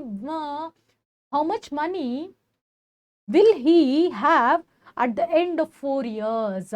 At the end of 4 years, by the end of 4 years, how much money will be there in his account? That's what he's talking about. Means he's talking about present value of these savings or future value? Yes, future value by that time, 4 years. Yes, means the question is related to annuity, but it is ordinary annuity or due annuity? Due annuity. We have to calculate the future value of due annuity, but the compounding is done yearly or quarterly. Quarterly, what are all the changes? I equals to R by 400. 5.75 by 400. What is 5.75 by 400? 0.014375. And n equals to 40. It's actually 4 years, but we have to write 40 which means 16, because N always talks about number of payments or receipts. If it is quarterly payment per a year, how many payments you will make? 4 payments. Then per 4 years. Yes, 4 4, 16 payments. Now I have to talk about future value of due annuity. So what is the formula for future value of due annuity? A into, let me write down the formula guys, A into 1 plus I whole power n minus 1 by I into 1 plus I. So don't go for substitution guys, because you know everything. What is your A value? A value is 3000. So let us go for substitution, direct calculation. 1.014375, 1.014375 whole power 16, whole power 16, do whole power 16. Till power 16 you need to do that guys.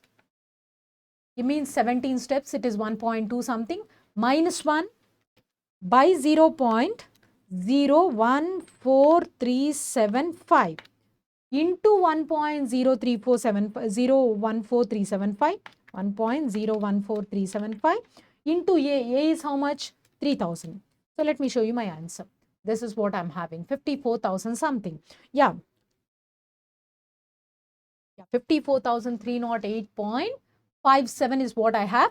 So you can go for option A. So guys, if it is due annuity, he'll definitely mentions that. Otherwise, you have to consider it as an ordinary annuity. Try to understand that. Now guys, let me show you my next MCQ. So guys, here I'm just focusing on the way that I'm reading out the question. I'm not at all focused on the formula, because there are only 1 or 2 formulas with us. So if it is ordinary annuity, we have one formula, due annuity means into 1 plus I. So you just need to focus on the question. You just need to focus on the way that you read the question, that everybody reads the question. Guys, look at the next question. A person borrows 2 lakhs rupees. Guys, try to understand. If I'm borrowing something, is it my principal or my amount? Principal only, right? So try to understand, if you borrow something, you have to consider it as principal. Principal means, is it present value or future value? Present value. So every time tell your brain that whenever you come across a question having a debt, that is your principal, means that is your present value. So whenever you come across a question that is related to debt, undoubtedly you can treat it as present value. Guys, let me tell you another thing. I am not saying that it is present value of annuity. I am just saying that it is present value. Whether it is annuity or not, it depends upon the next lines. So my present value is 2 lakhs. The money that was borrowed by me is just 2 lakhs. Okay, let me read out the next line. Understanding that it is to be paid back in how many installments? 6 equal installments. Guys, I have already told you, whenever you come across more than one payment or receipt, it has to be considered as an annuity. How many installments are taking place? 6 installments. Guys, I have told you, here in annuity, we should not bother about number of years. We should bother about number of payments or receipts. How many payments in which I wanted to clear my debt? 6 installments. But these 6 installments are yearly installments or half yearly installments? 6 months. Got it? So guys, it means your time period is only 6 months. Now guys, let's have a look at the next line. The first payment is to be made 6 months after the money was borrowed. Guys, you know that your time period was 6 months. If you repay the money at the beginning of 6 months, that is called as due annuity. If you repay the money at the end of 6 months, means that is called as ordinary annuity. Now you must tell me whether this question is related to ordinary annuity or due annuity. Yes, he is repaying the first payment after 6 months, means at the beginning of period or at the end of the period. End of the period. So I have to consider it as an ordinary annuity. Yes, got it? Now, first payment is to be made 6 months after the money was borrowed. Calculate the value of each installment. The value of each installment is nothing but annuity. If the money is worth 5% per annum compounded half yearly, because the payments or receipts are happening yearly or half yearly? Half yearly. So means I have to calculate, write I equals to R by 200. Tell me what is 5 by 200 all of you? 0.025. Let me write down I equals to 0.025. Madam, you are writing n equal to directly 6, but n should be replaced by 2t. No, that's what you might have in your brains. Just tell me, N represents actually, for UT represents number of years. 6 months means how many months, guys? 36 months. 36 months means how many years? 3 years. N is to be replaced with 2T, no? 2 into 3 is how much? 6. But I've already told you, you should not be afraid of these things. Here in annuity, N represents number of payments or receipts. That's what you need to focus upon. Now, what is the formula for present value of ordinary annuity? Tell me the formula for present value of ordinary annuity. A into 1 minus 1 plus I whole power minus N by I is equals to 2 lakh. So calculate 1 point. Yeah, I have to tell you this calculation, no? So it's such an easy calculation, guys. First do 1.025 whole power 6. 1.025 whole power 6. If you observe, it is my answer. But I need whole power 6 or whole power minus 6. Whole power minus 6. Just do divided by equals to. Do that. Divided by equals to. That is what? 1.025 whole power minus 6. This is having a plus symbol or minus symbol, guys. Minus. Just enter this plus or minus symbol. Then you will definitely get a minus symbol. Can you see the minus symbol in my calculator? Yes. Now plus 1. Plus 1. This is what my answer. By 0.025. By 0.025. This is what my answer. Means this is the value of the entire thing that is there in bracket. If it comes to right side, inverse means divided by equals to. Do that. Into how much? 2 lakh. Just into 2 lakh. So can you see the answer, guys? Yeah. 36,309.99. You can take it as 36,310. Okay. So 308 is what they got because they have taken the answer as 1.1597. So guys, you can simply go for option D. So try to understand the calculation. If you are having a power of minus, just do divided by equals to. If left side value comes to right side, it will become inverse, no? For that, you have to calculate divided by equals to. Power minus 6 is there, means power 6 whole inverse. For inverse calculation, what are you doing? Divided by equals to. So guys, focus on your question and then just focus on your calculator tips, guys. Questions will be quite easier. Now have a look at MCQ number 148. Mr. Paul borrows 20,000. Just now I told you borrowing means debt. Your debt is always present value. So for me, whether I know the solution or not, it is secondary, guys. What I'll write here is, I know that it is a debt, so I'll consider it as present value. My present value is how much? 20,000. Mr. Paul borrows 20,000 on the condition to repay it with compound interest at 5% per annum in an annual installment of 2,000 each. Means he's going to clear his debt with the help of installments. So I must call it as an annuity. I must call it as an annuity. It is just annuity, right? So what is your annuity? What is your installment? 2,000. Got it? Your annuity is 2,000. Next, the number of years in which the debt would be paid off. In how many years it will be cleared? Guys, tell me. I don't have any clarity about the kind of annuity that I need to use. In such a case, I have to use ordinary annuity. Just simply go for substitution. A into, what is A? 2,000 into 1 minus, just tell me what is 1 plus I means. I means 5 by 100, 0.05. 1 plus I means 1.05 whole power minus N by I equals to 20,000. Guys, now if you want to simplify it to the next extent, it is up to you. My choice is simply going through option verification. 10 years, 11 years, 12 years. So let me start with 10. Guys, do 1.05 whole power 10. 1.628 something.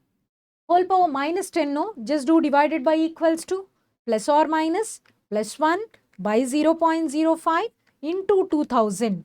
If it is nearer by 20,000, that's a correct answer. But I got only 15,000. Guys, now you must understand, your answer should not be 10,000, 10 years. Your answer should be far away from 10,000. Sorry, 10 years. Which option is far away? Just 12 years. Let's see. Let us calculate the same thing for 12 years, guys. So, replace n equals to 12. It means 1.05 whole power 12. 1.05 whole power 12. 1.7958 is what I got.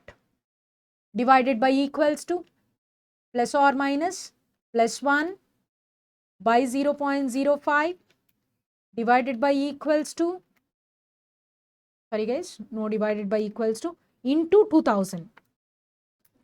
I got 17,000 only, means 10 years is not a correct answer, even 12 years is not also correct answer. So the correct option is option D.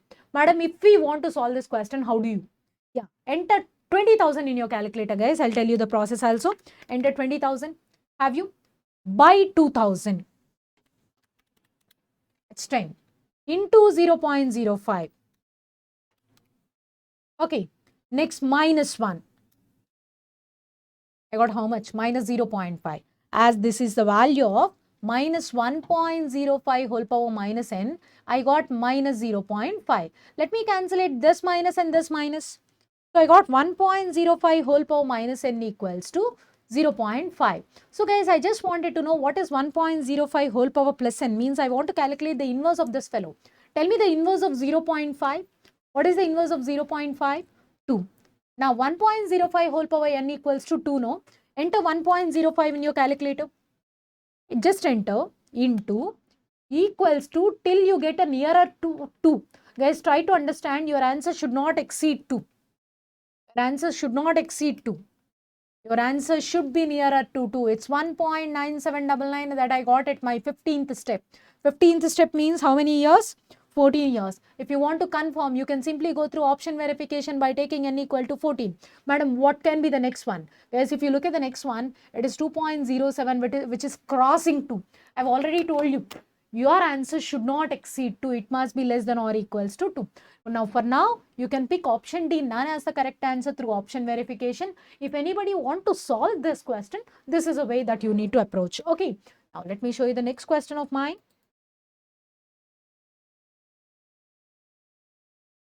MCQ number 155. Guys, this model is a confusing thing. I'll tell you a very simple trick of solving this 155, guys. So, guys, read out the question. A machine can be purchased for 50,000. Guys, let me assume that I wanted to purchase this machine now.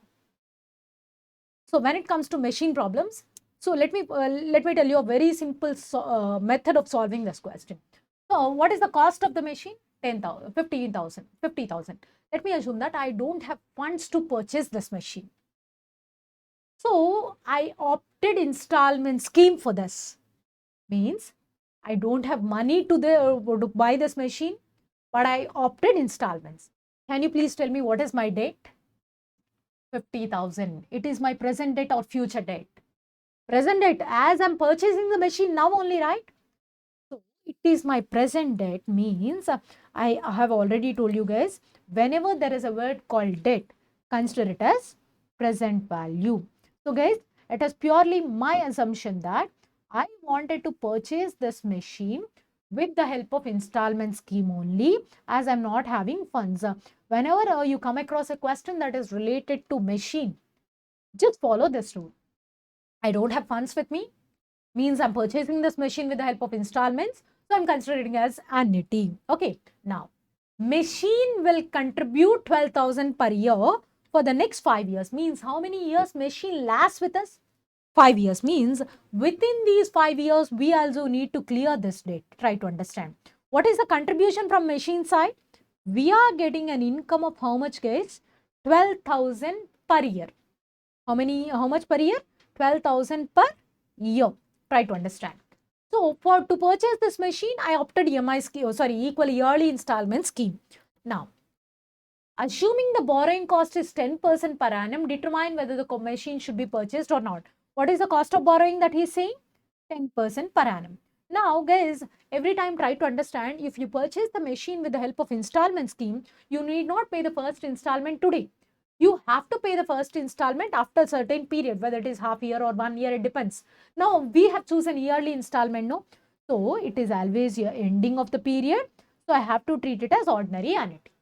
Now, I'll calculate A. What do you mean by A, guys? A means installment needs to be paid, right?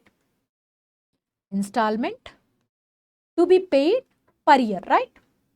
Yeah, let me calculate A value. So, as I know the formula for present value of ordinary annuity, I am just going for substitution. A into 1 minus 1 plus I whole power minus n by I into equals to 50,000. Take your calculator and calculate what is A equals to 1.1 whole power 5 divided by equals to plus or minus plus 1 by 0.1 divided by equals to into 50,000. So I got 13,189. I got 13,189. What is this 13,189.9? So 13,189.9 or 13,190, let it be. Okay guys, tell me who is this? The annual installment that is going out of my pocket. Means, is it an income for me, income to me, or expenditure for me? Expenditure. So what is your annual expenditure, all of you? 13,190. But what is your annual income from the machine? 12,000. Means, are you getting profit or getting some loss by purchasing this machine? You're getting some loss? No. Means, tell me guys whether the machine should be purchased or should not be purchased. Yeah, determine whether the machine should be purchased or should not be purchased. Should not be purchased. Guys, this is my way of approach in solving these kind of questions, guys. I'll simply assume that I purchase the machine with the help of installment scheme, and then I'll calculate the installment needs to be paid by me, means which is an expenditure to me, and I'll compare this with my income. Every year I'm getting an income of 12,000, but my expenditure is 13,000 something, means I'm getting some loss. Something is going out of my pocket, so I should not purchase this machine. So this is my way of approach in solving this question, guys. So if you have some other methods, that is also okay, guys, but they need more calculations. That's why I chose this method, guys. Now let me show you the next question of mine. So look at MCQ number 164. Mr. Sharath got his retirement benefit amounting 50 lakhs. He want to receive a fixed monthly sum of the amount for the rest of his life. After 1 month and thereafter, he wanted to pass on the same to the future generations. Means, guys, Mr. Sharath has how much in his account? 50 lakh. So he is keeping the money in his account, and he wanted to receive a monthly sum for his future, for the rest of his life, and he wanted to pass this payment, or he wanted to pass this receipts to the future generations. Means, this process of receiving something is happening for how many years? Is it happening for a finite period or infinite period? Infinite period, as he wanted to pass this on to the future generations. Try to understand. He expects to earn an interest of 9% compounded annually. Determine how much perpetuity amount should he receive every month. That means, he's keeping this 50 lakhs in the bank account, guys. He wanted to receive, just a moment. So in his bank account, how much money is there? 50 lakhs. Is this money, is the present value of the money or the future value of this money, guys? Present value, because I'm keeping this money in the bank. Okay, I will get this, I will get some interest sort from this bank, right? So I have 50 lakhs in my bank account, right? Now, I'm keeping this money in the bank and I wanted to get a fixed sum at the end of every month, because starting from the end of first month, after the completion of 1 month. So for how many months I need to get? Yes, for infinite period. Means, this is an annuity or perpetuity? Perpetuity. What is the present value of all these perpetuities? Only 50 lakhs. Yeah, try to understand. What is the formula for present value of perpetuity? A by I. Now listen to me, guys. What is A? I don't know. Okay. Let me write I equals to, what is my I value? 9% compounded monthly, guys. Though it is compounded annually, as you're getting some monthly, you have to consider it as compounded monthly only. So tell me 9 by 1200. 0.0075 equals to 50 lakh. Now, 0.0075 into 50 lakh. 37,500 means A equals to 37,500. 500 means at the end of every month, he will get a monthly amount of 37,500. Now guys, I've already told you, while explaining these formulas, I will tell you the meaning of present value of perpetuity, and I'll tell you the meaning of perpetuity also. Now let me tell you the difference between perpetuity and present value of perpetuity. Guys, let me assume that I'm having 1,000 rupees in a bank account, which is deposited, 10,000 rupees in a bank account, which is deposited at 10% per annum. Means I made this fixed deposit. So let me add one more word, fixed deposit. I deposited 10,000 rupees in the bank and I can't take it out. I can't take it back. So 1,000 rupees is there fixed in the bank at 10% per annum. Means this 1,000 earns an interest of how much for the first year? Tell me. 1,000 rupees. Sorry, this 10,000 earns an interest of 1,000 rupees. So let me withdraw this 1,000 rupees from the bank. Again, there is a principle of how much only? 10,000. By the end of second year, again it fetches an interest of 1,000. Yes. Again, let me withdraw this 1,000. By the end of third year, again this 10,000 fetches an interest of 1,000. Every year it is fetching an interest of 1,000 rupees and I am withdrawing this 1,000 rupees every year, guys. Means I can continue this receipts for how many years? Infinite years, right? If I get a fixed sum every year, I can call it as an annuity. As it is for infinite years, how am I calling it as? Perpetuity. Let me denote this perpetuity with A. And guys, tell me the formula for present value of perpetuity. A by I means tell me 1,000 by 0.1. 10,000 means 10,000 is what? Fixed deposit. Now I'll tell you the meaning of this. Present value of perpetuity is nothing but amount of fixed deposit made by you. Let me repeat. The literal meaning of present value of perpetuity is the amount of fixed deposit made by you. So if you deposit 10,000 rupees, you will be in such a position to get 1,000 rupees per every year. Got it? Like that, what is the fixed deposit that was made by him? 50 lakh. If he made a fixed deposit of 50 lakh at 9% per annum, every month end he will get 37,500. That's what he's telling you. So try to understand the difference between perpetuity and present value of perpetuity. Perpetuity is the money received by you. Okay. Present value of perpetuity is the amount of fixed deposit made by you. Guys, try to understand this difference. Most of the people have a confusion regarding this perpetuity and present value of perpetuity. Perpetuity means the amount of fixed deposit made by you. Present value of perpetuity means, perpetuity means the amount that is going to be received by you. Present value of perpetuity means the amount of fixed deposit made by you. Now let's have a look at MCQ number 175. A Limited, guys, it's a name of a company, is evaluating a project involving an outlay of 10 lakhs. Guys, let me tell you the meaning of outlay. Outlay means investment. So guys, investment means it is coming into our pocket or it is going out of our pocket. Going out of our pocket means it's an income or inflow or outflow. Outflow, right? Yeah, outlay is always an outflow. Guys, it means, let me assume that I am the owner of that A Limited. I wanted to invest how much? 10 lakhs. This 10 lakhs is coming into my pocket or going out of my pocket? Going out. So, by investing this 10 lakhs, resulting an annual cash inflow of 2,50,000 for how many years?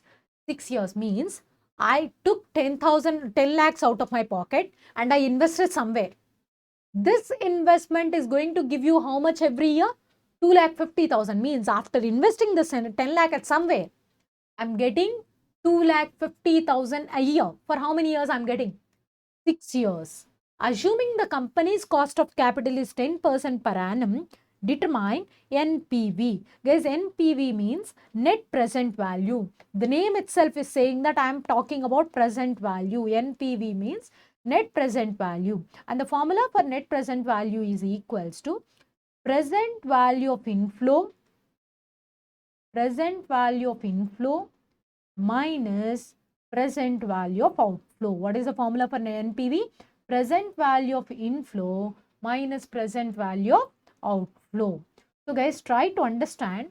NPV means present value of inflow minus present value of outflow. Now, let me re-explain my question.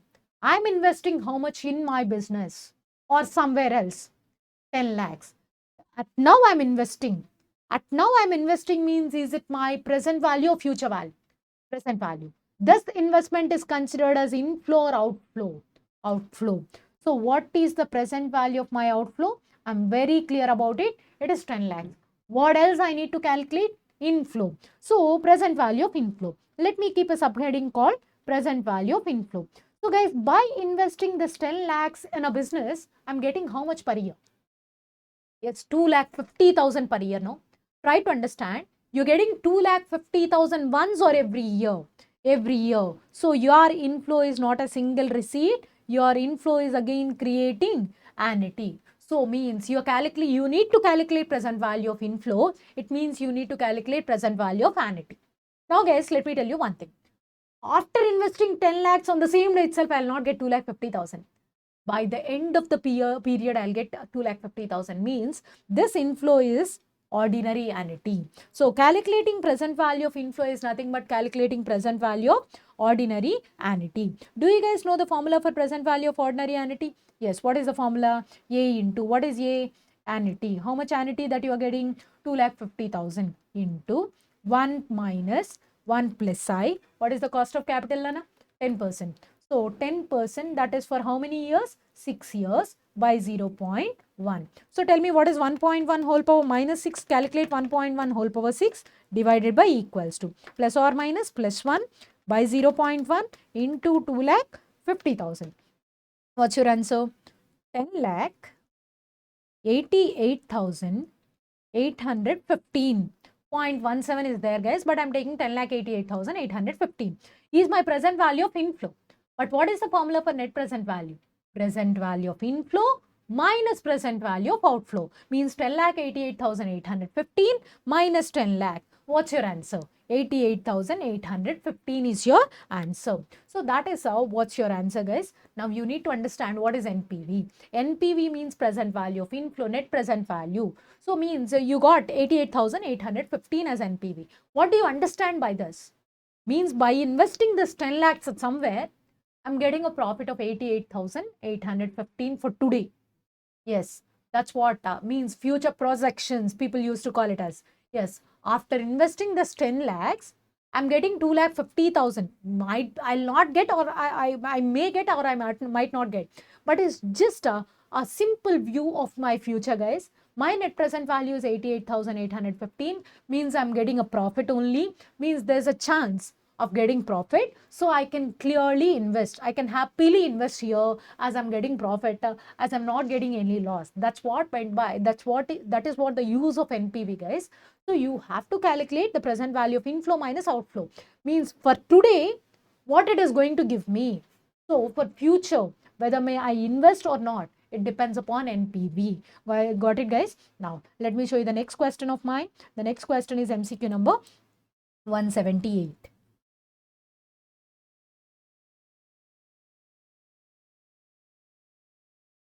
Mr. Paul invested 1 lakh in a mutual fund scheme. So he himself invested 1 lakh in January 2018. After 1 year in January 2000, Miss Paul invested 1 lakh in a mutual fund scheme in January 2018. After 1 year in January 2019, she got a dividend of 10,000 for the first year, and for the second year, 12,000, and for the third year, 16,000, and for the fourth year, 18,000, and for the fifth year, 21,000. What is the compound annual growth rate for whom? What is the compound annual growth rate of dividend return? So initially she got a return of 10,000 initially. Now she is getting a return of 21,000. What is their growth? Guys, initial value means I take principal. Final value means I'll take amount. Guys, look at this. CAGR, compound annual growth rate, rate of interest dependent upon compound interest. You need not use any separate formula for this, guys. People will tell you Vn by V naught whole power 1 by Tn minus T naught minus 1. I'm not using that. That's why I haven't written that formula also. So simply say, guys, I'll assume that my initial value was 10,000 and my current value was 21,000. Initial value that I'll always assume as principal. So my principal is 10,000 and my final value means amount Amount is 21,000 and my time duration 5 years, no? Yeah, n equals to 5. I'll just calculate my rate of interest. That is what compound annual growth rate. So A equals to P into 1 plus I whole power n. Okay, this is what I'm having. Now guys, I will not do anything else except option verification. What is option A? 20.38, no? 20.38. Guys, listen to me. So there's something that is given to you. You need not even calculate or go for option verification. What is 21,000 by 10,000? Yes, 2.1 equals to 1 plus I whole power 5. Now look at your textbook. What is 2.1 equals to? 1.2038 power 4. Sorry guys, I forgot to tell you. Yeah, it is the end of first year and end of fifth year, no? Yeah, it's actually 4 years only. In compound interest, we should not take the number of years. We should take the, number of payments or receipts. We should take the number of years. From the end of first year to the end of fifth year, it is only 4 years, no? Sorry for that, guys. Yeah, it is 4. Now, 2.1 is equals to what? 1.2038 whole power 4. Now, observe. Both the powers are same, no? So, I have to equate the bases. What is my base? 1 plus I equals to 1.2038. What is I equals to? 0.2038. Then tell me what is R equals to? 20.38. So, madam, for this question, they have mentioned this value.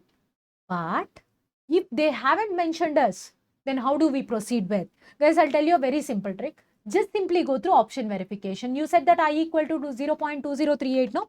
So, 1.2038 whole power 4. Do that, whole power 4. Guys, remember, you're not going to get the perfect answer. You're getting the nearest answer into 10,000. I got this much, guys. Let me show you my answer. 20,999.9, which means I can take it as 21,000, no? Try to understand. You are not going to get a perfect answer as you are applying roots and powers. You will get a nearest answer. So guys, and the other mistake that I did here is, yes, I'm in annuity. It is not annuity. I'm just using compound interest. From the end of first year till the end of fifth year, it is just only 4 years of time. I have already told you, in compound interest, n represents the number of years. When it comes to annuity, n represents the number of payments or receipts. And that is what about time value of money, guys. So throughout this concept, we have limited number of formulas. There's nothing called unlimited number of formulas. There are hardly 10 to 11 formulas, guys. That's it. But each and every concept matters a lot. Along with that, you have to distinguish between annuity and compound interest. Then only this concept will be an easy task for you all. If you are not in such a position to discriminate annuity and compound interest, it's a very tough task for you all, guys. So it's all about reading the question. It's all about understanding the difference between compound interest and annuity. Then only you are able to complete this topic. This topic will be a very easy task if you know the difference between annuity and compound interest. Now, I feel you are in such a position to understand the difference between annuity question and a regular compound interest question or a regular simple interest question. So, that's all about time value of money, guys. So, let's see the next concept, guys. The next concept is limits and continuity. It is a newly added concept, guys. Hardly we can expect 1 to 2 marks from this concept. But I've already told you many times, the usual preparation time for this concept is so much because we have many MCQs in limits and continuity. So as prior in CA found CPT days, we have this concept called limits and continuity. So when you compare that material, so there are huge number of MCQs in ICAI material of old editions. So your usual preparation time is a bit higher, guys. It will take around 8 to 9 hours, guys. But if you watch this video, you can reduce your preparation time. I'm going to complete this topic within 40 to 45 minutes, guys. Since you are aware of the logics of derivatives and integration, this is a very easy concept. Of course, since you are good at derivatives, since you are good at the basics of derivatives, this concept is going to be an easy task for you all, guys. But you must learn the basics of derivatives and you must learn the tricks of derivatives to complete this topic, guys. Then only you are able to do that. Otherwise, you can't do that. So, let me tell you the meaning of a limit. So, guys, for example, if I say that x tends to 2. Let me write down the meaning of it, guys. So let f of x equals to x plus 2. What is f of x? X plus 2. Now if I am writing x tends to 2, what is the meaning of x tends to 2, guys? X is approaching 2. I don't know whether x is approaching 2 from the right side or from the left side. So 2 has many values towards 2 from the left side and right side. If you are approaching 2, your x is approaching 2 from the right side, it can be 2.0000001 or 2.0001 or 2.0001 or 2.001 or 2.01. So now if you observe the pattern of 2 towards left, it can be 1.99999 or else 1.9999 or else 1.999 or else even 1.99 or else even 1.9. You must understand x is reaching 2. I don't know whether x is reaching 2 from the right side or from the left side. Now let me give you clarity about this from the right side and from the left side. If x is approaching 2 from the right side, you will say that x tends to 2 plus. If x is approaching 2 from the left side of 2, you will say that x tends to 2 minus. Guys, are you able to understand the difference between 2 plus and 2 minus? If x is approaching 2 from the right side, you will say that x tends to 2 plus, means x is 2 or more than 2, because x is approaching 2 from the right side. No, yes, it is more than 2. If x is approaching 2 from the left side, you will say that x tends to 2 minus, as x value is less than 2, as x is approaching 2 from the left side. No. So try to understand the meanings of x tends to 2 plus and x tends to 2 minus. Now guys, if x is equals to 2.00001, then f of x will be equals to 4.000001, right? Now, if x equals to 2.401, f of x equals to 4.401. If x equals to 2.001, f of x equals to 4.001. If x equal to 2.001, f of x equals to 4.001. This is 4.01. Now, look at here. If x is equals to 1.9999, f of x equals to 3.9999. If x equals to 1.49, f of x equals to 3.49, as x plus 2 is f of x. 1.49 plus 2 equals to 3.49. Now, if x equals to 1.999, f of x equals to 3.999. If x equals to 1.99, f of x equals to 3.99. If x equals to 1.9, f of x equals to 3.9. If x equals to 2, f of x equals to 4. Now tell me, what is f of x value as x is approaching 2? As x is approaching 2, f of x is approaching 4. No. Yes, this is what the meaning of limit. If x approaches a, then f of x approaches L.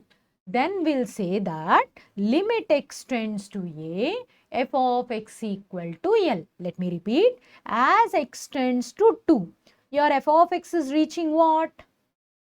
Yes, 4. No. Then we'll say that limit x tends to 2, f of x is equals to 4. That is what the meaning of 4.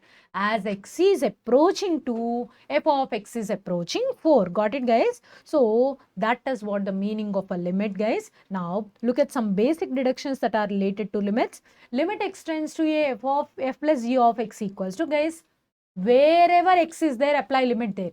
Limit x tends to a, f of x plus limit x tends to a, g of x. Of course, minus means limit x tends to a, f of x minus limit x tends to a, g of x. Of course, into means limit x tends to a, f of x into limit x tends to a, g of x. By means limit x tends to a, f of x by limit x tends to a, g of x, provided denominator is not equal to 0. Wherever the function is there, take the limit to there. Now, look here, guys. Limit x tends to a log f of x. Where is f of x? To So f x is there, no? So apply limit to there. Log of limit x tends to a f of x. Now, limit x tends to a e power f of x. Where is limit? Where is f of x in the power? No. Take the limit to the power. Limit x tends to a k means limit of a constant is constant. Now, limit x tends to a 0 plus 1 by x is plus infinite. Limit x tends to a 0 minus 1 by x is minus infinite. It means your left limit is equals to right limit? No, means are your left limit and right limit are giving you the same value or different value? Different value. But when do you say that a limit exists as x approaches a, f of x must approach the same number. If you look at the previous example, as x is approaching 2 from left side or right side, the answer is same. Then only you say that limit exists. So, I must say that limit x tends to a, f of x exists only if limit x tends to a minus f of x equals to limit x tends to a plus f of x. But here your left limit is minus infinite and your right limit is plus infinite, means left limit is not equals to right limit. So, limit does not exist. Madam, when do you need to use this left limit and right limit concept? Guys, try to understand. If you are dealing with 1 by x function, if you are dealing with modulus function, then apply this concept of left limit and right limit. Otherwise, no need of left limit and right limit. You can directly go for substitution. Okay.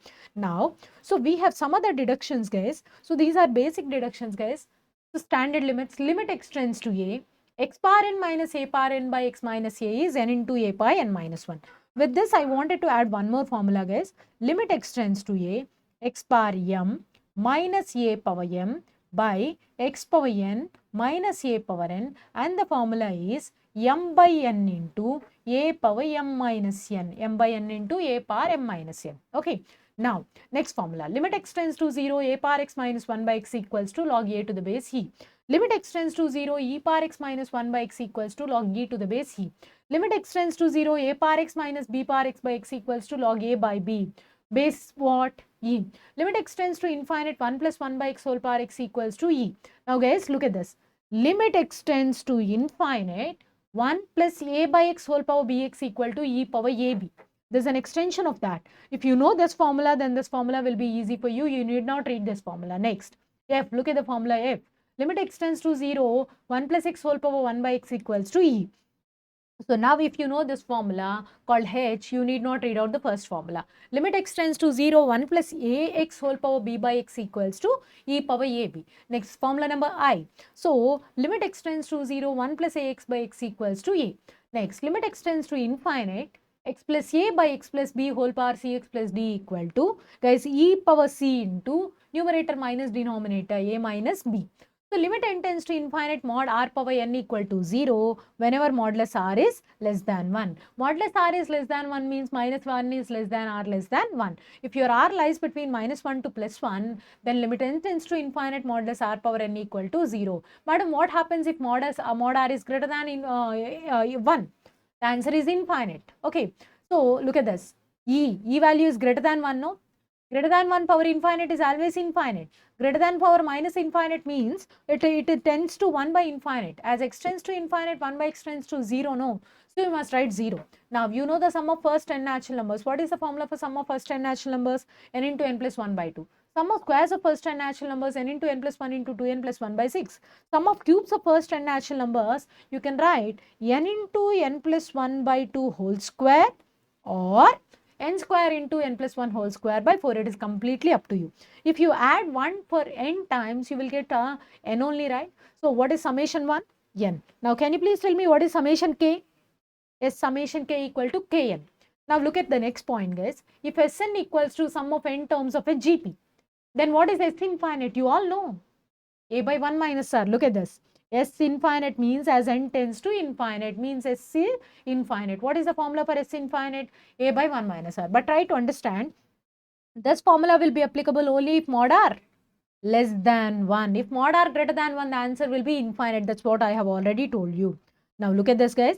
Some special limits involving modulus and step function I have already told you.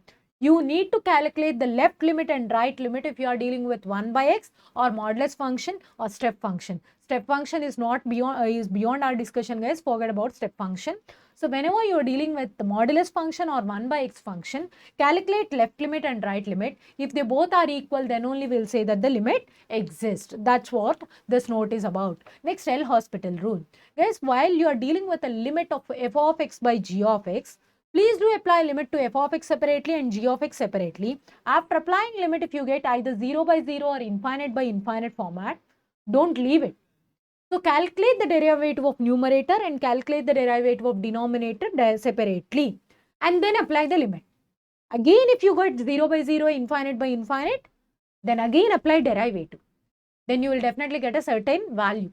So if you are getting 0 by 0 continuously, you keep on doing derivative continuously. That's what given to you in this L'Hospital rule. L'Hospital rule means whenever you come across a function which is like limit x tends to a f of x by g of x, you need to apply limit to numerator separately and denominator separately. Apply limits. If you get either 0 by 0 or infinite by infinite format, don't leave it. If you get 0 by 0 or infinite by infinite format, do the derivative of numerator separately and do the derivative of denominator separately. Again, if you get 0 by 0 or infinite by infinite format, again apply the derivative. Even after applying the second derivative also you got 0 by 0, means do the third derivative. At some stage, you will not get 0 by 0 after applying the limit. That value is your answer. If at the first stage only you will not get 0 by 0, that's your answer. If at the second stage you are not getting 0 by 0 and some definite value, that is your answer. We don't know at which step we are going to get the correct answer, but at some way we will definitely get a definite value. Okay. So now try to understand one more thing, guys. There are many indeterminate formats. Some of the indeterminate formats are given to you here. The first one is 0 by 0, infinite by infinite, 0 into infinite, infinite minus infinite, 0 power infinite, infinite power 0, 1 power infinite, infinite power infinite. These are all indeterminate forms. So, we cannot apply limits to them. Got it, guys? Now, continuity. When do you say that a function is continuous? In particular, I'll tell you a simple trick, guys. If you draw a graph to that function, it should not break. Means there should be a continuity. If there is a continuity, the function is said to be continuous. But if you find a graph like this, means there is a break at the middle, no? Yeah, it means this function is discontinuous at this place.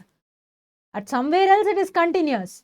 But at this place, this function is continuous. That is what the literal meaning means. After drawing a graph to the given function, it has to be continuous, means no breaks at all. At somewhere, if you find a break, means that function is discontinuous at that point. That is the literal meaning, guys. But when it comes to limits, you say that a function f of x is continuous at x equals to a. First point, f must be exists at x equal to a, means f of a is defined. First of all, you need to replace x with a and it should be a definite form. It should not be an indeterminate form. The next one, left limit is equals to right limit equals to that f of a. Got it? Left limit is equals to right limit equals to f of a. But I must tell you one thing. When do you need to use this left limit and right limit concept? For modulus function, for step function, or for 1 by function only. So you need to use this left limit, right limit. Otherwise, you can directly calculate the limit, and if that is equals to f of a, you can say that the function is continuous. Otherwise, the function is discontinuous. Got it, guys? So your left limit is equals to right limit and that is equals to f of a. If any one of them is not happening, the function is not continuous. And try to understand sum of two continuous functions, of course difference, and the product of two continuous functions is always continuous. The next thing, modulus x is continuous at everywhere. E power x is continuous at everywhere. That's what your next point, guys. Look at this. Modulus x is continuous at everywhere. E power x is continuous at everywhere. A power x is continuous at everywhere. Any polynomial function like ax square plus bx plus c. Any polynomial function is continuous at everywhere. And constant function is continuous at anywhere, everywhere. So, if you learn these formulas, The questions or the MCQs solving is a cakewalk for you all guys, because there's such an easy task here. Now let me have a look at my first model, guys. I'm taking MCQ number 3 here.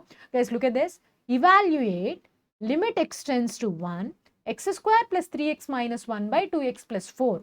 Replace x equals to 1. If I replace x equals to 1, that is the first task that you need to do, guys. Tell me, what is x equals to 1? 1 square, 1. 3 into 1, 3. 1 plus 3, 4. 4 minus 1, 3. By 2 plus 1, 3. So what's your answer? Any mistake that I did? Let me verify. Let me reconfirm. X equals to 1. Yes, 2 plus 4. Sorry guys. 2 plus 4 is 6. In numerator, I'm getting 3. So my answer is 3 by 6. What is the meaning of 3 by 6? 1 by 2. So means just substitute x value.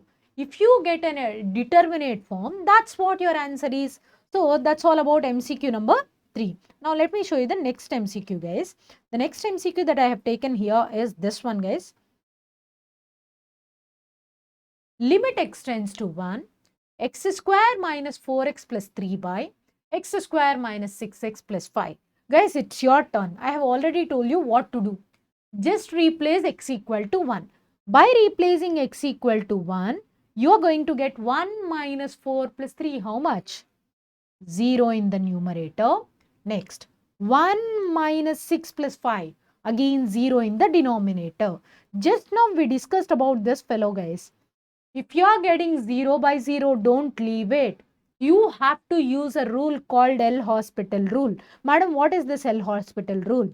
This limit is equals to limit x tends to 1, derivative of numerator. What is the derivative of numerator? X square's derivative 2x, 4x's derivative 4 by x square's derivative 2x, 6x's derivative 6. Madam, what happened to 3 and 5? 3 and 5 are constants, guys. What are the derivatives of constants? 0, no. Now, go for substitution again. What is it I need to substitute, guys? 1. 2 into 1, 2. 2 minus 4, how much? Yeah, 2 minus 4 is minus 2. Next, denominator 2 into 1, 2 minus 6. 2 minus 6 is minus 4. So, your answer is minus 2 by minus 4. What is minus 2 by minus 4? 1 by 2. That's a correct answer. So, are you able to understand what is an L-Hospital rule? Yes, whenever you come across 0 by 0, whenever you come across 0 by 0, don't go for factorization and all. That is time waste task. Don't go for factorizations and all. Simply apply the derivative to numerator and apply the derivative to denominator and then substitute. If you are still getting 0 by 0, go for the derivative again. That is what the meaning of L-Hospital rule. So guys, try to understand the meaning of L-Hospital rule. Now everybody look at MCQ number 18. Evaluate limit x tends to 0, 6x plus 8x e power x by log of 1 plus 2x. Guys, try to understand what is x equal to 0. So 6 into 0, 0. 8 into 0, 0. So the entire numerator is 0, done. Log of 1 plus 2 into 0 is 0. What is log 1? 0. So the numerator is 0 and the denominator is 0. It means you are getting 0 by 0 format. No, whenever you come across 0 by 0, apply L-Hospital rule. What is L-Hospital rule? 6x derivative, 6. 8x e power x derivative, 8 is a constant. X e power x, UV format, no. U into V dash plus V into U dash by log of 1 plus 2x derivative. 1 by 1 plus 2x and 1 plus 2x is derivative 2. Now, it's your turn to substitute. What is it I need to substitute, madam? We have to substitute x equal to 0. Guys, if I substitute x equal to 0 here, I'll be getting 0 into something, 0 into something, 0. Okay, plus e power 0, how much? 1. 1 into 8, 8. 8 plus 6, how much? 14 by, you said that x equal to 0, no, this one is 0 plus 1, 1. 1 by 1, 1. 1 into 2, 2. So your numerator is 4 and 14 and your denominator is 2. And the final answer is how much? 7. Got it, guys? That's what about MCQ number 18. Now let's see the next MCQ, MCQ number 26. So guys, this is a very important model earlier in CPT days. Look at this. Limit extends to 3. X power n minus 3 power n by x minus 3 is 108. Then find the value of n. Guys, I've already gave you the formula for this one. Limit extends to 3. Limit extends to a. X power n minus a power n by x minus a is n into a power n minus 1. Who is a here? 3. So your answer must be equals to n into 3 power n minus 1, and that is equals to 108. Now what is your target? Your target is to calculate n value. Means use your calculator. What is n according to option A? 4. Guys, calculate 3 power 4 minus 1. It means 3 cube. No. Do that. What is 3 cube? 27 into 4. What is 27 into 4? 108. And that is the correct answer. No. So what is the correct option, all of you? Option A. So it is all about formulas and understanding how to apply that formula or when to apply that formula. Now look at the next MCQ, guys. The next MCQ that I have taken is MCQ number 32. Guys, look at this. Evaluate limit extends to 0. Root of 4 plus 3x minus root of 4 minus 3x by x. Try to understand one thing, guys. If you are not able to recall the formula, then go through L'Hospital rule for the previous question also. You can apply L'Hospital rule for the previous question also. There's no restriction that you have to follow a particular method. Whatever comes to your mind, follow that method first. Now look at this. Limit extends to 0, root of 4 plus 3x minus root of 4 minus 3x by x. If I replace x equal to 0, what am I getting here? 4 plus 0 is 4. 4 minus 0 is 4. So root 4, 2 minus 2, 0 by denominator is 0. Means which format I'm getting? 0 by 0. If I'm getting 0 by 0, what is it I need to do? I need to go through L'Hospital rule. Tell me the derivative of root of 4 plus 3x. 1 by 2 root 4 plus 3x. And the derivative of this 3x is how much? 3. Next, 4 minus 3x. Minus is there. 1 by 2 root 4 minus 3x. And the derivative of 4 minus 3x is minus 3. Already minus symbol is there, guys. That's why I'm writing minus of minus 3 as plus 3. Now replace x equal to 0. If I replace x equal to 0, what am I going to get here? In the numerator, I'll be getting 3. And in the denominator, I'm getting 2 root 4. Means 2 into 2 because root 4 is 2. Now by 3 by 2 into again root 4, which means 2. So this is 3 by 4 plus 3 by 4. What is 3 by 4 plus 3 by 4? It is 3 by 2, and that is there in option C. See, it means if you are not able to recall any of the formulas that you have recently revised, you need not be afraid of that MCQ. Instead, you can simply go through L'Hospital rule application. Now everybody, look at MCQ number 39. Limit extends to infinite. Guys, whenever you come across limit extends to infinite, I'll tell you a very simple trick. Whenever limit extends to infinite is there and there are certain numerator and denominator, guys, try to understand. If both numerator and denominator are having same power, for example, what is root over x square? X, no? Means the power of x is 1 in numerator. What is power of x in denominator? Also 1. If your numerator and denominator are having the same power, guys, listen to me. Write down the coefficient of the higher power as their answer. What is the coefficient of root x square? Root 2. So root 2 is your numerator. And your denominator, what is the coefficient of x? X power 1, no. In the numerator also root over x square, which means x power 1. In denominator also x power 1, means numerator power and denominator power are same. In such a case, what is it I need to do? I need to write down the coefficients of those higher powers. So root 2 by 4. What is root 2 by 4? So I can write 4 as 2 into 2. Instead of 2 into 2, I am writing root 2 into root 2. One of the root 2's will be cancelled and the answer is 1 by 2 root 2. Now guys, if your numerator is having higher power, the answer is infinite.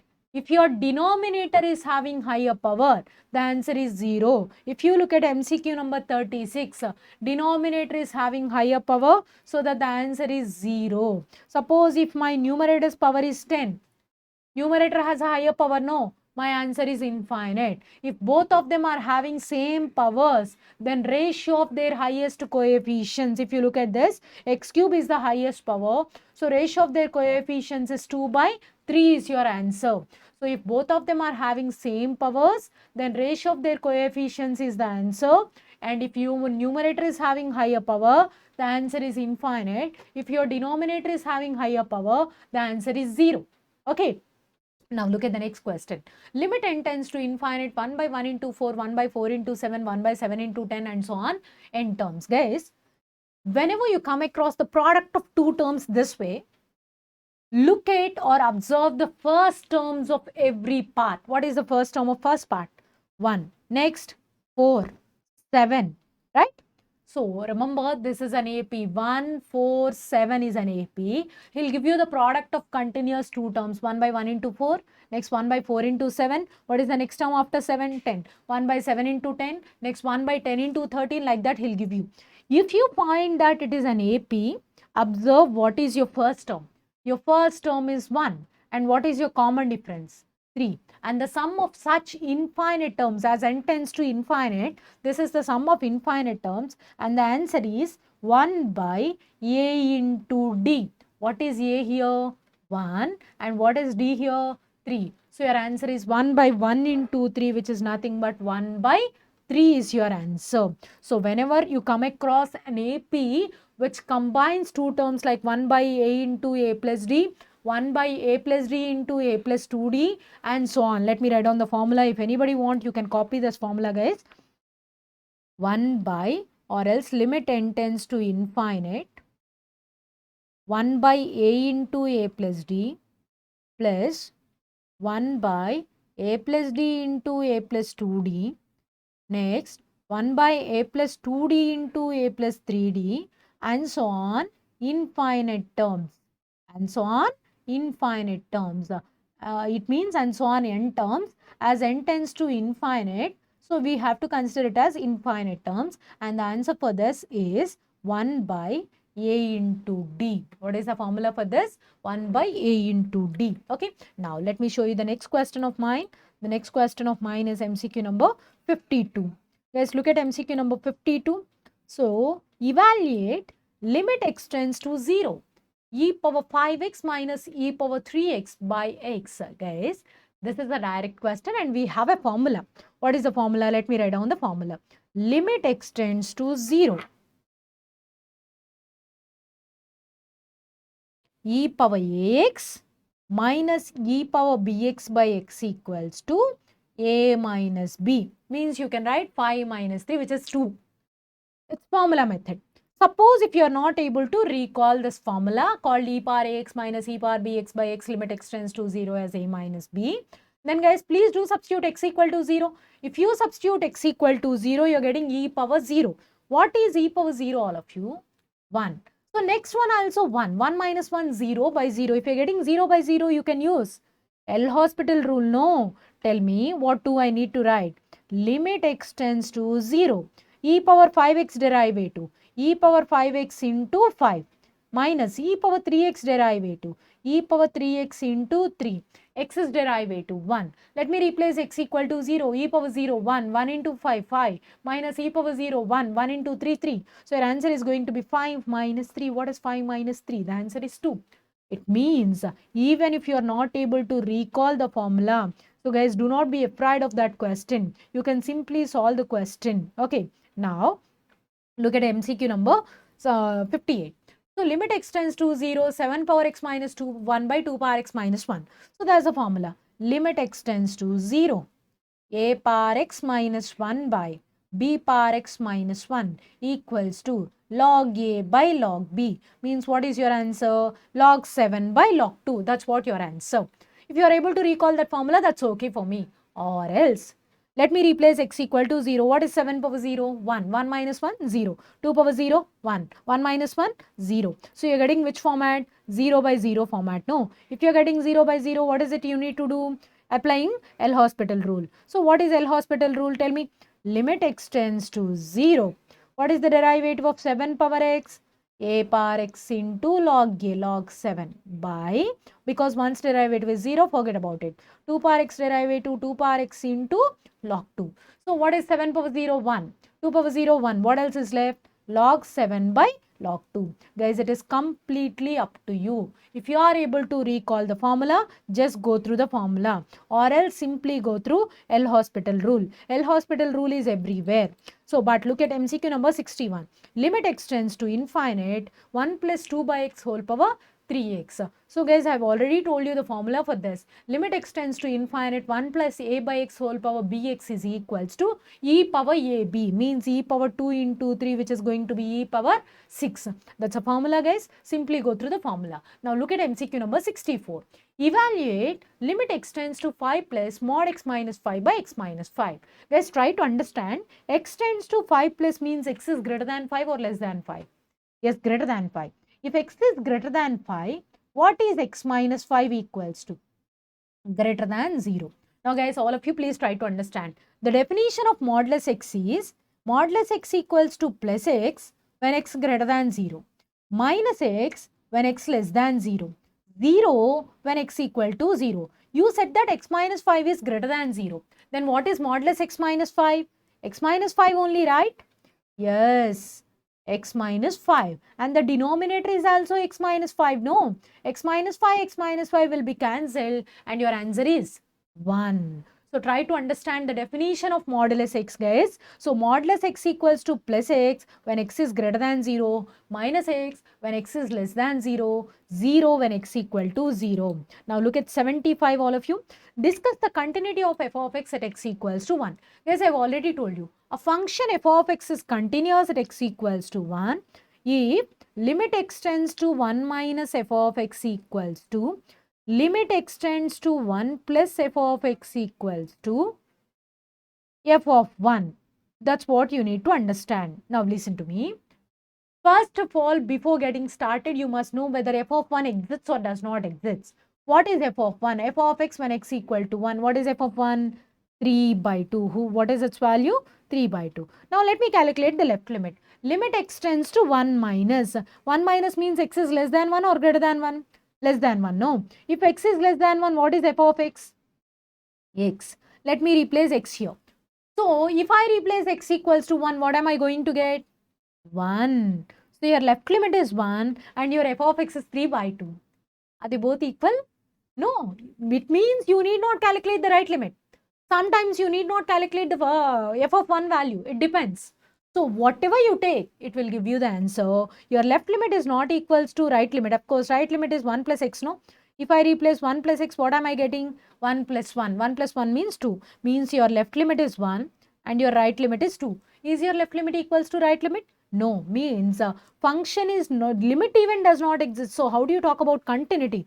Continuity happens only if limit exists. No, not even the limit exists. So what are you talking about continuity? You can't talk. So you can directly tell that the function is discontinuous. Guys, calculate the left limit. Left limit means replace x equal to 1. So your left limit is 1. Right limit means greater than 1. Whenever x is greater than 1, what is your answer? 2. Whenever f of x equals to 1, what is your answer? 3 by 2. A function is said to be continuous if your left limit equals to right limit equals to f of x. Left limit is 1, right limit is 2 and f of x is equals to 3 by 2. All the three are three corners, no? Yeah, if all these three fellows are equal, then only I can say that the function is continuous. Now I can't tell that my function is continuous because my left limit is not equals to right limit. Let me show you the next question of mine. The next question of mine is MCQ number 85. So guys, look at this. F of x equals to x square minus 1 by x minus 1 for x not equals to 1 and for x equal to 1 f of x equals to 2. The function f of x at x equals to 1.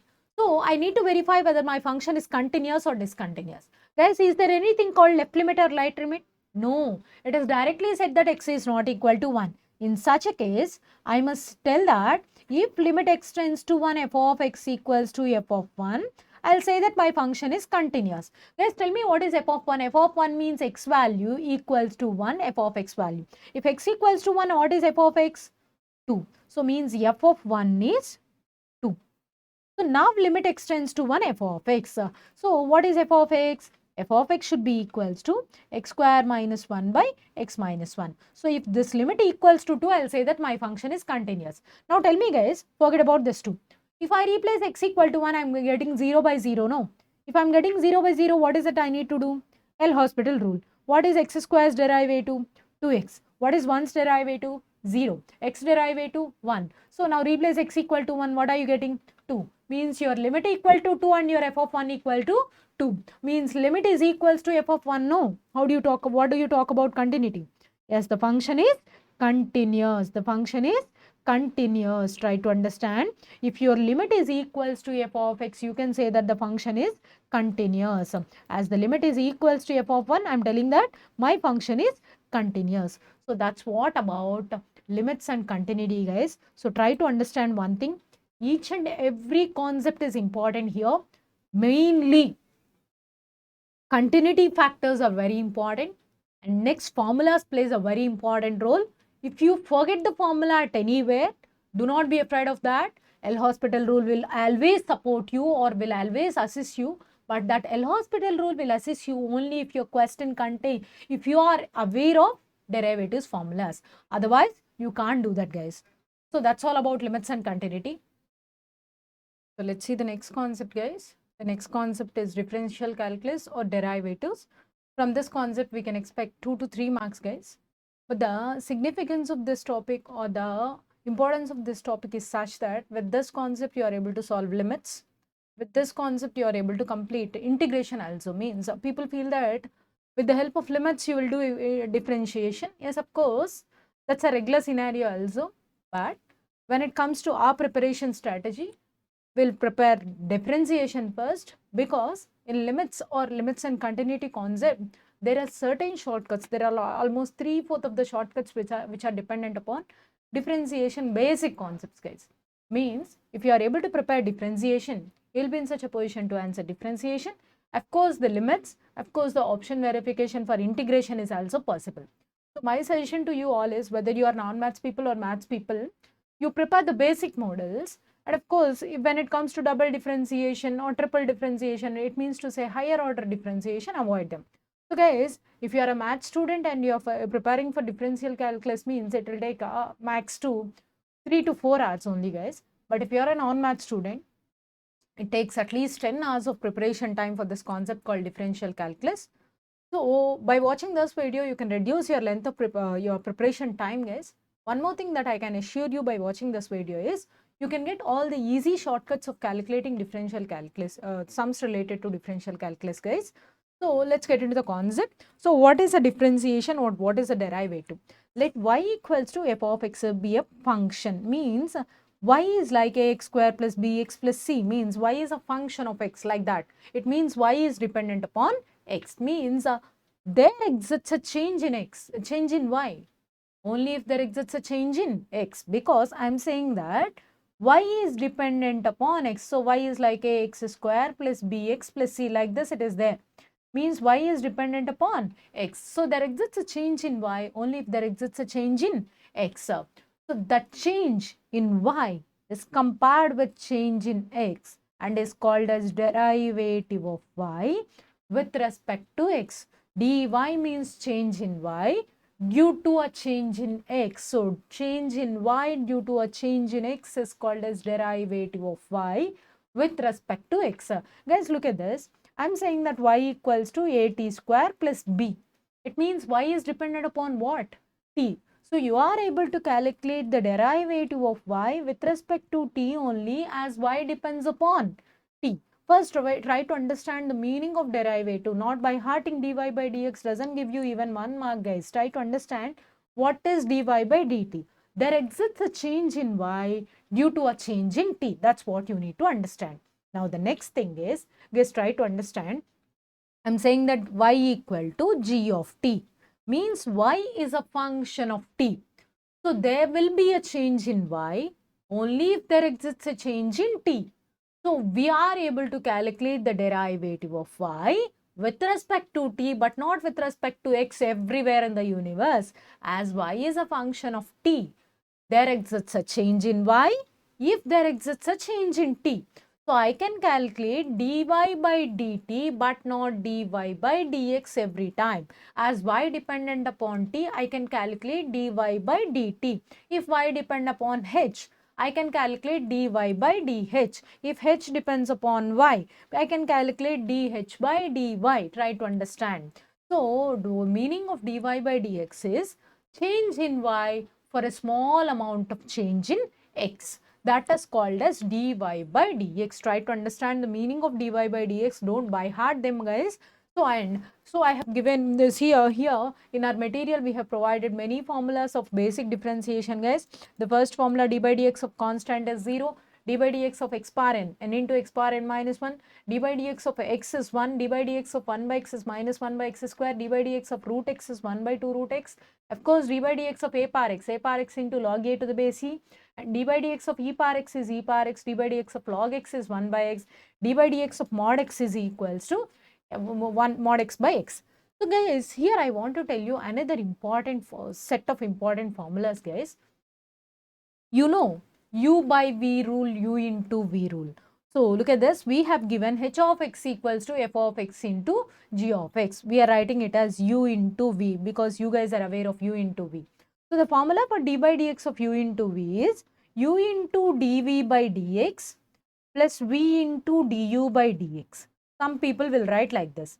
Some people will write u into v dash plus v into u dash. Guys, here u dash means derivative of u, v dash means derivative of v. Like that, d by dx of u by v, and the formula for d by dx of u by v is v into du by dx. I am writing du by dx as u dash minus u into dv by dx, which I am writing as v dash by v square. This is the formula for d by dx of u by v. Okay, so d by dx of u plus v, d by du by dx. So look at this, guys, d by dx of u plus v, split it, du by dx plus dv by dx, d by dx of u minus v, du by dx minus dv by dx, d by dx of k into f of x. K is a constant, no?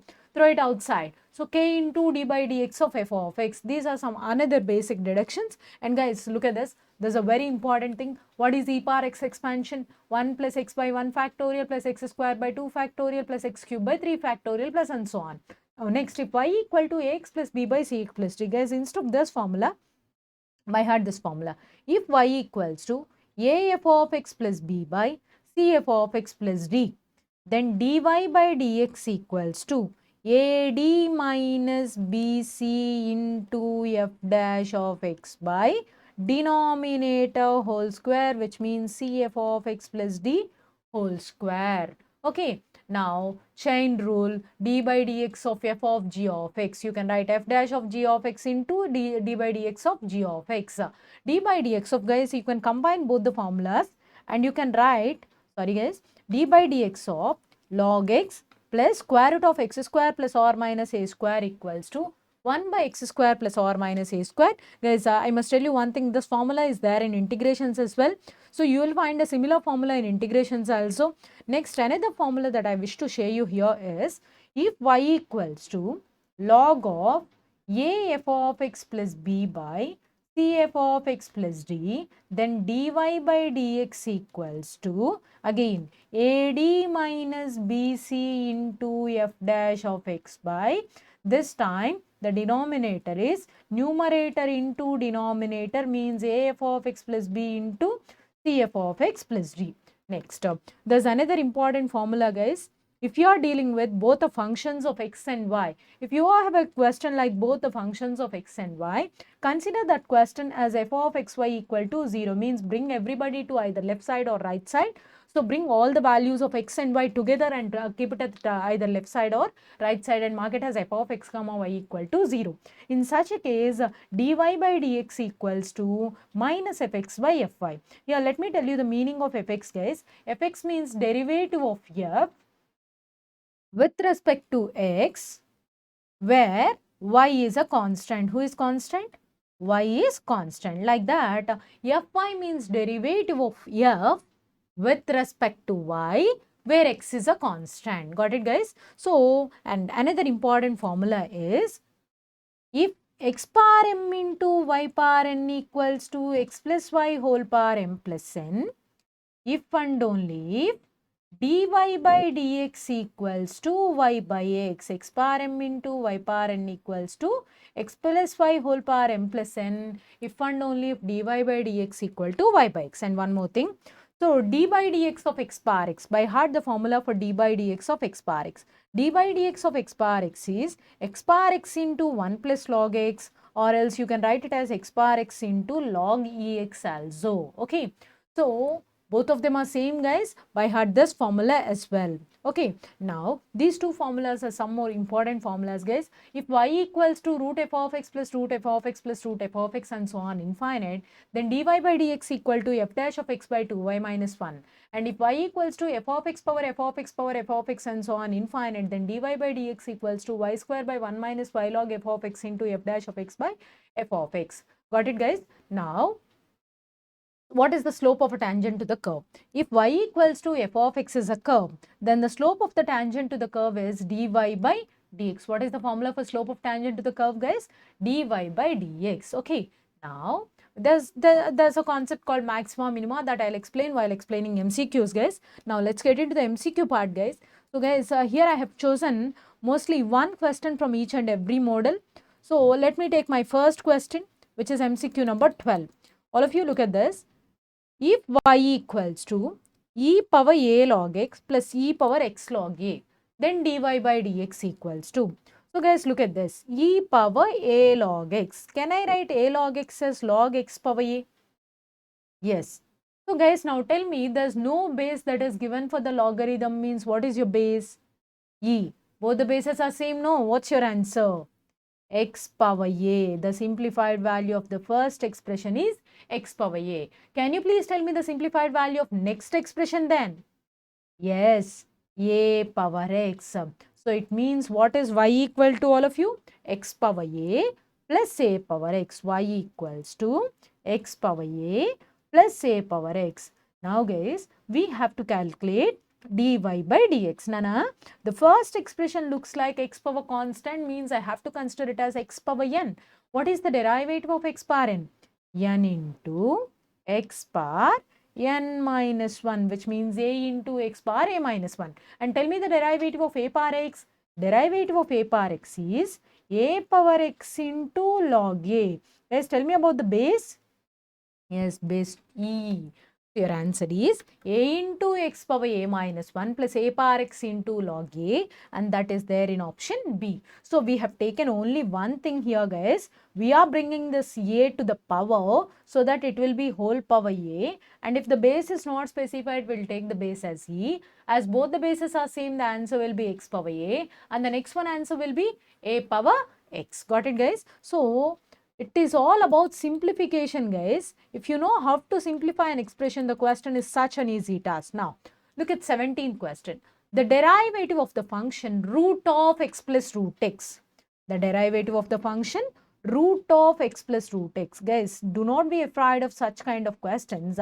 Please take y equals to root of x plus root x. Guys, whenever you find x with someone else, means x into a, x plus x square plus 2. Like that, whenever you find an expression which is more than x or other than x, please do underline it. So I'm just underlining it. So the meaning of underlining an expression is, after completion of the derivative of the initial part, you have to write down the derivative of the internal part later. Okay. Now let me assume that the underlined part is x for some time. Now for me it looks like root x. What is the derivative of root x, all of you? 1 by 2 root. Is it x? No. It is other than x.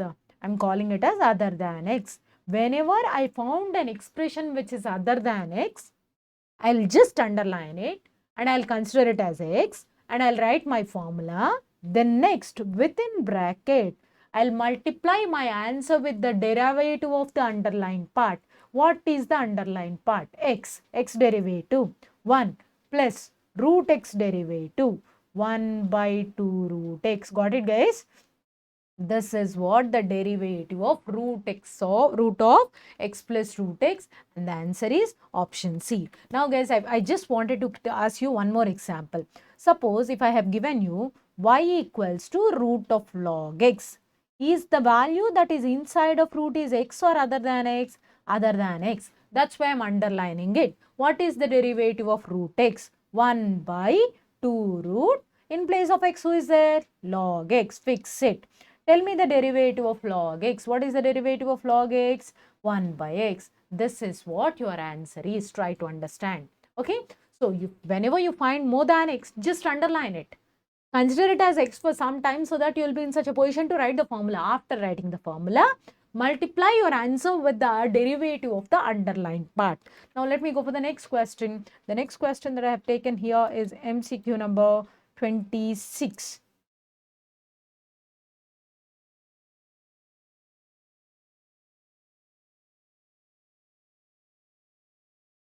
Guys, the reason for taking this MCQ is, I just wanted to clarify, when do you need to use u into v formula?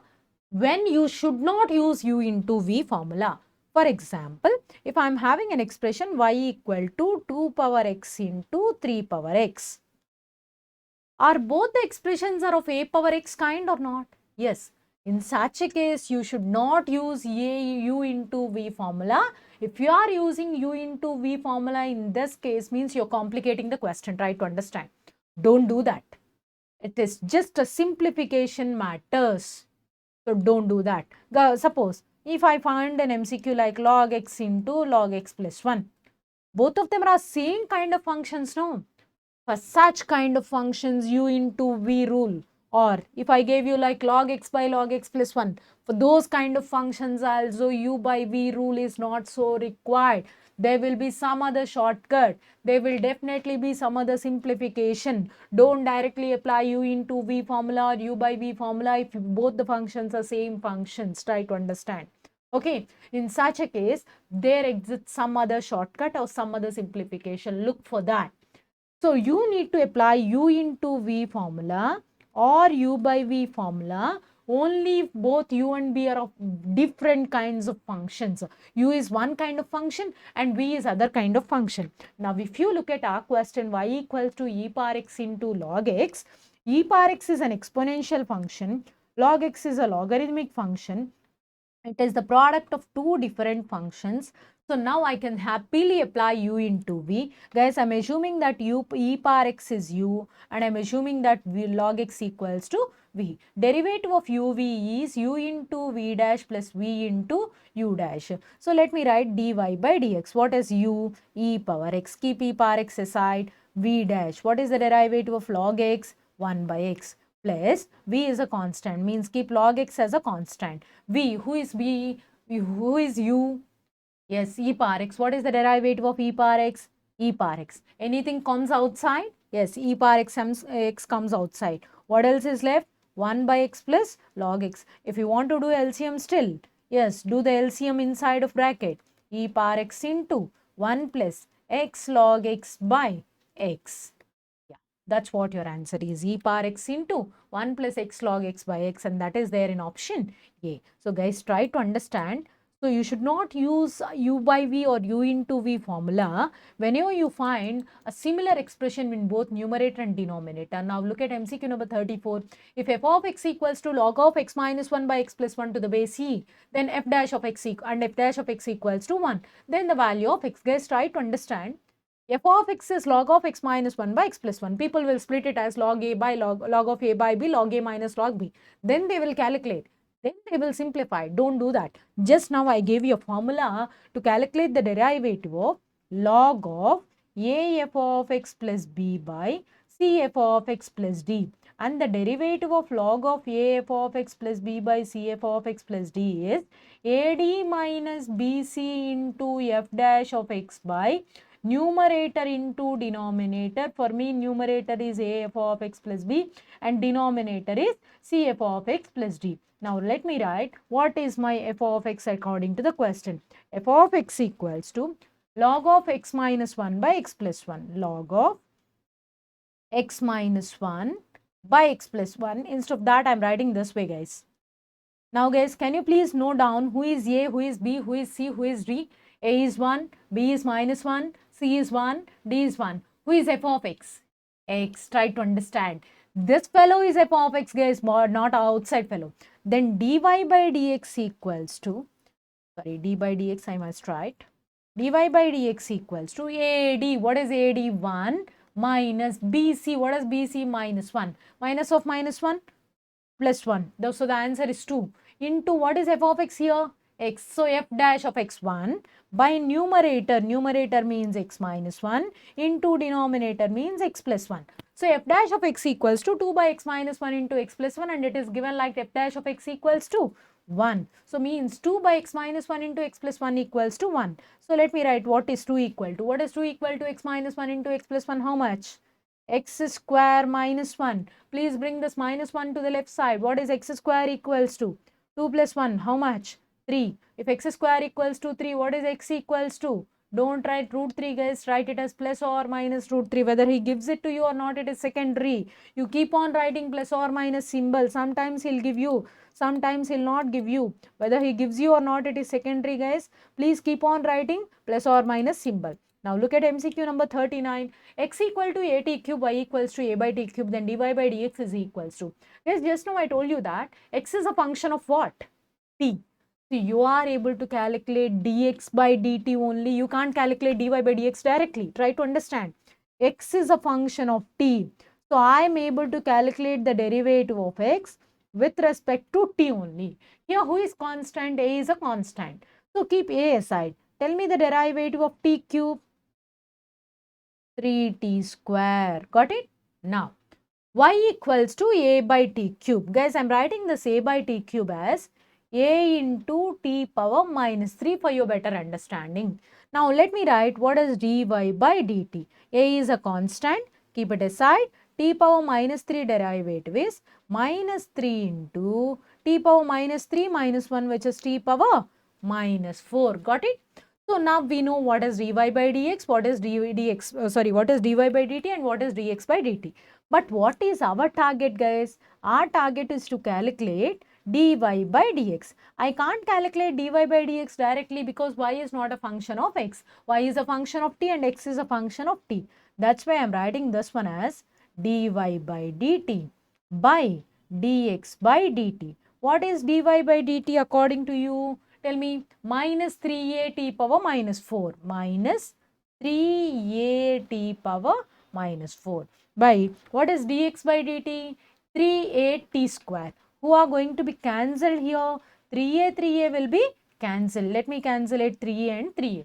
If this t power -4 comes into denominator, it will be t power +4. No.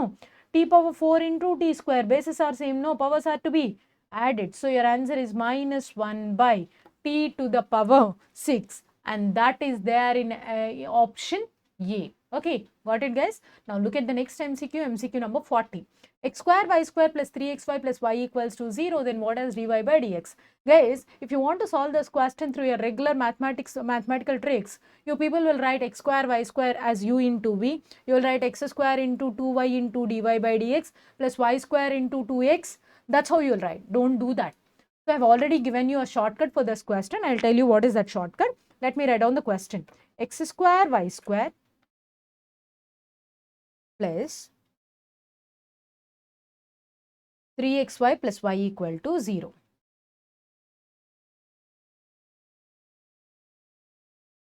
See, it's a function of both x and y. Try to understand. It is a function of both x and y. Whenever you find a function of both x and y, the formula for dy by dx is minus fx by fy. Guys, it is such a simple task. Minus fx by fy.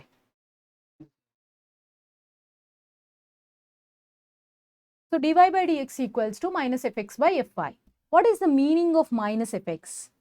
Forget about minus. Fx means derivative of f with respect to x, where y is constant. If y is constant, throw the constant outside. That's what I can say. Wherever you find y, keep it outside or keep it aside. Y square, throw y outside. So I have x square, y square with me, I'm keeping y square as constant aside. Now I have x square to apply derivative. What is the derivative of x square? 2x. Got it, guys? That's how whenever you come across both x and y, since y is a constant, throw it away. Okay. Now out of 3xy, who are constants? 3 is a constant, y is a constant. So let me tell you the derivative of x. What is the derivative of x? 1. Are you clear? Now plus y. Y is a variable or constant? Constant whose derivative is a big 0, right? Yes, by fy, derivative of f with respect to y, where x is a constant, right? If x is a constant, I need to keep x outside, no? This time I'm keeping x square outside and I'm calculating the derivative of y square as 2y. This time I'm keeping x outside, means 3x outside. Derivative of y is 1 plus y is there. What is the derivative of y with respect to y? 1. Got it, guys? So that's what your answer is. 2xy square plus 3y minus of 2xy square plus 3y by 2x square y plus 3x plus 1. Got it, guys? So that is there in option B. So guys, try to understand. It's not about writing the answer in many steps. If you know the exact shortcut, you can do this. Madam, when can we write this method?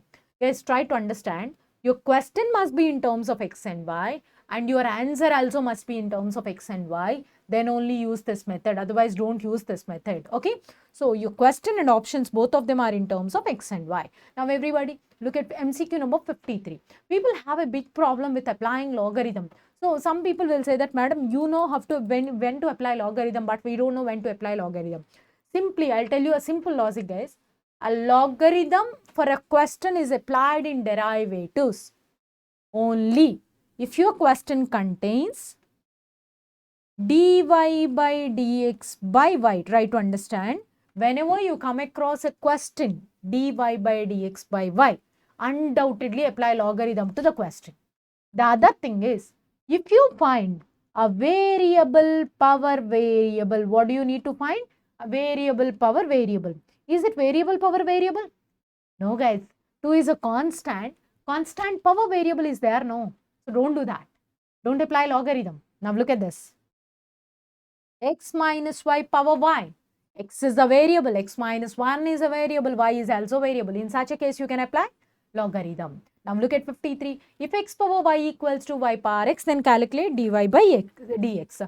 So I found that x power y equal to y power x means there's a variable power variable. That is the reason why I'm applying logarithm on both sides. If I apply logarithm to the left side, I'll get log x power y, which I can write it as y log x. If I apply logarithm to the right side part, I'll get x log y. So I found that y log x equals to x log y. Now if I look at this question, it is in terms of both x and y. Whenever a question is in terms of both x and y, I'll bring both of them to either left side or right side. I'm bringing both of them to the left side and equating it to 0 means I found that it is a function of both x and y. Just now we have written the formula for dy by dx. What is the formula for dy by dx? Minus fx by fy. So tell me, what is minus fx? Who is constant? Y is a constant. Throw y outside. Log x derivative. 1 by x. Who is a constant? Log y is a constant. Throw log y outside. What is the derivative of x? 1. But when it comes to denominator, guys, just be careful. When it comes to denominator, who is your constant? X is constant. So throw the terms of log x outside. Log x outside. What is the derivative of y? 1. Minus x outside. What is the derivative of log y? 1 by y. Tell me the LCM of numerator. Minus of y minus x log y by what is your denominator? X. No, that I am completely bringing it to my denominator. Now tell me the LCM of this part. Y log x minus x. Y log x minus x, and this by y comes into numerator. So the answer is minus y by x into y minus x log y. Let's see whether it is there. Yes, minus y by x, okay, into y minus x log y by x minus y log x. No, that's not there. So minus symbol is not there means bring this minus to denominator, guys. Then you can find the answer. Y by x into y minus x log y. Guys, if I bring minus to the denominator, it will become x minus y log x, no? Now you can find the answer. Can you see the answer now? Y by x into y minus x log y by x minus y log x. That is there. Means the question is not so tough. The way of solving is important. Try to understand when we use minus fx by fy. This formula minus fx by fy will be used only if your question and options, both of them are in terms of x and y. And one more thing, we'll apply logarithm only if you find a variable power variable. I've already told you, we'll apply logarithm whenever you come across a question called dy by dx by y. Now I'll tell you another shortcut. Whenever you find a question is having y into dy by dx, what do you need to find? Y into dy by dx. Whatever the question it is, it doesn't matter. Try to convert your question in terms of y square. Try to convert your question in terms of y square. See, look at this question. Y equal to root over x by m plus root over m by x. Then calculate 2xy into dy by dx minus x by m plus m by x. See, I don't see all these things. What I'll see here, y into dy by dx. Whenever I come across y into dy by dx, I have to convert my question in the form of y square. That is the only thing that I can do. So write it down. Y equals to root over x by m plus root over m by x.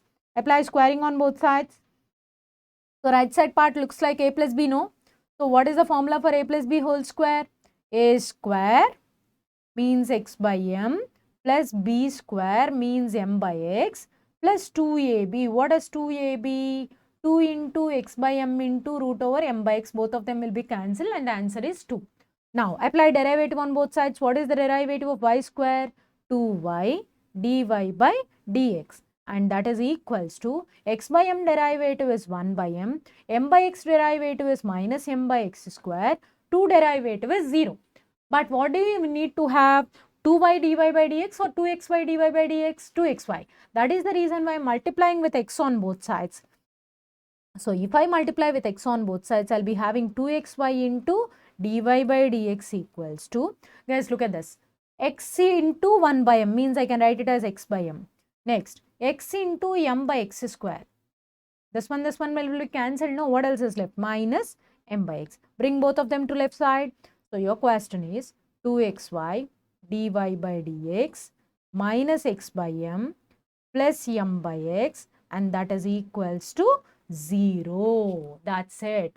So it's all about understanding how to solve a question. The answer is how much, guys? 0. So simply try to understand whenever you are having a question like y into dy by dx, all that you need to do is converting your question in the form of y square. If you have a question like dy by dx by y, convert the question in the form of log y. Now, the slope of the tangent to the curve y equal to root over 4 minus x square at the point where the ordinate means x and abscissa, sorry guys, ordinate means y, abscissa means x are equal. So, y equal to x, that's what they are telling, right?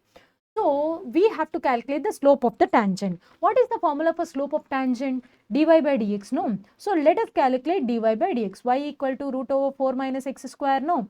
Let me underline 4 minus x square as it is other than x. So, tell me slope means, what is the formula for slope?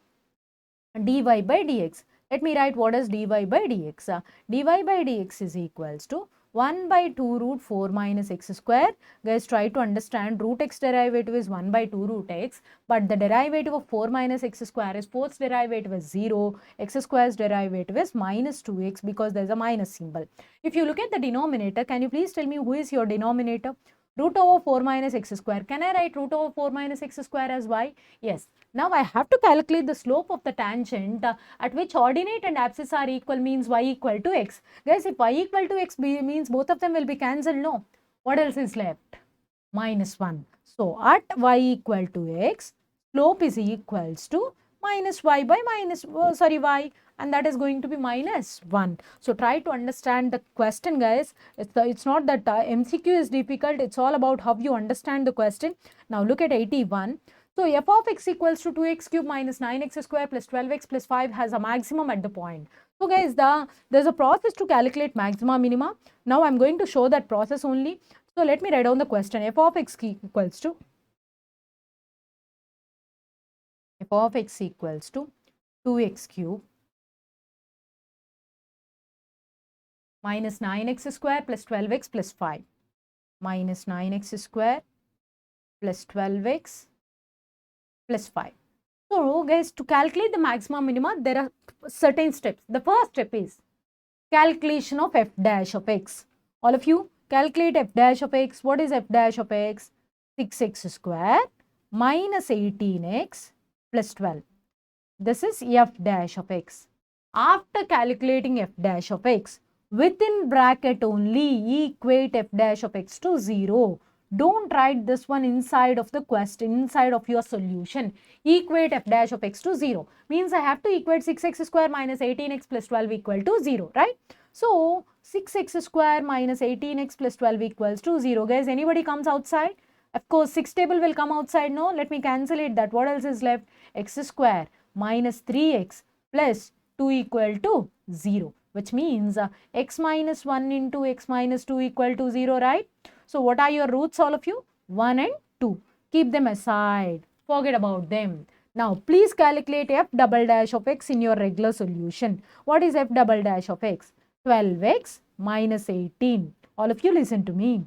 The points that you have got are called stationary points. How do you call them? As stationary points. See, the first step is f dash of x. Second step is equating f dash of x to 0 at somewhere else.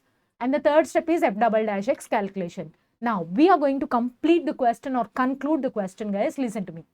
Substitute this stationary point in f double dash of x. If I substitute the stationary point called 1, I'll get positive answer or negative answer. I don't want the answer. I just wanted to know the sign. If I substitute x equals to 1, I'll be getting minus 6. Am I correct? I just wanted to know whether it is positive or negative. Negative. If I substitute x equals to 2, since by substituting x equal to 1, I got a negative answer. Definitely by substituting 2, I'll get a positive answer. Got it? Now listen to me. By substituting 1, you are getting a negative answer. No. This negative answer will give you maxima. What are you going to get? Maxima. At which point? X equals to 1. Maxima at x equals to 1. And this positive point is going to give you minima. Minima at which point? Minima at x equals to 2. So, guys, you are going to get maxima at 1, minima at 2. What is that maximum value? Your maximum value is f of 1. It means substitute this point in the given question. What is your question? 2x cube minus 9x square plus 12x plus 5. No. Replace x equals to 1. So, by replacing x equals to 1, what are we going to get? We are going to get 10. So, that is your maximum value. What is your question? Has maxima at the point. So, guys, try to understand. Maxima occurs at x equals to 1. And what is that maximum value? 10. That's what he's meant for. So, suppose if I ask you to tell me about minima. Minima occurs at which point? 2. What is that minimum value? If I asked you to calculate minimum value, it means f of 2. Means replace x by how much? 2 in the question. These are the steps involved in the calculation of maxima and minima, guys. Now, let's see the next MCQ. The next MCQ is, which is going to be the last MCQ. So, this is the question related to problems based upon economics.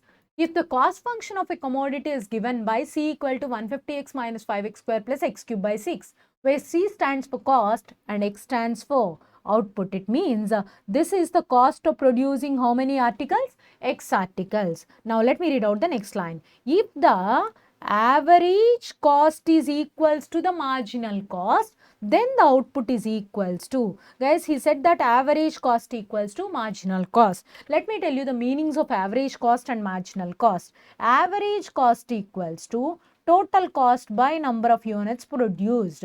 Marginal cost is equals to d by dx of cost function. It is said that average cost is equals to marginal cost. Average cost means divide the cost function with x. By dividing the cost function with x, we are going to get 150 minus 5x plus x square by 6. Try to understand. 150 minus 5x plus x square by 6, because we are dividing it with 6, no. Well, sorry, dividing it with x, no. one of the x's will be cancelled, equals to marginal cost. Marginal cost means derivative of this function. What is the derivative of 150x? 150, and derivative of 5x square, how much? 10x. Derivative of x cube by 6. X cube by 6 means 3x square by 6. Got it, guys? Now, guys, tell me who are directly be cancelled? 150, 150. Bring this. So, can I cancel x on both sides? Yes, I can cancel one of the x's. So, I'll get minus 5 plus x by 6 is equals to minus 10 plus 3x by 6. Got it? So, let me bring this minus 10 to the left side. If I bring this minus 10 to the left side, it is 10 minus 5, which is going to be 5. So, 3x minus 6 minus x by 6 means which is 2x by 6. So, what is x is going to be? 5 into 6 by 2. How much it is? 15, and that is there in option. Let me show you the options, guys. So, if the average cost is equals to marginal cost, the average cost is equals to marginal cost at an output of 15 units. This is one way, guys. Or else, after writing this, please go through option verification because you have to calculate x value, no. So, option verification is possible. And that is all about derivatives, guys. So, let's get into the next concept, guys. The next concept is integral calculus. So, hardly from this concept, we can expect 2 to 3 marks. So, guys, I have already told you limits and continuity, differentiation, integration. These three concepts are interlinked. And one thing that I can tell you is, with the help of derivatives, you can complete integrations. And of course, with the help of derivatives, you can complete limits and continuity as well as integration. Yes, what you hear is absolutely correct. And one more thing, if you know the shortcuts of derivatives, or if you know very well about the formulas of derivatives, then only you are in such a position to complete integration as well as limits and continuity in a shorter time. Otherwise, these two topics will be complex for you. Though you are an on-math student, you can solve the questions of integration very well if you know basic formulas of derivatives. Guys, I am not talking about advanced formulas and all. And one more thing. So, from this integral calculus, I have already told you we can expect 2 to 3 marks. No. The usual preparation time is hardly 10 hours, guys. Yes, it takes 10 hours because there are many questions on partial fractions, or there are many questions on divisions. So, you can solve the topic called integration after watching this video within 1 to 1.5 hours, guys. So, I'll complete the video in now 40 to 45 minutes or hardly 1 hour, guys. But you need to spend another half an hour on this concept because it is purely formula based concept. One more thing, there is a lot of ambiguity between those derivatives formulas and integration formulas because integration is nothing but anti-derivative. So that is the reason for there is a confusion between integral calculus and derivatives formulas.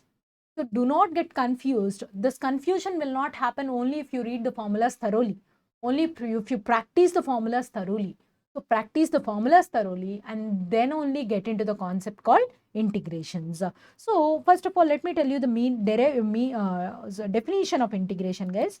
So if d by dx of f of x equals to, if d by dx of f of x equals to g of x, then we'll say that g of x is the derivative of whom? F of x. G of x is the derivative of f of x. Now, we'll say that f of x plus c is the antiderivative of g of x. Antiderivative of g of x, and this antiderivative is known as integral. It means integral g of x dx is equals to f of x plus c, where c is a constant that people say.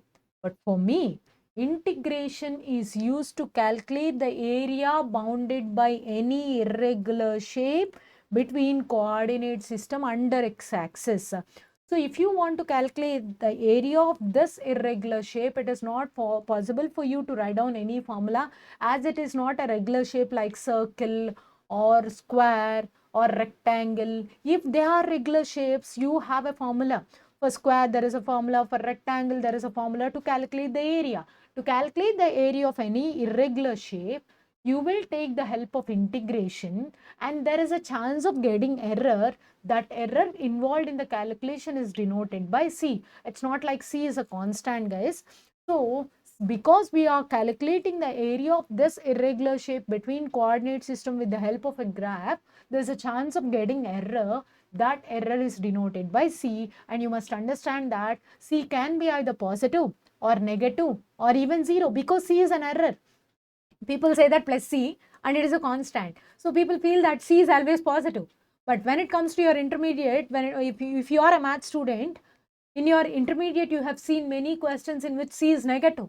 So here try to understand, guys, C is not a constant. Yes, of course, C is a constant value, which is nothing but the error involved in the calculation of this area, guys. So integral g of x dx is equals to f of x plus c. While writing the formula for any integration, you must write this constant, because everywhere there is a chance of getting error, no? So please keep plus C. Without C, don't accept the answer. If you don't have an option called none without C, then only accept the answer. Otherwise, go for none. So that is the first thing that you need to remember. Now tell me some basic formulas that are involved in integration, guys. Let me show you some formulas that are involved in integration. So these formulas are very essential, guys. Integral x power n dx. Integral x power n dx is x power n plus 1 by n plus 1 plus c. So integral 1 dx, x plus c. So guys, you know what is integral k? D by dx of k? 0. But integral k dx is kx plus c. So derivative of a constant is 0, but integral of k dx is kx plus c. Okay, now integral 1 dx, x plus c, integral 1 by x dx, log mod x plus c, integral 1 by root x, 2 root x plus c, integral e power x plus c, integral e power ax. So guys, I've told you, whenever you find other than x, underline it. So what is integral e power x? E power x. Now write integral e power ax also e power ax. What is the derivative of the underlined part, guys? Tell me. Yeah, a. Write down the derivative in the denominator, as we are dealing with integration, which is antiderivative. In derivatives, you guys used to multiply it with a, no? Yeah, as we are dealing with integrations, integration means antiderivative. So divide your integral value with excess derivative. Got it? Now what is the formula for integral a power x?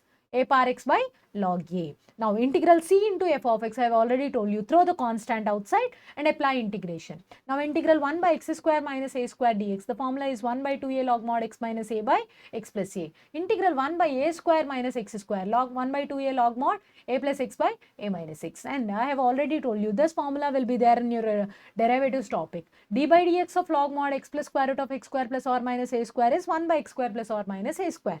Now integral means reverse, no? So that's why integral 1 by square root of x square plus or minus a square is log mod x plus square root of x square plus or minus a square. So now you can combine 12 and 13 formulas if you want, guys. So the formula will be like this. So integral square root of x square plus or minus a square dx is x by 2 into root over x square plus or minus a square plus or minus a square by 2 into log mod x plus square root of x square plus or minus a square. And one more formula. So integral f dash of x by root f of x. Guys, whenever you are dealing with this f dash of x's and f of x's, I'll give you a simple trick, guys. Integral f dash of x by f of x dx. Guys, try to understand. Whenever you find a combination of f of x and f dash of x, ignore f dash of x for some time. Treat f of x as x for some time. Now, how does the question looks like? Integral 1 by x dx. Guys, may I know the formula for integral 1 by x? Log mod x. But I need to write log mod x or log mod f of x. Yes, log mod f of x. Log mod f of x plus c. Now guys, tell me the formula for integral f dash of x by root f of x dx. So I have to ignore f dash of x. Let me ignore f dash of x. Let me consider f of x as x. How does the question looks like? Integral 1 by root x dx. What is the formula?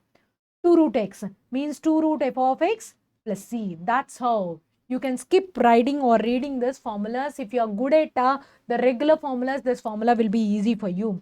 Guys, look at this formula. Integral e power f of x into f dash of x dx. I have already told you, you need to ignore f dash of x. So let me ignore f dash of x and let me treat f of x as x for some time. So how does the question looks like? Integral e power x. What is the formula for integral e power x? E power x only, right? Means your answer is e power f of x plus c. That's what you need to write. That's how you can reduce your preparation time, guys. So you need not prepare these formulas. Now, so this formula is mandatory, guys. Integral ax plus b by cx plus d. The formula is a by c into x minus ad minus bc by c square into log mod cx plus d plus k. So now these formulas, guys, I just wanted to combine both the formulas h and I. So you can write integral 1 by x into 1 plus or minus x power n. I just wanted to write down the formula like this, guys. Integral dx by x into 1 plus or minus x power n, and the formula is 1 by n log mod x power n by 1 plus or minus x power n, that you can write. Of course, plus c is common. Okay. So this is what, after combining both the formulas, you can write that way. Now, integral uv dx, guys, there is a formula for integral uv. This you can call it as integration by parts. Forget about these integration by parts. I'll give you shortcuts to all the questions that are related to integration by parts. You can avoid this integration by parts because there's a lot of ambiguity between u and v, and there is an integral of derivatives. All these things are going to happen, no? So I'll just tell you very easy shortcuts to solve all the questions that are related to integration by parts, guys. So you can avoid this formula. Now these formulas are very important. Integral e power x into f of x plus f dash of x dx equals to e power f of x plus c. Now integral e power x into f of x minus f double dash of x dx equals to e power x into f of x minus f dash of x plus c. So guys, I'll tell you this shortcut while writing MCQs, guys. Now, integral log x dx is x log x minus x plus c, or else x into log x minus 1 plus c. Okay, x into log x minus 1 plus c or x log x minus x plus c. So this formula is very important, guys. Integral x power n log x dx equals to x power n plus 1 by n plus 1 into log x minus 1 by n plus 1 plus c. So guys, I'll tell you a simple trick to remember. What is integral x power n? X power n plus 1 by n plus 1, write down that one, into log x. What else you need to remember? Minus 1 by n plus 1. So now there are certain formulas that are related to partial fractions also, guys. So by heart this formula, integral 1 by x plus a into x plus b dx equals to 1 by b minus a. Guys, try to understand. You are writing b minus a, no? If you have started off with b, write down a in numerator, write down b in denominator, follow the reverse order.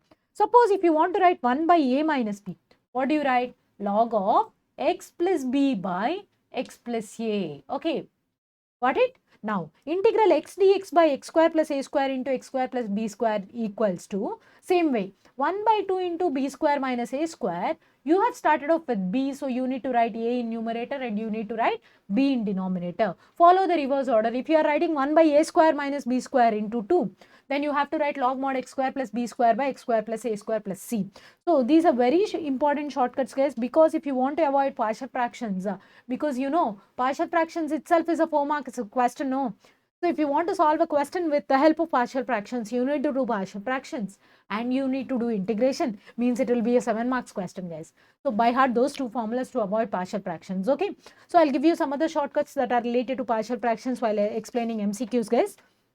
So guys, I must tell you one more thing before starting integrations. Integrations is divided into two parts, guys. One is definite integration and the other one is indefinite integration. Indefinite integration means integration without limits. That is 50% of your exam syllabus. And definite integration means integrals with limits. That is another 50%. But definite integrations has 20 to 25 MCQs that are under CRD and 20 to 25 MCQs that are under SP. Means hardly there are 50 MCQs which are dependent upon only 5 formulas. Means if you are good at those 5 formulas, you are able to complete definite integrations very well. But indefinite integrations has many models, guys. So my suggestion to you all is, first of all, please do complete definite integration. Means complete the integrals which are with limits. Then you are able to complete 50% of your exam syllabus. Got it? Yeah. The remaining 50% has huge. So if you are able to complete certain models, complete them or else leave them as a choice. Okay. So, but please do complete definite integration because it is hardly dependent upon 5 to 6 formulas, guys. So follow integration formulas, that too in particular definite integration formulas, and then go for indefinite integration. Okay, now what is a definite integral? Guys, suppose integral f of x dx is equals to g of x plus c.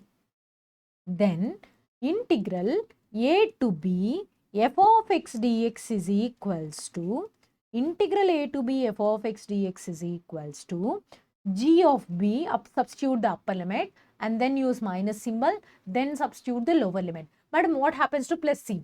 Plus c will be there in the upper limit and plus c will be there in lower limit. After subtraction, that plus c and minus c will be cancelled. So, integral a to b f of x dx is equals to g of b minus g of a if integral f of x dx equals to g of x plus c. Now, let me write some basic formulas that are related to this definite integrals, guys. Integral a to b f of x dx is equals to integral a to b f of t dt equals to integral a to b f of y dy.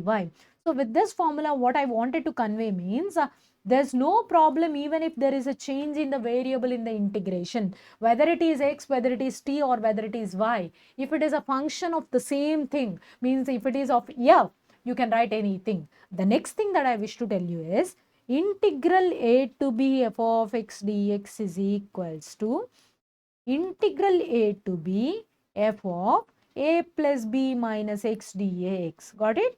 Next, integral a to b f of, integral 0 to a x into a minus x whole power n dx is equals to a power n plus 2 by n plus 1 into n plus 2. Got it? Now, the next question is integral a to b mod x minus alpha dx. This is one of the difficult questions that you deal in your IPE intermediate public exams. So, when it comes to here, integral a to b x minus alpha dx is equals to alpha minus a whole square. So, guys, actually we need to write b minus alpha whole square. I am not writing because there is no difference between b minus alpha whole square or alpha minus b whole square. No. So, I don't want to create any ambiguity. I am writing them in the same order by 2. Got it? Now, the next formula is integral minus a to a f of x dx is equals to 0 when f is odd function. When f is odd function. And 2 integral 0 to a f of x dx when f is an even function. Guys, try to understand what is an even function, what is an odd function, that we have already covered in functions topic. I gave you a shortcut of identifying even and odd functions also. Now, the last formula, which is a very important formula, we have many final exam questions from that formula.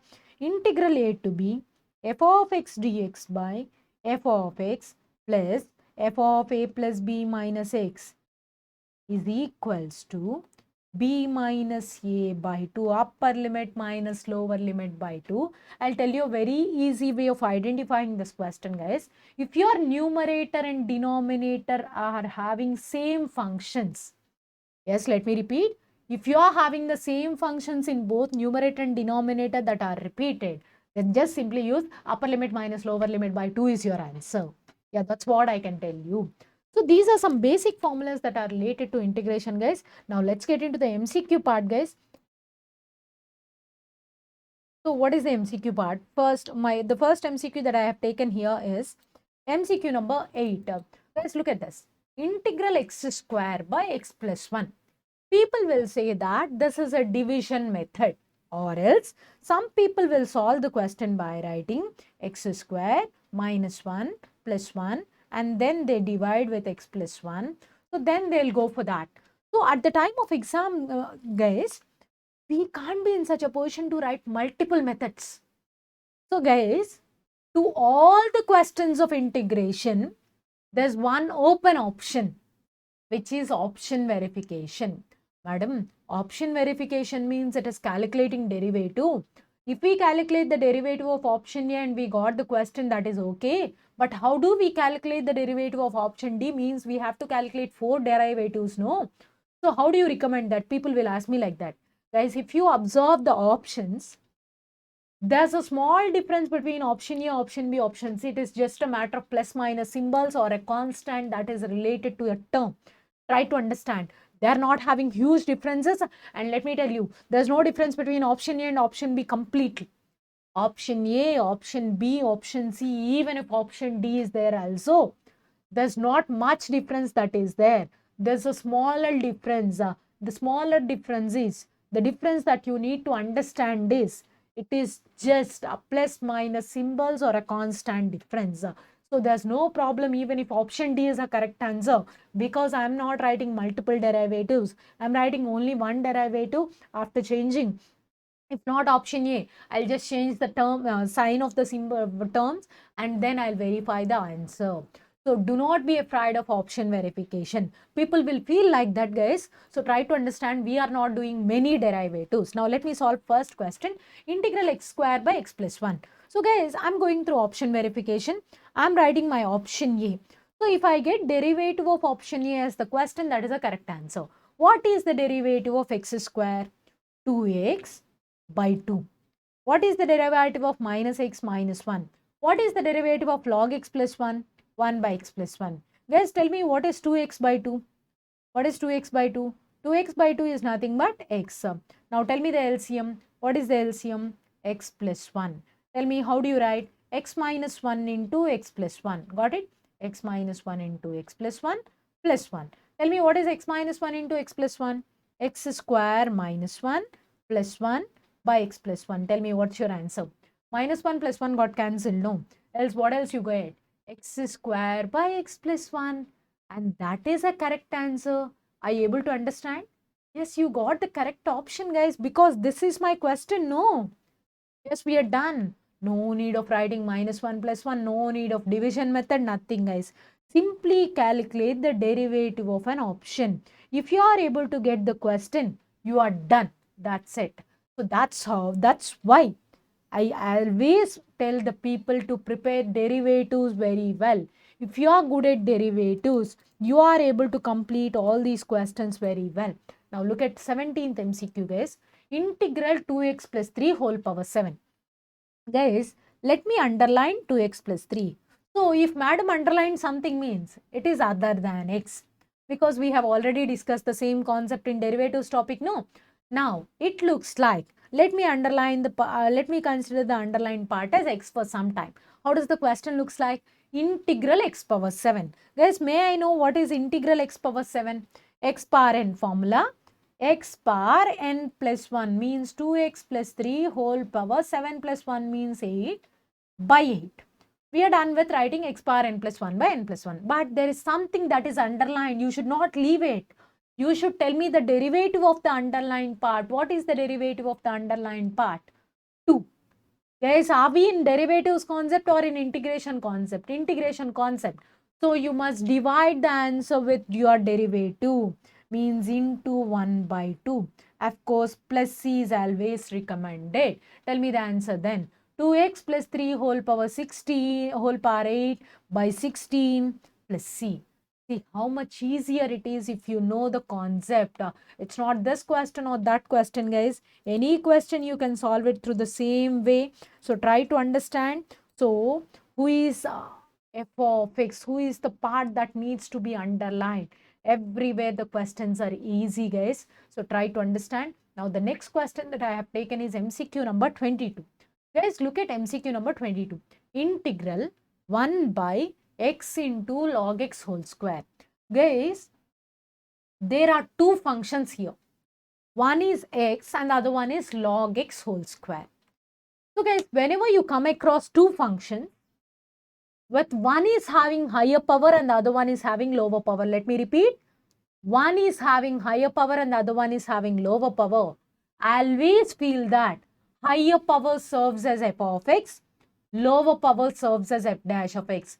If you look at MCQ number 18, which one is having higher power, whether the first part or second part? First part. So first part should always serve as f of x and second part should serve as f dash of x. Try to understand.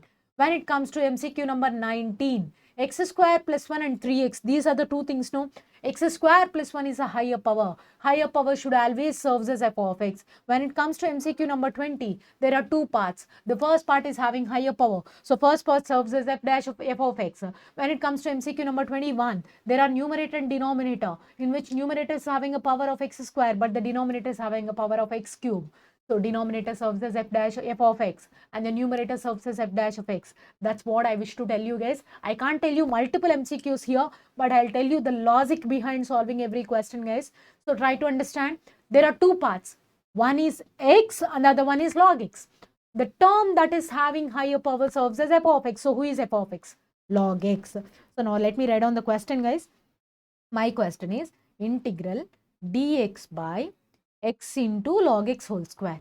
Whenever you come across these kind of questions, split them first. I am writing 1 by x into 1 by log x whole square into dx. So guys, now who is having higher power? You said that log x. Let me take log x equal to f of x. Guys, can you please tell me what is f dash of x? Yeah, 1 by x. Try to understand. F dash of x is what? 1 by x. So this entire 1 by x is what? F dash of x into 1 by log x whole square, means I can write it as f of x whole square dx. Guys, just now I told you the importance of this f of x, f dash of x. Ignore f dash of x. Treat f of x as x for some time. It means for me, my question looks like integral 1 by x square. What is integral 1 by x square? I can treat it as integral x power minus 2. What is the formula for integral my x power minus 2? X power minus 2 plus 1, which means x power minus 1 by minus 1, which means minus 1 by x. So my answer is minus 1 by x. But I need to write minus 1 by x or minus 1 by f of x. Yes, minus 1 by f of x. Of course, plus c is always recommended. It means minus 1 by log x plus c. Minus 1 by log x plus c.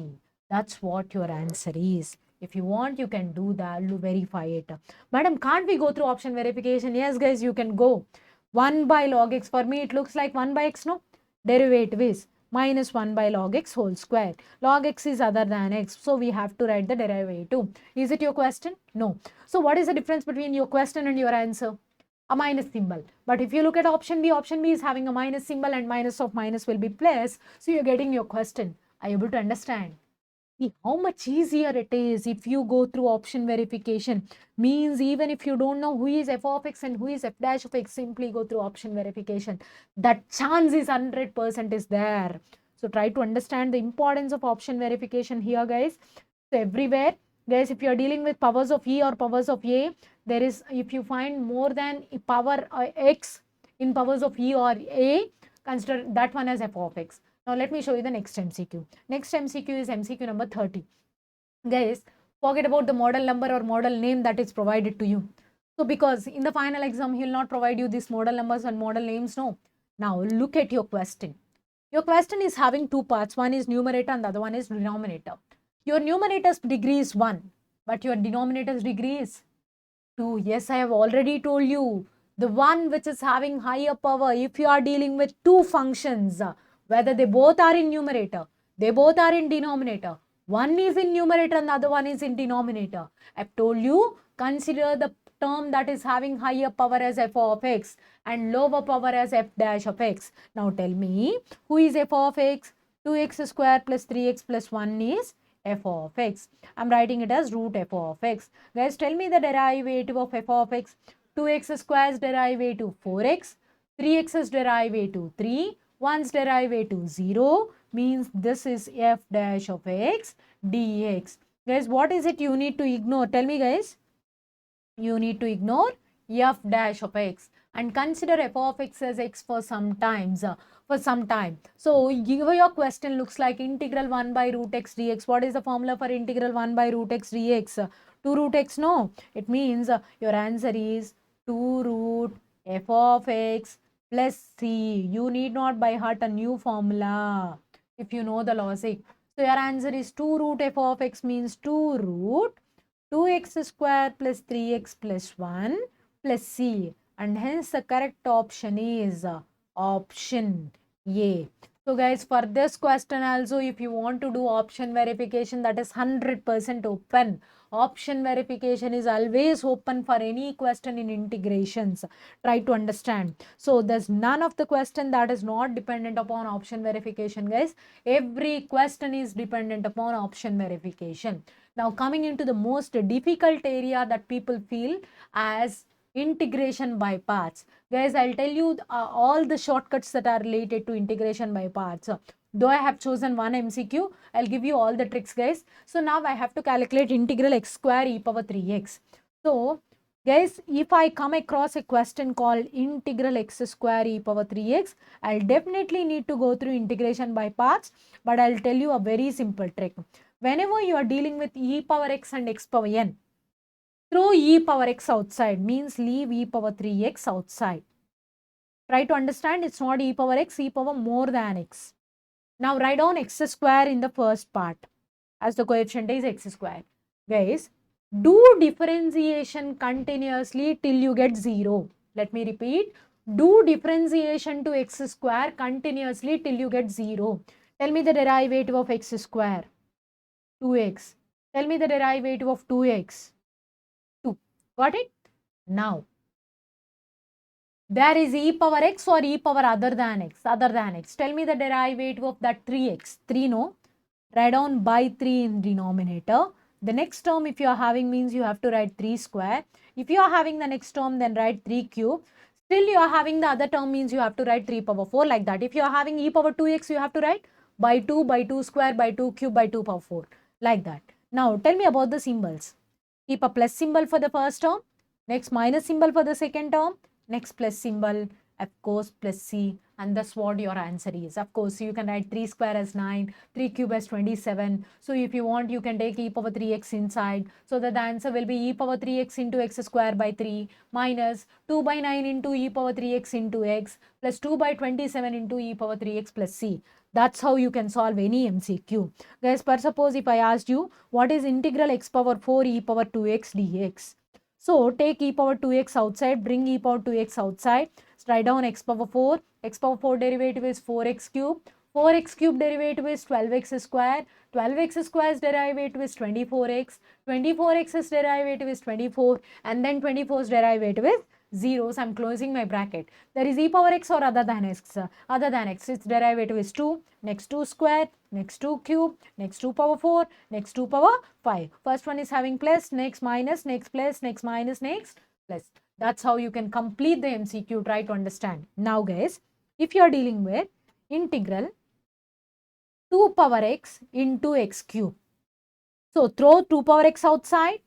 Again x cube derivative 3x square derivative 6x, 6x's derivative is 6. Now, what is the integration of a power x? A power x by log, you know. For that reason, by log 2 here, by log 2 whole square here, by log 2 whole cube here, by log 2 whole power 4 here. Okay, alternatively plus minus. So done. At last plus c. So this is the logic. Now, if you come across a question called integral x square log x, so how do you deal with that? So I have already given you the formula for integral x power n log x dx. Do you guys remember the formula?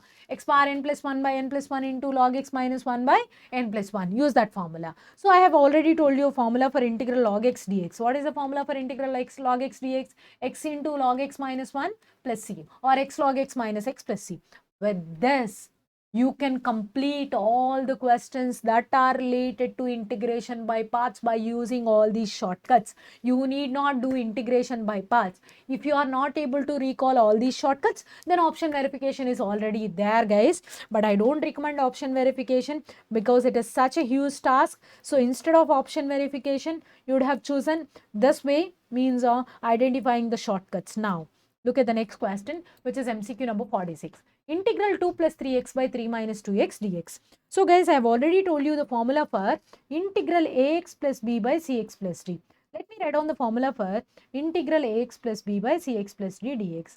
The formula for integral ax plus b by cx plus d dx is a by c into x minus ad minus bc by c square into log mod denominator, which means log mod cx plus d. Of course, we should not write c again because c is already there in the question. That's why I'm writing k. Now, my question is integral 2 plus 3x by 3 minus 2x. I'm writing 2 plus 3x this way. 2 plus 3x. Next one. 3 minus 2x. How do you write? This way. Okay. Now, tell me. What is it? A by c. What is a by c? 3 by minus 2. That's I'm writing it as minus 3 by 2 into x. minus AD. What is AD? 9 minus BC. Guys, try to understand there is a minus symbol and already a minus symbol because of BC. By C square, what is C square? 4 into log mod denominator, which means 3 minus 2x. Tell me what is minus 9 minus of minus 4? 9 plus 4, 13 by 4, no? So let me replace this one with 13 by 4. See, we are done with our solution, no? See how much easier it is if you solve a question. So try to understand. We can solve the questions in a very easy way if we go through the formulas. Otherwise, option verification is 100% is there for this question even, guys. Try to understand. Everywhere option verification is possible, but sometimes it is difficult, sometimes it is easy. Now, look at MCQ number 51. So here, integral dx by x into log of log x is there. It's not a combination of two functions, it's a combination of three functions. One is x, yes, another one is log x, another one is log of log x. For this question, guys, I'll tell you a simple shortcut. Suppose if you want to calculate the derivative of log of x, so I don't want to write many logarithms, guys. So if you want to calculate the derivative of this function, so I'll tell you a very easy trick, guys. Guys, remember I'm giving you the shortcut of derivative. Remove the logarithms one after another and write down the balance in denominator. Let me repeat. Remove the logarithms one after another and write down the balance in denominator. Let me remove the first logarithm and write down the balance in the denominator, means 1 by log of log x. Let me remove the second logarithm. What is your balance? 1 by log x. Let me remove the third logarithm. What is my balance? 1 by x. This is what the derivative. Now, I'll show you this question. So, I'm going through option verification because I don't know the proper way. Now, guys, it looks like log of log x. Can you please tell me the derivative of option A? Remove the first logarithm and write down the balance. What is the balance? Log x. Remove the second logarithm and write down the balance. What is the balance? 1 by x. Is it your question? No, not. It means option A is not a correct answer. Now, guys, can you please tell me the derivative of option B? It is a very easy task for you, no? Remove the first logarithm. What is the balance? Log of log x. Now, I need to write down the balance in denominator. Remove the second logarithm. What is the balance? 1 by log x. Remove the third logarithm. What is your balance? 1 by x. So, yes, that's what your question is. Got it? So, see how easier if you know the shortcuts of derivatives, so you can solve the MCQ, or else people has to take log of log x as f of x. Then 1 by x into log x is f dash of x. So, it looks like f dash of x by f of x. The answer is log mod f of x, means log mod log of log x is your answer. So, yes, solving the MCQ is also easier, guys. But if you are not able to recall that method of solution, so it will become a difficult task for you. So that is why simply go through option verifications. Now look at MCQ number 63. I have given you formula this way, guys. Integral dx by x square plus a square into x square, sorry, integral x dx by x square plus a square into x square plus b square is 1 by 2 into a minus b into log mod x square plus b by x square plus a. I've told you x square plus b square, sorry, a square minus b square, x square plus a square. So, or else if you want to write 1 by 2 into b square minus a square, the formula will be log mod x square plus a square by x square plus b square. But here there is 2x, guys. So, if 2x is there in the question,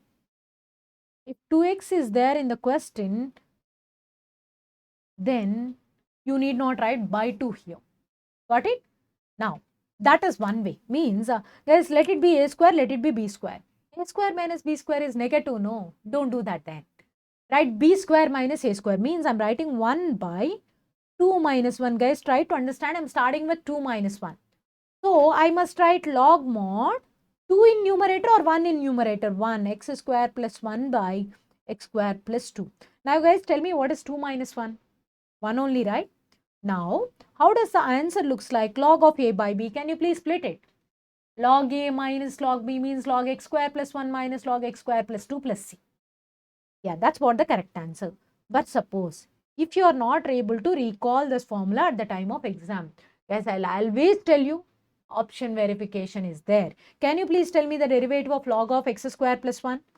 Yes, 1 by x square plus 1, right? But x square plus 1 is to be underlined, no? Because it is more than x, no? What is the derivative of x square plus 1? 2x that I'm writing in numerator because I'm talking about derivative, no? Now, tell me the derivative of log x square plus 2. X square plus 2 and of course 2x. Can I bring 2x outside? Yes, and I'm writing LCM. LCM is x square plus 2 minus of x square plus 1 by x square plus 1 into x square plus 2. Guys, can I cancellate x square plus 1, x square and x square? Yes, what is 2 minus 1? 1. So, there's nothing else in numerator except 2x. So, what else you got? 2x by x square plus 1 into x square plus 2. That's what your question. So, it is completely your personal choice, guys. If you guys do remember the formula, you can use the formula method or else simply go through option verification method. Got it, guys? So, option verification is also possible whenever you're facing a question that is related to indefinite integration. But for definite integration, it is not possible, guys. So, the first MCQ that I have taken in definite integration is integral 2 to a log x dx. So, what is the answer for integral 2 to e log x dx? Guys, you know the formula for integral log x dx. What is the formula for log x dx? Yes, x into log x minus 1. Integral log x dx is x into log x minus 1. And now you are dealing with the integration between the limits 2 to e. So, first of all, you need to substitute upper limit. Let me substitute upper limit. E of log e minus 1 minus lower limit 2 of log 2 minus 1. May I know what is log e, Nana? 1. 1 minus 1, 0. So, this entire thing is 0. So, what's your answer? Minus 2 of log 2 minus 1. Look at your answer. You are able to find it. Yes, that's how you can complete MCQ number 75. Though it is a question that is related to integration by parts, we are not doing that, guys. Instead, we are going for option verification, formula method. Now, look at 83. So, the reason behind taking this MCQ is integration is between minus 1 and 1, guys. Whenever you find an integral between minus a and plus a, there's a concept of even odd functions. If it is odd function, your answer is 0. If it is even function, your answer is 2 integral 0 to a f of x dx. But if you look at the function that is here, what is the function that is here? As the integral is minus 1 to 1, if your integral varies between minus a to a, in definite integral, you have to come across towards even and odd functions. But I can't tell that mod x is an even function or mod x is an odd function because mod x is neither even nor odd. So I should not go through that formula called minus a to a f of x dx because that formula will be applicable only if f of x is either even or odd. But this is neither even nor odd. Then I have to look further. What do I need to do? So when it comes to your IP, you used to split the integral between minus 1 to 0, 0 to 1. I am not doing that because I have a formula. Yeah, that's what I'm repeatedly telling you guys. You should understand which formula needs to be used.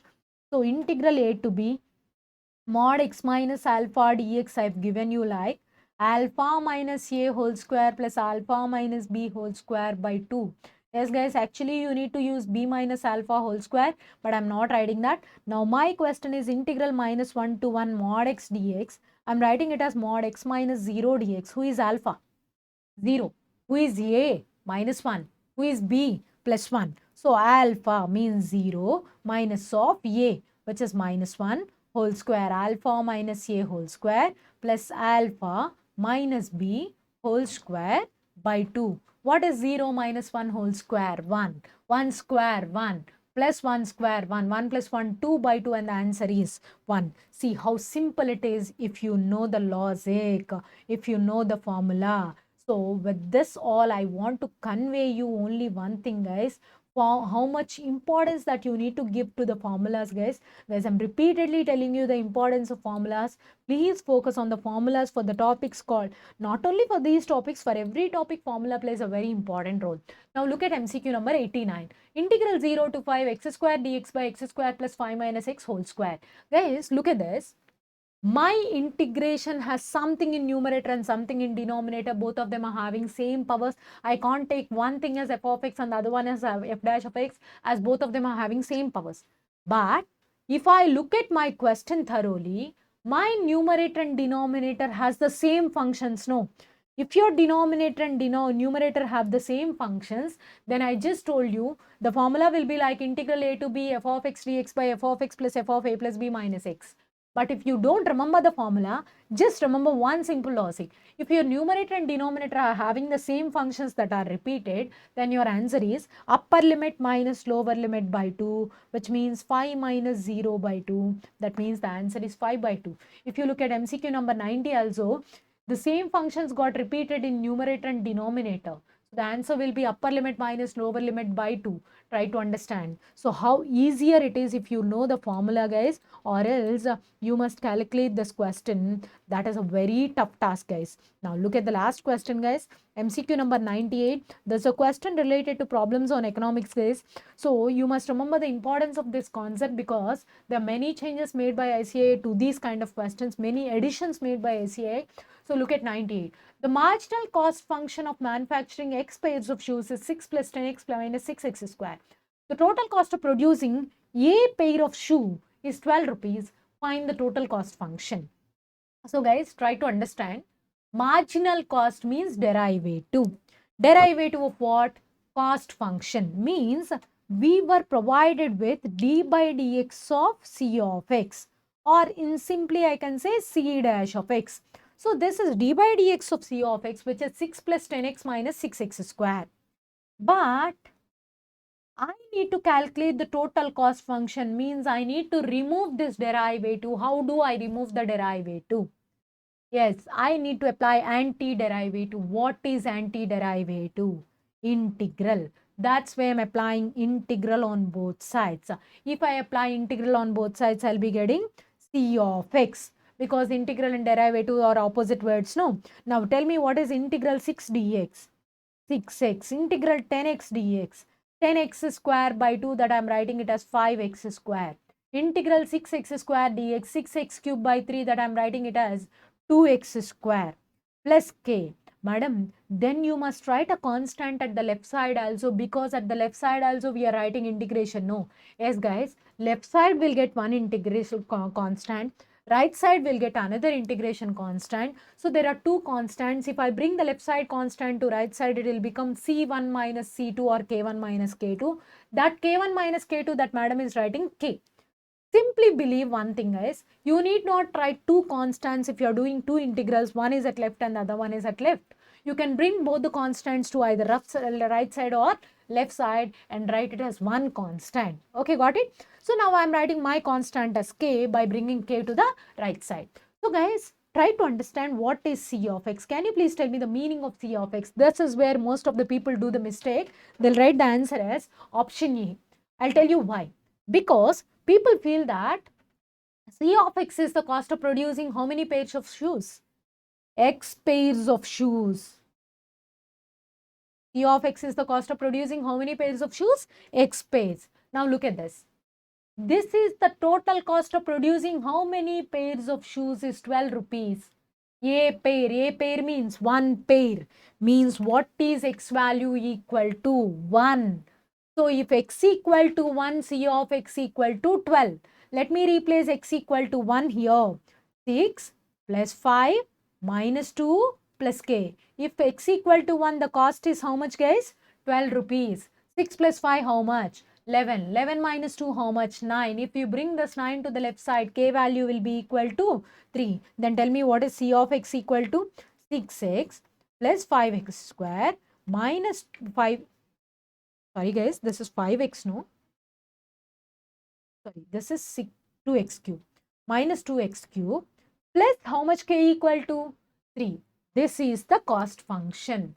Try to understand. People feel that the data that is given in terms of theory will take it as C of 0. C of 0 means cost of producing nothing, which will be called as fixed cost. So most of the times we will be given with fixed cost. That is one way. Some people do this mistake, guys. People will take that the number of pairs as number of shoes. One pair means how many shoes? 2 shoes. They will substitute x equal to 2. But try to understand C of x is the cost of producing x pairs of shoes. C of x is the cost of producing how many pairs of shoes? X pairs of shoes. Try to understand. Here he has given you the cost of producing one pair of shoe. One pair means x equal to 1, as x represents the number of pairs but not number of shoes. So try to understand the significance of these kind of questions, guys. So these kind of questions are very important for exam, as there are many additions to these kind of questions by ICAI material. So that's what about integration, guys. So by completing this topic, I just wanted to tell you one thing, guys. Integrations is a topic which is completely dependent upon derivatives. At the beginning also I told you this one. Try to understand. Most of the questions of integration will be done through the shortcuts or through the formulas of derivatives. So try to understand the importance of this concept called derivatives. Okay. So that's all about integrations, guys.